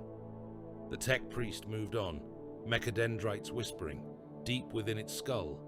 Beneath layers of sanctioned augmetics and memory circuits, something older and darker stirred. It had been seeded there long ago, a gift from a dark forge beyond the maelstrom, carried across wars and worlds in the priest's mind. It had watched the Krakor storms with greedy interest. It had watched the Carcharodons burn Helico and Brastion's wake. It had tasted the exterminatus psyshock, let its tiny threads drink in the despair and the grim resolve. It had listened to the name Tiberos repeated in cant and curse, and whispered fear across Vox and data feed alike. Its masters had given it a simple task: find that name, kill the bearer. The Mechanicus called this one Magos Erath. His title had once been longer, full of rites and oaths. He struggled sometimes to recall it. The corruption that had coiled itself through his mind did not care about what he had been. It cared only for what he could do. And here, on Tarsis Vark, he could do a great deal. Above the shuttle bay, Defense Silo Delta waited. Once, it had been built to arc beams into the sky, burning any Xenos or renegade ship that dared break orbit without clearance. Its firing systems were old but potent. Its reactors hummed with contained fury. Its cogitator core was wired into the planet's defense grid, cross-linked with dozens of lesser guns. Erath had done his inspections, as required. He had signed off on maintenance chants, overseen the replacement of worn focusing crystals, approved the recalibration of targeters. He had, during those inspections, placed a few delicate, forbidden ciphers in the machine spirit's code. The gun was ready. Hestus walked at Tyberos's side through the mustering field, boots crunching on the caked dust. The penal legions were assembled in ragged ranks before them, tens of thousands of men in shock collars and flak scraps. They had been marched from the labor pits, from the automata lines, from the slag mines, where they had been working themselves, into an early grave. Chains rattled, servo engines hummed, guards with shock mauls and laser guns moved along the lines like sheepdogs around a meat herd. Hestus's nose curled. He had seen penal gangs before. He had not seen them treated quite like this. Tyberos walked down the front rank, each step an impact that made the chained men flinch. He looked at them as a butcher might regard carcasses, not in contempt, but with an appraising eye for meat and bone. "For every 10, he said, voice carrying like a Thunderhawk's engine, "one lives to serve us in the void." The words rolled over the field. Holt, standing at a raised platform with his slate, heard them as a physical weight. He watched as Tyberos gestured. Carcharodons in lighter plate moved along the ranks, their helms impassive. One of them reached into the line, grabbed a man by the collar, and pulled him forward with a single jerk. The chosen man stumbled, eyes wild. Others around him tried to push closer, desperate to be picked or desperate to avoid it. Holt could not tell. Namir walked among the selectors, his own helm off, face set. He had been tasked with keeping this tithe precise. No red feast, no waste. Inquisitor Hestus' presence made that clear enough. So he watched the men being hauled out, judging them. Strength, rage in the eyes, a certain void-born hardness. He nodded at some. He shook his head at others. Those nodded at were shoved into a separate pen. Shackles were loosened. Neural collars rekeyed to new frequencies. Potential serfs, potential aspirants, if they survived the initial trials. Those rejected were left in their chains. Hestus watched all this with disgust he did not bother to hide. "These men have sentences," he said quietly to Tyberos. "They were consigned to the tithe by judicial writ. They should be sent on to front lines, to die in guard regiments, not dragooned into your private slave holds." Tyberos did not look at him. "They were consigned to die serving the Imperium," he said. "The front line is where we take them, out there." He tilted his head toward the slate-grey sky, where the faint silhouettes of ships could be seen through ash. "They are better used as void hands and chattel for our wake than as meat in some Lord Marshal's meat grinder," he added. "At least under us, their deaths will chew something worth chewing." Hester's lips thinned. "Every time I think you cannot make this sound more obscene," he said, "you find a way." Tyberos shrugged a shoulder. "We speak plainly," he said. "You prefer pretty lies." On the raised platform, Holt scribbled numbers. Each selected man had to be tagged, logged, cross-matched with penal records. Even the Carcharodons' brutality had to be expressed in ledgers. That was Holt's comfort. As long as it could be written, it was real. As long as it was real, it could be accounted for. He looked up once when a particularly large prisoner was dragged forward. The man was huge even by penal standards, his muscles bunched under his stained jumpsuit, his head shaved. A scar ran across his face from ear to jaw, pulling his mouth into a permanent half-sneer. He spat at the ground near Tiberos's feet and did not immediately drop his gaze. The Shade Lord stopped. For a moment the field seemed to hold its breath. "You think yourself strong," Tiberos said. The prisoner bared his teeth. "I know I am," he said. "I killed an Arbites patrol with my bare hands. They chained me and threw me in the pits, but they had to send 10 men to do it." Tiberos's gauntlet lashed out. It caught the man under the jaw, metal fingers wrapping around his throat. The prisoner's feet left the ground. He clawed at the huge hand, face reddening, eyes bulging, but he might as well have tried to pry apart the doors of a void lock. Tiberos held him there for a long, terrible few heartbeats, letting the entire field see. "This is strength," he said, "being able to choose who lives and who dies with a gesture. Your petty murders are nothing." He dropped the man. The prisoner crumpled, gasping. "Put him in the pen," Tiberos said. "If he survives the first decade, he may be worth speaking to again." Hestus's hand twitched toward the sidearm at his hip, then stilled. Not now. He had come to Tarsis Vark to make sure there were no more unsanctioned culls, no quiet red feasts aboard transports, no Voron-led massacres in the dark. He had insisted on walking the mustering fields, watching every selection, every execution. He did not know that even as he watched for one shadow, another crept closer. High above, in Defense Silo Delta, Magos Erath completed his work. The machine spirit of the defense laser did not think in human terms. It felt power. It knew cycles. It remembered the thrill of discharging its beam into the void, the way its capacitors shuddered under the load, the exultation of hitting a target and watching it break apart. It had been bored of late. No Xenos fleets had come within range. No asteroids to be pulverized. Only drills. Erath had come to it with new prayers. He had sung to it in Binaric, promising it a glorious discharge. He had stroked its conduits with mechadendrites tipped in forbidden sigils, loosening locks that humans had set. He had adjusted targeting solutions, just a fraction, just enough that when the gun cycled up, its aim would dip. Now, in a sanctum of cables and smoking incense sticks, he laid his final cipher. A single string of code slipped into the firing queue. The gun shuddered. Deep in its core, reactors roared to full life.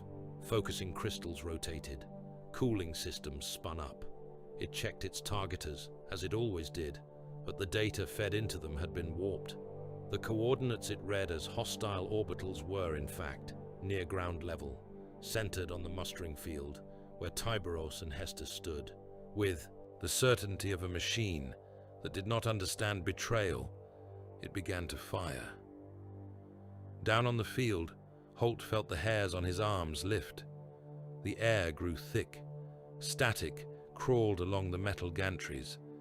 Some instinct made him look up toward the sky and the towering Manufactorum stack that housed Defense Silo Delta. For a moment, nothing. Then, a beam of pure white-blue energy lanced down. It cut through the haze, through the upper structure of the stack, through the air itself. It hit the ground at the edge of the mustering field, 100 meters from where Tiberos stood, and dug in. The world became light.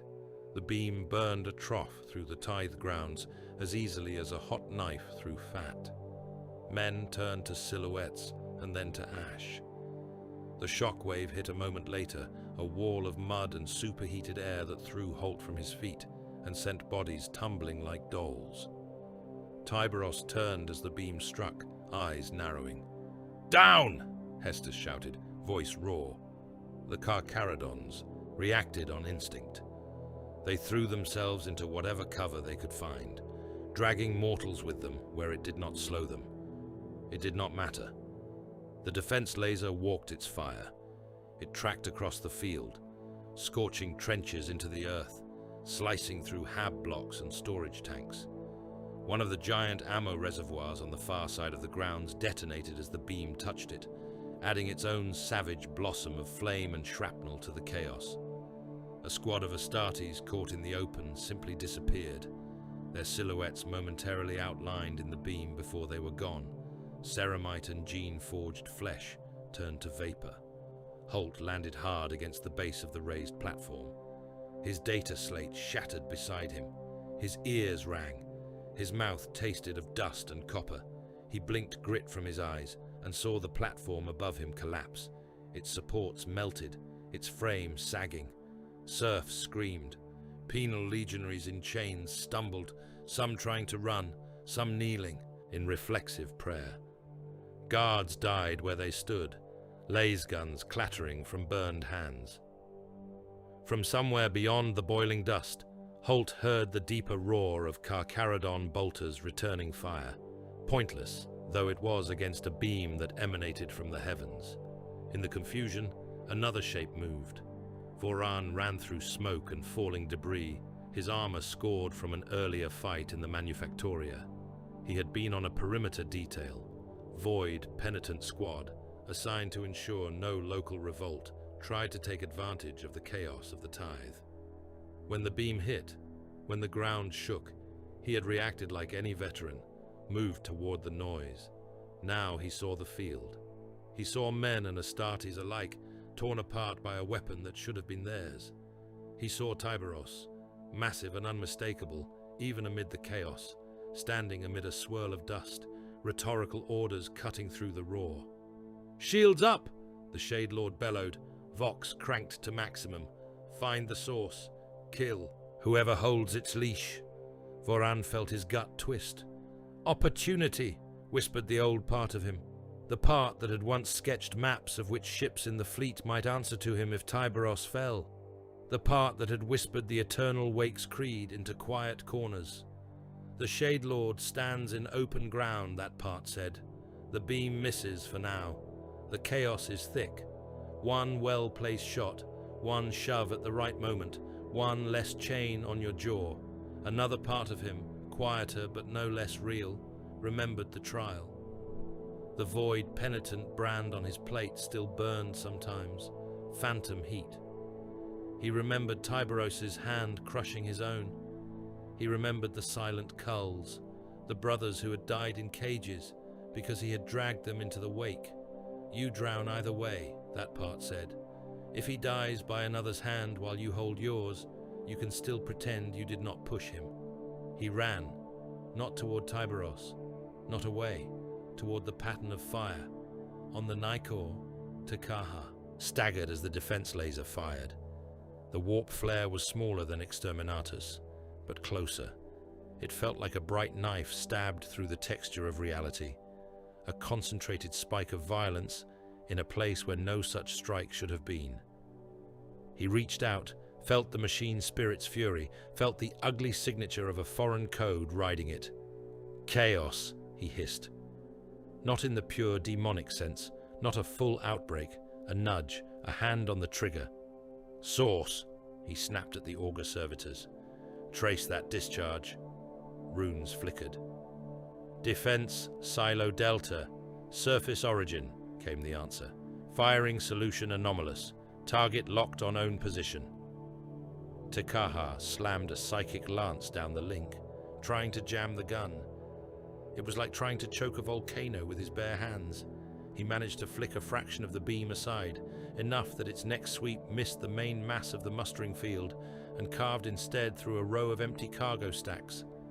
On the ground, the damage was already done. The first blast had cracked the field like a plate. A long chasm had opened where the beam had dug in, the ground collapsing into an old maintenance trench that led down to the Manufactoria's undergut. Smoke and dust poured into it. The edges crumbled, taking bodies and broken machinery with them. Tyberos saw the crack a moment before it reached him. He braced, driving his claws into the ground, trying to stay upright as the earth sagged. A secondary detonation from a ruptured promethium line flared nearby, a bouquet of fire that slapped against his Terminator plate. The armor held, but the shockwave staggered him a half step. It was enough. The defense laser, momentarily diverted by Tekaha's interference, spat a last furious gout of energy before its core tripped under the conflicting codes and shut down. That wild, final discharge struck the field not as a neat beam, but as a ragged flare. It caught Tiberos side on. The hit smashed into his left shoulder, where Hunger's mount met his plate. Ceramite screamed as it tore. Metal split. Heat washed over him in a brutal wave, cooking flesh under the armor. For a heartbeat, his world was white pain. He did not fall. He tried to turn, to push his weight back, to keep his boots on something solid. The already fractured ground had other ideas. The beam's last tantrum ripped apart what remained of the support beneath him. The chasm yawned wider. The edge under Tiberos's feet dropped away. Hestus saw him fall. The Inquisitor had been thrown behind a half-melted hab-crawler by the first blast, his carapace armor cracked, his ears bleeding.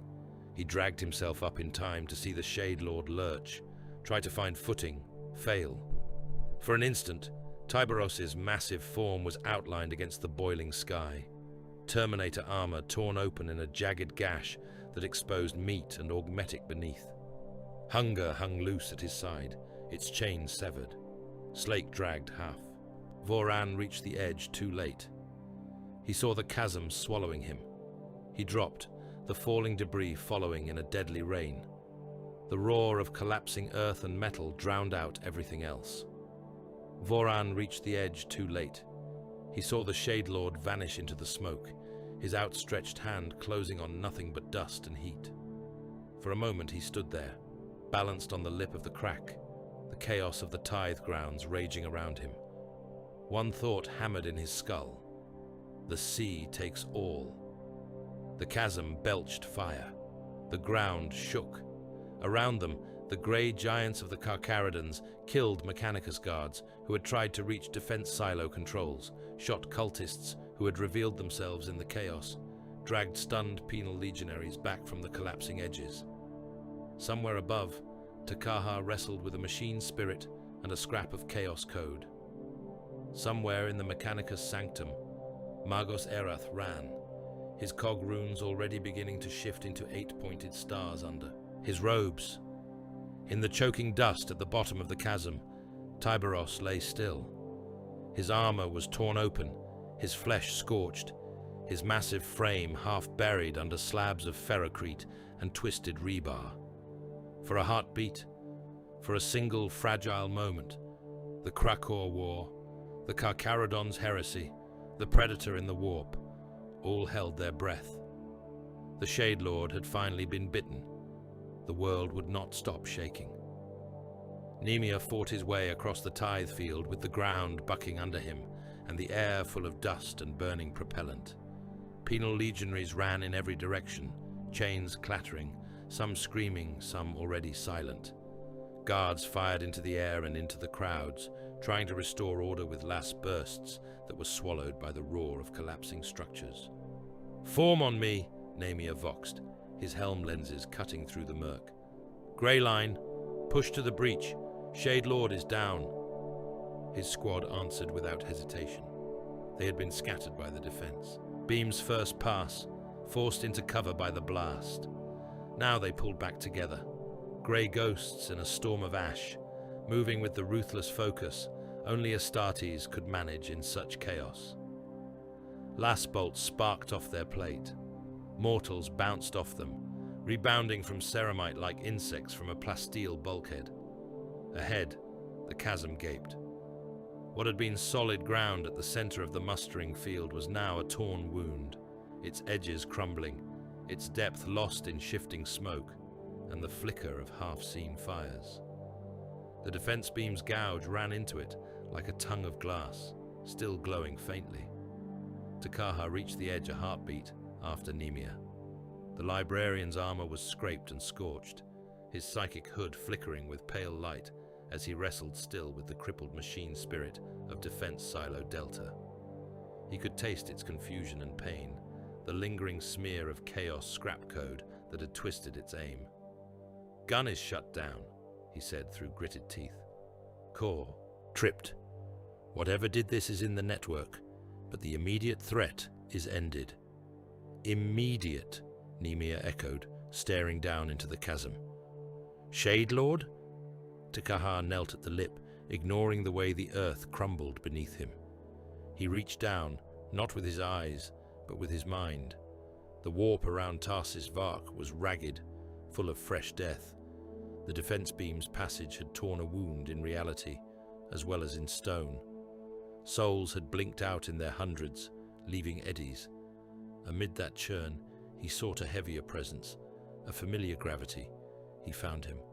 Alive, Takahar said. Deep. Hurt. Nemia did not wait. Lines, he snapped. His brothers dropped mag-hooked cables into the chasm, the grapples biting into half-melted ferrocrete and twisted rebar. Without further hesitation, the Reaver captain stepped into the void, paying out line as he went, boots skidding on debris. The descent was a blur of dust and half-seen shapes.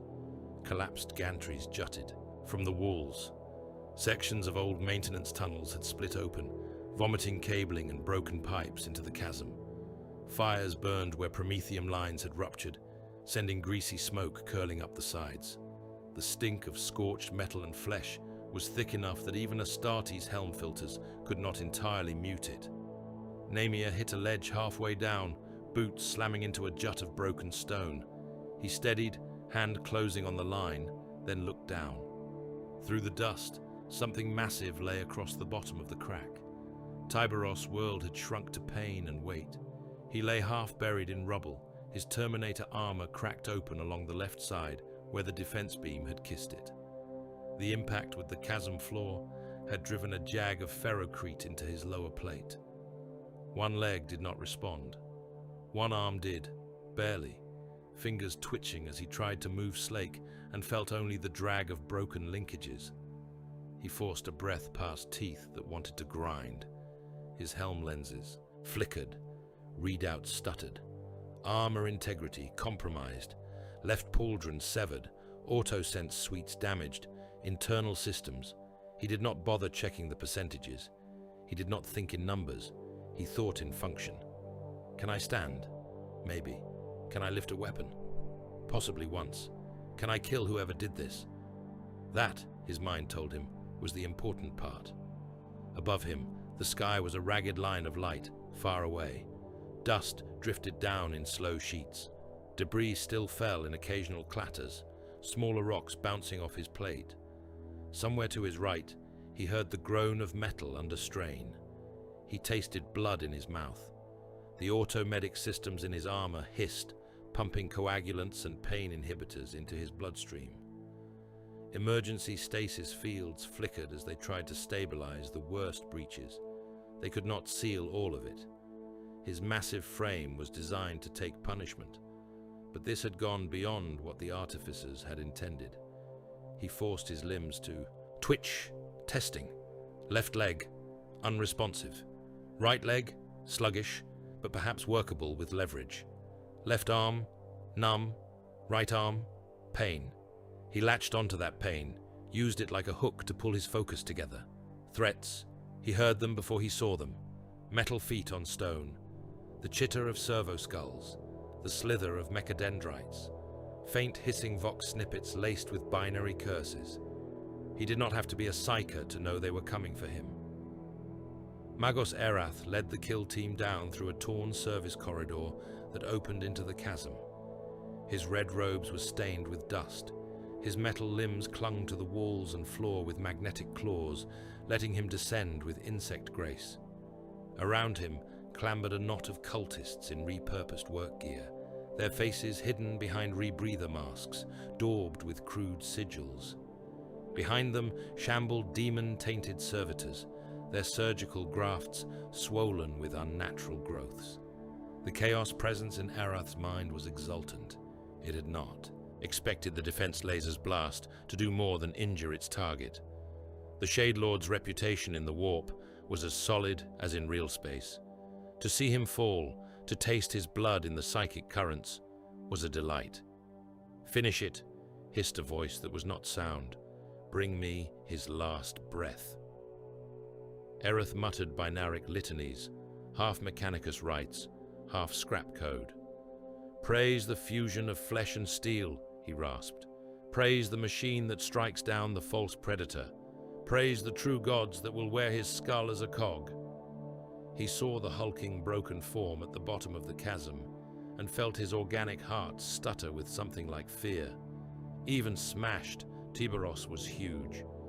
Erath forced that fear down under layers of conditioning and corruption. He raised one mechadendrite, its tip unfolding to reveal a needle-like implement that hummed with contained energy. "Engage," he signaled. The cultists slid down the last few meters and fanned out, their weapons pitiful, compared to Astartes' war gear, but deadly enough against broken armor seams. The Daemon servitors lurched forward, surgical blades and heavy claws clicking. Nemia dropped the last stretch, hitting the chasm floor with enough force to crack the stone. He rolled with the impact, came up with bolter in hand, and took in the scene in a single glance. Tiberos lay ahead, half buried, an island of grey amid the rubble. The Chaos Kill team was between them, already moving. Nemia did not hesitate. He opened fire. Mass reactive shells ripped into the lead servitor, tearing its bloated flesh and corrupted augmetics apart in a burst of foul spray. The thing staggered, tried to keep moving, then collapsed as more shots chewed through whatever passed for its spine. "Shade Lord," Nemia voxed, "on your feet. We are here." Tiberos's reply was a low growl. "Kill them," he said.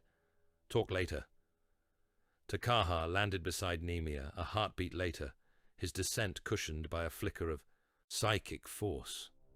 The librarian's staff hummed, wards flaring as he pushed his awareness toward the corrupted Magos. The chaos taint around Erath was a greasy smear in the warp, a knot of wrongness that twisted the currents like a wound. It was not on the scale of the warp predators Takaha had seen the chapter's actions create, but it was focused, deliberate, a hook, a knife. He threw himself against it. Erath felt the intrusion as a sudden, sharp pressure behind his optic implants. "Unclean," he hissed, twitching. "Psyker, shark mind." Takaha's presence met his in the machine sanctum of his own skull. "They twisted you well," Takaha said inside that space. "They left just enough of Mars to make the corruption taste familiar." Erath screeched binaric denial, calling on forbidden routines, trying to flood his mind with scrap code. Takaha batted aside mental subroutines like debris in a current, seeking the core of the infection. Away from Tiberos's cracked plate, Voran hit the bottom of the chasm and rolled, dust pluming around him. He had not descended by line. He had simply thrown himself into the crack from a lower ledge, trusting his armor and the falling debris field to break his fall just enough not to shatter him. He felt something in his side protest, ribs bending, but he was standing a heartbeat later, chain axe already in hand. He saw Nemia's back, Takaha's hooded form, the crush of cultists and warped servitors between them, and the broken bulk of the Shade Lord. He saw Magos Erath, metal limbs glittering, mechadendrites raised, moving toward Tiberos like a spider, toward prey caught in its web. The choice rose before him, like a wave. Let the Magos finish the work. Let the blast and the collapse and a chaos knife do what his own bolter had never quite dared. Tiberos dies. The chapter fractures. The Eternal Wake's old dream of free predator ships becomes more than whispers, or kill the Magos, pull Tiberos out of the pit, leave the Shade Lord alive, wounded but breathing, preserve the hierarchy he still, in some feral part of himself, respected, keep the jaw whole, even if he still dreamed of turning it. His axe hummed, his maimed hand ached. He charged. A demon servitor lumbered into his path, its chest a mass of writhing cables, its left arm fused into a heavy hammer. It swung, aiming to pulp him into the stone. Voran ducked under the blow, coming up inside its reach, and buried his axe in the fleshy joint where shoulder met neck. Teeth tore through meat and augmetic. The servitor spasmed, then went still. Nemia saw him. For a heartbeat, their eyes met through helm lenses. There was no time for debate. Left flank, Nemia snapped, trusting. Voran snarled wordless acknowledgement and crashed into the line of cultists trying to skirt around toward the Shade Lord's exposed side. It was brutal, ugly work. The cultists' weapons were autoguns, las pistols, mining drills. Against Astartes' plate, most were little more than annoyance. Against shattered armor seams, they could be lethal. Voran took a flurry of shots against his chest and helm, felt one drill bit catch on his pauldron. He responded by smashing the offender's spine against the chasm wall and using his falling body as cover. Nemia held the center. His bolter barked until the magazine ran dry, each shot a burst of thunder in the confined space. When the last shell left the chamber, he let the weapon hang on its mag clamp and drew his chainsword, the blade coming to life with a hungry snarl. He waded into the servitors, carving, stepping, using their bulk as shields as he closed the distance to Erath. Takaha and the Magos struggled for control of one mind. Chaos code crawled through Erath's neural nets like worms, rewriting, subverting, calling down warp sparks. Takaha followed them, burning away lines of corruption with focused will. It hurt. He felt the feedback, scorch his own thoughts, leaving patches of numbness. "Who sent you?" he demanded. Erath's mental voice howled, blended with something deeper. "You did," something hissed back. "All of you predators. You make so much noise in the warp. You attract attention. My masters smelled your Shade Lord's blood on Helico and Brastian's wake. They want his skull." Another surge of scrap code lashed at Takaha, trying to overload his synapses. He pushed back hard. For a heartbeat, the Chaos presence recoiled. In that instant, Erath was just a man with too much metal in his head, suddenly alone in a space that had always had a whispering companion. Fear crashed into him, cold and overwhelming. His body flinched. His mechadendrites faltered. Nemia reached him. The Reaver captain slammed into the Magos, driving him back against a slab of fallen ferrocrete. One gauntlet closed around the tech priest's torso, crushing pistons and cables. The other brought the chainsword up in a short, vicious arc that took Erath's head clean from his shoulders. The corrupted tech priest's body spasmed. Sparks showered from severed augmetics. For a moment, something dark and oily rose from the stump in the warp, the last fragment of the chaos influence trying to flee.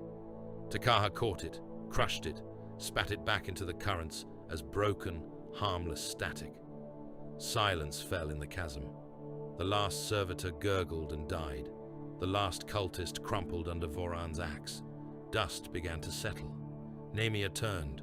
Tyberos lay where he had fallen, the rubble around him now littered with dead men and twisted metal. His left leg was pinned under a boulder. His right pauldron was a ruin. Through the torn plate, Nemia caught glimpses of ruined flesh and gleaming augmetic, shredded in places. The auto-medic systems had deployed emergency patches. A shimmering stasis field flickered across part of the wound, slowing blood loss. The helm's left lens was cracked, a spiderweb of fractures radiating from a central impact. But the Shade Lord's remaining eye burned. He had watched the fight. He had seen the Chaos Magos close. He had seen Nemea and Takaha, and yes, Voran, move to stop him. He had seen Voran's axe rise and fall, seen his old would-be heretic throw himself between cult blades and his broken frame without hesitation. Somewhere behind the pain, his mind noted that.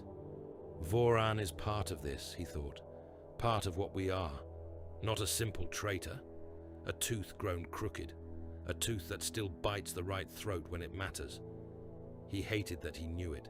He also knew it was true. "Report," he rasped, voice rough through damaged vox. "Magos corrupted," Takaha said, stepping closer, staff still humming with residual energy. "Chaos influence. scented your blood in the wake of Krakor, sent to finish you. We broke him. Nemia knelt by Tiberos's pinned leg. Shade Lord, he said, we need to move you. Tiberos tried to flex the limb. Pain flared white, intense enough that even his altered physiology shuddered. Cut it, he said. Nemia nodded once. He signaled up the line. Evac harness, he ordered. Medici, armor cutters. We have the Shade Lord. He is alive but wounded. We are bringing him out. Above, on the tithe grounds, Carcharodons had already thrown a cordon around the chasm. Hestus stood at the edge, one gauntleted hand pressed to the side of his head, where blood ran from under his short hair. Status, he demanded, as Nemia's vox came through. Alive, Nemia repeated. Badly, preparing to lift. Hestus exhaled. He had not decided, in the split second when he saw Tiberos fall, whether the chapter master's death would be a blessing or a curse. He knew only that if the man died to a chaos knife and not by imperial judgment, the narrative would slide away from him. Get him up here, he said. He stands trial, or he does not stand at all. I will not have some warp-corrupted cog-boy claim that kill. Cables dropped. Grav harness modules descended, borne by storm servitors whose plated bodies shrugged off stray shots from terrified locals. Medici serfs came with them, their pale faces set behind rebreather masks, carrying bioscanners and surgical tools. Down in the chasm, Voran stepped back into the shadows. He watched as Nemia and two other brothers worked the armor cutters, slicing away the twisted plate pinning Tiberos's leg. Sparks showered. The stink of scorched metal and meat mingled. Tiberos's jaw clenched, but he did not make a sound beyond a low, continual growl. Voran's maimed hand throbbed in sympathy. He had made his choice. He had bitten chaos, not his own lord. That did not absolve him, but it complicated things. He voxed a short burst on a restricted band. Void penitent Voran, he said, assisting, remaining in the shadows until summoned. He killed the channel before anyone could answer. When the boulder finally shifted, freed from its anchoring plate, Tiberos's leg came with it in pieces. The auto-medic fields surged, trying to contain the ruin. Katao's voice barked over the Medici channel, ordering more stasis fields, stronger chems, anything that would keep the Shade Lord breathing long enough to reach the Nikor's surgical decks. Brace him, Nemia said. They clipped the grav harness around Tiberos's torso and remaining limbs. The device whined as it tried to lift the massive weight. For a moment, it seemed it would fail. Then additional units latched on, their combined power finally dragging the broken form free of the rubble. Tiberos's vision blurred. He saw the chasm walls slide past. He saw Nemia's face in his field of view, hard and focused. He saw Takaha's hood, the faint glow of his psychic hood flaring as the librarian warded them against any last-minute warp tricks. He saw, for a heartbeat, a grey shape lingering in the dust below, axe resting on shoulder. Voran. You bite in the right direction this time, Tiberos murmured, not sure if the vox carried the words. Above, the world exploded again. Not from another defense beam, but from panic. Word had spread through the crowd faster than any official vox. The god sharks are dead. The Shade Lord has fallen. The angels of death have been struck from the sky. Penal legionaries, already on the edge, broke. Some charged the Carcharodon cordon, brandishing chains, knives, bare fists. Others tore off in any direction, trying to flee a fate they could not name. Cultists who had remained hidden in the Manufactoria seized the chaos. They surged toward the chasm rim, weapons raised, chanting half-heard praises to whatever dark masters they served. They thought their gambit had succeeded. They thought they were rushing to tear apart the carcass of a fallen god. They met Carcharodons instead. Grey giants formed a ring around the chasm. Bolters barking, chain blades snarling. Mortals who rushed them died. Some tried to fall to their knees. to beg, to offer worship to the new gods they thought had slain the old. They died too, under the same indifferent fire. The Carcharodons had no time for distinction. "Clear landing zone!" Namia's voice snapped over the command band as Tiberos's harness rose. Lascanon beams from loyal tanks stitched burning lines across cultist ranks. Mortar shells fell, turning pockets of rioters into spray. The Nikor's smaller dropships swooped low, their guns raking any clusters that moved toward the chasm.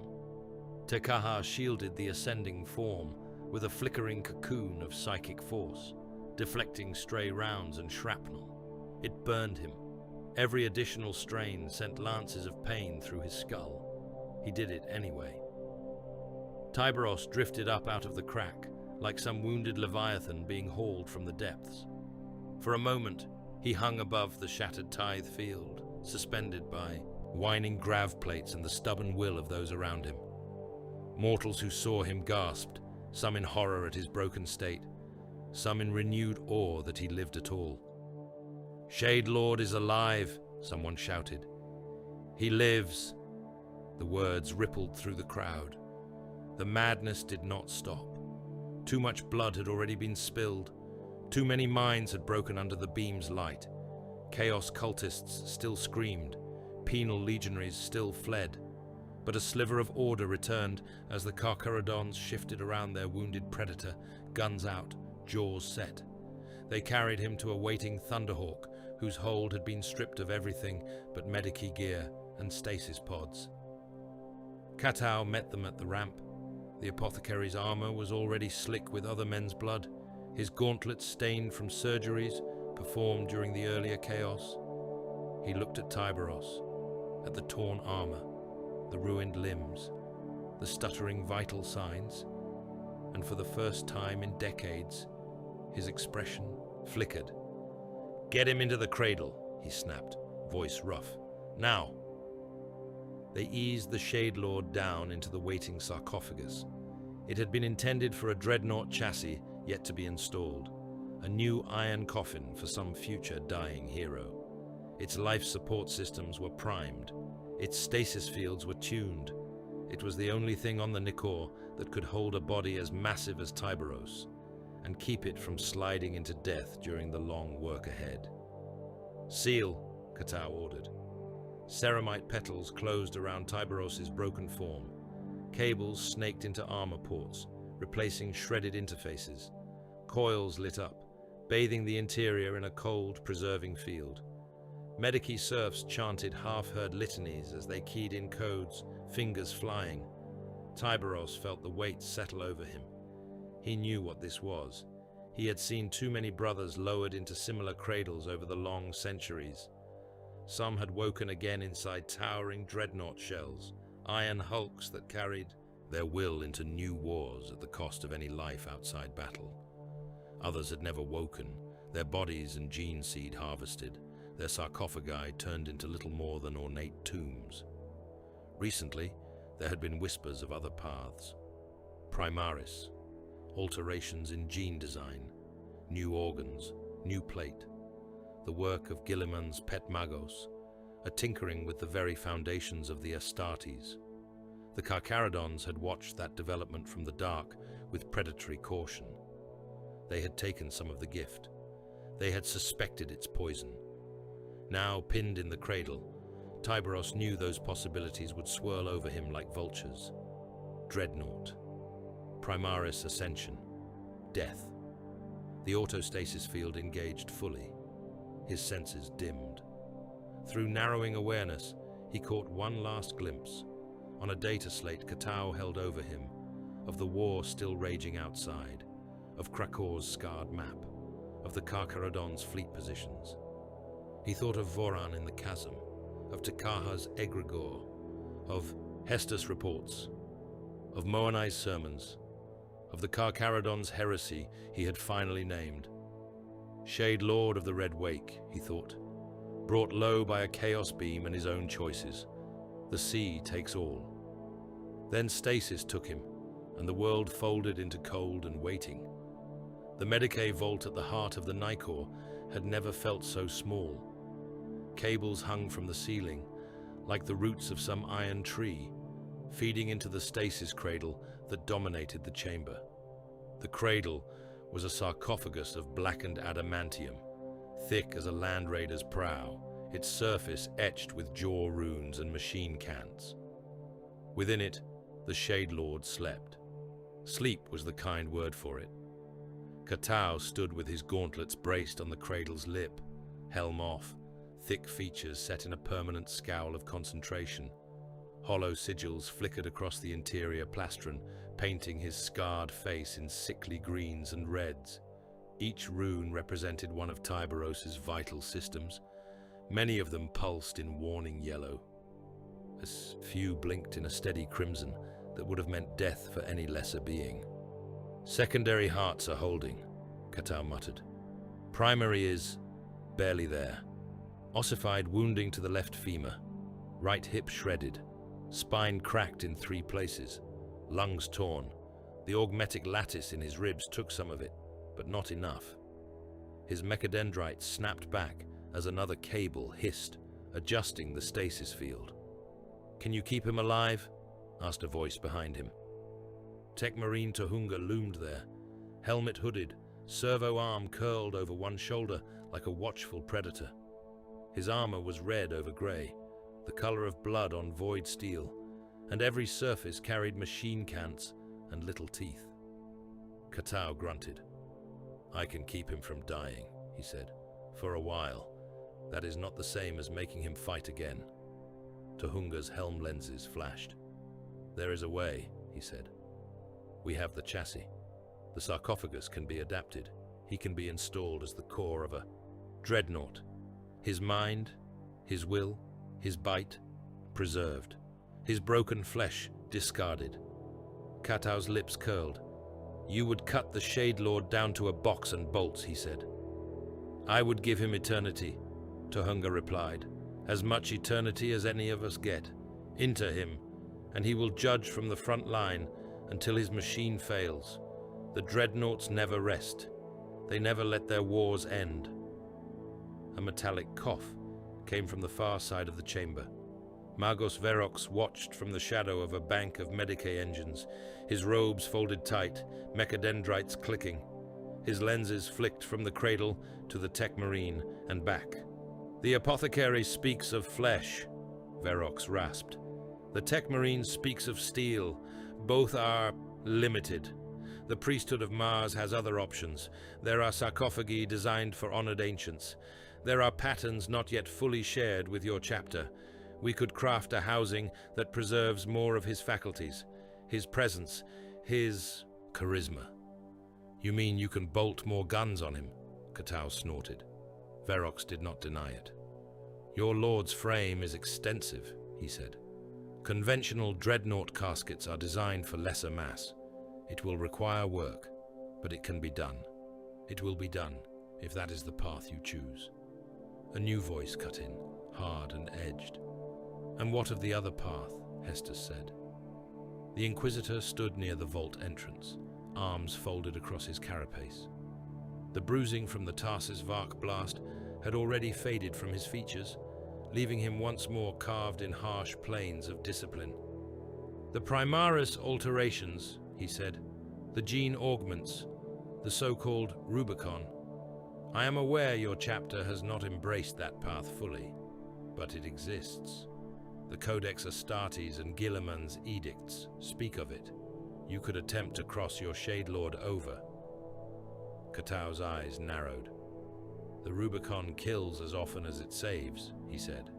"The Call breed boast of survival, rates that do not match the reality we have seen in other chapters' data.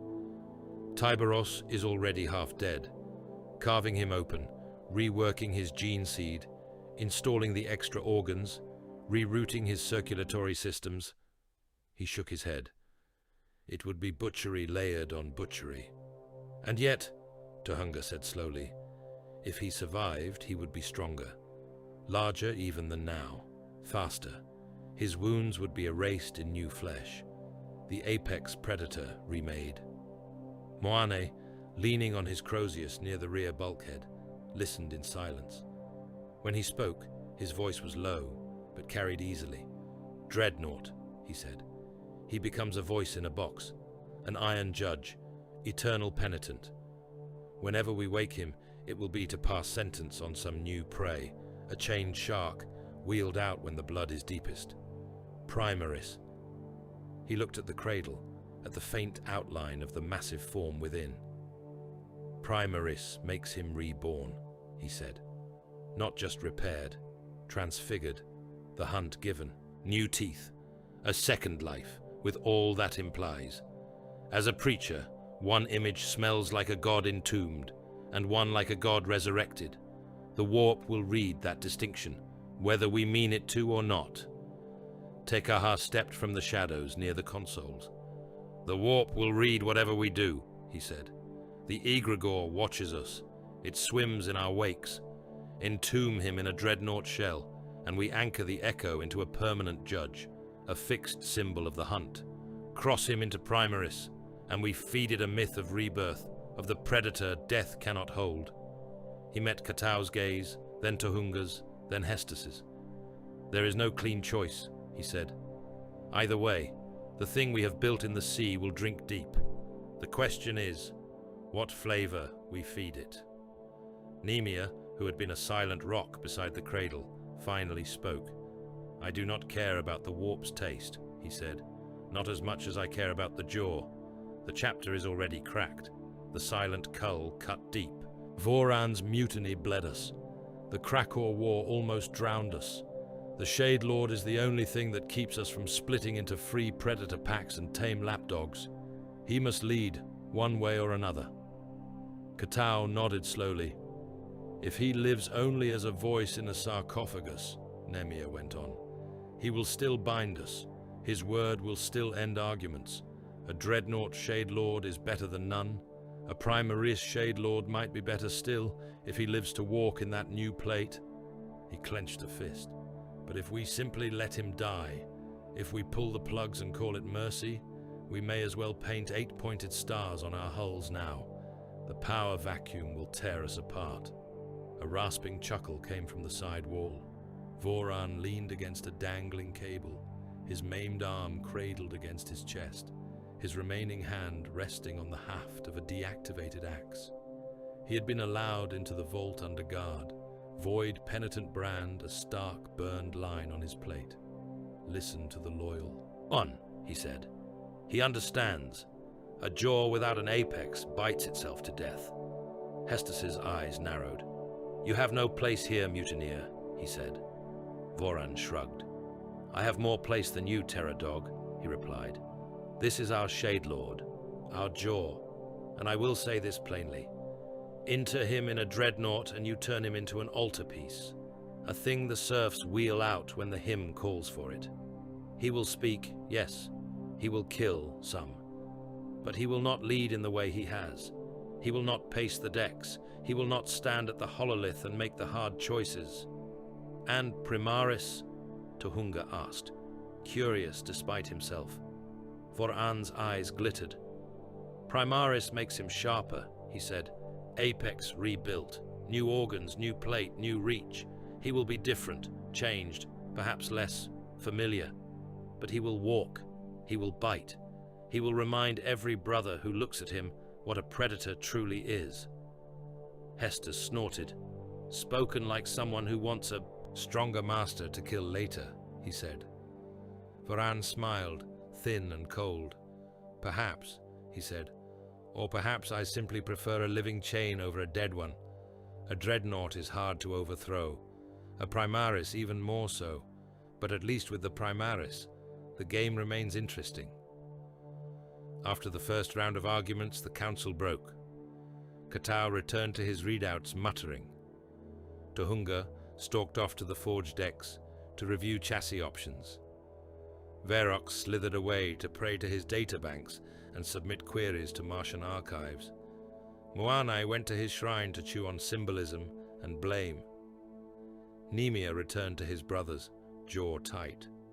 Voran vanished into whatever bolt hole he used when not under direct suspicion. Hestus found Te-Kaha in the Librarius a short while later. The chamber was dim, lit only by lumen globes and the flicker of warp wards. Takaha sat cross-legged before his small altar, eyes closed, the faint shimmer of psychic activity dancing around his hood. "This is not a good time," Takaha said, sensing the Inquisitor's approach without opening his eyes. "It is the only time," Hestus replied, "before your tech marines and butcher priests make a choice that locks us all into its consequences." Takaha sighed and opened his eyes. "What?" he asked. Hestus did not waste words. "If Tyberos dies," he said, "your heresy dies with him." Takaha's expression did not change. "Our heresy began before him," he said. "It will continue after, if we let it." Hestus stepped closer. "He is the Axis," he said, "the one the Conclave will look at, the one the Lords will remember. Kill him now, cleanly, and you can blame chaos. You can blame the beam. You can say it was simply too much. The Carcharodons become a fleet of maimed dogs, yes, but dogs that can be brought to heel. Guilliman may even send you a new lord, something Codex neat and Primaris bright." He held Tekaha's gaze. "You are the librarian," he said. "You control the warp fields around that cradle. All it would take is a nudge, a slight miscalculation, a minor failure in stasis. He is already half gone. No one would even suspect you." Takaha stood. The air around him chilled. "I will not murder my Shade Lord in his sleep," he said. "You have killed brothers in cages," Hestus shot back. "You have helped cut out your own rot with the Silent Cull." "By his order," Takaha said. "In battle, in necessity, that is different." Hestus's lip curled. "You cling to distinctions like a Ministorum clerk," he said. "Useful heretics and useless ones, necessary murders and excessive ones. Face it, librarian. As long as he lives, the jaws of your chapter will always be turned more toward the sea than terror." Takaha stepped closer, the psychic hum around him rising. "And if he dies under my hand," he said quietly, "then the jaw will still be turned, but with the added flavor of Kinslayer layered into our echo. The egregore will feast on that betrayal. Voran will make a saint of it. I will not give them that." He let out a breath. "Better an honest predator at our head than a martyr in our wake," he said. "If you want Tyberos dead, Inquisitor, you can try to do it yourself. I will not do your work for you." Hestus stared at him for a long moment, then laughed once, humorless. "You think I could," he said. "Even half dead in that box. Number one, I am not that foolish." He turned away. "Very well," he said. "You keep your Shade Lord and your paradox. I will keep my reports." Word spread through the fleet like a current.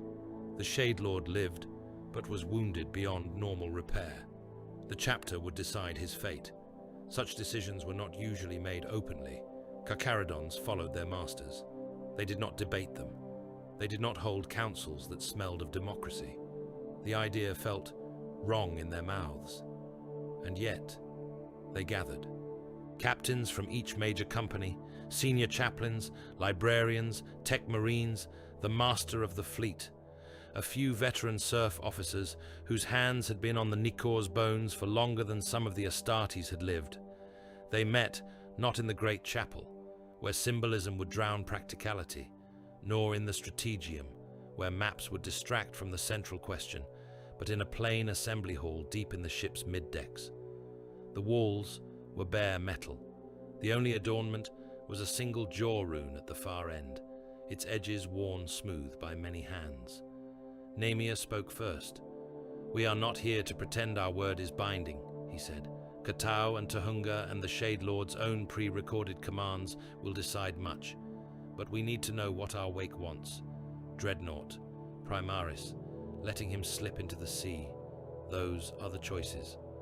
There was a long silence, then voices. Chaplains argued that entombment would make Tyberos an eternal reminder, a permanent presence whose stern gaze could be invoked whenever doctrine wavered. Others argued that a dreadnought could not walk the decks, could not appear in unexpected places, could not impose himself in the small moments that bound a fleet together.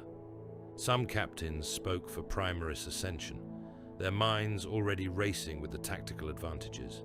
A Tyberos larger, faster, even more durable, leading boarding actions, smashing tyrannid beasts with new strength. Others flinched from it, uneasy with the idea of altering their already strange gene seed with Call's meddling. A dreadnought was a known quantity. A Primaris Shade Lord might be something else entirely, something that tilted the egregore further into unknown waters. Moanai raised the warp angle. "Entomb him," he said, "and our sermons will change. We will speak of the judge in the Iron Jaw. We will call on his name when we pass sentence on worlds. The Echo will hear that. It will fix us in that role. Rebirth, and our sermons shift instead to the Predator returned. The hunt that death could not keep. That is powerful medicine in the sea." Takaha spoke of the futures he had glimpsed. "None are clean," he said. In one, his coffin becomes a shrine that brothers fight over. In another, his new form becomes a symbol Voran and his kind twist. In every case, we remain what we are, predators with a leash that is more idea than chain. The only thing we truly choose is how we imagine him. Voran was not present. His vote had been forbidden by Katau and Tohunga, backed by Tyberos's own edicts on mutineers. But his shadow lay over the chamber nonetheless. More than one captain's words were colored by what they imagined he would say. In the end, they voted, not with raised hands or tally stones, not with childish democracy. Each senior officer went alone to the jaw rune on the wall, placed a hand upon it, and whispered a single word to the listening servitor skull embedded there. "Entomb, ascend. Let him go." The skull's auger picked up each intonation, fed it into a sealed cogitator stack that only Katau and Tohunga could access. When the last man had spoken, the stack sealed with a click that sounded oddly loud in the quiet hall. The mood, as they filed out, was heavy. Takaha caught Nemia's eye. "How did you speak?" he asked. Nemia's jaw clenched. "I asked for him to rise," he said, "in any form. I have no taste for a world where he does not walk, even if it is inside a sarcophagus." "You?" Takaha asked Moanai. The chaplain's lips twisted. "I told the machine nothing," he said. "I whispered his name and let the sea decide." On the forge decks, Tohunga and his fellow tech marines set about their preparations. In one vault, they cleared away dust from a massive dreadnought chassis, its limbs thick, its sarcophagus slot designed for a warrior of unusual size. They checked its pistons, its reactor, its weapon mounts. They etched fresh jaw runes and litanies along its flanks. In another, they opened sealed crates bearing the half-heretical sigils of Call's work. Primaris organs floated in preservative fluid, glistening. Gene auger machines hummed. A separate cradle was prepared, one that did not look like a coffin, but like a cocoon. Katau worked between both. He calibrated the dreadnought's life support and the Primaris surgery banks with the same cold professionalism, his heart divided. He did not know yet which path the sealed code would dictate. He only knew that when it was opened, there would be no time to begin from scratch. Moanai blessed both projects, his litanies carefully phrased so that they could be later interpreted as dedication to either. "The red wake will rise," he intoned, Crozius heavy in his hand. "In iron or in flesh, in old bone or new, the hunt will not lose its shade lord." Takaha stood alone in the librarius, staring at the place in the warp where the egregore circled. It watched the preparations with something like amusement. "You cannot escape me, little teeth," it seemed to murmur. "Whatever skin your predator wears, he is still yours. You are still mine." Takaha bared his teeth in answer. "We know," he whispered. "We are choosing anyway." In the heart of the Nikor, the sealed code was finally opened. Katao read it. Tohunga read it. Moanai listened as it was spoken aloud in a tongue of machine and prayer. None of them spoke the words outside that chamber.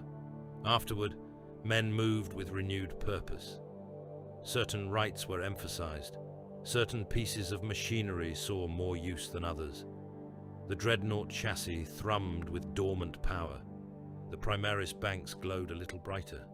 The Shade Lord slept on in his cradle, caught between past and future, between iron and flesh, between judge and apex. The red wake would rise again. In what form, the galaxy would learn soon enough. The Shade Lord's absence changed the shape of the Nikor. It was not something the serfs could have put into words, but they felt it in the way the decks vibrated, in the rhythm of the bells, in the pattern of boots in the corridors. For as long as most of them had lived, there had always been the sense of something vast and dangerous pacing the ship's spine, a weight in the air like an unseen storm front. Now that Storm slept in an adamantium cradle at the heart of the Medici vault, and the void felt just a little less crowded. The Carcharodons did not stop. Shuttles still came and went. Guns still cycled. Armor still saw fresh paint and fresh scoring. Krakow still burned on the hololiths, its ruined world slowly stabilizing into something that almost resembled a defensive line. But every brother who stepped into the Strategium or the Great Chapel felt the hollow where Tiberos should have been, the space at the center of the jaw. Into that hollow stepped three shapes. Nemia stood in the center of the Strategium, his grey plate lit by the sickly glow of the sector map. On his right, Moanai leaned on his Crozius, skull helm cradled under one arm, bare face brutal and tired. On his left, Takaha waited with hood up, psychic hood humming softly, staff grounded against the deck, triumvirate. The ship whispered the unfamiliar word in a dozen dialects. Threefold jaw, three teeth where usually there had been one. Inquisitor Hestus faced them across the hololith. "The Shade Lord slumbers," he said. "Your tech marines and apothecaries hide his fate behind sealed code and inscrutable rites. Very well. I cannot drag him from his cradle by myself, but as long as he sleeps, someone must answer for the rot inside this chapter." Nemia's jaw tightened. "We have bled our own," he said. The silent cull took those who would have turned their bolters fully inward. "We have broken Voran's mutiny. We have hunted chaos in our own holds. What more do you want, Inquisitor?" Hestus's gaze was flint. "The eternal wake still exists," he said. "Perhaps smaller, scattered, but their creed is the thread that runs through every excess you have shown. Voran did not invent it. He merely said aloud what half your fleet already believed. That cannot stand." Moanai's fingers tightened on his Crozius. "The wake gave some of our brothers words for what they already were," he said. "Killing those words does not unmake the killers. It just leaves them unspoken." "Then kill the men," Hestus said. "Heresy is not cured by debate. You have already proved you are capable of cutting your own throats when ordered. Finish the work. Every brother who ever bore a hooked wave rune, everyone who ever whispered sea takes all, purge them. Only then can you pretend to call yourselves clean." Takaha's laugh was a short, unpleasant sound. "Clean," he said. "We crossed that horizon before you were born, Terror Man." Hestus's gaze flicked to him. "You have seen something in the warp," he said. "You speak as though purity is a myth." "It is," Takaha replied. "For us, the hunt has too much weight. We have carved too many worlds. I have looked at what that has become in the sea. You cannot lance it with a few executions." Nemia looked between them. "We are not refusing to cull," he said. "We are refusing to gut the jaw entirely. Half the names you want cut are brothers who turned their bolters on Voran when it mattered. Men who stood in the breach on Targus, on Varkol, on Tarsis when others flinched. They are killers. They are close to the edge, but they are ours." "Your sentimentality is touching," Hestus said. "It is also dangerous." A new voice cut across the Strategium Vox. Dangerous is trying to pull out your own spine while the enemy still gnaws on your skull, Voran said. He stepped out from the far side of the chamber, flanked by two void penitent brothers whose armor bore more burn marks than clean plate. The guard at the entrance had not tried to bar him. Not today. He came unarmed, save for the axe mag locked to his back and the brand burned into his pauldron. Hestus's hand twitched toward his pistol, then stilled. There were too many grey plate bodies between them. "You are bold to walk into this council," Hestus said. "You should be in chains, or ash." Voran gave him a thin smile. "The Shade Lord's chains are heavier than anything you can stamp," he said. "I wear them here." He tapped the void penitent brand over his heart. "And here," he added, tapping his helm, "you know I fought for him in the pit. You know I broke Chaos Blades with mine to keep his heart beating. That does not unclench the bolt you put to his back before," Hestus snapped. "No," Voran agreed. "It just makes the ledger complicated." Namia cut in before the argument could spiral. "You came because you heard. We were speaking of the wake," he said. "Speak then. You always do." Voran inclined his head a fraction in acknowledgement. "You want to purge the wake," he said. "Fine. Here is my counteroffer. You do not need a purge. You need a vent." He turned his helm toward Moanai, then to Kaha. "You both know the stories," he said, "of penitent crusades, black shields in the old days. Warbands sent into the dark to die on enemies no one else can reach or be bothered with. It is an old pattern. Use it." Moanai's eyes narrowed. "What are you proposing?" he asked. Voran spread his hands. "Take me," he said. "Take those who still taste the sea more than the throne, the worst of the wake, the fiercest of the void penitents. Give us ships, old ones, scarred ones. Give us munitions. Then aim us." "Aim you where?" Hestus asked. Voran's helm tilted, as if he were listening to some invisible map. "The darkest parts of the maelstrom. Fringe," he said. "Where tyrannid tendrils knot with chaos shoals. Where the orcs are too stupid for neat crusades and too stubborn to die. Where your clean chapters break on logistics before they ever see the enemy." He made a small, dismissive gesture. "We go," he said. "We hunt. We die. We take pieces of the worst threats with us. No return. No contact with Imperial Command beyond the barest astropathic echoes. No pretense of being a chapter fleet. Just killers in the dark, chewing until they are gone." Namia stared at him.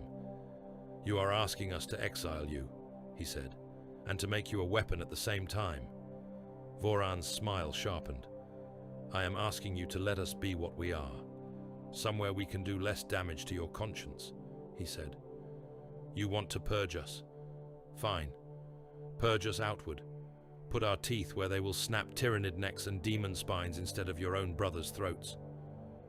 Moanai exhaled slowly. There was an ugly, undeniable logic to it. Externalize the heresy. Turn it into a long bleed instead of a wound that kept reopening in the heart of the fleet. Let the most extreme elements of the hunt throw themselves against enemies who needed killing anyway. It would not redeem them. It would not cleanse their souls, but it would keep their doctrine from infecting every mess deck and training cage. "It is not mercy," he said. "It is sentencing." Voran nodded. "I never asked for mercy," he said. "I asked to keep hunting." Hestus's eyes flashed. "You expect me to sign off on this?" he said. "On letting a self-confessed doctrinal heretic take a fleet of similarly tainted killers into the stars, unsupervised, to do whatever they decide counts as the enemy." Takaha spoke before Nemia could. "We will bind it," he said. Hestus gave him a sharp look. "How?" he asked. Takaha turned toward the hololith. It still showed Krakow, but his mind was somewhere else, charting currents that did not show on any real space map. "The egregore watches," he said. "Call it what you like. The hunt given shape. The echo of us in the sea. It is not chaos in the way your Ordos understand it, but it is still a force. It pulls us towards certain choices, toward excess, toward seeing everything as prey. He looked back at the Inquisitor. We cannot kill it, he said. We have accepted that. We can bind it. Every creed we teach, every sermon Moanai mouths, every oath we swear, all of that gives it direction. If we pretend purity, it feeds on the hypocrisy. If we pretend we are not predators, it laughs and grows fat on the denial. So you propose honesty, Hestus said, from Carcharodons. I may die of shock. Yes, Takaha replied. Brutal honesty, codified. We are predators. We admit it in our litanies. We stop dressing the hunt up as something it is not. But we write in every line, in every catechism, that we are predators of the enemies of man, not of man himself, not unless ordered by throne or necessity so absolute that even you would understand it. He turned to Moanai. Can you preach that? He asked. The chaplain's jaw worked. I have preached worse things, he said, and pretended they were better. We are the Emperor's teeth, and the Emperor hunts his foes through us. It is not much of a stretch to add. If you hunt anything else for your own joy, you betray him. Voran snorted. You think words will stop men like me? He said. Moane met his gaze, eyes hard. No, he said. I think words will shape those who come after you. You are already carved. Your path is already jagged. We can only decide where you carve yourself out. Hestus folded his arms. So this is your compromise, he said. You let some part of the eternal wake off the leash into the worst war zones, under the euphemism of a penance crusade. You adjust your creed, to admit what you are while making promises not to eat your own, and you keep the rest of the jaw intact, hoping your Shade Lord, whatever form he wakes in, can keep it from snapping. Nemia's helm dipped a fraction. Yes, he said. Hestus's mouth twisted. He could hear the conclave already. Some would call it inspired. Some would call it appeasement. None of them would have been here, in the wake of Krakow, when exterminatus orders were weighed like meat on a butcher's block. Some would say he had failed, letting a compromised chapter continue its grim work instead of burning it out root and branch. Others would argue that the Imperium could not afford to throw away teeth that sharp. He looked at Voran. You will take only those who volunteer, he said. No conscription, no quiet threats. Voran tilted his head. Volunteers only, he agreed. Anyone who chooses to swim in my wake does so knowing it ends in death. You will attack only targets designated by the Triumvirate, Hestus added. No independent raiding on human worlds. No red tithes of your own. Your prey list comes from them, and from sector commands they trust, not from the whisper of your own appetites. Voran chuckled. You want leash and wild all at once, he said. Very well. Send us where the gnashing is worst, and we will not waste time on hab slums. Hestus turned to Nemia, Moanai, and Takaha. And you, he said. You will formalize this creed. You will write it down. You will bind yourselves to it. You will keep records of this Carcharodons Heresy. He spat the phrase like a curse, not as an accusation of treason, but as an acknowledgement of what you are fighting inside yourselves, so that when my successors come with their questions, there is at least one honest document in your archives. Takaha nodded. I have already begun, he said. He had. In the Librarius, on a blank slate that he had once reserved for psychic studies, lines of text glowed in the dim light. They were not neat, Ministorum-approved scripture. They were rough, like the scrawls of a prisoner on a wall. They read, We are predators. We admit it. We were made to kill. We like it. We are the Emperor's teeth. We admit that too. We bite where he points, not wherever we please. The sea is where we swim, not what we worship. The hunt is our labor, not our God. Any brother who hunts man for sport, who feeds his ego on the weak, feeds something in the warp that thinks it owns us. We will not kneel to that. We will not kneel to the eye. We kneel only, if at all, to the throne. Moanai stood over his shoulder, adding phrases, thickening the litany. The Carcharodons Heresy, he said quietly. Not a rebellion against terror, a rebellion against the lie that we were ever pure, an oath to keep our filth pointed the right way. Later, in the great chapel, the triumvirate stood before the gathered officers. We will hunt, Nemia said, voice echoing off steel ribs and water tanks. We will do as we have always done. We will burn worlds when we must. We will cut apart fleets that no one else can reach. But from this moment, any kill that does not serve mankind's survival is an error. Any brother who takes joy in the death of those under our protection, beyond what duty demands, will answer to us. Moanai lifted his Crozius. We are the Emperor's teeth, he intoned. Not the seas, not our own. Takaha's hood hummed. The warp is listening, he said softly. Let it hear you say that. Voran did not stand with them. He was in the docks, overseeing the loading of his penitent flotilla. The ships assigned to him were old, their hulls scarred from a dozen wars. An escort that had once been part of the Badab campaign, its prow still faintly showing the shadow of old colors under grey. A strike cruiser whose engines had a permanent cough. A she, handful of smaller, fast hulls, best used for raiding and boarding, not line battles. His chosen hunters gathered on the embarkation decks. Void penitents with more kill tallies etched into their plate than most chapters could count. Wake sympathizers who had survived the silent cull either because they had hidden well or because someone, somewhere, had stayed their execution. They stood in loose ranks, jaws set. Voran looked at them and felt a hard, sour pride. You heard the terms, he said. We go with their leash on our collars. We bite what they point us at. Tyranids, demon fleets, orc empires. We do not hunt the Imperium's throat, not while we fly their colors. He smiled, all teeth. But out there, he added, jerking his head toward the void, no one will be able to tell where necessity ends and our joy begins. We will die with our boots on, not chained in some terror court's dungeon. That is enough. One of the void penitents stepped forward. What if the Shade Lord wakes? He asked. What if he calls us back? Voran's gaze drifted toward the direction of the Medicae vault, as if he could see through decks and bulkheads. If he wakes and calls, he said slowly, you will come, or you will not. If you do, you come ready to be judged. If you do not, then you were never his to begin with. He turned away before anyone could see the flicker of something like respect in his eyes.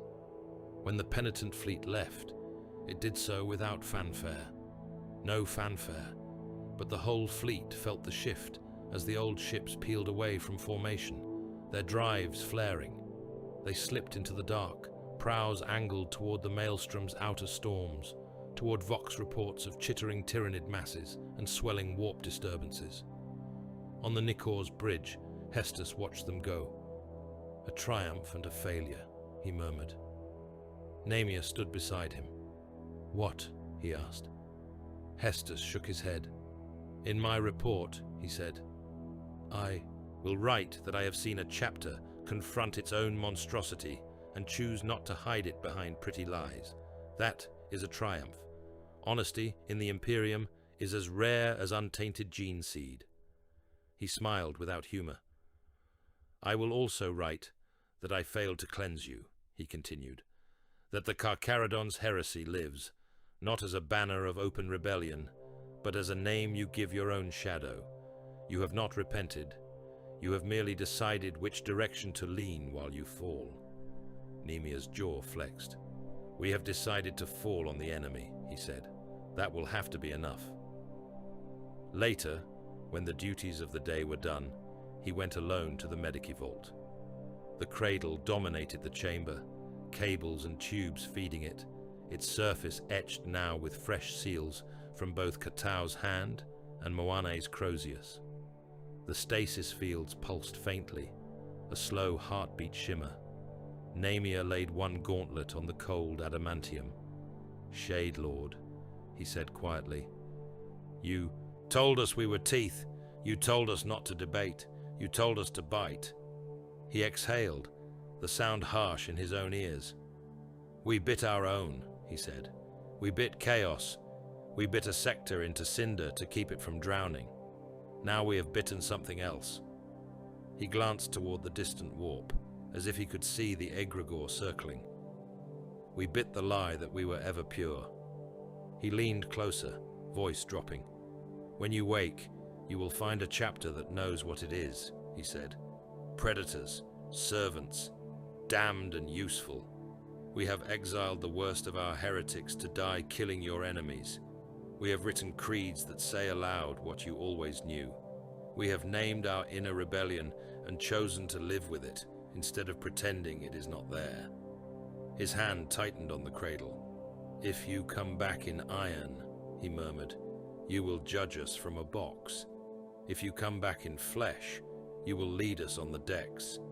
Either way, you will inherit a jaw that has looked itself in the mirror." He stepped back. Moanai and Takaha joined him. Between them, they held a small, rune-locked data core. "The first entry of the Shadow Codex," Takaha said, "sealed. For chaplain and librarian eyes only, and for any inquisitor who can read between the lines without flinching." Moanai's voice was a low murmur as he recited the opening. "This is the record of the Carcharodons Heresy," he said. "Not a treason against Terra, but an eternal rebellion against the fiction that we are clean. We are the Emperor's teeth in the dark. We are also his monsters. We will be both until the sea takes us." They slotted the core into a recess in the cradle's side. The machine spirit hummed, accepting it. Outside, in the endless night, the Nikor turned her prow toward the next war. They said the Krakow marches were quiet now. From a certain height, it even looked true. The worst of the hive fires had burned themselves out, leaving rings of glass and blackened earth around the scarred continents. The Tyrannid hive ships were wrecks or cinders, their splinter fleets broken on kill lines and starved of meat. The Chaos Raiders had slunk back toward the Maelstrom after the fall of their forge moons, leaving only junked hulks and corpse-laden debris fields in their wake. But no one who had lived through it used the word peace. On Varkal Prime, children of the new generation grew up in the shadow of burned hive spires, playing in the skeletons of hab blocks where their grandparents had died in the firestorms. In the refectories of Solon Gate, guardsmen swapped stories that sounded more like nightmares than campaigns. Tales of grey, armoured giants who had come down from the sky, killed everything in their path, and then left without looking back. They spoke of the Tyrannids, yes, of endless gaunt tides and bio-titans that had torn tanks apart like toys, of demon engines and traitor marines, of orc freebooters whose laughter had echoed over burning trenches.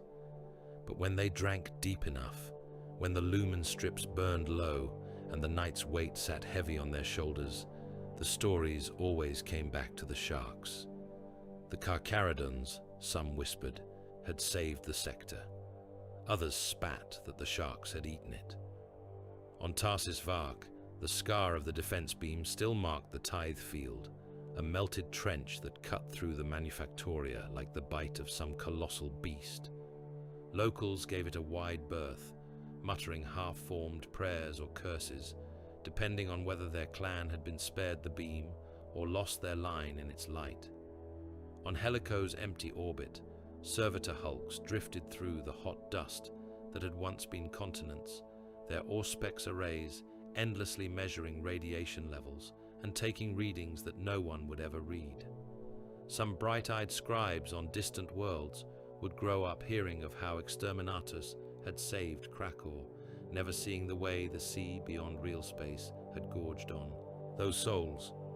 The sector smoldered, half saved, half abandoned, its surviving worlds caught between gratitude and hatred.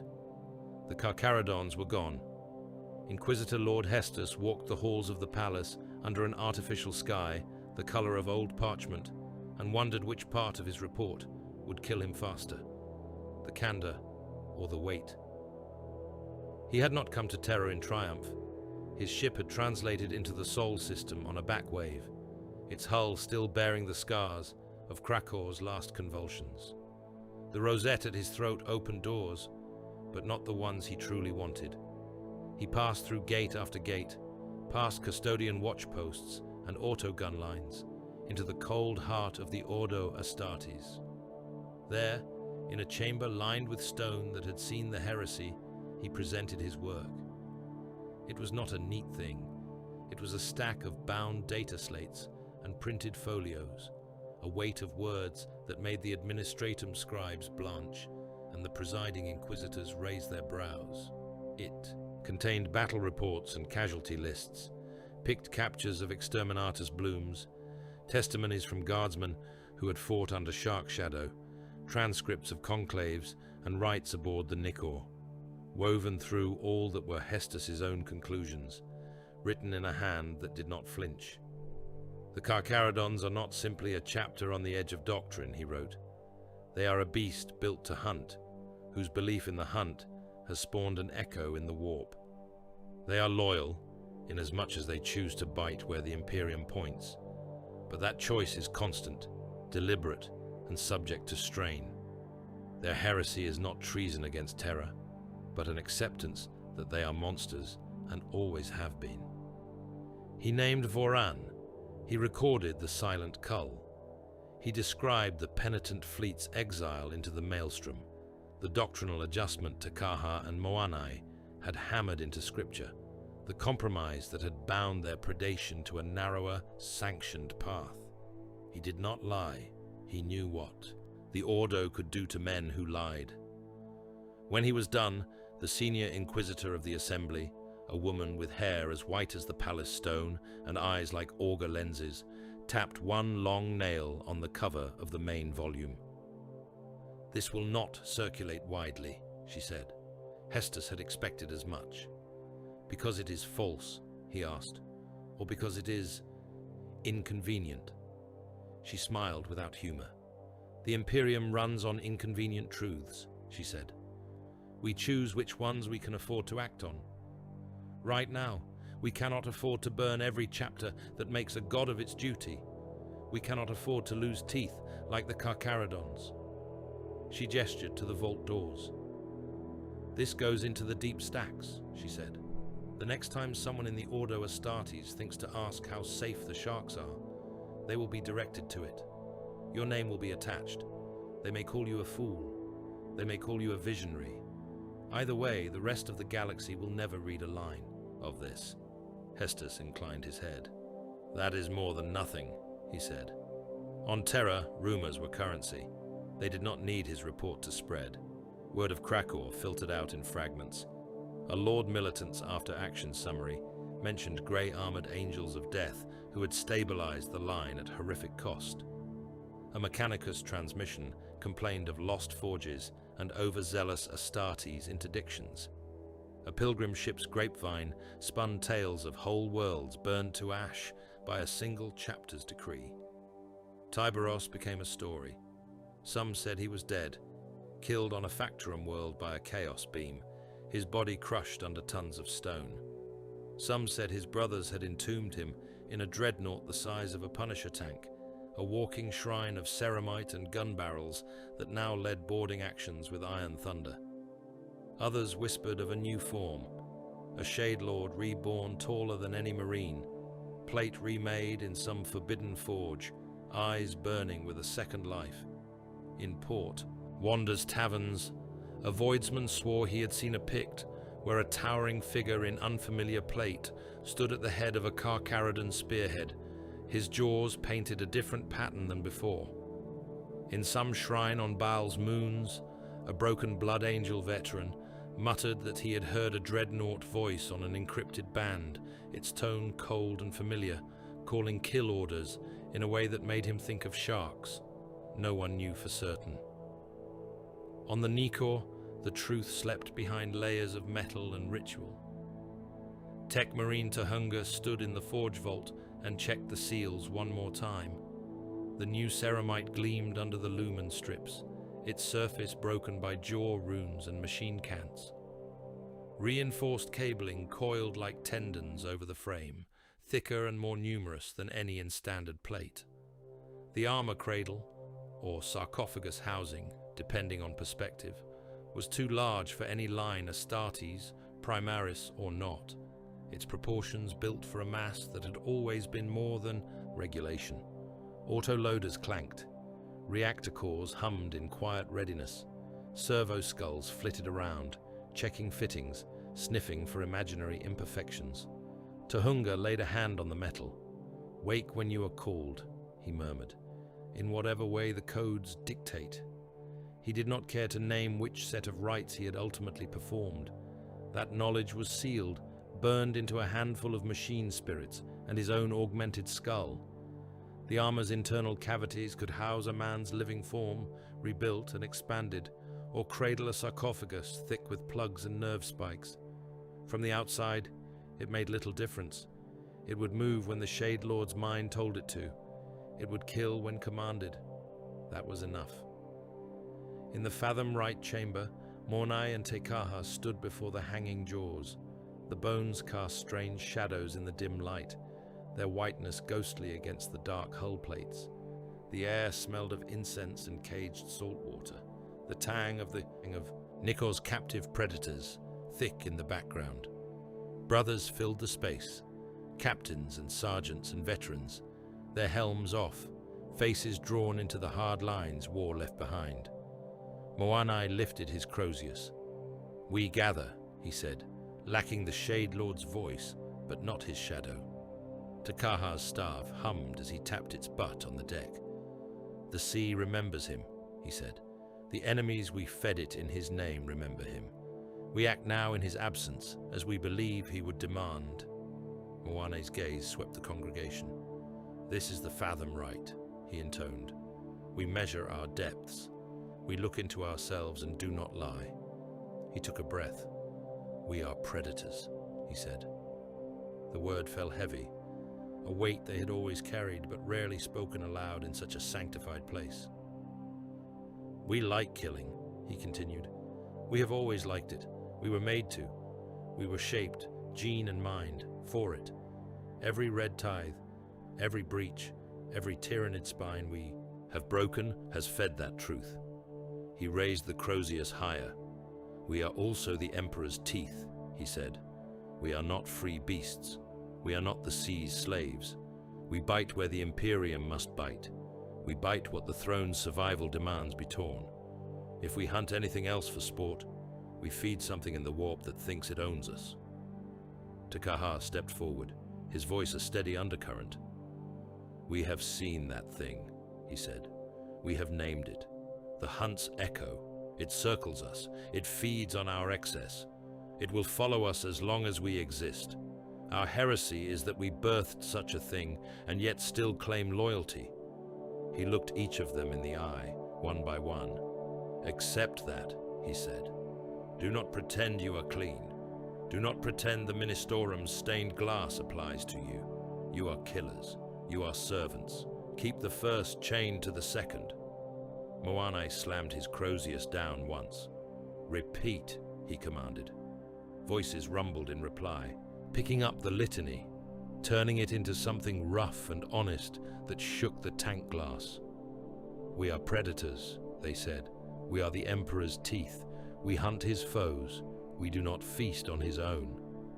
It was not a promise the galaxy would ever hear in neat high Gothic. It was not a catechism that would make any Ministerum priest comfortable, but it bent the current of belief just enough that the thing in the sea circled wary, instead of engorged. On the recruit decks, Nemia watched a new intake lineup.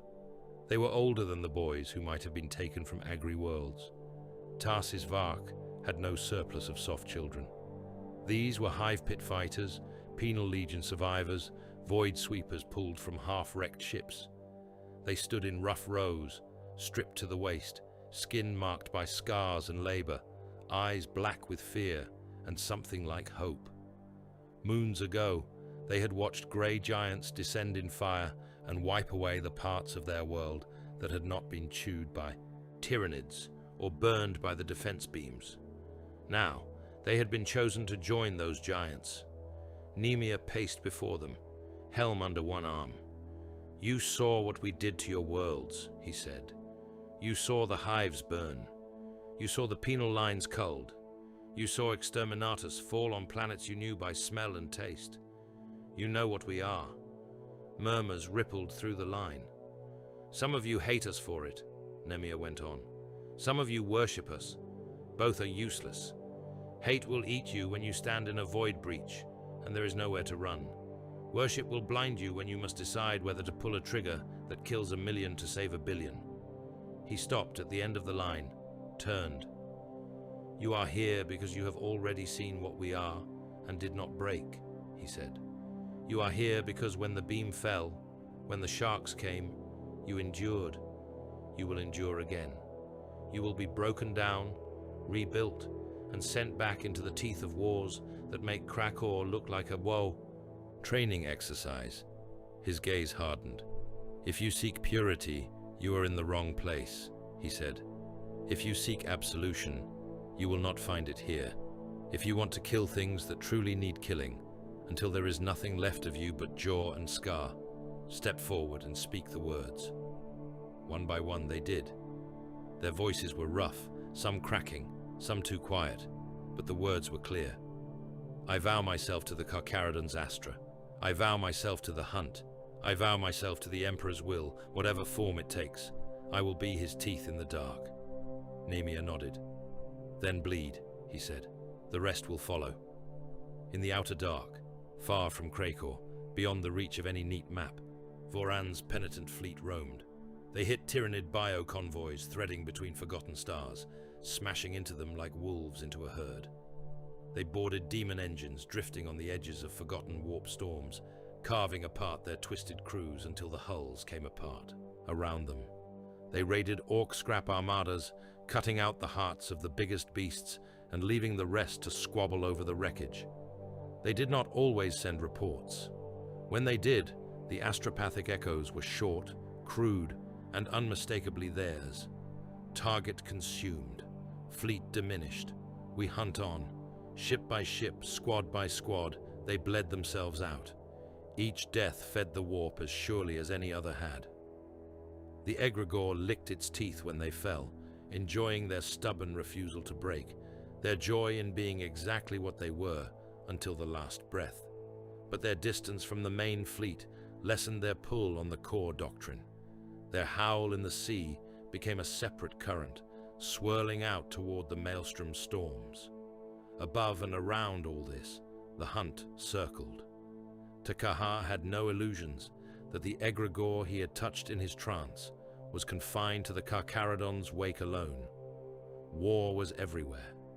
Every chapter, every guard army, every Titan legion that made a creed of killing spun its own shadow in the warp. The hunt he had seen was simply their corner of that greater beast, a shark circling a galaxy that would never know peace. He felt it sometimes when he slept, a sense of teeth sliding past the hull, of a massive bulk turning in the deep, lit by the reflected flares of dying suns. It did not speak to him. It did not need to. Its continued presence was a reminder and a warning. As long as we exist, it said without words, so do you. As long as you kill honestly, I watch. As soon as you lie to yourselves, I feed. On the Nikor, alarms rang.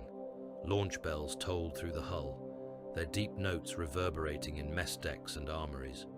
Brothers moved with a familiar predatory rhythm, each to his station. Armor clamps closed. Bolter magazines were slammed home. Librarians donned psychic hoods. Chaplains checked seals and litanies.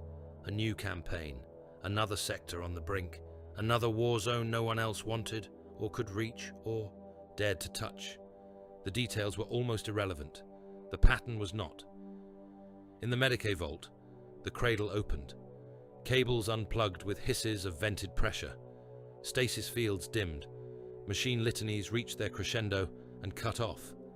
The massive frame within shifted, joints stiff from enforced stillness, servos whirring as they woke.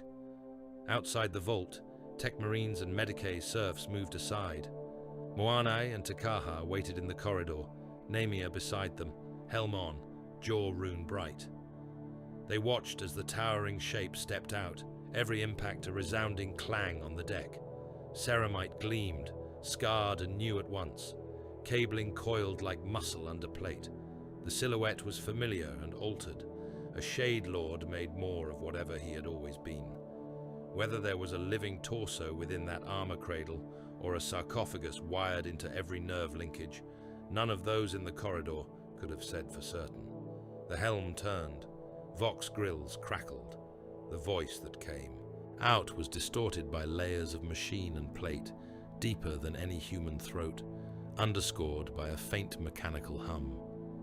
But under it all, the cadence was the same as it had ever been. Flat, cold, amused by things that would have broken other men. "Report," said the Shade Lord of the Red Wake. Nemia felt something in his chest unclench that he had not realized was still tight. "Krakow stabilized," he said. "Voran's fleet in the dark, chewing what it finds. New recruits in the cages. Creed adjusted. We have looked at ourselves and decided not to flinch." Moane dipped his head. "The hunt remains," he said. "We have sharper words for it now." Takaha's eyes narrowed, feeling for any warp twist around the massive form. The egregore stirred, interested. "It likes this," he thought. "But it is wary too." "Good." He inclined his staff. "The next war waits," he said. "The enemy believes itself safe on the far side of the void. It is wrong." The Shade Lord's helm turned toward the nearest bulkhead, as if looking through it, out into the star-strewn dark. "Then we bite," he said. Launch bay doors yawned open, spilling cold light into the void. Thunderhawks roared out, their engines flaring, trailing contrails of ice crystals and exhaust. Strike cruisers adjusted their formations, prows angling toward coordinates that smelled of fresh war. The Nikor's engines built to a low, steady thunder that vibrated through every deck and rivet. In the echoing holds, serfs and mortal armsmen took up the war songs they had learned in blood.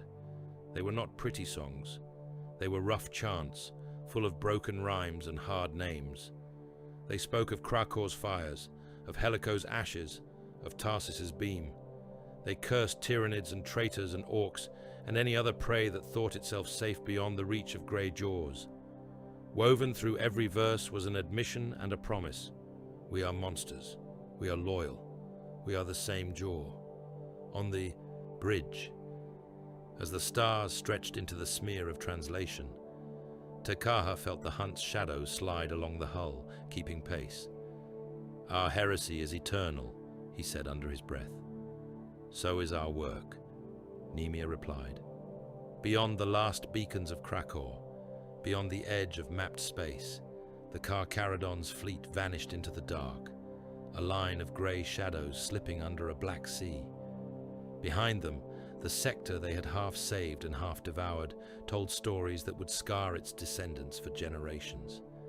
Ahead somewhere, other sectors waited, other wars, other choices between teeth and mercy.